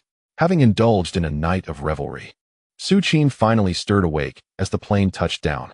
After 8 hours of rest, Su Qin had thoroughly rejuvenated himself. However, what caught Su Qin off guard was that as soon as he disembarked from the plane, he was surrounded by a throng of American journalists whose origins were unknown. Su, are you aware of the new single released by Taylor today? Su, is it true that your romance with Jennifer Lawrence is genuine? And have you officially parted ways with Taylor? The barrage of questions left the freshly awakened Su Qin bewildered. What on earth was happening? It is true that he had not been in contact with Taylor for quite some time. As for the reason, Su Qin was not entirely certain. Despite exercising caution during the European Cup when he engaged in charitable acts for Jennifer Lawrence, the relentless paparazzi had managed to unearth this information. Subsequently, he had not received a single call from Taylor. Well, it did not matter much to him. After all, his relationship with Taylor over the years had merely been that of close friends. Of course, Su Qin had never entertained the notion of having someone like Taylor Swift as a mere object of his affection. A woman of her stature, upon discovering his charitable endeavors, would likely pen a song denouncing him. Wait, a song? And what about the new single mentioned by the reporter? Motherf. Su Qin dared not linger and promptly pulled Raiola away from the airport. Once seated in the car, he inquired, "Mino, what is going on? Has Taylor written a song?" "Damn it. Su, you just found out?" "Haha. I assumed you were already aware and hesitated to mention it, fearing you might think I was mocking you." Raiola erupted in laughter upon realizing Su Qin was inquiring about the matter. "Stop laughing and tell me what is going on." "Ahem, all right, Su. Just the day before yesterday, Taylor released a new single titled Better Than Revenge. As for the lyrics, you should listen for yourself. I've already played it several times." With that, Raiola proceeded to play the music he had downloaded on his phone. The catchy prelude surprised Su Qin with its charm. However, as the lyrics unfolded, his expression darkened. "You say I am your only, but you utter the same words to AB. Good grief. Just those 2 lines made Su Qin realize the gravity of the situation. This was outrageous. What did she mean by only? What did it signify to declare that only to another woman? This was clearly an affront directed at his close friend Lawrence. As the song concluded, Raiola was laughing so hard that the luxurious vehicle shook. Meanwhile, Su Qin wore a face of utter despair. How humiliating. He truly had not anticipated that Taylor would incorporate both him and Jennifer into her song. In my recollection, Taylor Swift, for reasons unbeknownst to me, seemingly composed a song for every ex-boyfriend after their breakups. Well, it turns out the root of the matter lies with him. Is the event still ongoing? The very thought that I find myself in the heart of Taylor's domain, the beautiful United States, has already led Su Qin to contemplate an immediate return to Manchester. Keep it going. Su, can you really still feel embarrassed? Hey, Mino. What do you mean by that? Haha, Su, let me do the math for you. From snatching Shakira away from Peak to then winning over Miranda Kerr, who was on the verge of accepting a proposal. Following that, Raiola began to count off on his fingers before Su Qin. All right, after Raiola's calculations, it seems Su Qin has regained his composure. Indeed, he is a player. Moreover, a young footballer. Naturally, his hormones are more vigorous than others. Besides, this is the so-called open West. What is wrong with dating a few lovely ladies? Furthermore, since Shakira, Su Qin has never formally addressed anyone as his girlfriend. He simply cannot bear to see others in solitude, especially those beautiful women who are overlooked and lonely. This is kindness. Yes, pure kindness. Ahem. Well then, Mino. Did you say I have a female partner for this advertisement? Haha, Su, you rascal. Haha. Mino. All right, Su. Yes, Adidas has selected the hottest superstar of the year, Kristen Stewart, as your partner. It's an advertisement for a line of lightweight running shoes. Kristen Stewart? Upon hearing that name, Su Qin found himself momentarily dazed. Goodness. Isn't she the one who, single-handedly, has turned countless women's affections? What is going on? The plot seems a bit strange. My new partner is, in fact, a member of the LGBTQ community, but upon further reflection, it is still the year 2012. At this time, Kristen Stewart is still a sweet, normal girl. Well, since I can no longer change my partner, I shall not dwell on it. The Queen Hotel in New York. Upon learning that the male protagonist of Taylor's new single would be staying here, throngs of reporters had already gathered by noon. Of course, aside from a few sports journalists, most of the attendees were entertainment reporters from Hollywood. It is worth noting that Su Qin has orchestrated a sensational news event, a 2-for-1 deal, a rising star in the music industry and a hot new sensation in film. These two happen to be the best of friends. This time, in support of Su Qin, the Ballon d'Or winner, they are publicly exchanging barbs. Su, may I ask if you have confirmed your relationship with Jennifer? Su, how do you perceive Taylor's use of a song to insult Jennifer? Su, rumors abound that your first encounter with Jennifer took place on Taylor's bed, just as Su and Su Qin had envisioned. Upon disembarking, a frenzy of journalists surged towards him, each one posing increasingly sensational questions. What nonsense! What does it mean that the first time was on Taylor's bed? Clearly, it was in a hotel. Observing the exuberant reporters, Su Qin paid them no heed and proceeded into the hotel, escorted by security personnel. Simultaneously, as the entire nation fervently debated the love triangle involving Su Qin, Taylor Swift, and Jennifer, the leading lady of Su Qin's new advertisement, Kristen Stewart, was intently searching for Su Qin's various goal videos online. Indeed, few were aware that this seemingly delicate star of Twilight was, in fact, a genuine football enthusiast. Kristen, you're watching his videos again. I advise you to steer clear of him. He is already a notorious playboy in the entertainment industry. Just as she was engrossed in her viewing, Kristen's manager, with a serious demeanor, stood beside her, cautioning the talented young star. Born in 1990, Kristen Stewart coincidentally shared the same birth year as Su Qin. Her manager was acutely aware that this particular starlet possessed an unmistakable infatuation with charming figures. Su Qin, not only hailed as the foremost player in contemporary football, but also blessed with an irresistible allure that captivated both Taylor Swift and Jennifer Lawrence, was indeed a formidable presence. With these attributes, coupled with Kristen's infatuated nature, her manager harbored concerns that tomorrow's advertisement shoot could potentially evolve the sensational love triangle into a quadrilateral affair. The two established stars had little to lose, but Kristen Stewart, who aimed to ascend to new heights following her success with Twilight, had much at stake. Oh, Heina. I understand. You've said it numerous times. Do you think I am so foolish? I am merely curious about this, Su. Curious about what? Haven't you already watched plenty of his matches? Heina remarked, accurately noting that Kristen had not missed a single match of Croatia in the recent European Championship. Watching a match cannot compare to meeting him in person, Heina. Rest assured, I will simply shoot an advertisement with Su, and that will be the end of it. Really? At most, I only want Su's autograph. Really? And, perhaps, a photo together? Is that permissible? Nothing too intimate, and do not show excessive excitement. Su is quite the troublesome figure. Avoid any association with him. I understand, Heina. You need not worry. I promise, I will ensure no social interaction with Su occurs. We will merely shoot the advertisement, and then it will conclude. Very well. That will suffice. Kristen Stewart, I express these sentiments out of concern for you. It is imperative that you distance yourself from the screen persona of Twilight. This is a critical juncture, and negative news must not arise at this moment. Ahem. However, Heina, I have heard that Jennifer's salary has surged by half due to rumors of her involvement with Su. How outrageous. Heina incessantly murmured these words into Kristen Stewart's ear, while Kristen, reclining on the sofa with her chin resting in her hand, continued to watch the highlights of Su Qin's goals. Her porcelain-like feet, which could drive all American men wild, rhythmically stirred the air like the oars of a small sailboat. The atmosphere seemed to become increasingly entranced with each gentle motion. In the coming days, I will be handing over all my responsibilities, which may result in fewer updates. Nevertheless, Pippi will strive to make up for any missed content. I humbly seek the forgiveness of all dear readers. This chapter concludes. At midnight, amidst the silence of the night, the Lord's residence in Su Qin city was enveloped in tranquility.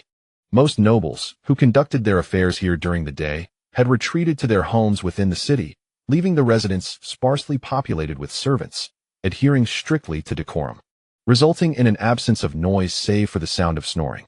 At that moment, no friend dared to question, shall we personally wield our weapons and test it ourselves? Wang Xiao jested. Let us return.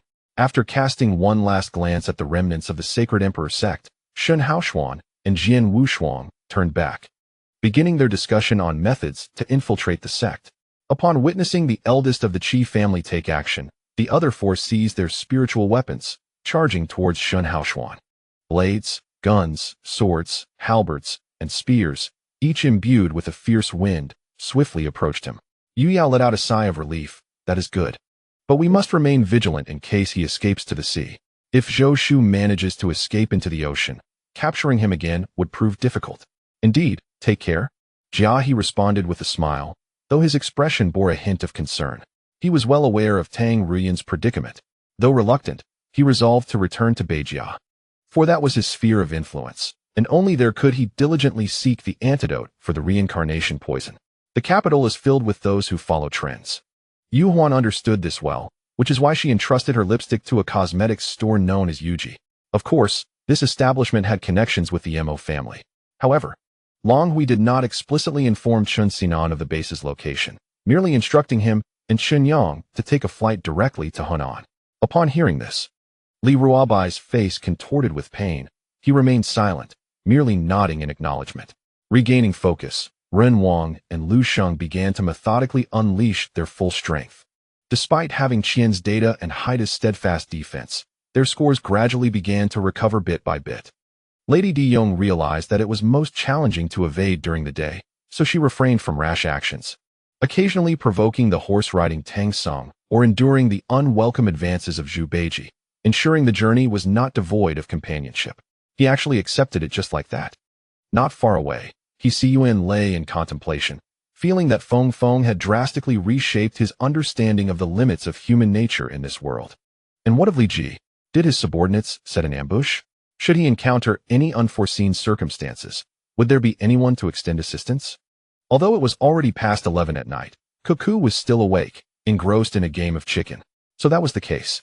He paid little heed to the personal matters of his subordinates, except in instances like that of Wang Shichong, whose fate he lamented.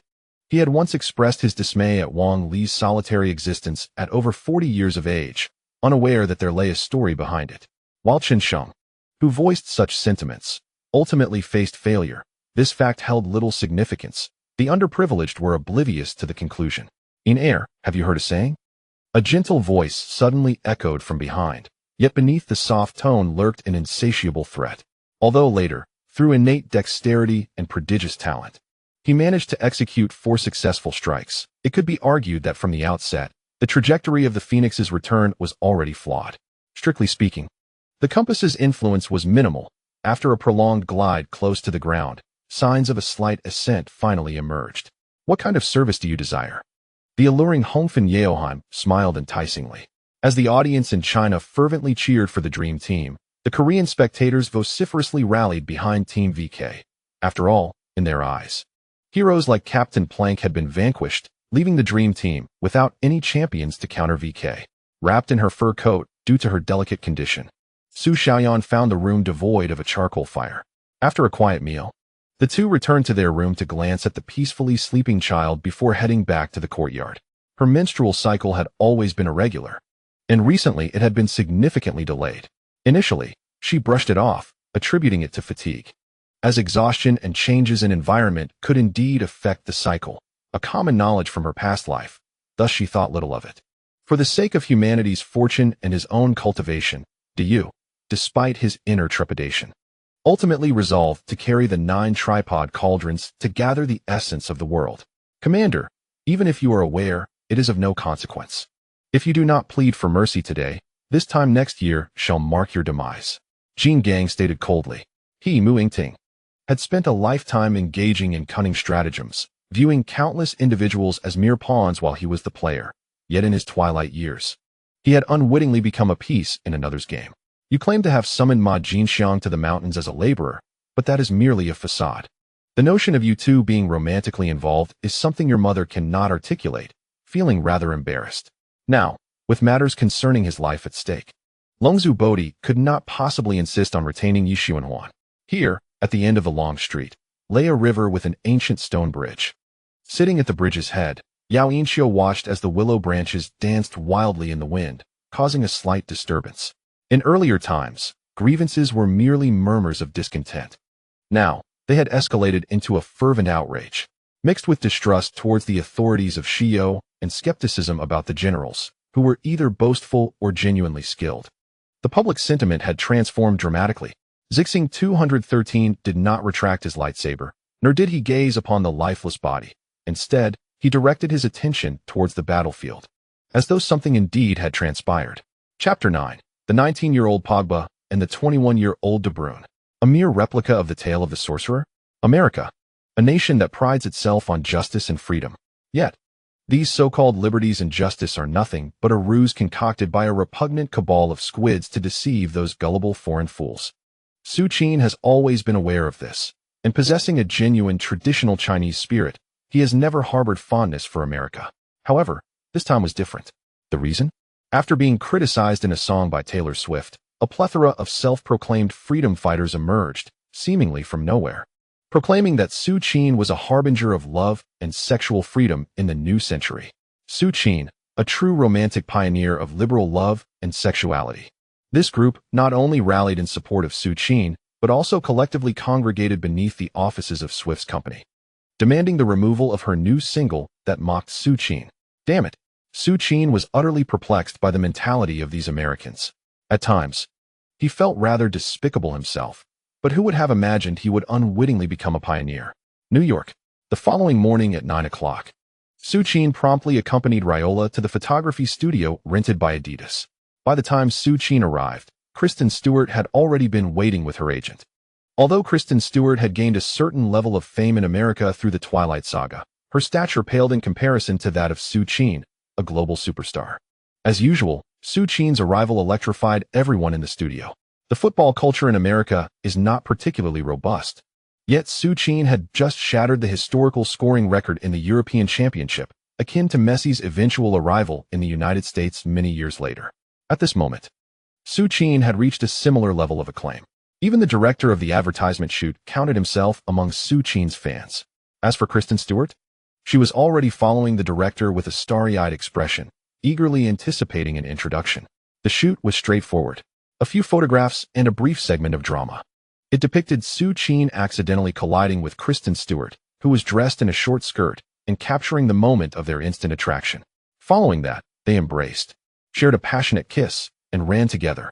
It was not overly lengthy. However, what was initially intended as a staged kiss, as per the contract, turned into a genuine kiss after numerous failed takes, leading Kristen Stewart to finally succumb to the moment. Goodness, Su Qin's head was spinning. After all, this was his first on-screen kiss. Who could have predicted it would unfold in such a bewildering manner?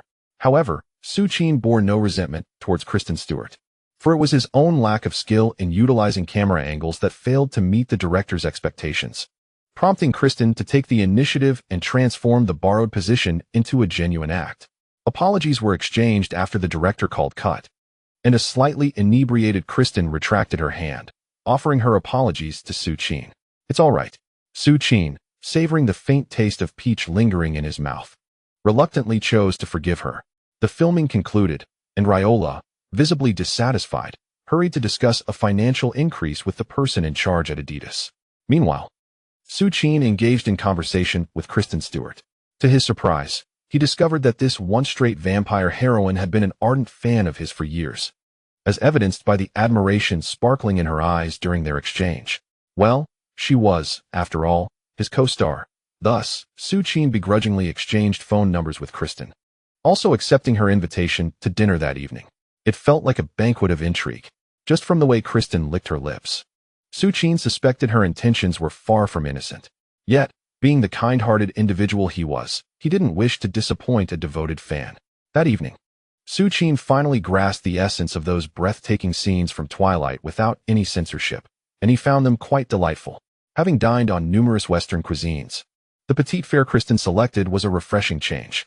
His 3-day trip to the United States swiftly came to an end.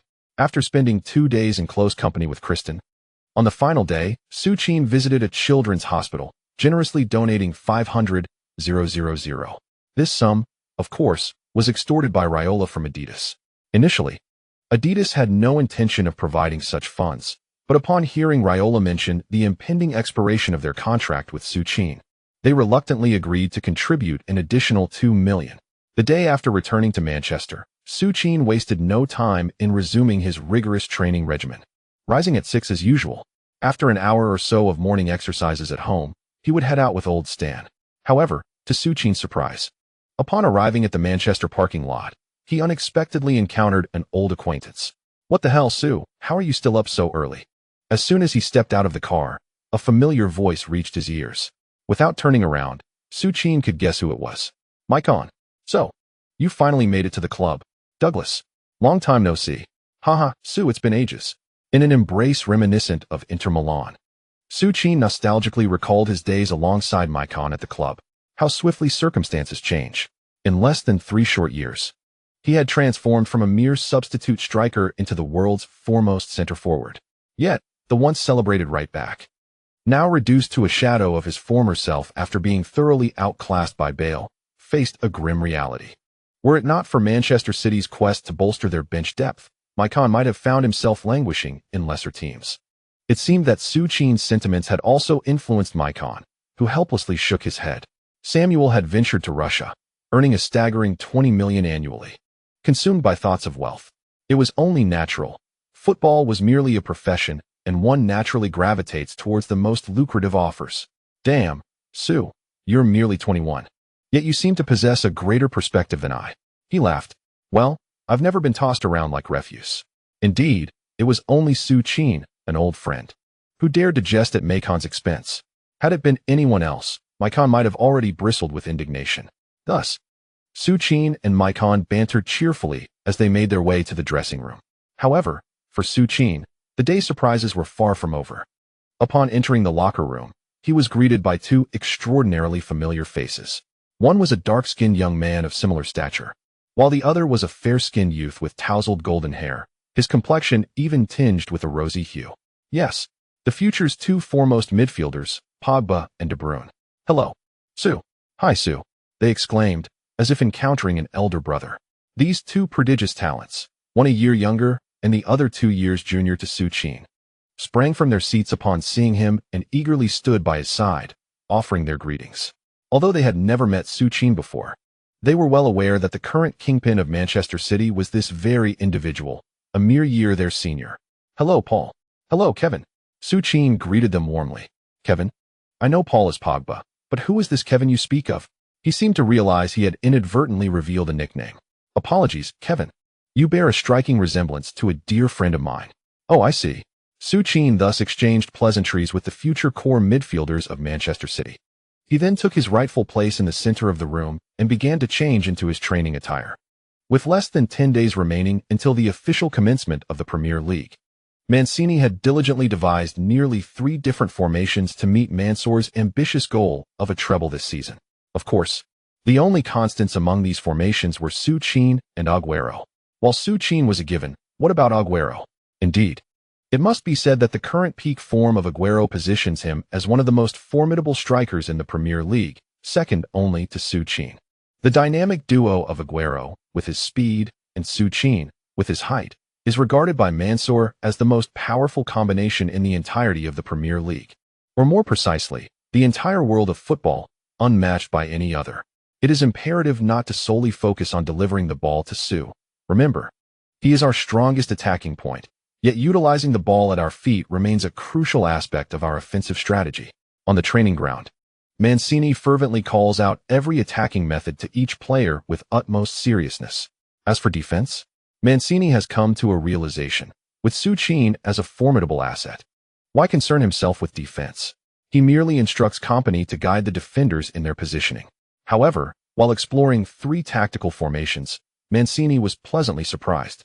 Yes, he discovered that the 2 newly acquired players for bolstering the bench were not only distinctly characterized, but also possessed immense potential. The young man named Pogba, born in '93, made 7 appearances for Manchester United's first team during the 2011-12 season and showcased remarkable prowess in the youth team, scoring 16 goals and providing 6 assists in 16 matches. Naturally, these statistics from the youth league hold little weight. Yet, during training matches within Manchester City, this individual, who could only compete in the youth league for United, consistently delivered lethal long passes to the attacking players. For a substitute forward, Pogba's long passes might seem of little utility, especially as he had yet to gain experience at Juventus, lacking in his ability to carry the ball forward. However, this is Manchester City, with Su Qin's extraordinary presence. Once the midfielders acquire defensive capabilities, all that is required is a precise pass to Su Qin's head, and that suffices. The more Mancini contemplated this, the more credible it appeared. He promptly halted the training match. Paul, switch with De Jong. Mancini spoke to Su Qin in a tone of collaboration. Yet when addressing De Jong, he showed no hesitation in having De Jong remove his training vest and hand it to Pogba. Paul, when observing defense, focus on delivering long passes. Mancini did not elaborate further. He merely wished to assess the talent of the 19-year-old Pogba. As the training match commenced, Mancini had already given his instructions, so Yaya Touré, who had been orchestrating the midfield, unhesitatingly passed the ball to Pogba. The moment Pogba received the ball, he unleashed it with considerable force using his right foot. An astonishing scene unfolded. Pogba's pass soared into the air, landing perfectly in front of Su Qin, who was positioned near De Jong and ready to accelerate. Su Qin needed no adjustments. With a deft touch, he brought the ball forward. What followed was a spectacular display from the magical Su, as he unleashed a powerful long-range shot, sending the ball crashing past the substitute goalkeeper into the net. On the first day in Manchester, the prodigious talent of Manchester United's youth academy, Pogba, made a stunning assist with his very first touch in the A-team lineup, leaving everyone astounded. Boss, this lad is truly remarkable.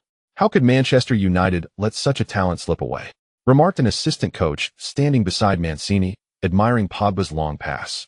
Haha, you might want to ask Guardiola why he allowed the 19-year-old Su Qin to move to Inter Milan. The training match concluded, and the 19-year-old Pogba, with his impeccable performance, ensured that all the first-team stars remembered this tall young man. Hey Paul, the captain is treating us tonight to welcome you officially to the team. Agüero, ever the charmer, seized the moment, especially after witnessing Mancini's astonished expression. What forward wouldn't cherish a midfielder capable of delivering lethal passes? Thank you. Pogba, at just 19, was still a budding talent, despite the instability he would bring to the team in the future. You should join us too, Kevin. After inviting Pogba, Agüero noticed De Bruyne, who had not played and appeared somewhat dejected. Su Qin, with a beaming smile, approached De Bruyne, embracing him and inviting him to join their gathering. Aye, Thank you, Su.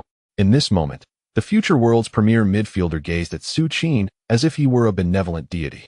Pogba, too, approached Su with a smile. Su, I'd love to hear your story. I read in the news that you were sent to Inter Milan by Barcelona at the age of 19 without any compensation. Seeing Pogba's eager expression, Su Qin understood that his counterpart had not enjoyed the best of times at Manchester United. It seemed Pogba was already envisioning how to exuberantly celebrate his goals or assists at Old Trafford. Thus concluded this chapter, having deleted much content that was finally released. As the title suggests, what a tragedy it was to delete so much. Leave of absence request, transition of duties, 1-day leave. Chapter 10. The Premier League opening match begins. If heaven has feelings, it too grows old. On August 22, 2012. With less than 2 days remaining until the Premier League opener, the flight carrying Southampton's players gently descended at Manchester International Airport. The first to disembark was Mauricio Pochettino, the current manager of Southampton. At 40 years old, he stands as the youngest among all Premier League managers. Nevertheless, despite his youth, this spirited middle-aged man had remarkably propelled Southampton from the depths of the Championship to the heights of the Premier League in just 2 short years. A true leap of faith. This is the transformation that Mauricio Pochettino has brought to Southampton, particularly with the emergence of the young star Adam Lallana at the core of Southampton's youthful resurgence. It can be said that they are currently the most anticipated newly promoted team in the entire Premier League. Rumors suggest that Liverpool has already begun to scout this talented Lallana. Mr. Pochettino, your Premier League debut pits you against Manchester City. Will this impose pressure on your players? As soon as the plane landed, the journalists eagerly commenced their interview with Pochettino. Upon hearing the question, Pochettino, who had not initially intended to give an interview, paused. Pressure? There is no pressure. As a newly promoted team, we are facing the reigning Premier League champions from last season. I believe the pressure lies with Manchester City. The journalists were momentarily taken aback by Pochettino's response. After some reflection, they began to see the logic in his assertion. This season, Manchester City has spent over $100 million on the formidable Sergio Aguero, and indeed, the eyes of the world have converged upon them.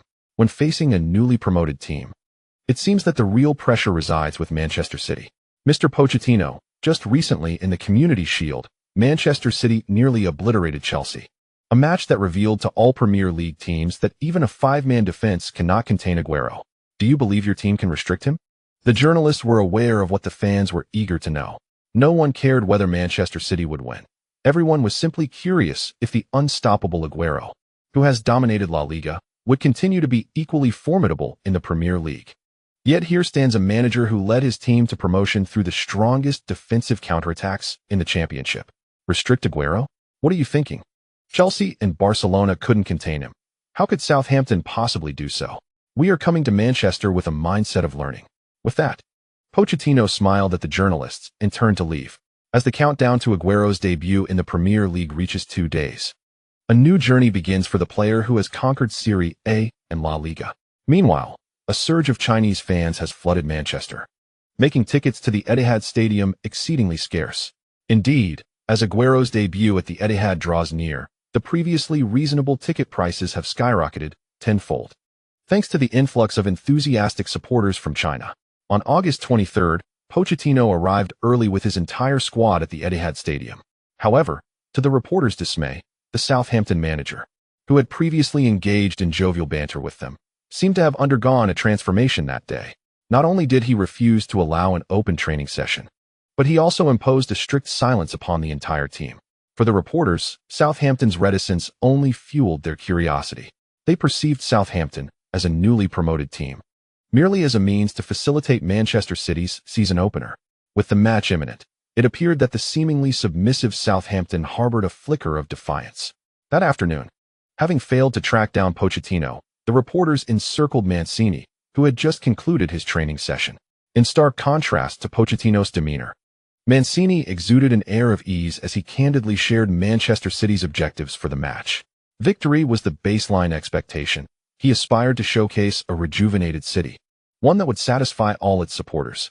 His confidence was palpable, a reflection of the exhilarating surprises brought by Su Qin during training, which had nearly driven Mancini to the brink of madness. Previously, it was well known that Su Qin epitomized the pinnacle of traditional strikers, albeit with a singular flaw, his speed. Yet, who could have anticipated that following a severe injury, he would enhance his pace by enlisting a specialized sprint coach? The combination of height and speed was the initial configuration Mancini envisioned for both Su Qin and Agüero. However, times have changed. Mancini had now resolved to position Agüero to capitalize on Su Qin's efforts. Indeed, the son-in-law of the footballing royalty, Agüero, had unexpectedly become a secondary striker under Mancini's guidance.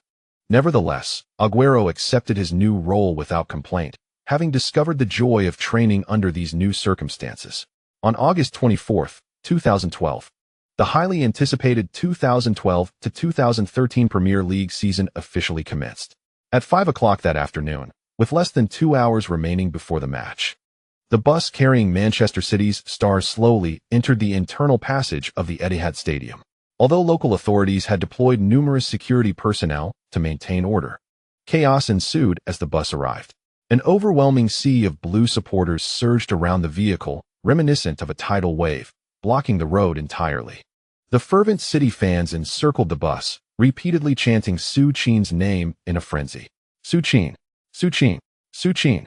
The chants echoed in various languages: English, Croatian, Chinese, yet all focused solely on Su Qin. It was a moment of absolute madness, a fervor that reached its zenith. Even Su Qin's Manchester City teammates on the bus were taken aback by the fervor of the fans. "Hey, Su, you rascal!" Agüero exclaimed, his mouth agape as he gazed out the window at the throngs of supporters brandishing photographs of Su Qin. However, in contrast to Agüero's astonishment, Mancini, seated in the front row, wore a look of satisfaction. Indeed, Old Man had made the right bet. Earlier that afternoon, staff at the Etihad Stadium had reported that the number of fans gathered in the square had already exceeded the venue's capacity. Consequently, Old Man decided to arrive 2 hours early. If they had adhered to their previous habits and arrived later, it is likely that Manchester City would have been the first Premier League team unable to enter the stadium due to an overwhelming number of fans, ultimately resulting in a forfeit.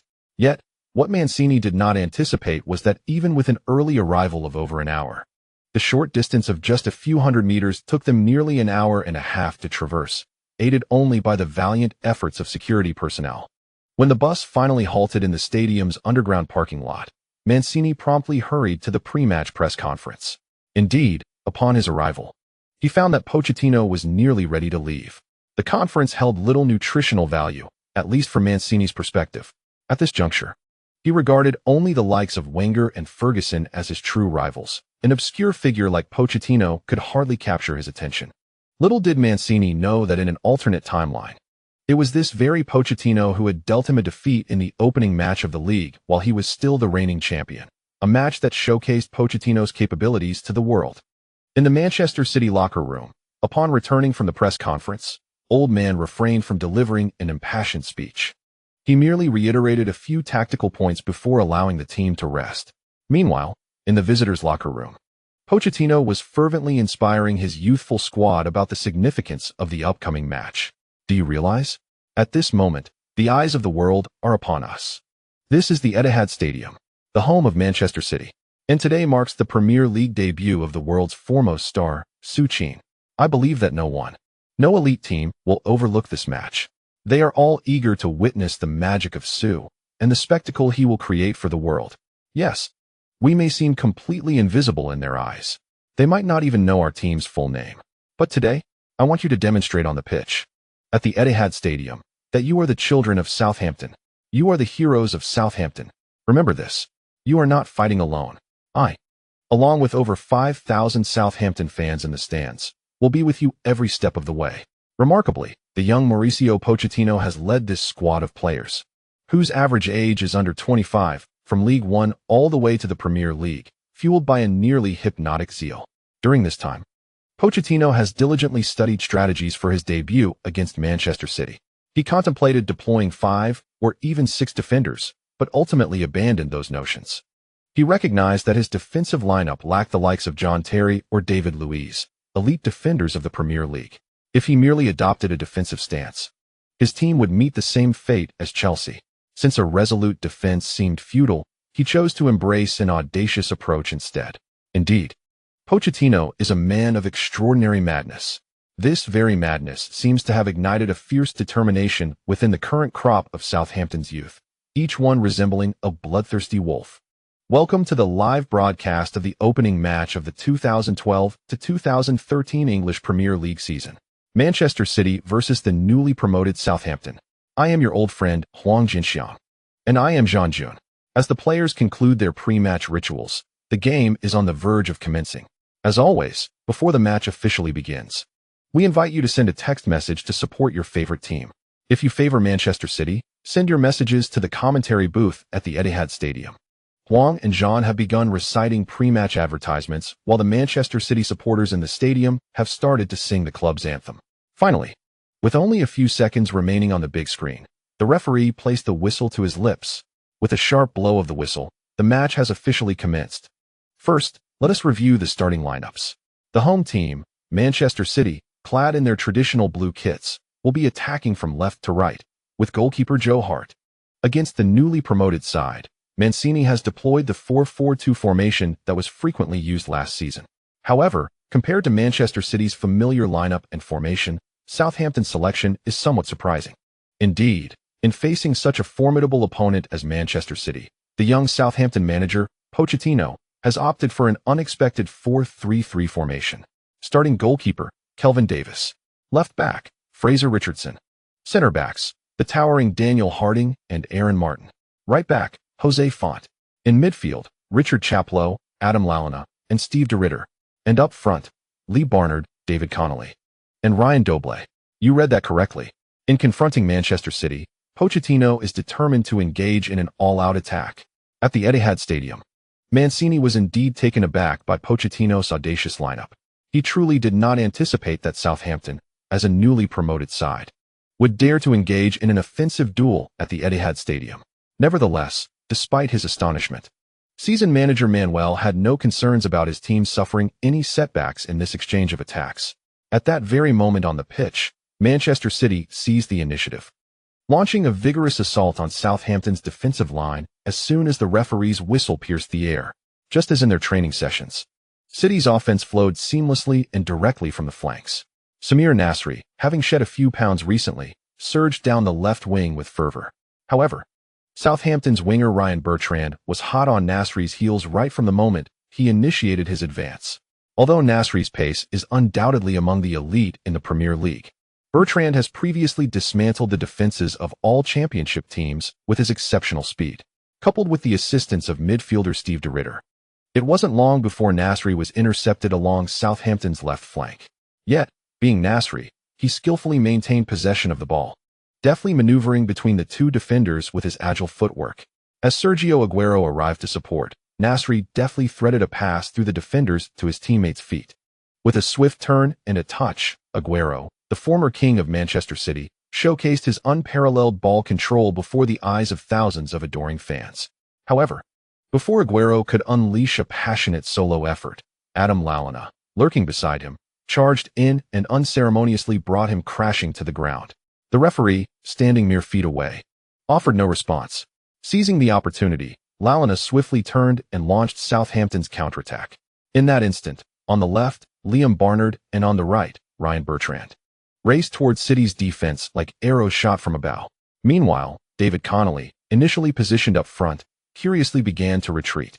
Without hesitation, upon observing Connolly's movement, Lallana delivered a precise through ball directly to Connolly's feet.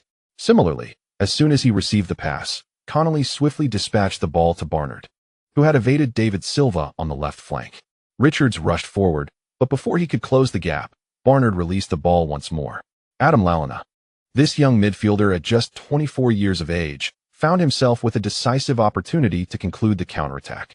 In the center, Connolly assisted Lallana by drawing Lescott away. In this virtually pressure-free scenario, Lallana carried the ball to the edge of City's penalty area before unleashing a powerful right-footed shot. The ball rocketed off the ground, hurtling towards Manchester City's goal. However, what troubled Adam Lallana was that he realized, after his shot had sailed away, that he had perhaps prioritized power too much. Neglecting the angle, standing perfectly positioned, Joe Hart merely needed to extend his hand to deflect the ball. Adam Lallana found himself regretting his attempt. Yet, this regret was fleeting. For right before him stood the Manchester City goalkeeper, Revered as the strongest goalkeeper in the history of Manchester City, Joe Hart unexpectedly gifted him a coveted prize. Despite being capable of clearing the ball with a single fist, who would have thought that Hart, in a moment of inexplicable folly, chose to dive with both hands? In that very dive, it appeared as though the Butterfingers had taken hold of Hart, as he watched helplessly as the football slipped through his grasp. Beep! The referee's whistle sounded, simultaneously signaling a valid goal with a single hand pointing towards the center circle. Boom! The away fans erupted in jubilation. Not just the fans. The Southampton bench, including the coach Mauricio Pochettino at the forefront, leapt up in sheer excitement. Oh my! The goal has been scored. Joe Hart's blunder. A colossal, monumental blunder. Hart allowed the ball to slip through his hands. Although the long-range shot appeared powerful, it lacked any angle whatsoever. It is believed that even if Hart had remained stationary and merely extended a fist, he could have easily blocked the ball. The goal stands 0-1. Just when everyone assumed that Manchester City would ruthlessly demolish the newly promoted Southampton at their home ground, the reigning championship champion Southampton delivered a resounding wake-up call to all. This is the Premier League, a league where no team can be deemed weak. Even newly promoted teams possess the potential to conquer any opponent. Witnessing Manchester City concede first, Jean-June couldn't help but exclaim, "Haha, that goal counts. It's hilarious. I said the biggest vulnerability in Manchester City's current lineup is indeed the goalkeeper position. Truly, it echoes the saying, if heaven has feelings, it grows old," encountering Hart's blunder. Damn it, this is hilarious. Why is it always my heart who gets injured? Not only does heaven grow old if it has feelings, but the reality is that one cannot discern the true face of Mount Lu. Hart is merely a backdrop. Haha. And remember, despite the rivers and mountains, it's always about feelings. Just let Hart take the shot. Hart is indeed unfortunate. It's only been 2 minutes since the start. Southampton managed to catch him off guard with that shot. In truth, aside from the quality of the shot being lacking, did you not see? Southampton executed that counterattack with remarkable precision. Of course, last season's championship champions, Southampton advanced to the Premier League precisely because of their fluid counterattacks. On the pitch, all Southampton players were celebrating wildly. Meanwhile, Joe Hart, serving as a mere backdrop, stood with arms akimbo, wearing an expression of disbelief. Observing the plight of his goalkeeper, the captain company instinctively approached and offered a comforting pat on Hart's shoulder. However, with barely over a minute elapsed in the match, the star-studded ensemble of Manchester City felt no pressure from Southampton's early goal. It was not just the players. Even Mancini on the bench, with a bemused expression, shared this sentiment.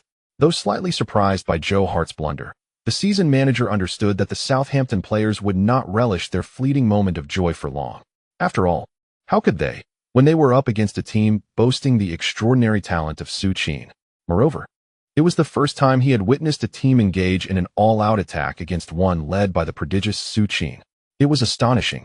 Even the once mighty Barcelona had faltered in such confrontations. He genuinely wondered where Southampton, a newly promoted side, found the audacity to challenge Manchester City head-on. As for Pippo, he had no words of explanation, merely offering his apologies to the esteemed readers. Chapter 11. The first exuberant SU-style cheer at the Etihad Stadium. An unexpected start indeed. Southampton, having gone all in, did not crumble as everyone had anticipated. Instead, they executed their signature counter-attacking strategy, striking first at the Etihad Stadium.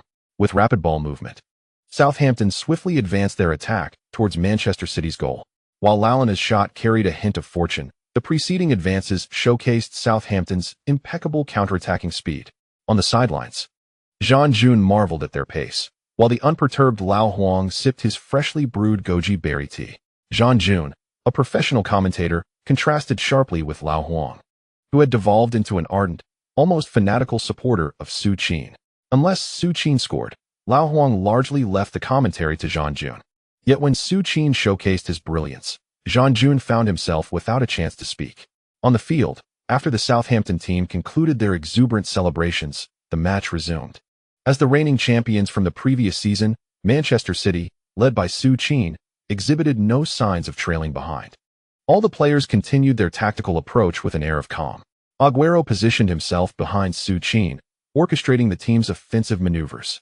Meanwhile, Su Qin firmly established himself in the attacking third, instilling fear in Southampton's defenders, who dared not venture beyond their penalty area. This exemplified Su Qin's current dominance on the pitch. Much like the footballing legend who would later secure 8 Ballon d'Or titles, he seemed to stroll leisurely. Yet upon receiving the ball, the opposition would invariably direct all their defensive efforts towards him. The attack was initiated from Yaya Touré's side, with Nasri on the flank. Interestingly, Southampton's defenders did not retreat deep as one might expect, which inadvertently rendered Manchester City's offense somewhat disjointed. On the flanks, the pressure continues, and Nasri finds himself without a viable opportunity, resorting to passing the ball back to Yaya Touré. Su Qin calls for the ball. As the seasoned commentator remarked, it was evident on the pitch that Manchester City's players were struggling to advance the ball, prompting Su Qin to raise his hands, signaling for Yaya Touré to deliver it directly to his head. There was no hesitation. Observing Su Qin's gesture, Yaya Touré promptly unleashed a powerful kick, sending the ball soaring into the air. Though slightly miscalibrated, Su Qin managed to expertly chest the ball down before Southampton's midfielder, Lalana, could intervene. Positioned with his back to the play, Su Qin firmly held off Lalana and glanced towards the eagerly awaiting Agüero, instantly recognizing the intent in Su Qin's gaze. The ever-enthusiastic Agüero adjusted his position and surged towards Su Qin. With an unspoken understanding, a deft lateral pass was executed, just as Agüero raced past. Su Qin delivered the ball right into his path. The peak of Agüero's prowess was on full display as he received Su Qin's pass at the edge of Southampton's penalty area, remaining composed. After securing the ball, Agüero began to weave horizontally along the penalty line. The Southampton defenders, previously stationed within the box, were compelled to rush out and intercept him, leaving gaps in their defense. Seizing the moment, Agüero sensed Su Qin's positioning behind him and flicked the ball with his heel. What a splendid display! Su Qin and Agüero were truly in sync. Su Qin lifted his right foot, preparing to shoot. From this distance, a long-range shot seemed improbable. With a deft touch of his left foot, he maneuvered past Lalana's sliding tackle, and with a delicate flick, the ball was lofted. Magnificent! Agüero received Su Qin's exquisite pass within the box. Southampton's goalkeeper, Kevin Davis, charged forward. No worries. With a deft touch of his right foot, Agüero evaded the advancing Davis and calmly slotted the ball into the far corner. Splendid. The ball found the net. In the 4th minute of the match, just 2 minutes after Southampton had altered the scoreline, Manchester City equalized. Su Qin's flawless assist facilitated Agüero's inaugural goal of the new season for Manchester City. This exemplifies the impact a top-tier striker can have on a team. There was no midfield transition. Su Qin, akin to an aircraft carrier navigating through the waters of Southampton, propelled Manchester City's offensive efforts. On the pitch, upon witnessing the ease with which he scored, Agüero turned with exuberance and sprinted towards Su Qin. With a familiar leap, Agüero leapt into Su Qin's embrace. Following this, Nasri on the left and Silva on the right, all of Manchester City's players converged towards Su Qin. As for the Etihad Stadium at this moment, the instant the referee's whistle blew, all Manchester City fans erupted into a frenzy of cheers. Mancini, who had initially felt no concern, was overtaken by confidence upon witnessing Su Qin's mesmerizing display. He turned around with exuberance, raising both fists in triumph. It was effortless. Even before the opponent lined up in a 4-3-3 formation, Mancini had foreseen the outcome of the match. In the absence of Su Qin, perhaps his Manchester City might have encountered unexpected challenges against such a defensively adept newly promoted team. However, regrettably, his Manchester City now boasted a superhuman presence that instilled fear in defenders worldwide. Su Qin's almost invincible aerial prowess elevated the quality of his team's attacks. Just like this moment, despite both flanks being constrained, a single long pass could ignite an offensive directly at the opponent's penalty area. This is Su Qin, a tactical enigma on the field. Moreover, in Mancini's view, this was merely the beginning. Once the opponents shifted their defensive pressure towards Su Qin, the two flanks of his team would be liberated. Only then would it be the true moment for Manchester City to unleash a frenzied assault. The match resumed. In the following minutes, it seemed Southampton began to feel the pressure exerted by Manchester City's forwards. They became less eager to press forward. Under the guidance of their head coach, Southampton's trio of midfielders, Richard Chaplow, Adam Lallana, and Steve de Ridder, encircled Su Qin. Coupled with the presence of two central defenders in the penalty area, Su Qin found himself constantly pursued by at least 4 opponents with every move he made. He was indeed restricted. Yet, as Mancini had anticipated, while Su Qin was being contained, Manchester City flourished across the pitch. On the left flank, Nasri commenced a vigorous sprint along Southampton's wing. Had it not been for Agüero's misfortune at the final touch, the score would have been altered once more. Of course, while Nasri thrived on the left, Silva also seized his moment on the right.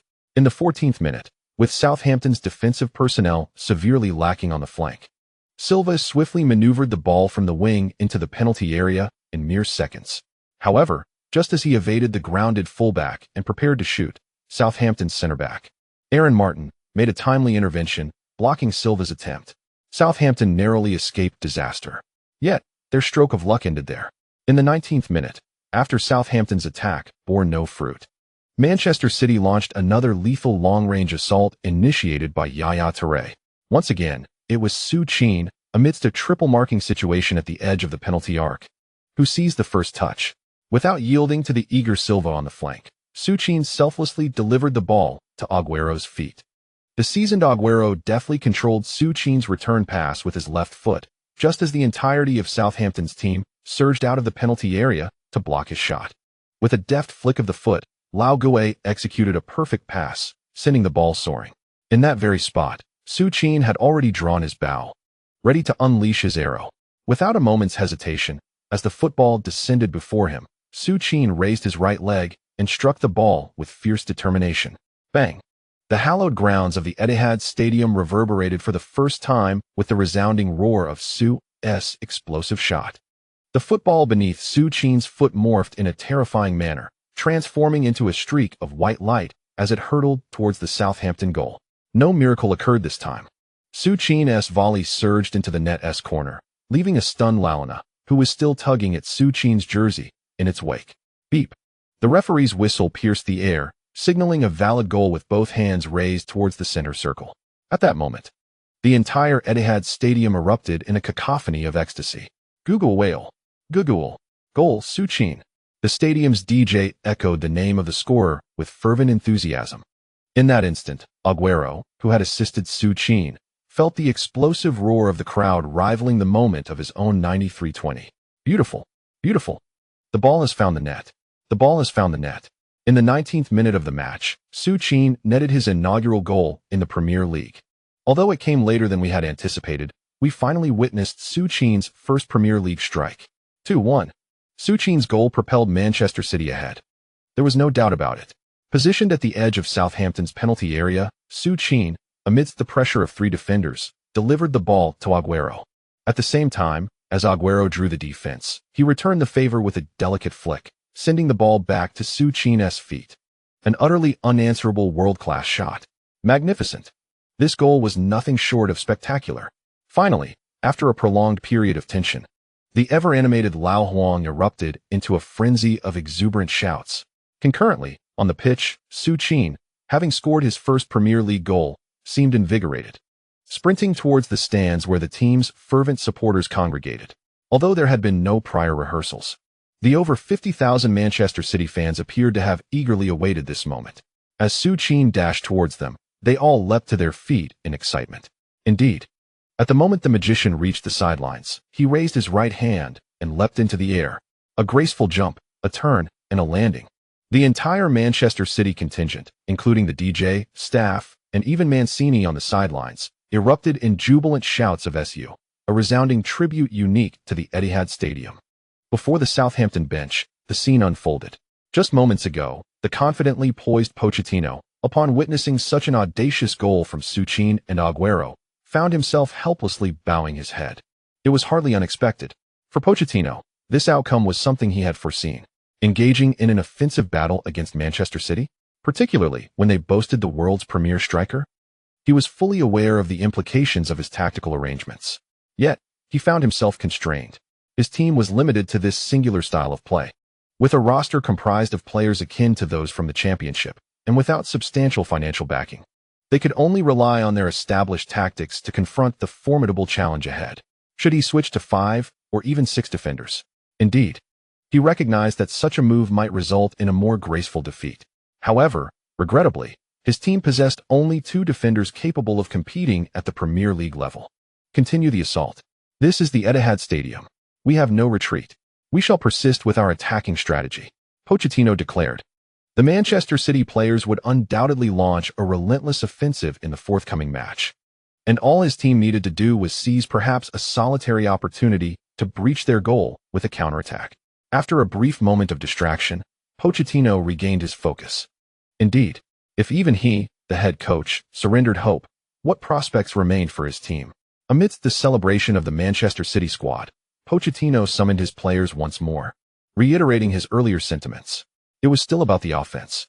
He urged these lesser-known players to bravely press forward. The match resumed, as Pochettino had urged.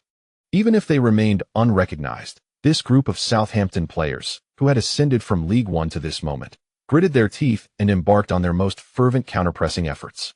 In the 24th minute, Yaya Touré sought to deliver the ball once more to Su Qin's feet, but before he could execute the pass, Southampton forward David Connolly executed a sliding tackle from the side, dispossessing Touré of the ball. Quickly rising to his feet, Connolly aimed to initiate a counterattack, but the referee's whistle interrupted his gallop. In the 26th minute, Southampton winger Lee Barnard sprinted from the front line to the back, while Aguero evaded his central defender and timely positioned himself within the penalty area, only to have his shot thwarted by a sliding block that sent the ball out for a corner. All Southampton players were gritting their teeth, battling for every opportunity. Yet, in the face of overwhelming talent, their desperate defense could not hold for long. In the 29th minute, Manchester City executed a straightforward long ball down the flank. Su Qin, utilizing Wu Lei's agile movement, effortlessly evaded the relatively obscure Southampton central defender, leaping high to score his first headed goal for Manchester City. Beep. The referee's whistle pierced the air. Simultaneously, the Etihad Stadium, including the square outside, erupted in a frenzy of jubilant cheers once more. Chapter complete. Chapter 12. Explosive news has emerged. Is Taylor Swift pregnant? The second goal. 3-1. There is no suspense left. In the face of Manchester City's formidable offensive prowess, Pochettino's desperate gamble crumbled within half an hour. A brace. There is no denying it. Su Qin's individual skill is simply too formidable. Such rudimentary zonal defending is utterly incapable of restraining him. And the Su Qin of today is no longer the player who relied solely on his teammates for support. From the onset of the match until now, Su Qin has yet to attempt a single long-range shot. Even without being double-teamed, his long-range efforts pose a significant threat. At the Etihad Stadium, the match continues. Moreover, it was scarcely a moment since the commentator's words left his lips when Su Qin seized a remarkable opportunity from approximately 32 meters away from Southampton's goal. The future Liverpool star, Lalana, attempting a blind tackle, found himself physically outmuscled by Su Qin before he could regain his footing, only to witness Su Qin raise his right leg high. Bang! A terrifying explosion resounded as the ball transformed into a white streak, hurtling toward the net guarded by Kevin Davis. The incredible speed combined with an unanswerable angle left poor Kevin Davis merely gazing in bewilderment as the ball whizzed past him and into the net. Beep! The referee's whistle pierced the air. Su Qin's powerful strike set the entire stadium ablaze with excitement. Magnificent. What did I say? Under Southampton's defensive shortcomings, Su Qin's long-range shot would undoubtedly be the most menacing of threats. 4-1. There is no doubt. It is definitely time to pop the champagne at halftime. In the 32nd minute, Su Qin finally accomplished his first hat-trick in the Premier League. With a 3-goal lead, the match had lost all suspense at that moment. Although Su Qin delivered a thunderous strike, the commentator, Old Huang, felt little excitement. After all, Su Qin was facing the bottom-dwelling Southampton, while he remained composed. Not far from the commentary booth, the impeccably dressed Mancini erupted from the substitutes bench for the 4th time, roaring with enthusiasm. Oh! Mancini sprinted along the sideline in sheer elation. Meanwhile, on the pitch, Su Qin was enveloped by his jubilant Manchester City teammates. A score of 4-1 within just over 30 minutes truly felt like an early Christmas for these seasoned Manchester City veterans, who were accustomed to hard-fought battles in the Premier League. They had never imagined that a match could unfold in such a manner. And so, after Su Qin effortlessly achieved his first Premier League hat-trick, Mancini decisively substituted him during halftime. In this moment, Mancini finally comprehended why previously Mourinho or Bilic often substituted Su Qin before the fans had their fill. There was no alternative. A weapon of Su Qin's caliber, if left on the field while leading by a considerable margin, would undoubtedly attract the attention of those brutish Premier League players. If, merely for the sake of gratifying the fans, he allowed Su to sustain an injury, Mancini would find himself at a loss, not knowing where to lament his misfortune. Naturally, with Su Qin's departure, the fervent offensive display by Manchester City in the first half diminished. The final score was 4-1. This was the outcome. Following the first round of the Premier League, Manchester City, propelled by Su Qin's 3 goals and 1 assist, successfully ascended to the top of the table. At the post-match press conference, the smile on Mancini's face remained unwavering from the moment he entered until the conclusion. Especially when reporters inquired about Su Qin's performance in the match, Mancini erupted in laughter. Haha, do you even realize the question you are asking? How was Su's performance? Did you not hear the chants from the Manchester City fans since the match commenced? Achieving a hat-trick within the first half, along with an assist, does that not speak volumes? Frankly, I still cannot fathom why the media spent the first half of the year sensationalizing the notion that Su Qin would be utterly eclipsed in the football world. Indeed, Su had taken a 6-month hiatus, but after that duration, he not only aided Croatia in securing the European Championship, but also joined one of the finest teams in the world. Su is undoubtedly the strongest player on this planet. What? Messi and Ronaldo? Well, if you wish to compare the two with Su Qin, at the very least, let those two secure a European Championship with their national teams. Mancini chuckled. Not only Mancini, but all the journalists present also shared in the laughter. Following the conclusion of the press conference, Mancini's remarks naturally made headlines across all football media. The one and only superlative superstar, Messi and Ronaldo, can no longer be compared to Su Qin. Ballon d'Or controversy arises.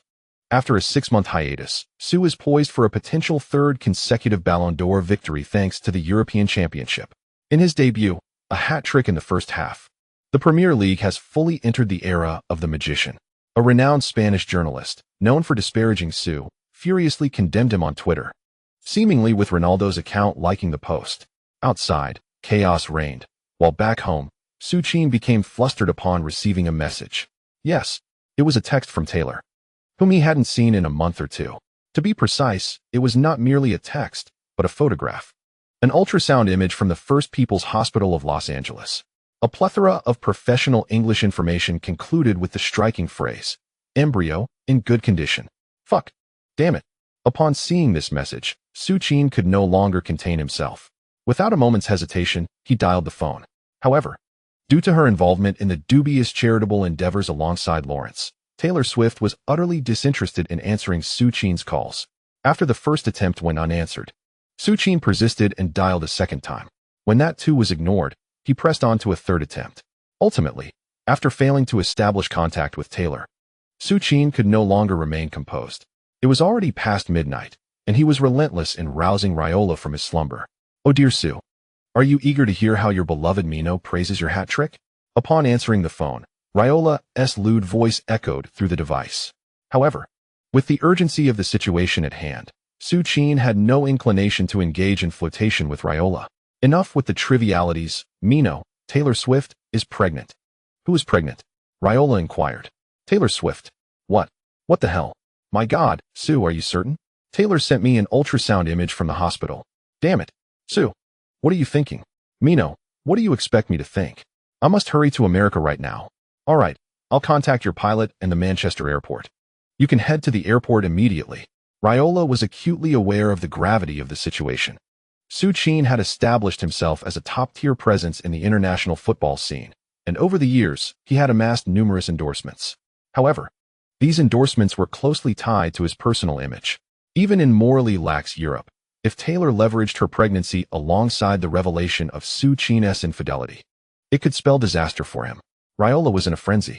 Inside his opulent mansion, he brusquely dismissed a delivery man seeking candy and urgently began making phone calls.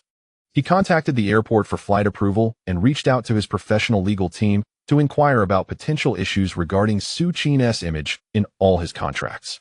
Raiola was utterly overwhelmed. Meanwhile, Su Qin had yanked old Stan from Susan's bed, and the two sped towards the airport. For Su Qin, concerns about his image were the least of his worries. His mind was consumed with the unclear image on the ultrasound. Since his arrival in this realm, Su Qin had always been alone. Though he had never lacked female companionship, at his core, he had always been solitary. But now, everything had changed. Su Qin could hardly fathom that after just 2 instances of negligence regarding protection, Taylor had conceived. Of course, he did not believe the proud Taylor would betray him. If she were uncertain that the child was his, she would never have sent that image. The most pressing dilemma now was that Su Qin had no idea how Taylor would handle the unexpected arrival of this new life, given her current age and career circumstances.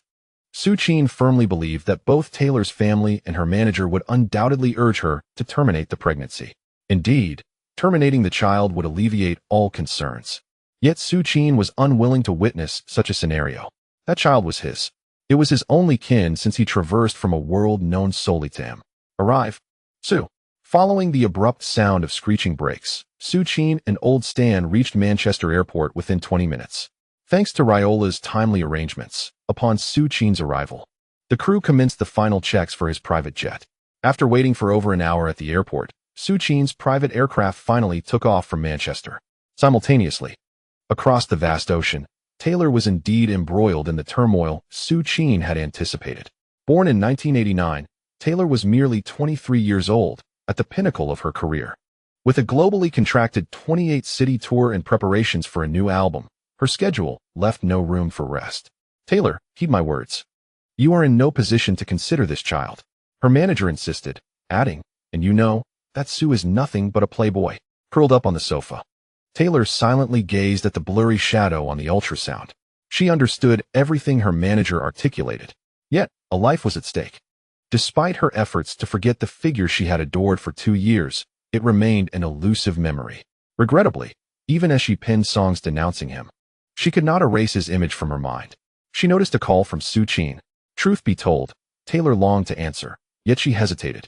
She feared that upon picking up, that unforgettable voice would utter words that could plunge her into despair. Taylor was acutely aware that having spent over a year by Su Qin's side made her one of his longest-lasting girlfriends. For someone like Su Qin, frequently changing partners was the norm. Anthony, I wish to be alone for a moment, she coldly stated after her manager's incessant urging. With that, she lay down, gently cradling her abdomen for a while. It appeared that she had come to a resolute decision, her gaze now steely. At Manchester Airport, as Su Qin's private jet took flight, the omnipotent British paparazzi, employing their connections, discovered the jet's destination, New York. Moreover, it was on the very night following the match. Su Qin's urgent trip to New York undoubtedly signaled major news. Meanwhile, as the Manchester paparazzi scoured for information in the late hours, an explosive revelation emerged from New York, sending everyone into a frenzy. Yes, the news of Taylor's pregnancy had, after all, failed to remain concealed. On that evening, the New York Times published a photo of Taylor Swift secretly visiting a hospital with her manager, coupled with previous revelations from her private physician. The news of Swift's pregnancy ignited a frenzy across the nation. Taylor Swift's pregnancy confirmed, father of the child suspected to be the Golden Globe winner. Such a headline alone is enough to captivate any reader's attention, especially with the accompanying shadowy image of the alleged Golden Globe winner celebrating in an exuberant manner. It is no secret that the individual responsible for Swift's condition is none other than the notorious Su, who recently stirred up chaos in America with her latest single. Following the news report from New York, Manchester was soon abuzz with activity, even in the dead of night. Enthusiastic reporters flocked to the airport, where various television stations commenced live broadcasts. According to our latest updates, after concluding the opening match of the Premier League that evening, Manchester City star Su Qin hurriedly boarded his private jet, worth over $100 million, and flew to New York, with the New York Times report confirming the pregnancy. We are now convinced that the child Swift is expecting is indeed his. The online uproar was palpable, with countless individuals passionately discussing the matter. I've always said Su is not a good person. From Shakira to Taylor, he has consistently toyed with women's emotions. Indeed, it's appalling that he continues to associate with Jennifer while knowing Taylor is pregnant. Damn it, England does not need such a misogynistic character. Ahem. When has Su ever shown disdain for women? It's quite normal for someone his age to have multiple girlfriends. Even Rooney was engaging in indiscretions while his wife was pregnant. Haha, that's true. Despite that, Rooney remains a source of pride for the England national team. And so, the night passed. The next morning, Su Qin successfully arrived in New York. Upon disembarking from his flight, he wasted no time and intended to head straight to Swift's residence. However, it seemed that Su had forgotten we live in an era where information spreads with lightning speed. As he exited the airport's VIP corridor, he was immediately surrounded by a throng of reporters who had been waiting for nearly the entire night. Su, is the child in Taylor Swift's womb yours? Su, how can you be certain that the child is yours? Su, are you in New York to find Taylor or Jennifer? Su, do you still have contact with Shakira? Damn it. At the sound of these inquiries, Su Qin nearly lost his temper. Fortunately, Stan was there to provide much-needed support. With Stan's formidable assistance, Su Qin successfully navigated through the crowd of reporters and swiftly entered the vehicle prepared by Raiola, making his escape from the airport. Swift's luxurious mansion is located in one of New York's most secure affluent neighborhoods. Thus, despite the cacophony outside, the atmosphere surrounding Taylor Swift remained as tranquil as ever.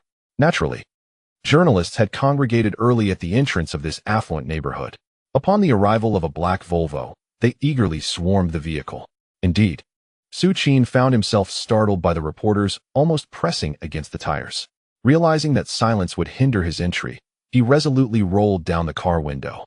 I will hold a press conference later and address all inquiries. Upon hearing Su Qin's words and noticing the arrival of security personnel, the reporters finally relented, allowing him to proceed into the enclave and directly to Taylor's residence. There were no melodramatic entanglements nor tear-jerking moments. When a woman, unwed and expecting, sees the man responsible for her condition rush towards her from afar, the question of blame becomes trivial. Taylor, who had longed for Su Qin, sprang from the sofa without hesitation and dove into the embrace she had yearned for. Taylor, Su Qin, who had prepared numerous explanations, was caught off guard as Taylor overwhelmed him, pushing him to the floor. Just as Taylor's manager attempted to enter, Old Stan forcefully pushed him back out. Moments later, the familiar voice of Old Stan echoed through the room. Western women are indeed formidable beings. They do not require confinement postpartum, nor do they concern themselves with restrictions in the following months. After a sweat-drenched reconciliation, Taylor finally nestled in Su Qin's arms, drifting into a sweet slumber. Exhausted from a night of travel, Su Qin also found solace in sleep, gently caressing her still flat belly. 6 hours later, they awoke languidly. Taylor, Su Qin, gazing into her resolute eyes, felt a wave of comfort. Even if you hadn't come, I would have kept this child, he reassured her. Embracing the woman he felt he owed so much. I must hold a press conference, he remarked, recalling the troublesome journalists. Oh, I suppose I should as well. Shall we do it together? Together? I believe I should go first. It's more pressing. Hey, Taylor, be gentle. Ouch. Old Stan, feeling famished, could no longer resist knocking on the door after lingering in the yard for hours. Witnessing Su Qin and Taylor indulging in bread together, Old Stan felt a surge of irritation. Ahem, my apologies, Stan. I thought you had departed. Damn it. Su, how could you forget your dearest Stan? Ah, Mr. Stan, come forth, for this dinner has been prepared especially for you. Just as Su Qin and the Old Stan were engaging in their habitual banter, the gentle Taylor had already brought out Stan's portion as well. Under the enchanting moonlight of New York, the three of them savored this rare moment of warmth. Hey, Stan, it suddenly reminds me of the first time you made pasta in Milan. Huh, do you still remember? You were so thin back then. Honestly, I never imagined you would grow to such heights in such a short span of time. Thank you, Stan. Ahem, Su, don't just say thank you. The most important thing is to give me a raise. This trip to New York should be considered overtime, as my Susan is home alone. That very evening, while the world was fervently critiquing Su Qin's so-called beastly behavior, Taylor Swift unexpectedly shared a photo on her Twitter. Indeed, a photo with Su Qin, accompanied by the caption, "We are all waiting." Naturally, at the same time, Su Qin copied and pasted Taylor's tweet. Well then, this time, all the detractors of Su were left utterly deflated. Damn it. Why, despite all that he has done, does my Taylor still choose to forgive him? It's perplexing. Su is a traitor, yet why does Taylor still display that irrefutable smile in his presence? Ahem, have you not seen Su's looks? And his current standing in the world of football? It seems only someone like Su deserves our Taylor. Indeed, he is wealthy, undeniably handsome, and it appears his prowess is quite formidable. What? Formidable prowess? What is this about? The frenzied media battle came to an end. The following day, Taylor and Su Qin held a press conference, hand in hand. There were no proposals or wedding announcements. Taylor declared her intention to pause all her career endeavors for a year to welcome this little life. Likewise, Su Qin formally expressed his commitment to dedicate his 7 championships to this eagerly awaited little one. Premarital parenthood may not find acceptance in our homeland. Yet here in the West, such occurrences have transpired numerous times, much like the renowned Cristiano Ronaldo, who became a father on July 3, 2010, revealing his new status on Facebook and Twitter while keeping the identity of the child's mother a mystery. The candid acknowledgement by Su Qin and Taylor, however, baffled the media, leading them to once again extol Su Qin. Well then, during his training at home, Cristiano Ronaldo, indulging in melons for several days, never imagined he would be caught off guard by journalists once again. Moreover, this occurred while the reporters were simultaneously elevating the status of that fellow Su Qin. Do not inquire about Su. While we are indeed friends, I am my own person, and Su is his. I detest comparisons between us. I have remained unchanged. Still the finest player in the world, Ronaldo. This was the frustrated lament of Cristiano after enduring relentless teasing from the media. Shortly after his words, journalists managed to track down Su Qin, who had just returned to Manchester from the United States. However, Su had no intention of granting interviews at that moment. He needed to catch a flight alongside old man, who had been waiting for him at the airport. Yes, the Champions League was about to commence, and Su was to accompany Mancini to Switzerland for the UEFA Champions League group stage draw. In Su's memory, it seemed that this season's Champions League was, quite significant. Moreover, with great embarrassment, Pai acknowledged that his flight the following day would lead to an overnight kickoff meeting, necessitating a potential postponement of a day. Here, Pai could only humbly bow to the esteemed readers. As for monthly subscriptions, he dared not ask. Bang, bang, bang. Lastly, gratitude is extended to Mo Xianyu for the generous donation of 5,000. End of chapter. Chapter 13. The matters between Su Qin, Messi, and Ronaldo. Upon their meeting, Mancini greeted Su with a mischievous smile, patting him on the shoulder. Su felt somewhat embarrassed, realizing he had departed for the United States without even notifying Mancini. Nevertheless, Su understood that Mancini would not hold this against him. After a brief chat, Su followed Mancini onto the flight to Switzerland. Su had initially intended to invite Mancini aboard his private jet. However, after a recent trip to the United States, the aircraft required maintenance, causing further delays. At Switzerland's Nyon International Airport, as Su had anticipated, upon their arrival, throngs of reporters who had long been waiting rushed toward them. Clearly, a few words from Su would be necessary, for this crowd was not inclined to let him leave without a statement. Mancini intended to step in and assist Su in navigating the throng, but the reporters paid him no heed, much to his frustration. Su, are you planning to marry Taylor? Su, what nationality will your child hold?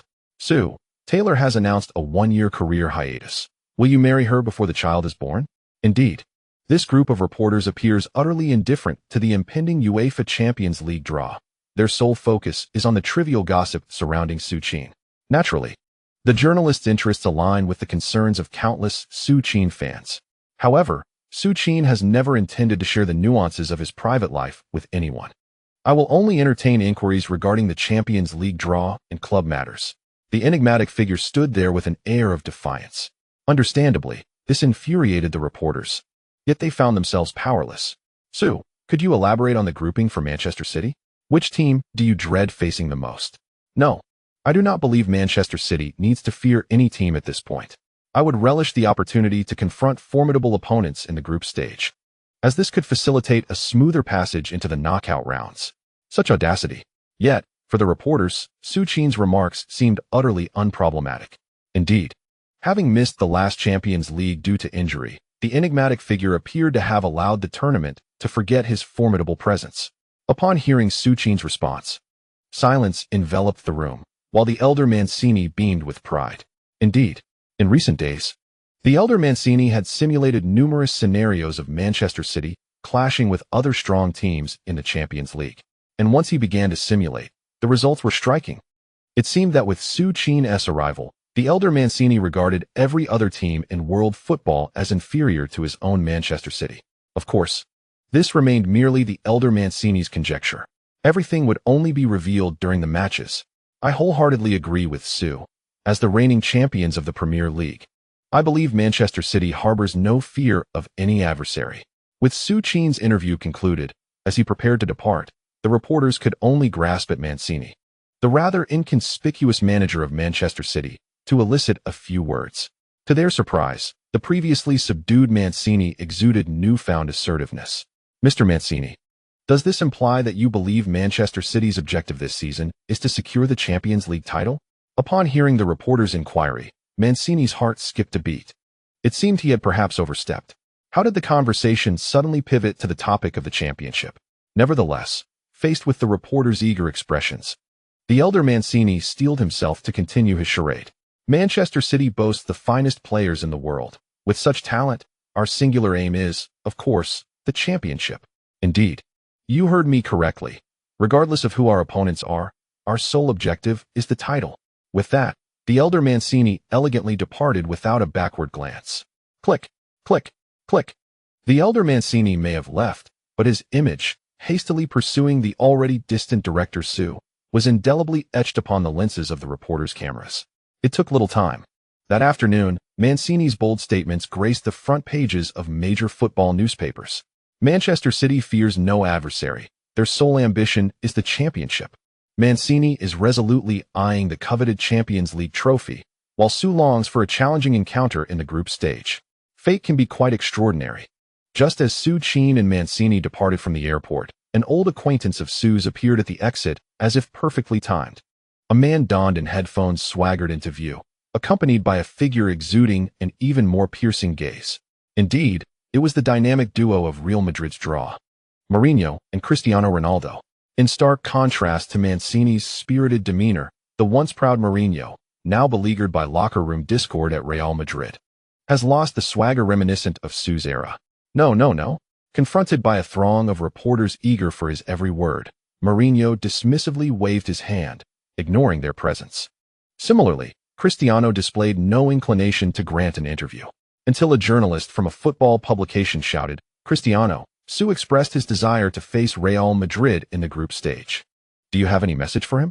Well, this football reporter was clearly fabricating, yet unexpectedly, Ronaldo, who had begun to walk away, paused as if compelled by an unseen force. He turned, removed his headphones, and approached the journalist. "I share his sentiment." Boom. The reporters erupted in excitement. They gazed at the journalist who had boldly uttered those words with gratitude. The anticipated sensational news had arrived. Indeed, following Ronaldo's recent apparent endorsement of a Spanish journalist's derogatory tweet about Su, it became evident that the former Ballon d'Or winner was somewhat displeased with his former teammate. Although Ronaldo's team later refuted the claims, it now seemed confirmed that there was discord between him and Su. "Cristiano, do you mean to say you wish to encounter Manchester City in the group stage as well?" "No. I merely wish to state that Real Madrid's objective is solely the championship. I care not who we face in the group stage, whoever it may be. Real Madrid shall prevail." With that, Ronaldo donned his headphones and departed with flair. Ronaldo has taken a stand against the enigmatic Su. A notion that once seemed unfathomable has now materialized before everyone. Following Ronaldo's remarks, Su Qin, resting in his hotel, received news of Cristiano's statement on his phone. However, contrary to the reporter's expectations, Su exhibited neither displeasure nor disbelief. In truth, Su Qin might be considered the individual most attuned to Ronaldo in the current world. He recalled instances when Cristiano had liked disparaging comments about Messi, and Ronaldo's competitive spirit far surpassed his emotional intelligence.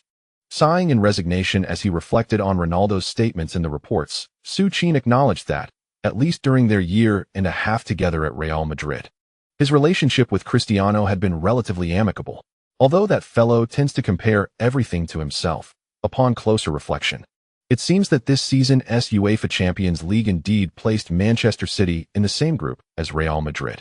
Recalling the past, Real Madrid decisively defeated Manchester City, securing the top spot in the group, while Manchester City, with an unfortunate record of 6 matches without a victory, finished at the bottom and faced elimination. Oh. Remembering how the old man displayed such bravado in front of the reporters, Su Qin found himself at a loss for words.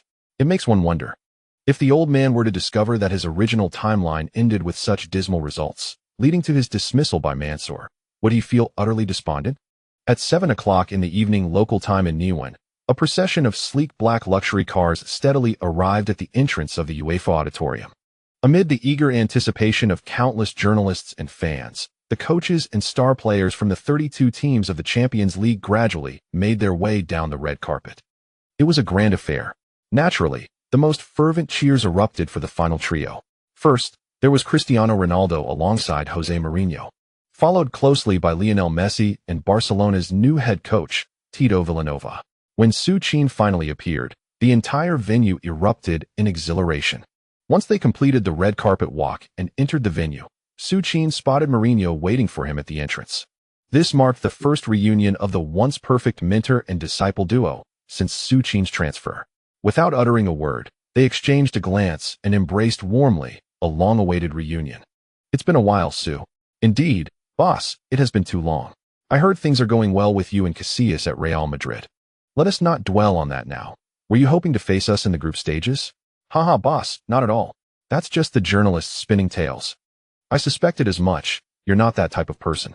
But I must admit, I have been feeling restless since this morning. Thus, Su Qin and Mourinho engaged in pleasantries at the entrance.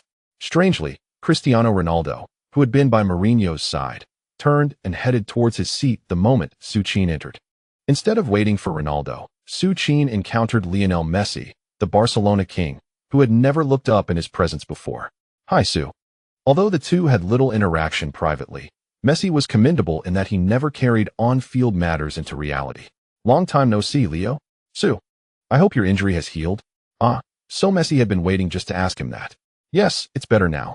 Thank you. Without further response, Messi retained his characteristic shyness. After a brief chat with Messi, the event staff began calling everyone back to their seats. Despite his reluctance to see Su Qin, there was no avoiding it. UEFA had arranged for Messi, Su Qin, and Ronaldo to occupy the central seats. Thus, as the Manchester United superstar Denis Law announced the commencement of the draw ceremony before the audience, all eyes were drawn to the stage. For this draw, UEFA had invited the former World Footballer of the Year George Weah, the Dutch legend Ruud Gullit, and the Italian defensive stalwart Fabio Cannavaro. After Denis Law established the grouping positions for the first set of 8 elite teams, the exhilarating moment finally began. The draw results were astonishing. In Group A, the formidable quartet of Paris Saint-Germain, Porto, Dynamo Kiev, and Dinamo Zagreb displayed a near-equal caliber, much to the satisfaction of Paris's manager, Carlo Ancelotti. Meanwhile, in Group B, the confirmation of Schalke 04, Arsenal, Olympiacos, and Montpellier brought a smile to the previously stern-faced Professor Wenger, who nearly laughed with joy. After all, Schalke 04 was the only team in this group that could be regarded as a legitimate opponent. Wenger felt confident that even Arsenal's second team could secure victory against the other two. Wenger was delighted, and naturally, so was Schalke's manager Magath, who also appeared in good spirits. As for Group C, the draw offered little suspense. Malaga, AC Milan, Zenit St. Petersburg, and Anderlecht were grouped together, effectively paving a direct path for AC Milan into the knockout stages. Then came the unveiling of the most fearsome group of death in this Champions League, indeed, in the past decade. Even the notorious Mourinho furrowed his brow upon seeing the final list. As for the veteran manager, upon gazing at the lineup, he truly wished to slap himself. Real Madrid, Manchester City, Borussia Dortmund, and Ajax, for powerhouses from La Liga, the Premier League, the Bundesliga, and the Eredivisie. The strongest teams from the 4 major leagues were drawn together. Real Madrid, boasting the formidable BBC trio, was a force to be reckoned with. Manchester City, having invested heavily in their squad, had ascended to the pinnacle of world football. And what of the other two? Under the iron-willed guidance of Klopp, Dortmund's youthful resurgence had begun to bear fruit, even dethroning Bayern in the Bundesliga. The prowess of Dortmund was beyond contention. Even Ajax, the weakest among these 4 giants, represented a veritable factory of talent in world football, known for toppling giants and making surprising runs as dark horses. As the names of these 4 teams illuminated the big screen, the excitement in the venue surged. Among the most exhilarated were the journalists in the back row. After all, today's draw guests had remarkably fulfilled the journalists' hopes for an SC melee. With the emergence of Group D, other groups naturally lost their allure. Group E, Juventus, Chelsea, Shakhtar Donetsk, and Nordjylland. Group F, Bayern Munich, Valencia, Bate, and Lille. Group G, Barcelona, Celtic, Benfica, and Spartak Moscow. The groups hold no suspense whatsoever. By the conclusion of the draw ceremony, aside from Mourinho, the remaining 3 coaches of Group D were all smiles, while the others were equally cheerful. Naturally, the media's primary focus was on the enigmatic Mourinho, who displayed no unusual expressions. After all, he had long been privy to the outcome of the draw. Once the press conference concluded, he hastily summoned the forlorn Mancini, and they set off for the airport. Mancini was troubled by the draw's results, while Mourinho was eager to return to see his beloved. Back in Manchester, Old Stan had already received the beloved and settled her into Mourinho's residence. They would manage for a few days. It was anticipated that normalcy would resume by Saturday. End of chapter. Leave request. Due to work commitments, I request a 2-day leave, with no fabricated reasons. I am currently burning the midnight oil to complete materials. Writing is merely a side endeavor and passion for me. I extend my heartfelt gratitude to all the esteemed supporters for your understanding. Chapter 14. The Barcelona contingent collectively raises their voices. The astonishing response from the enigmatic Mourinho. Upon returning from Switzerland, Mourinho spent merely a day at home. It was not that he wished to avoid spending time with his pregnant beloved, but rather that the highly anticipated clash between the Reds and Blues loomed ever closer. Indeed, the second round of the 2012 to 2013 Premier League featured a showdown between Manchester City and Liverpool. For the Chinese football fans who have consistently followed the Premier League, they have eagerly awaited Mourinho's confrontation with Liverpool for what feels like an eternity. Undoubtedly, the most excited among them was the guest commentator on the Chinese sports channel, Zhang Jun, a staunch Liverpool supporter. However, unlike those who merely wished to witness the clash, Zhang Jun was far more professional. With approximately 4 days remaining until the match, he dedicated a special segment of his new program.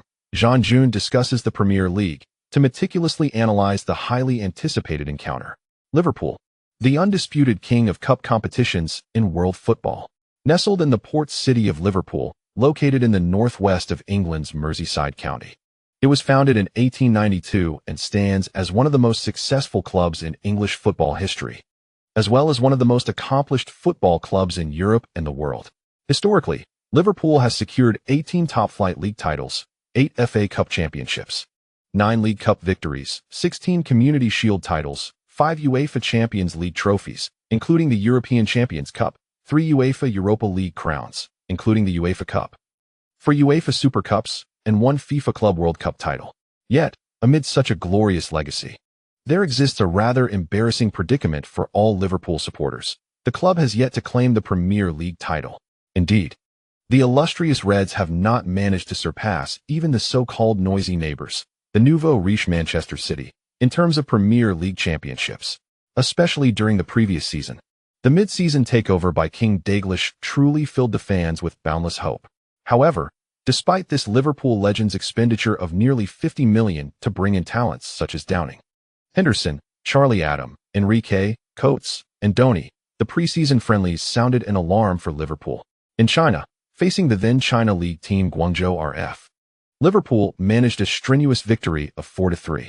Subsequently, they triumphed over the Malaysian All-Stars with a score of 6-3, yet suffered consecutive defeats of 0-3 against Hull City and Galatasaray, and drew 3-3 with the Norwegian team Vålerenga. They concluded their summer warm-ups with a 2-0 victory over Valencia. After this series of friendlies, it was evident to all that Liverpool did not undergo the transformation the fans had envisioned. Thus, the entire season unfolded. In the 8th round of the league, Liverpool faced Manchester United, where Suarez was investigated by the FA for alleged racial discrimination against Evra, ultimately receiving an 8-match ban. From that point on, Liverpool's vulnerabilities were laid bare. By the 27th round, Liverpool faced Arsenal, trailing 4th-place Arsenal by 7 points with 1 game less. A victory in this direct confrontation could narrow the gap with the top 4, especially since Liverpool had previously defeated Arsenal 2-0 away. Many fans remained optimistic about this match. Yet, Liverpool succumbed to their habitual misfortune. Amidst the fervent cheers of countless Liverpool supporters, Arsenal delivered a last-minute defeat. From that moment on, the Reds were completely out of contention for a top 4 finish. Ultimately, Liverpool disgracefully finished in 8th place, missing out on European competition entirely. This was the initial analysis by Zhang Jun regarding Liverpool's last season. However, Jean-Jun's ability to have a special segment established for him on the sports channel is undoubtedly due to his unique flair. Indeed, Old Jean's focus this time was on reviving old narratives, the tales of Su Qin and Suarez. Fans who watch the World Cup are well aware of the astonishing conflict between these two on the grand stage. To this day, one of Suarez's teeth has been replanted due to Su Qin. Previously, when Su Qin was injured, Suarez even tweeted a message of thanks to God.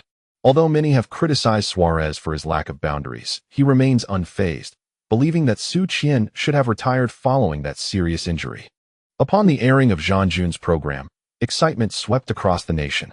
The rivalry between the two Sus far surpassed the red-blue clashes in interest. Naturally, while the media in China fervently promoted the duel of the two Sus, the paparazzi in England were also busy. After exhausting reports on Su Qin's private life, journalists began to turn their focus to the long-standing feud between Su Qin and Suarez. On Thursday afternoon, following Luis Suarez's training session at Liverpool FC, reporters intercepted his vehicle, finally securing an interview with the protagonist of the much-anticipated clash. I do not wish to comment on that butcher. To me, a person who has been repeatedly cast out by clubs, despite possessing some degree of skill, cannot be deemed an exceptional player. In my eyes, he does not even measure up to the toe of Messi. Such a declaration sent the reporters into a frenzy. Suarez, do you imply that you believe you can surely triumph over Su?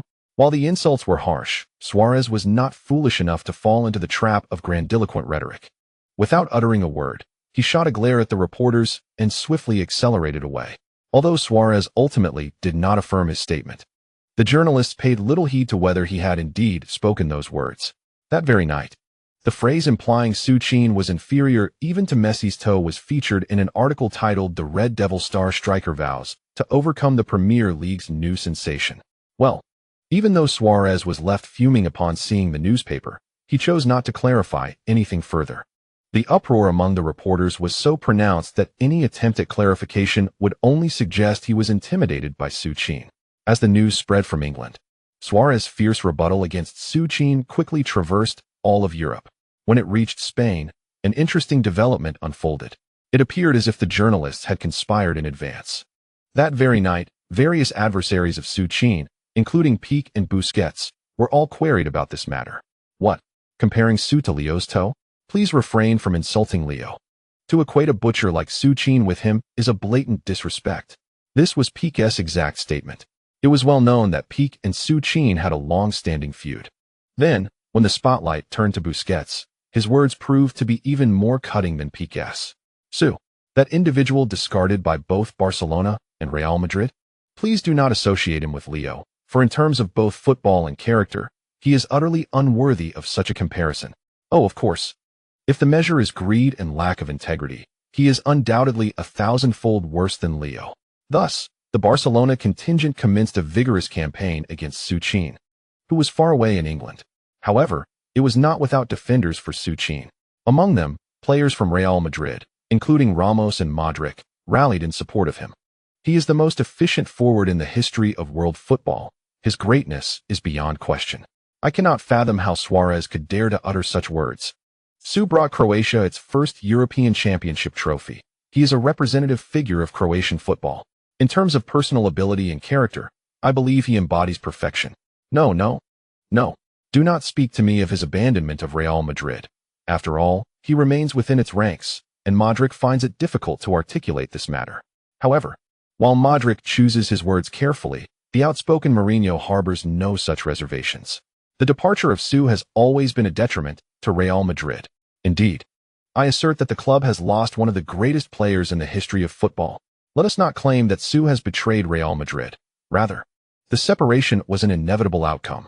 As for me, Mourinho refrains from addressing his own issues, and the reasons? Naturally, it is because he wishes for a dignified exit in what may be his final season at the club. He is acutely aware that without Su, Real Madrid has lost its once unparalleled vigor. The reports from Suarez and the Barcelona contingent have surfaced, and the journalists have not let Su off the hook.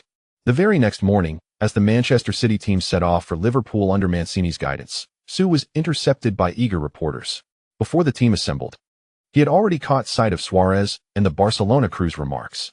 Initially, Su was disinclined to engage with those individuals. But witnessing the journalist's insatiable hunger for a story compelled him to linger at the back of the group and accept their inquiries. I have seen the reports. My thoughts. I have no particular thoughts. I merely perceive those who defame me as nothing more than failures before me. Perhaps one day, these cowards will gather, but even so, I do not believe that I will ever falter in my professional career against such a collective of timid souls. Well, those Su's words were not directed at anyone specifically. Any discerning listener would understand that he was taking aim at the Barcelona group. Moreover, Su had predicted Suarez's move to Barcelona. Upon the release of this statement, the journalists were elated. After all, compared to the Barcelona group's singular denunciation of Su, he had launched a broadside attack. A collective of cowards? In Su's eyes, the pride of Spain, one of the world's greatest clubs, Barcelona, was thus branded. Furthermore, Su boldly declared that he would never concede defeat to Barcelona throughout his entire career. How could such news not be explosive? Thus, Su's retort detonated across Europe like a nuclear bomb. Countless Barcelona fans rushed to Su's Twitter to unleash their fury upon him, while equally fervent supporters of Su flocked to his defense against his detractors. The two factions of fans engaged in a frenzy of mutual disparagement. Regrettably, the instigator of this uproar, Suarez, found himself increasingly overlooked. Particularly after Su's quip about joining the collective of cowards, Suarez began to feel a tinge of anxiety. What was happening? He was secretly negotiating with Barcelona, so how did Su know? Certainly, this question is one that Su Yao will never comprehend the correct answer to throughout his lifetime. After all, no one could have predicted that his lifelong adversary would be fully aware of his future abandonment by Barcelona. On that fateful Sunday, August 31st, 2012, the city of Liverpool was utterly overrun by the fervent supporters of the Reds. Amidst this sea of crimson, there were a few scattered blue supporters. From the break of dawn, sports reporter Wang Tao roamed the streets, interviewing Liverpool fans. Initially, his intention was to gather insights regarding Liverpool supporters' perspectives on Su Qin. However, to his astonishment, he found no supporters willing to offer a positive appraisal of Su Qin in this relatively small city. During this period, Su Qin's verbal exchanges with Suarez had led nearly all ardent Liverpool fans to rally behind their perceived loyalist, Suarez. Today, Su, you shall witness the terrifying Anfield Stadium. It will become your new grave, exclaimed one ardent fan. I know that Su. He is merely a money-driven traitor devoid of gratitude. The denigration of Su Qin was rampant. Yet, within the Liverpool club, the team had not yet departed for the stadium and was meticulously discussing tactical arrangements on their training ground. Indeed, the venerable manager Kenny Dalglish was tirelessly reiterating the strategies they had devised to contain Su Qin for over a week. Daniel, remember, that Su is the most fearsome beast of Manchester City. I want you to stand before him at all times. Do not attempt to match him physically. Use your intellect. Understand? I have shown you that match video of Spain defeating Croatia numerous times. Utilize your experience and skill. Rest assured, the midfield will provide ample support. This is Anfield Stadium. Do you recall the Liverpool that once made the entire world tremble? I desire a pack of wolves, a group capable of tearing apart any opponent. The old gentleman shouted passionately. Indeed, as a classical Premier League coach, the raw and brutal football was the style he cherished most. In his eyes, the true defenders against the feared Su were Busquets and that La Liga player who nearly incapacitated Su Qin. The old gentleman understood the distinctions between modern football and that of his era. However, it was precisely this understanding that inspired him to devise a strategy capable of effectively restraining the formidable Su. He realized that perhaps his tactics would not guarantee victory for Liverpool, but at the very least, when they next visited the Etihad Stadium, they would no longer face the current dilemmas. Much like the universally recognized hack-a-shack strategy in the NBA, he had tailored a specific plan for Su Qin as well. The chapter concludes here. Chapter 15, the Speed Demon's spectacular debut at Anfield begins. You shall never walk alone. As you traverse through a tempest, lift your head high. At Anfield Stadium, despite the match not commencing for over an hour, the fervent Liverpool supporters, having waited with bated breath, can no longer contain their excitement and erupt into a chorus of the club's anthem. Concurrently, in Anfield Square, as the rousing strains of the Liverpool song reverberate through the air, the fans finally behold their team, led by their king, emerge as if rallying warriors preparing for battle. Each ardent supporter clad in the vibrant red of Liverpool unleashes their fervent cheers, inciting a pack of ravenous wolves ignited by their passion. Meanwhile, the bus carrying the entire Manchester City squad arrives, eliciting no such fervor. After all, this is Liverpool, a bastion of red. At 7 p.m. local time, the bus gradually comes to a halt in the stadium's inner parking lot. Mancini, not one to linger, swiftly makes his way to the pre-match press conference. Given their history, the atmosphere is amicable. Mancini generously bestows upon his rival Dalglish all the eloquent accolades he can muster. Similarly, the astute Dalglish, well aware of the formidable Manchester City, does not adopt an arrogant demeanor before the rising star, that is Mancini.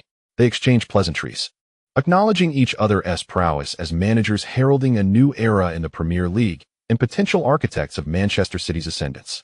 However, upon returning to the dressing room, Dalglish reveals his fierce countenance.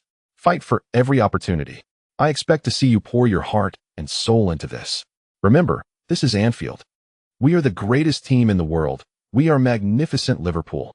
I want to witness warriors so fervent that they instill fear into the hearts of those Manchester City lads. The elder statesman practically bellows with fervor. Yet, amidst this serious moment, a dark-haired youth stands unperturbed. Not only is he devoid of thoughts on how to impress the crowd or his coach, but the joyful boy's mind is solely occupied with one name, Su Qin. The most dominant striker in contemporary football is the idol of Raheem Sterling. Excitement courses through Sterling as this marks his first encounter on the pitch with his idol. To him, nothing could be more significant than the prospect of exchanging jerseys with the star he so reveres. Raheem Sterling? Suddenly, the slightly angry voice of the elder brought Sterling back to reality. Boss, did you hear what I said? I did, boss. Although he was uncertain about the elder's words, Sterling instinctively stood up and nodded his head vigorously, like a carefree boy. Beside him, Suarez wore a serious expression. Indeed, the verbal sparring between Suarez and Su Qin had finally reached its climax. However, the closer the match approached, the more anxious Suarez became. After all, it had been less than 2 years since he had been knocked out by Su Qin during the World Cup. That punch had not only cost Suarez a tooth, but had also instilled a subconscious habit of covering his mouth whenever he was near Su Qin.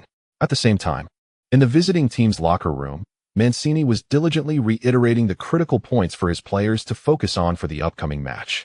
Yet, compared to Dalglish's fervor, Mancini exuded his usual composed demeanor. After all, for Mancini, Manchester City seemed to have no reason to feel threatened by Liverpool, currently languishing in 8th place in the league. The mantra remained the same. If the midfield control falters, abandon it immediately and send the ball forward. Su, you can adjust your position at any time. We have practiced this extensively. Mancini looked at Su Qin, who was sitting in the center, tying his shoelaces with anticipation. Su Qin merely nodded in response, showing little reaction. Indeed, as Mancini had indicated, he had crafted a unique tactical arrangement specifically for Su Qin during this period. The formation remained a classic 4-4-2. Yet Su Qin was positioned just behind Agüero. While this positional change might seem insignificant, Su Qin's retreat freed him entirely, especially after enhancing his speed. Manchester City could launch solo attacks on their opponents solely through Su Qin. Mancini was confident. The tactical approach of having Su Qin drop back and interchange positions in the forward line would undoubtedly astonish everyone. Thus, after a lengthy discussion, the entire Manchester City team finally appeared in the player tunnel, urged on by the staff. Upon entering the tunnel, Su Qin immediately spotted Suarez, who had been incessantly bantering with him. Hey Su, look, Agüero is reveling in the chaos, knowing full well that you and Suarez have a feud. Yet he still insists on stirring the pot. As soon as Agüero finished speaking, Suarez fiercely covered his teeth and turned to glare at Su Qin. After shooting him a menacing look, Sia turned around just like that. Although he had intended to make a bold statement in front of Su Qin, the words lingered on the tip of his tongue, yet he dared not utter a single syllable. What could he do? Facing Su Qin, a figure unafraid of anything, he truly did not have the courage to confront him head-on. Sia was not foolish. He was acutely aware of the disparity between himself and Su Qin. Welcome to the live broadcast of the 2012 to 2013 English Premier League. Liverpool at home against Manchester City. The players of both teams have taken their positions on the respective halves. The referee is checking his watch. Beep. With the sound of the referee's whistle, the match has officially commenced. At Anfield, Just as the whistle blew, over 50,000 Liverpool fans erupted into a chorus of melodies ingrained in their very souls. First, let's take a look at the starting lineups. The home team, Liverpool, donned in their traditional red kits from left to right. Goalkeeper Reina. Defenders, Glenn Johnson, Adger, Skirtle, and Jose Enrique. Midfielders, Gerrard, Lucas, and Joe Allen. Forwards, Suarez, Borini, and Sterling. On the other side, Manchester City, in their traditional black away kits from right to left, has their starting goalkeeper, Joe Hart. The commentator, Lao Huang, is discussing the starting lineups of both teams. Meanwhile, the Liverpool fans at Anfield suddenly began to maliciously chant insults directed at Su Qin. Yes, it was not merely insults. Accompanying them were increasingly thunderous boos. During this time, the fans had clearly witnessed the verbal sparring between Su Qin and Suarez. Though Su Qin's actions were undoubtedly justified, the fact remained that he had knocked out their king's successor. How could they allow anyone to tarnish their king on their own Anfield turf? Thus, amidst the cacophony of boos directed at Su Qin, the match finally began, with Liverpool in possession of the ball. Despite fielding an aggressive 4-3-3 formation, Dalglish had no intention of engaging in a fierce contest with Manchester City. He understood that the current Liverpool team was simply not a match for City. His plan was to quickly seize an early goal and then transition into his favored ironclad defensive counterattack. As the referee's whistle sounded, Liverpool surged forward with fervor, just as Dalglish had instructed. Remarkably, this sudden onslaught caught Manchester City off guard, particularly on the right flank.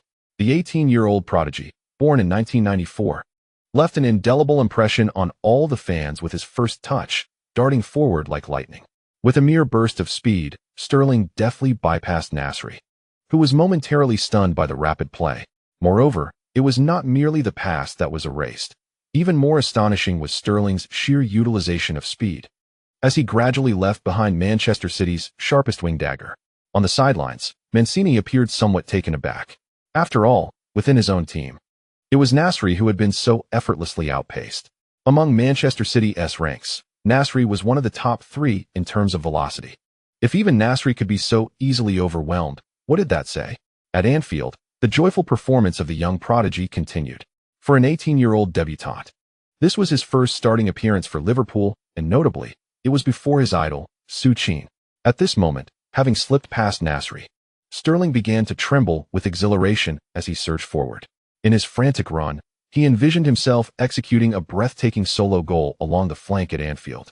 However, an astonishing scene unfolded that left not only Sterling but indeed all football fans around the globe in awe.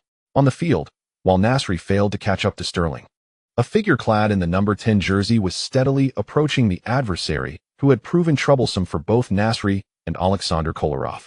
Swiftly closing in and shifting his center of gravity, Su Qin, with a slight movement of his lips, caused Sterling, who had been racing along the wing, to suddenly veer off the line and soar beyond the touchline. Yes, it was not a fall. Rather, he seemed to fly through the air. In that moment, Sterling finally glimpsed the number 10 jersey he had long admired. Oh, how splendid! Su Qin executed a flawlessly textbook-like tackle, dispossessing the ball from young Sterling. The entire Manchester City squad was still in replay mode, with no one up front. Su Qin began to sprint down the left flank toward Liverpool's defensive zone. His speed was remarkable. Indeed, it was breathtaking. Oh my! At Anfield, after sending Sterling sprawling, Su Qin immediately performed a deft turn. With no one from the front line advancing, he whimsically took control of the ball. It must be said that during Manchester City's training sessions, Su Qin had occasionally showcased glimpses of his enhanced speed, albeit with some restraint, as he wished to avoid being dissected by critics. However, this time was different. Witnessing the jeers and gestures of countless Liverpool fans aimed at him, Su Qin decided to officially unleash his first Su-style sprint on the hallowed turf of Anfield. With his long legs and an almost supernatural stride frequency, Su Qin, in mere seconds, surged down the flank and reached the edge of the penalty area. The speed was astounding. Moreover, the pressure he exerted while dribbling was palpable. All Liverpool players began to panic. In the center of the pitch, Gerrard and Suarez charged recklessly towards Su Qin. Yet, confronting the already accelerated demon, Su Qin effortlessly broke free from the two, bulldozing through their defenses. The tremendous force sent Gerrard, who was attempting to block, hurtling backwards like a kite severed from its string.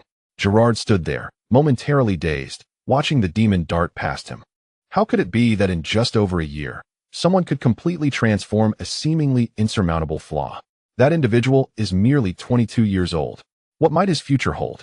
Meanwhile, on the sidelines, Mancini appeared almost paralyzed with shock as he observed the accelerating demon on the field. He was acutely aware that Su Qin's weakness had always been his lack of speed, yet it seemed that in those few strides, even Nasri and Silva were left trailing, merely inhaling Su Qin's exhaust fumes. This player, on the field, Ajer and Skrtel had emerged. However, before they could close in, Su Qin raised his right leg and struck the ball with tremendous force. The sound reverberated across Anfield, echoing the most explosive shot the stadium had ever witnessed. After effortlessly bypassing Gerrard and Lucas, Su Qin, empowered by his unique ability, had elevated his shooting strength to a terrifying level. With the benefits of 2 consecutive enhancements, Su Qin found no need to pass. He unleashed an unstoppable super shot. Reina, stationed before Liverpool's goal, had no time to react. To him, Su Qin's goal was undoubtedly the first of its kind he had ever witnessed. The ball zoomed past Reina, ultimately embedding itself in the far corner of the net. The referee's whistle pierced the air, signaling a goal as he pointed towards the center circle. Magnificent. The ball has entered. A stunning solo world-class strike. Su Qin, at Anfield, with an astonishing super shot, he had rewritten the score. And thus, this chapter concludes. Chapter 16. What? Is Su Qin still Subai? The clash at Anfield has drawn to a close. Dalglish was left bewildered. As Liverpool's legendary coach, he was acutely aware of the capabilities of each player in his squad. In the week leading up to the match, he had meticulously studied the current Manchester City team. As the world's foremost striker, he understood the lethal threat Su Qin posed within the penalty area, yet he was equally aware of Su Qin's Achilles heel, his speed. The only aspect of the demon that could be criticized. It is precisely because Dalglish is acutely aware of Su Qin's speed deficiencies that he devised such an aggressive attacking strategy. Moreover, in the midfield, he specifically assigned Gerrard to mark Agüero's position. However, who could have anticipated that, despite having meticulously prepared for everything, the wretched Su Qin would unexpectedly launch a terrifying solo breakthrough at his own Anfield Stadium? The sheer velocity and the force with which he surged through the double team were astonishing. My God! In that moment, Dalglish, after watching the goal replay on the big screen twice, found it hard to believe and instinctively covered his head with his hands. He was lost in thought. Not far away, Mancini, who had always been composed and genteel, was already kneeling on the grass in front of the substitutes bench, shouting in exhilaration at Su Qin's adrenaline-pumping performance. And it wasn't just Mancini. All the Manchester City substitutes rushed out from the bench. They knew that securing victory in this match would not be difficult. Yet they were utterly astonished that City's first goal came so effortlessly. Is this the power of Su Qin? On the pitch, all the Manchester City players celebrated their goal in front of their own net, while the jubilant Sterling, the instigator of Liverpool's conceding goal, fervently fixated on Su Qin, surrounded by his opponents. At that moment, Sterling felt no regret for the conceded goal. On the contrary, he was grateful to witness such an explosive goal from Su Qin at such close range. Of course, the 18-year-old Sterling was not intimidated by Su Qin's display. Instead, after the match resumed, this Liverpool prodigy seemed to be inspired by Su Qin, embarking on a personal dance that repeatedly ignited cheers from the Liverpool fans. As for Suarez, who had been eagerly anticipated by all Liverpool fans prior to this match, in the 10 or so minutes since the match began, he had not made any notable appearance on the live broadcast.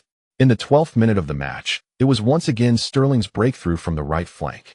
If it weren't for Yaya Touré's relentless support, Nasri, who had been struggling to cope with Sterling since the outset, would have likely been substituted by Mancini by now. Indeed, Janjun, this young man named Sterling, truly possesses remarkable talent. His speed and agility suggest that it won't be long before he is called up to the England national team. In my opinion, if Sterling can maintain this form, he will undoubtedly be England's primary winger for at least the next decade. Yes, Huang. I too believe Sterling is an exceptionally gifted genius. However, despite Sterling's numerous successful dribbles and breakthroughs since the match began, have you noticed that, even now, he has yet to pose a genuine threat to Manchester City's goal? Janjun was just articulating this observation.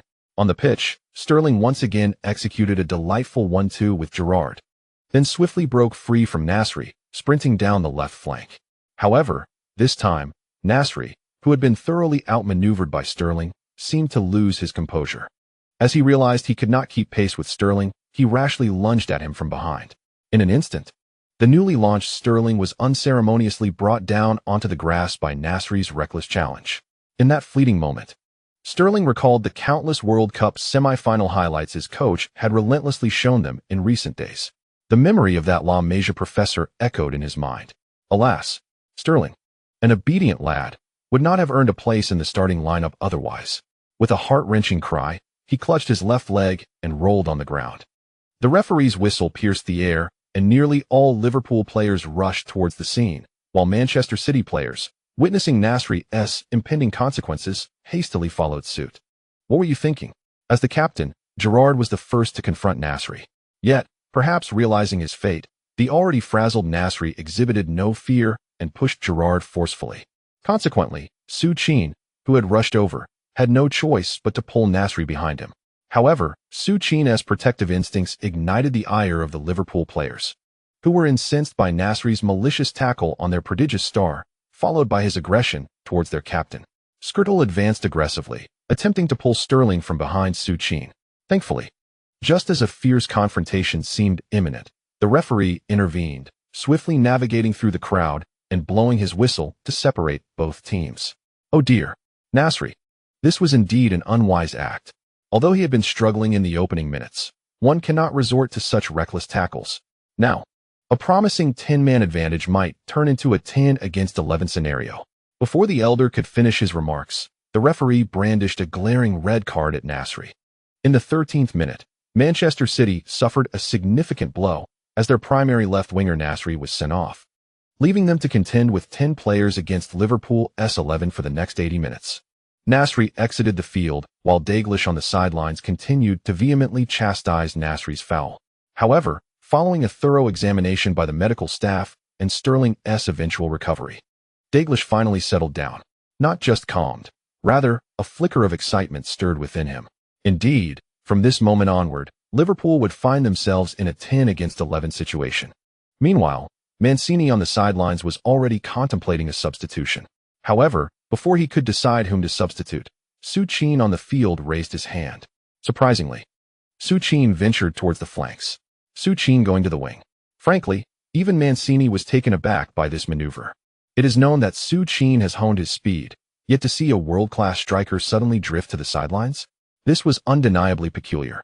It wasn't just Mancini who found it strange. Even Dalglish thought Manchester City had gone mad. To pull a top striker to the wing? This was akin to self-sabotage.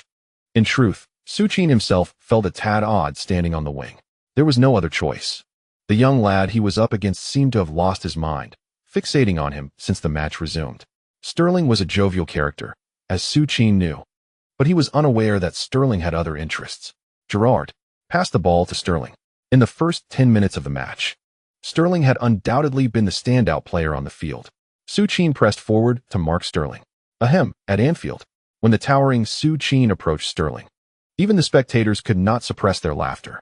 Sterling, already diminutive, stood next to the robust Su Qin, creating an undeniable contrast. Yet, while this disparity was evident, the once dazzling Sterling suddenly appeared to have lost his spark. No matter what flashy moves he attempted, Su Qin, having evolved his speed and physique to their zenith, was always right on his tail, nudging Sterling off balance with a slight shoulder check. Just like this time. After Sterling executed a feint to the left and darted past Su Qin on the right, the timely turning Su Qin effortlessly knocked Sterling out of bounds once again. Moreover, with the referee's whistle yet to blow, Su Qin surged down the flank with the ball in tow. Balotelli and Gerrard from the center rushed over. However, Su Qin, already in full stride, bulldozed through, creating a path like a tank along the sideline. Indeed, with no need for flamboyant tricks, Su Qin simply maneuvered, accelerated, and with a body clash, emerged unscathed from the two defenders' challenge. Gerrard was left dumbfounded. Balotelli wore a look of helplessness. Just moments ago, they had been mocking Su Qin for drifting wide. Yet who could have anticipated that a bulldozer equipped with a V8 engine would manifest such a formidable force on the wing? Before long, Su Qin charged into the vicinity of Liverpool's penalty arc naturally. At this juncture, Liverpool's fullbacks, Jose Enrique and Lucas, hastened to provide support. With their combined efforts, the concerned Liverpool fans in the stands finally breathed a sigh of relief. After being cornered, Su Qin, who had been on the flank, executed a surprising pass to Aguero. Indeed, everyone was contemplating this, but in that very moment, Su Qin performed an unexpected maneuver that left all in awe. As he was sprinting straight ahead, upon seeing Lucas and Enrique charging towards him, he suddenly executed a remarkable cut-in. Yes, it was a breathtaking cut-in that astonished everyone. Standing at a towering height of nearly 2 meters, Su Qin maneuvered with the agility of a swift swallow, deftly flicking the ball with the outside of his right foot, while his entire body swiftly changed direction in a remarkably brief span of time. Lucas was taken aback. He had never imagined that a giant of Su Qin's stature could perform such a cut-in in front of him. Of course, Lucas might never comprehend the intricacies behind Su Qin's ability to achieve this feat in that moment. Su Qin experienced the sheer terror of Neymar's legendary dribbling prowess. It was simply inscrutable. Coupled with the cumulative effects of his previous 2 explosive plays, Su Qin elevated his speed and power to an astonishing level. No longer hesitating, he faced the bewildered Liverpool goalkeeper, Reina, within the penalty area, lifted his right foot high, and struck down with force. Bang! The sound of an explosion reverberated once more. The football beneath Su Qin's foot, after undergoing a terrifying deformation, soared toward Reina's goal with incredible velocity. A miracle did not materialize. The entire Anfield Stadium, including the distant Manchester City fans, stood in stunned silence before the unfolding scene. 3 seconds, 2 seconds, 1 second. Time seemed to stretch as Su Qin stood before Liverpool's goal, raising his arms high. Finally, the referee's whistle activated the crowd. Boom! The stands erupted with the ecstatic shouts of Manchester City fans. On the field, all the City players, having shaken off the anxiety of playing one man down, rushed towards Su Qin. What a magnificent display! Another world-class goal had emerged. After a frenzied breakthrough down the flank at Anfield, Su Qin executed a sensational cut-in that left everyone in a frenzy. With a beautifully crafted cut-in, Su Qin unleashed a thunderous strike with his right foot, scoring Manchester City's second superb world-class goal of the match. Even while playing with a numerical disadvantage, Manchester City, thanks to Su Qin's unparalleled individual brilliance, had regained the lead. Su Qin. This is the indomitable Su Qin. No one could have anticipated the formidable force that such a super striker would become after drifting to the flank. The combination of his unstoppable impact, speed, and nimble dribbling rendered Su Qin invincible at this moment. A super heavy armored tank. How on earth can anyone play against it? Suddenly, I feel that Su Qin's kicking style resembles the abilities of a protagonist from a ridiculous novel I once read. I believe the character was named. The individual above, was it Subai? I recall reading that book as well. The author was quite the fool, writing such a fantastical tale. As the first master of the Su faction, witnessing Su Qin perform such a feat at Anfield, Lao Huang was the first to flip the table and roar in disbelief. In that moment, Su Qin, standing before the Liverpool goal with arms raised, seemed to catch a glimpse of a blurred figure. This figure donned a sky blue jersey and, on the South American stage, unleashed an equally perplexing curling shot that marked the beginning of his glory. Despite having one extra player, Liverpool found it impossible to breach Manchester City's defenses, which had retreated, allowing only Su Qin and Aguero in the front line. Instead, Su Qin capitalized on his individual prowess to score once more. At that moment, Kenny Dalglish, the king of Liverpool, could no longer contain himself. It was unclear who the old man was scolding as he stood on the sidelines, repeatedly bellowing in frustration. Perhaps his admonishment had some effect. Following the third occurrence in the match, Liverpool's offense began to show slight improvement. In the 29th minute, the long-absent Suarez finally made his presence felt, receiving a cross from Borini and unleashing a curled shot that struck the crossbar of Manchester City's goal. This shot served as a warning to Mancini on the sidelines. Without delay, Mancini, unconcerned with Su Qin's satisfaction, substituted Aguero off the pitch. With Aguero's departure, Su Qin returned to the center. The match fell into a stalemate that lasted over 20 minutes. After countless relentless assaults from Liverpool yielded no results, the game officially entered halftime. In the locker room, the old man delivered a fervent lesson to all the Liverpool players, his intent clear, to encourage these young wolves to reveal their fangs in the second half. Even if Liverpool faced a player being sent off, they remained on equal footing with Manchester City. On the other hand, no one, including Mancini, blamed the unfortunate Nasri. Nevertheless, Mancini continued to emphasize the importance of defense in the second half. Ultimately, what Mancini regretted most was not substituting Su Qin during halftime. As the match resumed, Dalglish's roar undeniably intensified the atmosphere of rivalry between the two teams. Just as play restarted, Manchester City launched their first attack, and Su Qin, who had just received a through ball from Yaya Touré in the center, was abruptly struck on the ankle by Lucas, who had come up from behind. Sterling even performed a dramatic roll on the ground. How could Su Qin be so foolishly indifferent? Suddenly, his latent La Masia bloodline surged forth, and Su Qin found himself rolling on the pitch, clutching his legs. However, to his dismay, he had initially thought that by feigning injury, he might provoke the referee into issuing a yellow card to Lucas.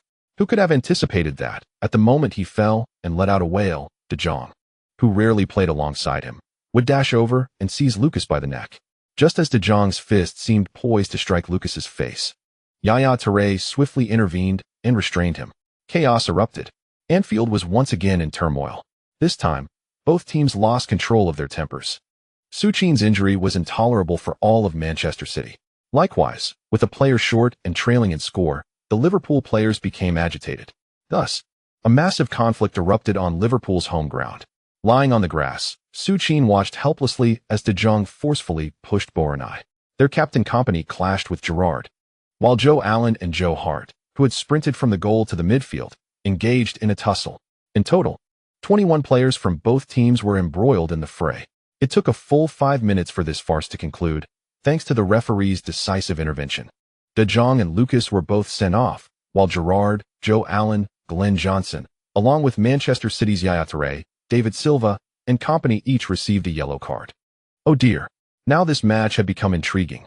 2 players from Manchester City were dismissed, and 1 from Liverpool. It was 9 against 10. Manchester City remained at a numerical disadvantage. However, the lone silver lining was that after a brief treatment, Su Qin returned to the pitch. Huang, initially cursing Lucas, who had caused concern among Su Qin's global fanbase, found himself grinning once more upon seeing Su Qin back on the field. In Huang's eyes, as long as Su Qin was back, a goal fest for Manchester City was imminent.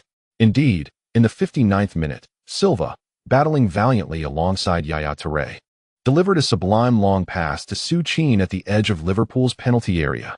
Su Qin leaped high, overpowering the unfortunate veteran Gerrard, skillfully controlling the ball. After activating the Belgian's flair, he unleashed a magnificent shot from the top of the penalty arc, scoring the 3rd world-class goal of the match. 30. Su Qin completed a hat-trick at Anfield. Furthermore, this marked his 2nd consecutive hat-trick in the official Premier League matches, as Su Qin struck the ball past Reina. Amidst the raucous celebrations of Manchester City fans, the Liverpool supporters in the stands began their mass exodus. Then, the match spiraled completely out of control. At home, with an extra player, Liverpool fell victim to a hat-trick from Su Qin, causing all of Liverpool's players to grow increasingly frantic in their movements. Yet, curiously enough, the once arrogant Suarez, who had boasted before the match, seemed to vanish into invisibility during this game. In the 68th minute, Joe Allen executed a reckless tackle on the unfortunate Silva. As he received a red card, he inadvertently handed a yellow card to the approaching Joe Hart. On the sidelines, witnessing the unfolding chaos, Mancini could no longer afford to delay and promptly substituted Su Qin. Once Su Qin left the pitch, Manchester City adopted a defensive strategy. Liverpool, still yearning for a counterattack, found themselves thwarted by the ironclad defense crafted by the Italians, and their already lackluster offense failed to score even a single goal. Thus, the match continued until the final whistle blew. With Su Qin's hat-trick, Manchester City triumphed over the relatively weak Liverpool at Anfield. This victory solidified Manchester City's position atop the Premier League. Additionally, in the aftermath, Su Qin responded to the relentless paparazzi with an overwhelming display of prowess. The much-anticipated duel between the two Sus faded amid the laughter directed at Suarez's invisibility. However, the clash between red and blue concluded. Yet the upcoming Champions League ignited excitement among fans. For reasons unknown, Manchester City's first stop in this season's Champions League group stage was the Bernabeu, where tensions had previously flared with Su Qin. Indeed, the moment for Su Qin's return to Real Madrid approached. And this time he would face the newly formidable trio of BBC, who had been wreaking havoc in La Liga. Chapter 17. In a daze, the events following being sold by Barcelona to Inter Milan. At the Santiago Bernabéu Stadium in Madrid. The score displayed on the large screen was glaringly evident. 6-0. On the field, a throng of reporters clamored around the bare-chested Cristiano Ronaldo. In the recently concluded La Liga match between Real Madrid and Atletico Madrid, Real Madrid's newly formed super trio, BBC, had astonishingly scored 6 goals, thoroughly dismantling the hapless Atletico. Amidst the frenzy, Cristiano Ronaldo had netted 4 goals and provided an assist to the newcomer Gareth Bale, with a tally of 4 goals and 1 assist. Even for the accustomed dominator of the game, this moment sent him into ecstatic howls towards the heavens. As reporters surrounded him, Cristiano Ronaldo chose not to retrieve the jersey he had long discarded, but instead flaunted his explosive physique before the multitude of cameras. Cristiano, having scored 4 goals. What do you wish to convey to the fans of Real Madrid? Moreover, do you still believe you are the finest player in the world? Cristiano Ronaldo, brimming with excitement, is acutely aware that the cunning journalists are eager to extract a statement at this opportune moment. As anticipated, the proud Ronaldo did not disappoint the reporters. I have always considered myself the strongest. Although no one uttered the name Su Qin, it is evident to all, including Ronaldo, to whom his words were directed. This round of the Premier League occurred a day prior to La Liga, thus everyone was aware of Su Qin's hat-trick at Anfield. All eyes were on Ronaldo, eagerly awaiting his performance. Unexpectedly, perhaps cognizant of the anticipation surrounding him, Ronaldo delivered an astonishing 4-goal feat along with an assist in the highly scrutinized Madrid derby. Indeed, from the results of this match alone, Su Qin's hat-trick seems to pale in comparison to Ronaldo's accomplishments. When journalists probed further, Ronaldo appeared indifferent to the notion of being friends with Su Qin. Friends, once teammates at the same club, but what of now? Su has moved to Manchester City, and the incessant comparisons continue to irritate him. Initially, Ronaldo could tolerate the comparisons, but as Su Qin secured the European Championship, the jealousy that should have emerged years later sparked prematurely within Ronaldo's heart. The Twitter incident, although clarified by Mendes' PR team, was undeniably instigated by Ronaldo's own actions. Cristiano, are you implying that you surpassed both Leo and Su? The reporters, unabashed, pressed on, seizing the moment as Ronaldo seemed ensnared by their inquiries. However, it was apparent that upon hearing Su Qin's name, Ronaldo recoiled, choosing not to respond. He brushed past the journalists and, alongside the somewhat bashful Bale, sprinted towards the fans. Upon observing his team's new leader embracing the newcomer instead of himself, Benzema hastily followed suit, placing Ronaldo's arm over his shoulder. Thus, the BBC trio basked in the adoration of over 80,000 Real Madrid supporters under the lights of the Bernabéu. Indeed, the fans of Real Madrid are quite forgetful. Though the enigmatic figure has departed, they now possess Bale, capable of dismantling even Atletico's resolute defense. Alongside Ronaldo, the supporters eagerly anticipate the upcoming clash at the Bernabéu in 4 days. They are keen to witness the humiliation that awaits Su Qin, who declined Real Madrid's contract renewal, at the hands of their stars. Manchester, a setting devoid of clamorous journalists and blinding flashes. After the conclusion of the league, Su Qin took advantage of his time off to accompany Taylor Swift to the Manchester Women's and Children's Health Hospital. Initially, Su Qin intended to purchase a set of equipment for Taylor's prenatal examinations to be installed at his home. However, Taylor adamantly refused. She expressed that her purpose in coming to Manchester was not to confine Su Qin, but rather to grant him the freedom that rightfully belongs to him. It is understandable. Taylor, being an American, holds on to the belief that childbirth is a blessing bestowed upon women by God, a perspective that contrasts sharply with the more traditional views often held by Indian women. While Taylor exuded generosity, Su Qin, steeped in traditional values, felt the weight of responsibility for the life they had created together. After all, neglecting it would render him a careless man. Thus, early in the morning, Su Qin drove his Volvo to the hospital with Taylor by his side. As a star of Su Qin's caliber, he found that privacy was a luxury he could hardly afford in England. Before they even arrived at the hospital, news of their presence had reached reporters, who were already congregating at the entrance. Fortunately, due to prior arrangements made by Old Stan with the hospital, ample security personnel were present to ensure their privacy. Without engaging in any interviews, Su Qin led Taylor into the hospital. He had hoped to learn early on whether they were expecting a girl. However, upon arrival and after Taylor underwent her examination, he discovered that it was impossible to determine the gender at just 2 months into the pregnancy.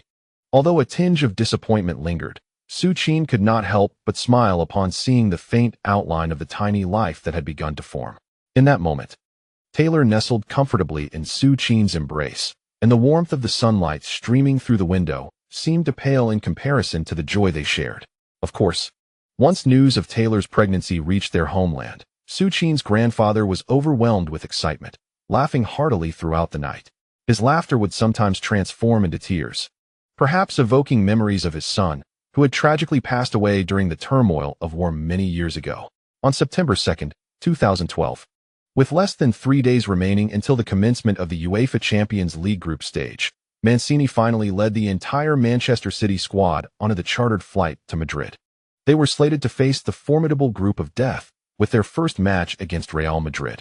Despite having simulated countless outcomes of their impending clash, Mancini was plagued with trepidation.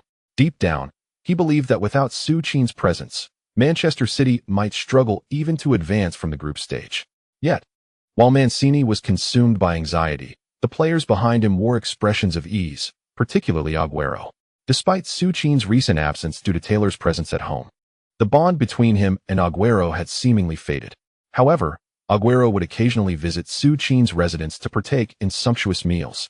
Unbeknownst to Agüero, Su Qin had enlisted an Italian chef capable of crafting exquisite Chinese cuisine.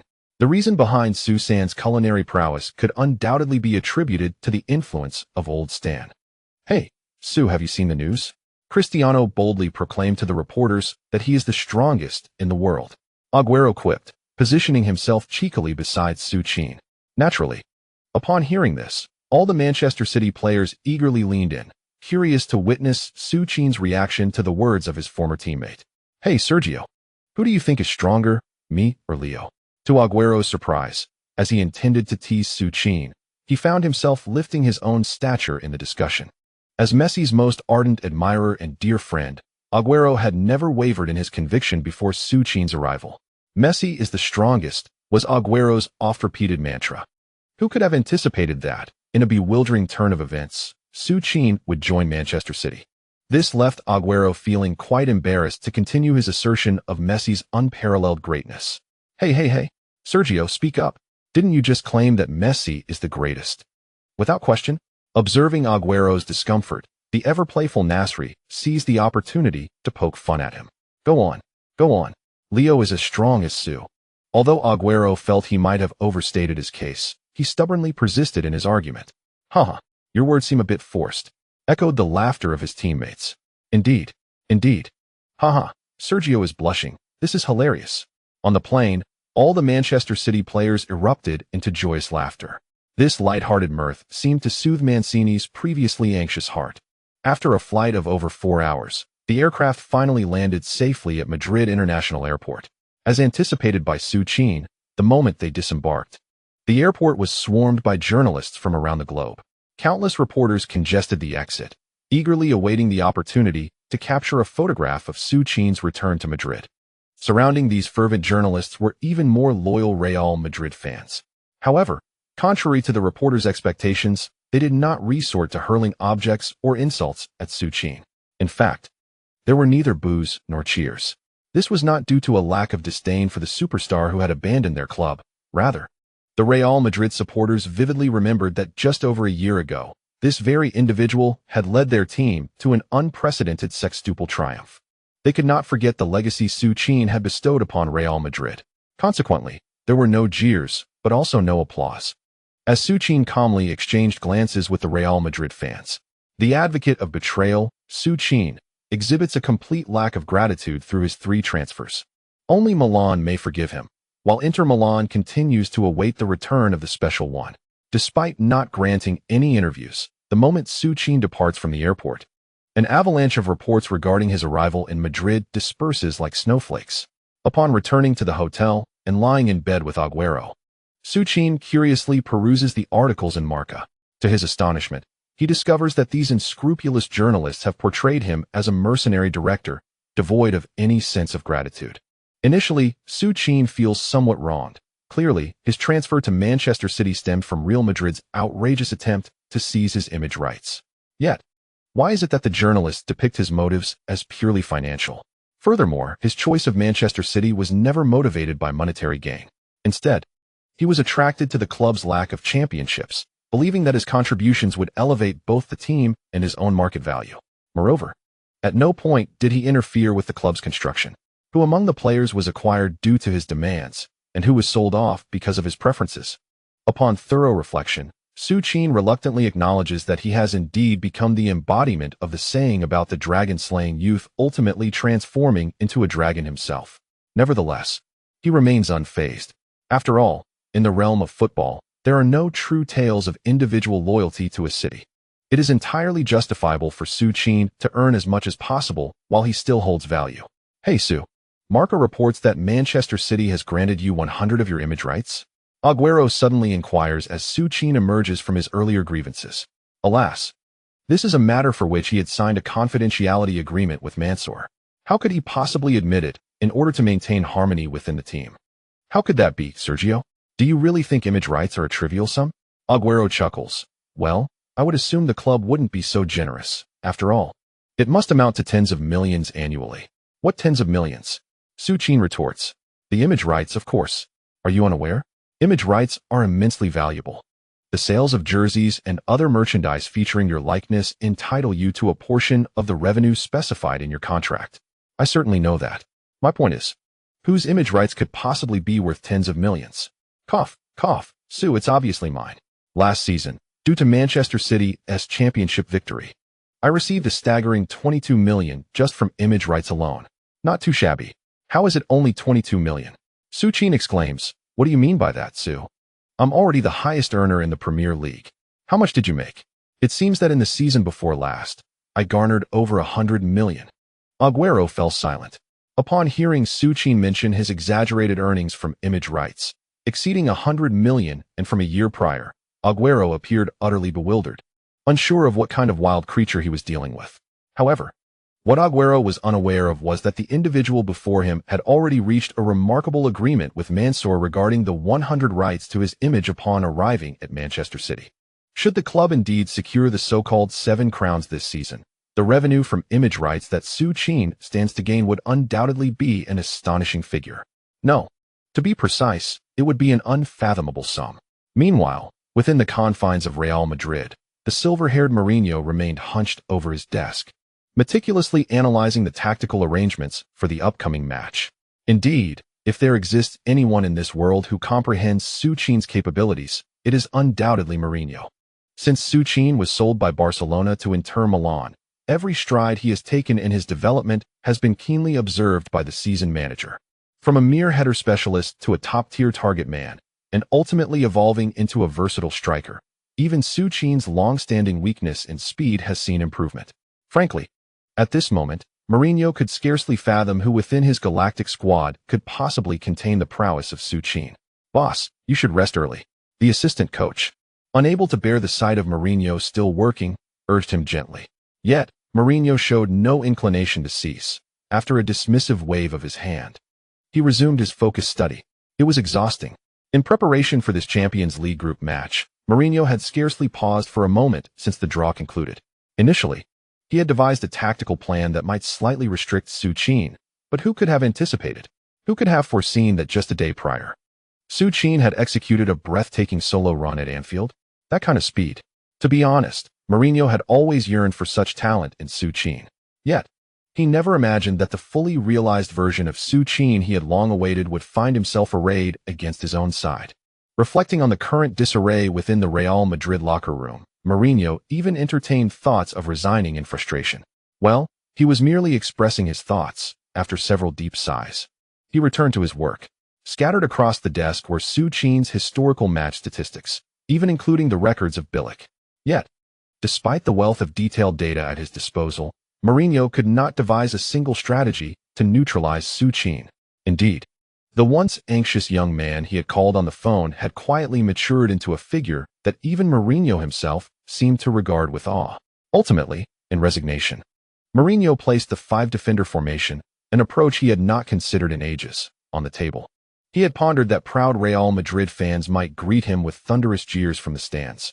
But in truth, Mourinho understood that facing a Manchester City equipped with Su Qin, even a titan like Real Madrid might have to resort to a defensive counterattack with 5 defenders. It was 2 o'clock in the morning. Mourinho has finally concluded his tenure, dragging his weary body as he drove away from the Real Madrid club. However, unexpectedly, there were still a few reporters stationed at the entrance at this late hour. Upon spotting Mourinho's vehicle emerging, these diligent journalists hastily approached. "Jose, could you spare a moment for an interview? Just one question." Observing their fatigued faces, Mourinho seemed to feel a twinge of sympathy. "Very well, just one question. Thank you. Jose, do you believe Real Madrid can triumph over Manchester City? And can Cristiano lead the team to victory like Su Qin once did? Football is inherently uncertain. All I know is that we will give our utmost in this match," he began, but then hesitated, as if contemplating something. Just as Mourinho was about to articulate his thoughts, he seemingly reconsidered, holding back his words. After all, with the match looming, how could the head coach utter anything that might displease his own players? This is Real Madrid, a club that even he finds challenging to navigate. It is not the accommodating Inter Milan. With a wry smile, Mourinho pressed the accelerator and departed. Nevertheless, despite Mourinho's silence, the journalists published a photograph of the bespectacled coach. His hair white and his expression bittersweet, captioned, "The winter of the madman has arrived. In his heart, there lies only one world-class player." An emotionally charged article emerged, beginning with the scene of Su Qin's first appearance off the bench at the Bird's Nest Stadium, where Mourinho had patted Su Qin on the shoulder, offering words of encouragement. From Inter to Real Madrid, the report chronicled the bond between Su Qin and Mourinho, even referencing their shared Christmas dinners. This very newspaper seemed to awaken the memories of Real Madrid fans, who had pretended to forget everything. On September 4, 2012, the day of the Champions League group stage match between Real Madrid and Manchester City, a small faction of fans raised photos of Su Qin in his Real Madrid jersey, inscribing them with "Thank you SU." This gesture ignited a fervor among the fans, culminating as evening approached. By 7 p.m., just an hour before the match, countless banners had appeared in Bernabeu Square. "Thank you, Su." There were no grand welcomes home. The proud Real Madrid supporters simply expressed their gratitude to Su Qin. Inside the team bus, as he beheld the raised banners, Su Qin felt a wave of emotion. Indeed, from Real Madrid to Manchester City, a mere 2 months had passed. Yet those 2 months felt inexplicably prolonged. "Hey, Su, are you all right?" As if sensing the change in Su Qin, Aguero, seated beside him, gently patted Su Qin's shoulder and inquired. "It's nothing." Su Qin was certainly not the type to be shy or reserved. After exchanging a wry smile with Aguero, he diverted his gaze from the window. "Thank you, Su. Su. Thank you, Su." The Real Madrid supporters outside the vehicle continued to shout their gratitude. Among these fans, a handful of Manchester City supporters clad in blue fervently chanted Su Qin's name. Observing the uncontainable excitement of the City fans, the Real Madrid supporters, who were wielding banners, seemed to harbor a faint envy for these individuals they had previously dismissed as mere country bumpkins. Once upon a time, they too had fervently shouted the name that had brought them victory. The chapter concludes. Chapter 18. The Super Goal Battle of Bernabeu's BBC and the Single Course Su. Welcome to the live broadcast of the 2012 to 2013 UEFA Champions League Group D, featuring Real Madrid versus Manchester City. The players of both teams have already gathered in the players' tunnel. And from our live footage, it is apparent that the Bernabeu stands are filled to capacity, with numerous Real Madrid fans holding up banners expressing their gratitude to Su Qin. In truth, just days before this match, the Spanish media had been sensationalizing Su Qin as a traitor to Spanish football. Yet today, the attitude of the Real Madrid fans finally revealed their true feelings. Indeed, for the fans, even though their former king has departed from Real Madrid, during the year and a half Su Qin spent with the club, he had contributed an astounding 95 goals and secured 7 championships. In terms of efficiency, Su Qin undeniably stands as the true monarch of Real Madrid. In the commentary box at the Bernabeu, Old Huang gazed at the multitude of waving banners, expressing his heartfelt sentiments. Meanwhile, the cameras of all media outlets focused intently on the players' tunnel, where the two teams were gathered and awaiting their entrance. "Hi, Su. Long time no see. Su. Why didn't you come to my house while you were in Madrid?" From Benzema to Casillas. Every Real Madrid player eagerly approached Su Qin for an embrace. Even Cristiano Ronaldo, whose media portrayal suggested impending conflict, maintained his gentlemanly demeanor before the cameras. Hi. A simple greeting, accompanied by a brief hug, marked the exchange between Ronaldo and Su Qin. Observing Ronaldo's strained expression, Su Qin genuinely felt a twinge of sympathy. He understood precisely what Ronaldo must be thinking at this moment. It was likely that the significance of this match had eclipsed even that of the European Championship in Ronaldo's mind. At long last, after the exhilarating anthem of the UEFA Champions League reverberated through the stadium, Su Qin, hand in hand with a young ball boy, stepped onto the familiar turf once again after an 8-month hiatus. The applause from over 90,000 Real Madrid fans erupted as Su Qin made his entrance, filling the Santiago Bernabéu with resounding cheers. However, just as the applause subsided, a wave of dismay swept over the supporters as they beheld an unexpected starting lineup displayed on the giant screen. Let us return to the match. The captains of both teams had completed the coin toss and stood poised in their respective halves, while the referee glanced at his watch. With a sharp whistle, the match officially commenced. First, the starting lineups were announced. The home team, adorned in their traditional white home kits, featured the following players: goalkeeper Iker Casillas, left back Marcelo, center backs Pepe, Carvalho, and Ramos, right back the young Portuguese talent Cointreau, midfielders Cristiano Ronaldo, Las Diera, Khedira, and Bale, and the lone striker Karim Benzema. Indeed, a 5-defender formation. No one anticipated that Mourinho would deploy such a purely defensive setup at the home ground of Real Madrid. To my recollection, the club had never utilized a 5-defender formation before. While it's true that in ancient times there may have been rare instances when Real Madrid employed 5 defenders, in the past 2 decades, whether in cup competitions or league matches, they had never fielded such a formation against their opponents. Thus, the reaction from the Bernabéu faithful upon the announcement of the starting lineups was entirely justified. Real Madrid's attack. Just as the commentator was lamenting Mourinho's tactical choices, Bale surged into Manchester City's left flank like a shooting star. It was a speed so exaggerated it seemed unreal. Nasri, who had been sent off with a red card for a malicious foul in the previous league match, was indeed experiencing an unfortunate streak.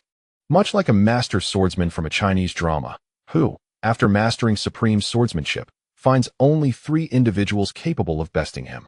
Nasri too seemed destined to meet a similar fate.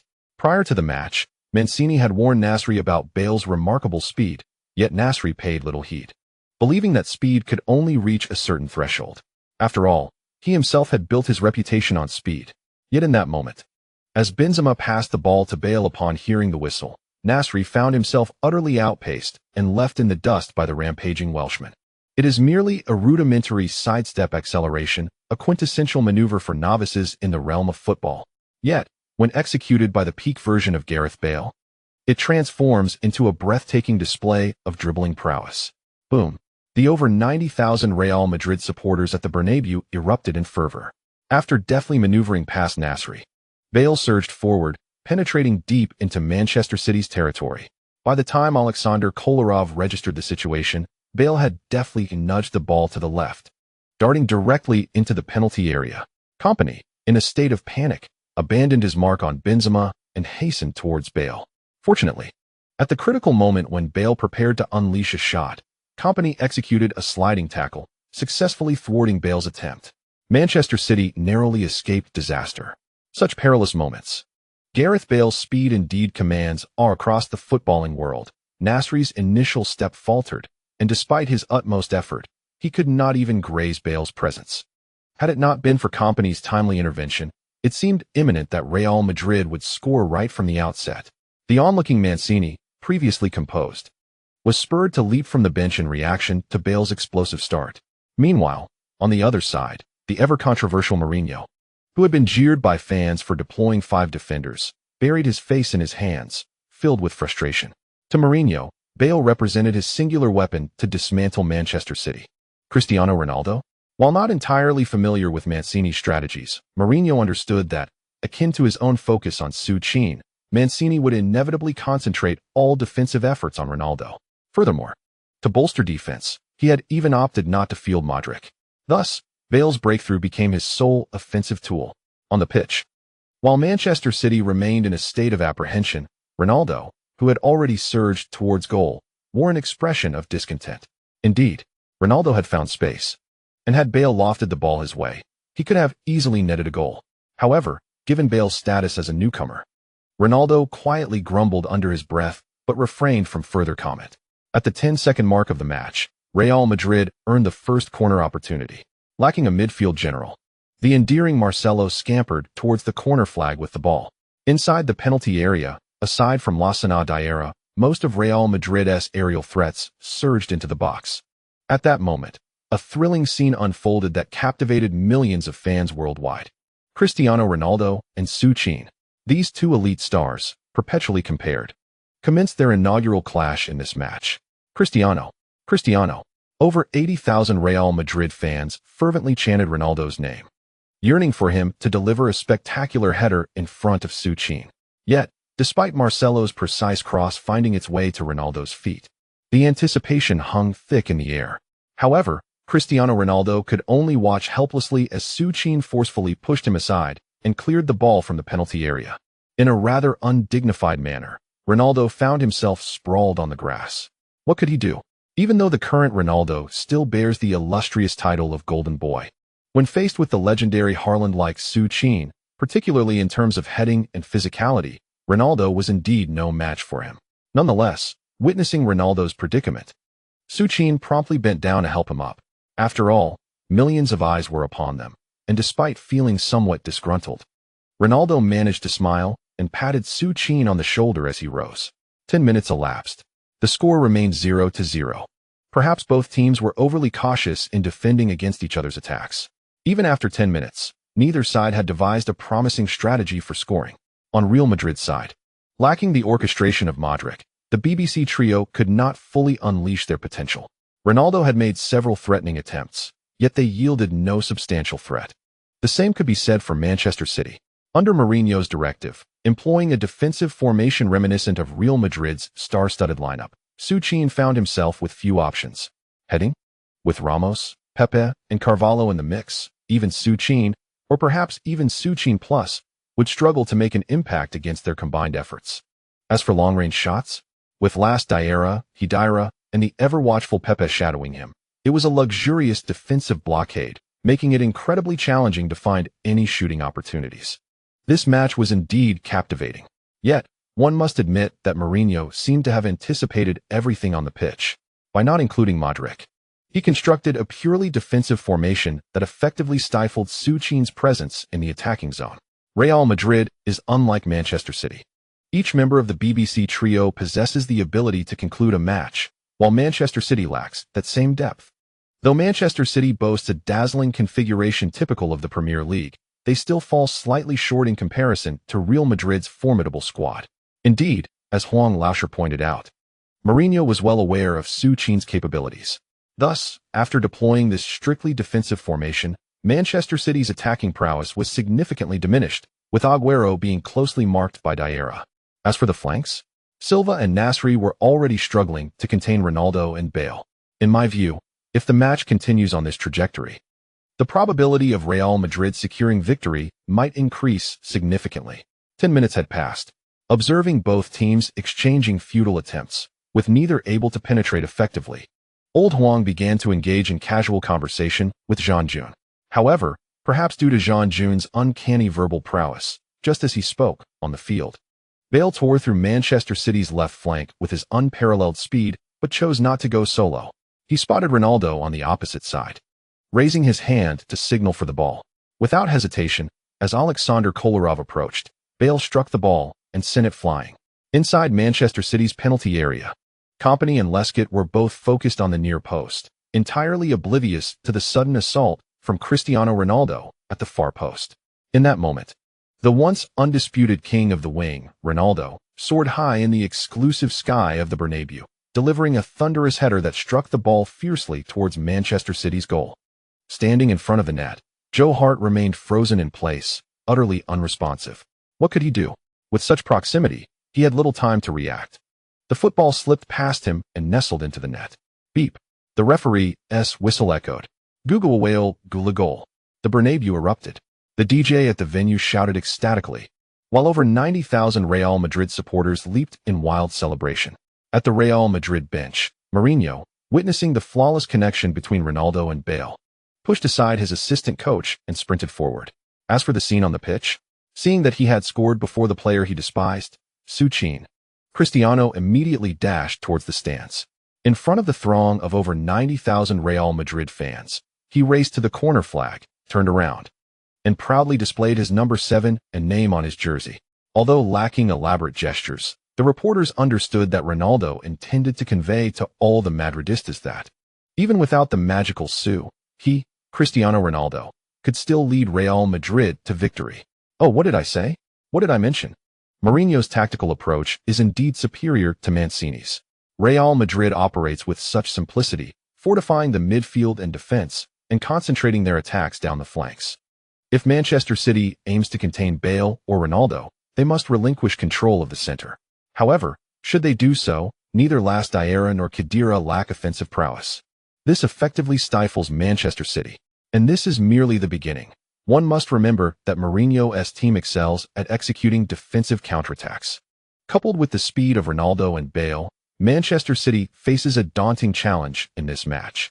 Damn it. I said Manchester City's dominance in the Premier League stems from their tactical missteps. Just look at how Mourinho has played them in the first 10 minutes today. Oh, Mancini still falls short. Although Manchester City's roster is slightly inferior to Real Madrid's, it shouldn't be like this. Have you not noticed that Mancini has consistently deployed the same lineup since the Premier League season commenced? Haha, what a bunch of fools up there. A group of fans critiquing a professional coach.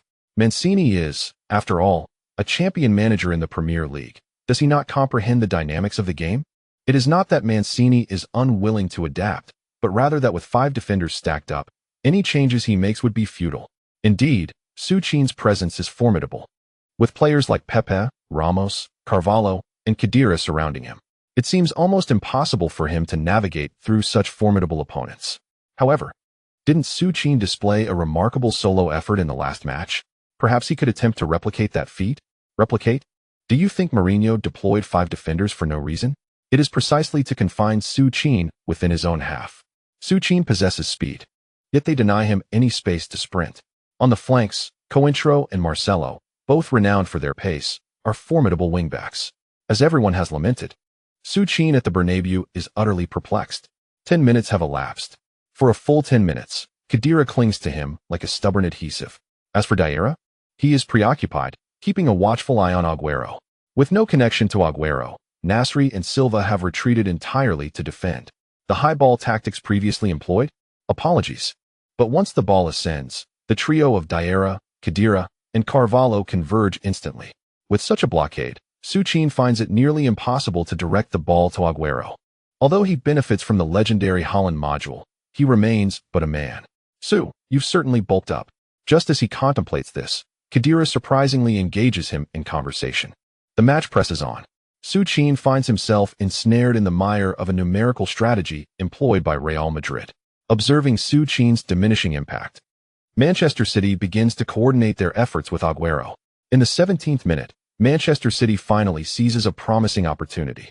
Due to Su Qin's presence, Real Madrid has overlooked other midfield positions, granting Yaya Touré the chance to advance the ball to nearly 38 meters from the goal. However, just as Yaya Touré prepares to strike, Diarra intercepts his path with swift determination. This movement inadvertently frees Su Qin, who had appeared to have no chance of receiving the ball. Without hesitation, Yaya Touré retracts his leg and deftly nudges the ball towards the retreating Su Qin. Receiving the ball with his back turned, Su Qin ignites his Belgian finesse. With the acceleration from his turn, he effortlessly outpaces Khedira, who attempts to grip his jersey in a desperate bid to halt him, even if it means incurring a yellow card. Yet, in that moment, an astonishing scene unfolds before the astonished crowd at the Bernabeu. Indeed, Khedira, the steadfast anchor of Real Madrid's midfield, a towering figure at 1.90 meters, this ironclad defender, who has vanquished countless formidable forwards in La Liga, appears as fragile as paper before the magician.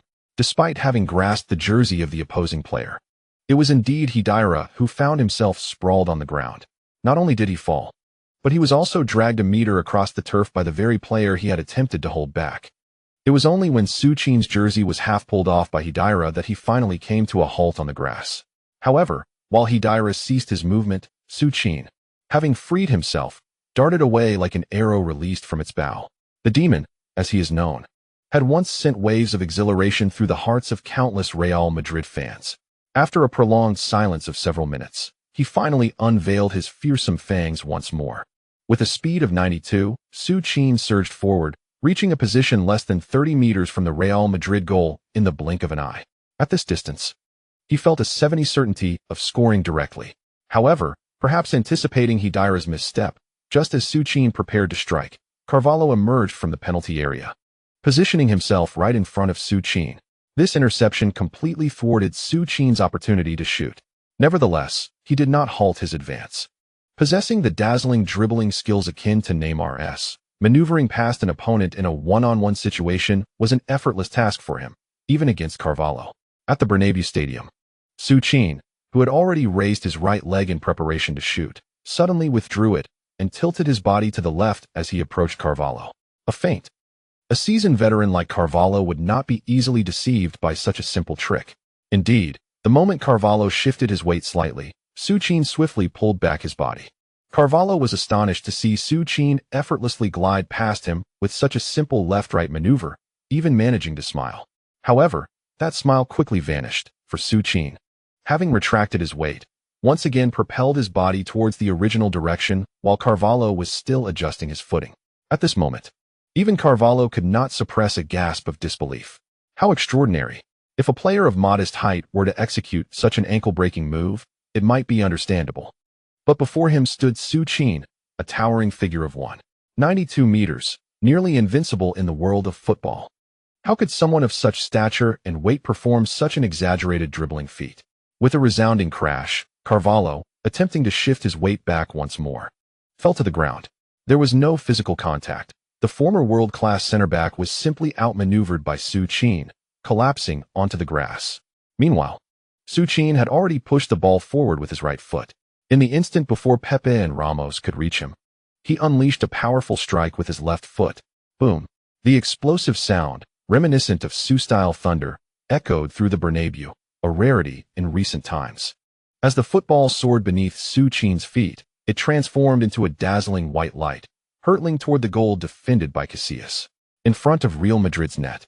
Despite Casillas' early movement, he was unable to perform a miracle against the nearly impossible shot from an extraordinary distance. The referee's whistle pierced the air. In the 18th minute of the match, Su Qin executed a flawless long-range shot, leveling the score for Manchester City. Splendid. Remarkable. The ball found the net. Once again, in the 18th minute, it was Su Qin, the enigmatic Su Qin, at the Bernabeu, on this land that had forsaken him. He unleashed an astonishing strike that slipped past Casillas into the goal. The teams were back on equal footing. Unbelievable. What thrilled me even more than the goal itself was that Su Qin had scored it with his left foot. In the commentary booth, witnessing Su Qin's explosive goal, the commentator erupted in a jubilant outburst. Meanwhile, on the Manchester City bench, Mancini, who had worn a frown for over 10 minutes, finally released all his pin-up emotions at that moment, in front of over 90,000 Real Madrid fans. This typically composed Italian gentleman tore off his suit and flung it onto the grass. As for the other Manchester City players on the bench, they had all surged onto the field the moment Su Qin scored. On the pitch, having confirmed that his shot had indeed found the back of the net, Su Qin chose not to celebrate. He gently pushed aside the exuberant Aguero and the rushing Nasri, disregarding everyone. At the Bernabeu, he spread his arms wide, signaling his refusal to celebrate. It wasn't that Su Qin was overly gracious. Rather, upon seeing so many Madrid fans holding banners to express their gratitude, any lingering resentment he harbored dissipated. However, while he had made peace with the fans, Su Qin had no intention of letting his old acquaintance, who had been so fickle, off the hook. On the sidelines, after dismissing all celebrations, he glanced toward the VIP box he knew all too well. He was aware that within, Florentino would undoubtedly be standing there, holding a glass of red wine. Su Qin was genuinely curious about what expression would cross Florentino's face upon witnessing a goal that even surpassed his former legendary strikes. In the lavish VIP box at the Bernabeu, Florentino had already smashed the glass he had raised in celebration of Cristiano Ronaldo's goal the moment Su Qin found the net. Florentino was furious. Yet deep down, he felt a sense of regret. If only he had not remained passive for the sake of money back then. Perhaps he would still be the one here, raising a glass in celebration. After a few deep breaths, Florentino composed himself. Indeed, the match had only just begun, and the final outcome remained uncertain. The chapter concludes.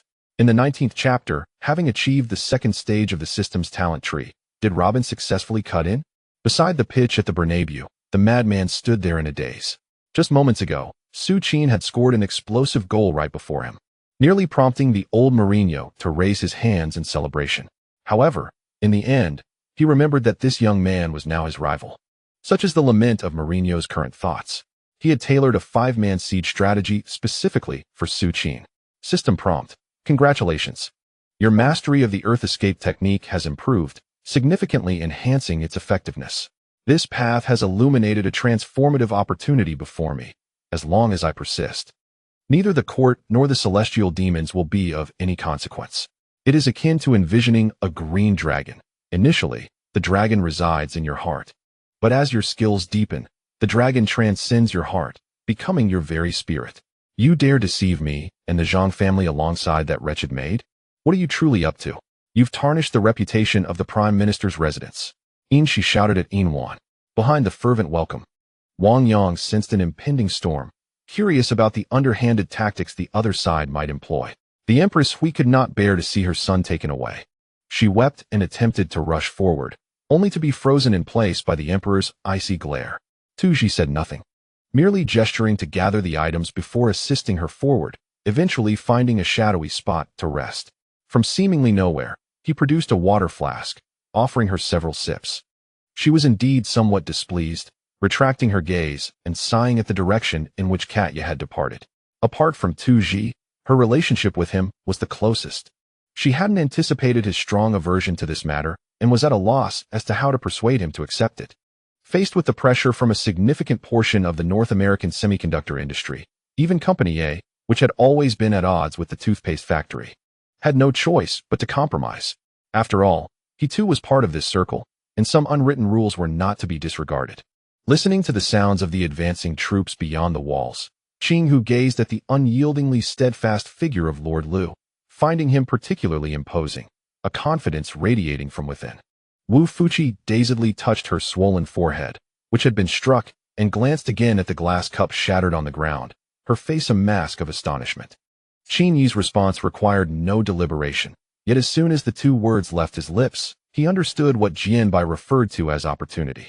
Tang Min was aware that Tang Nian was currently attending school in the city, deliberately choosing a time when Tang Nian was absent from the village to return. The summer days are long. Although it was already 6 o'clock, the outside world remained bright. Baizhu took a drink, while Bai Qiyu fixed a stern gaze upon him for a moment before suddenly breaking into a smile and downing the contents of her cup. Opportunities are fleeting. Perhaps when Raloff cannot locate him, he might glance around, and if that moment is seized, it could lead to the possibility of eliminating the opponent, though such speculation remains solely in Wang Hao's mind.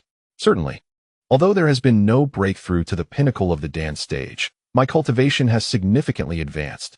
I am no longer at the nascent stage of the late Dan realm. I have ascended to the peak of the late Dan stage, merely a hair's breadth away from the summit of the Dan realm.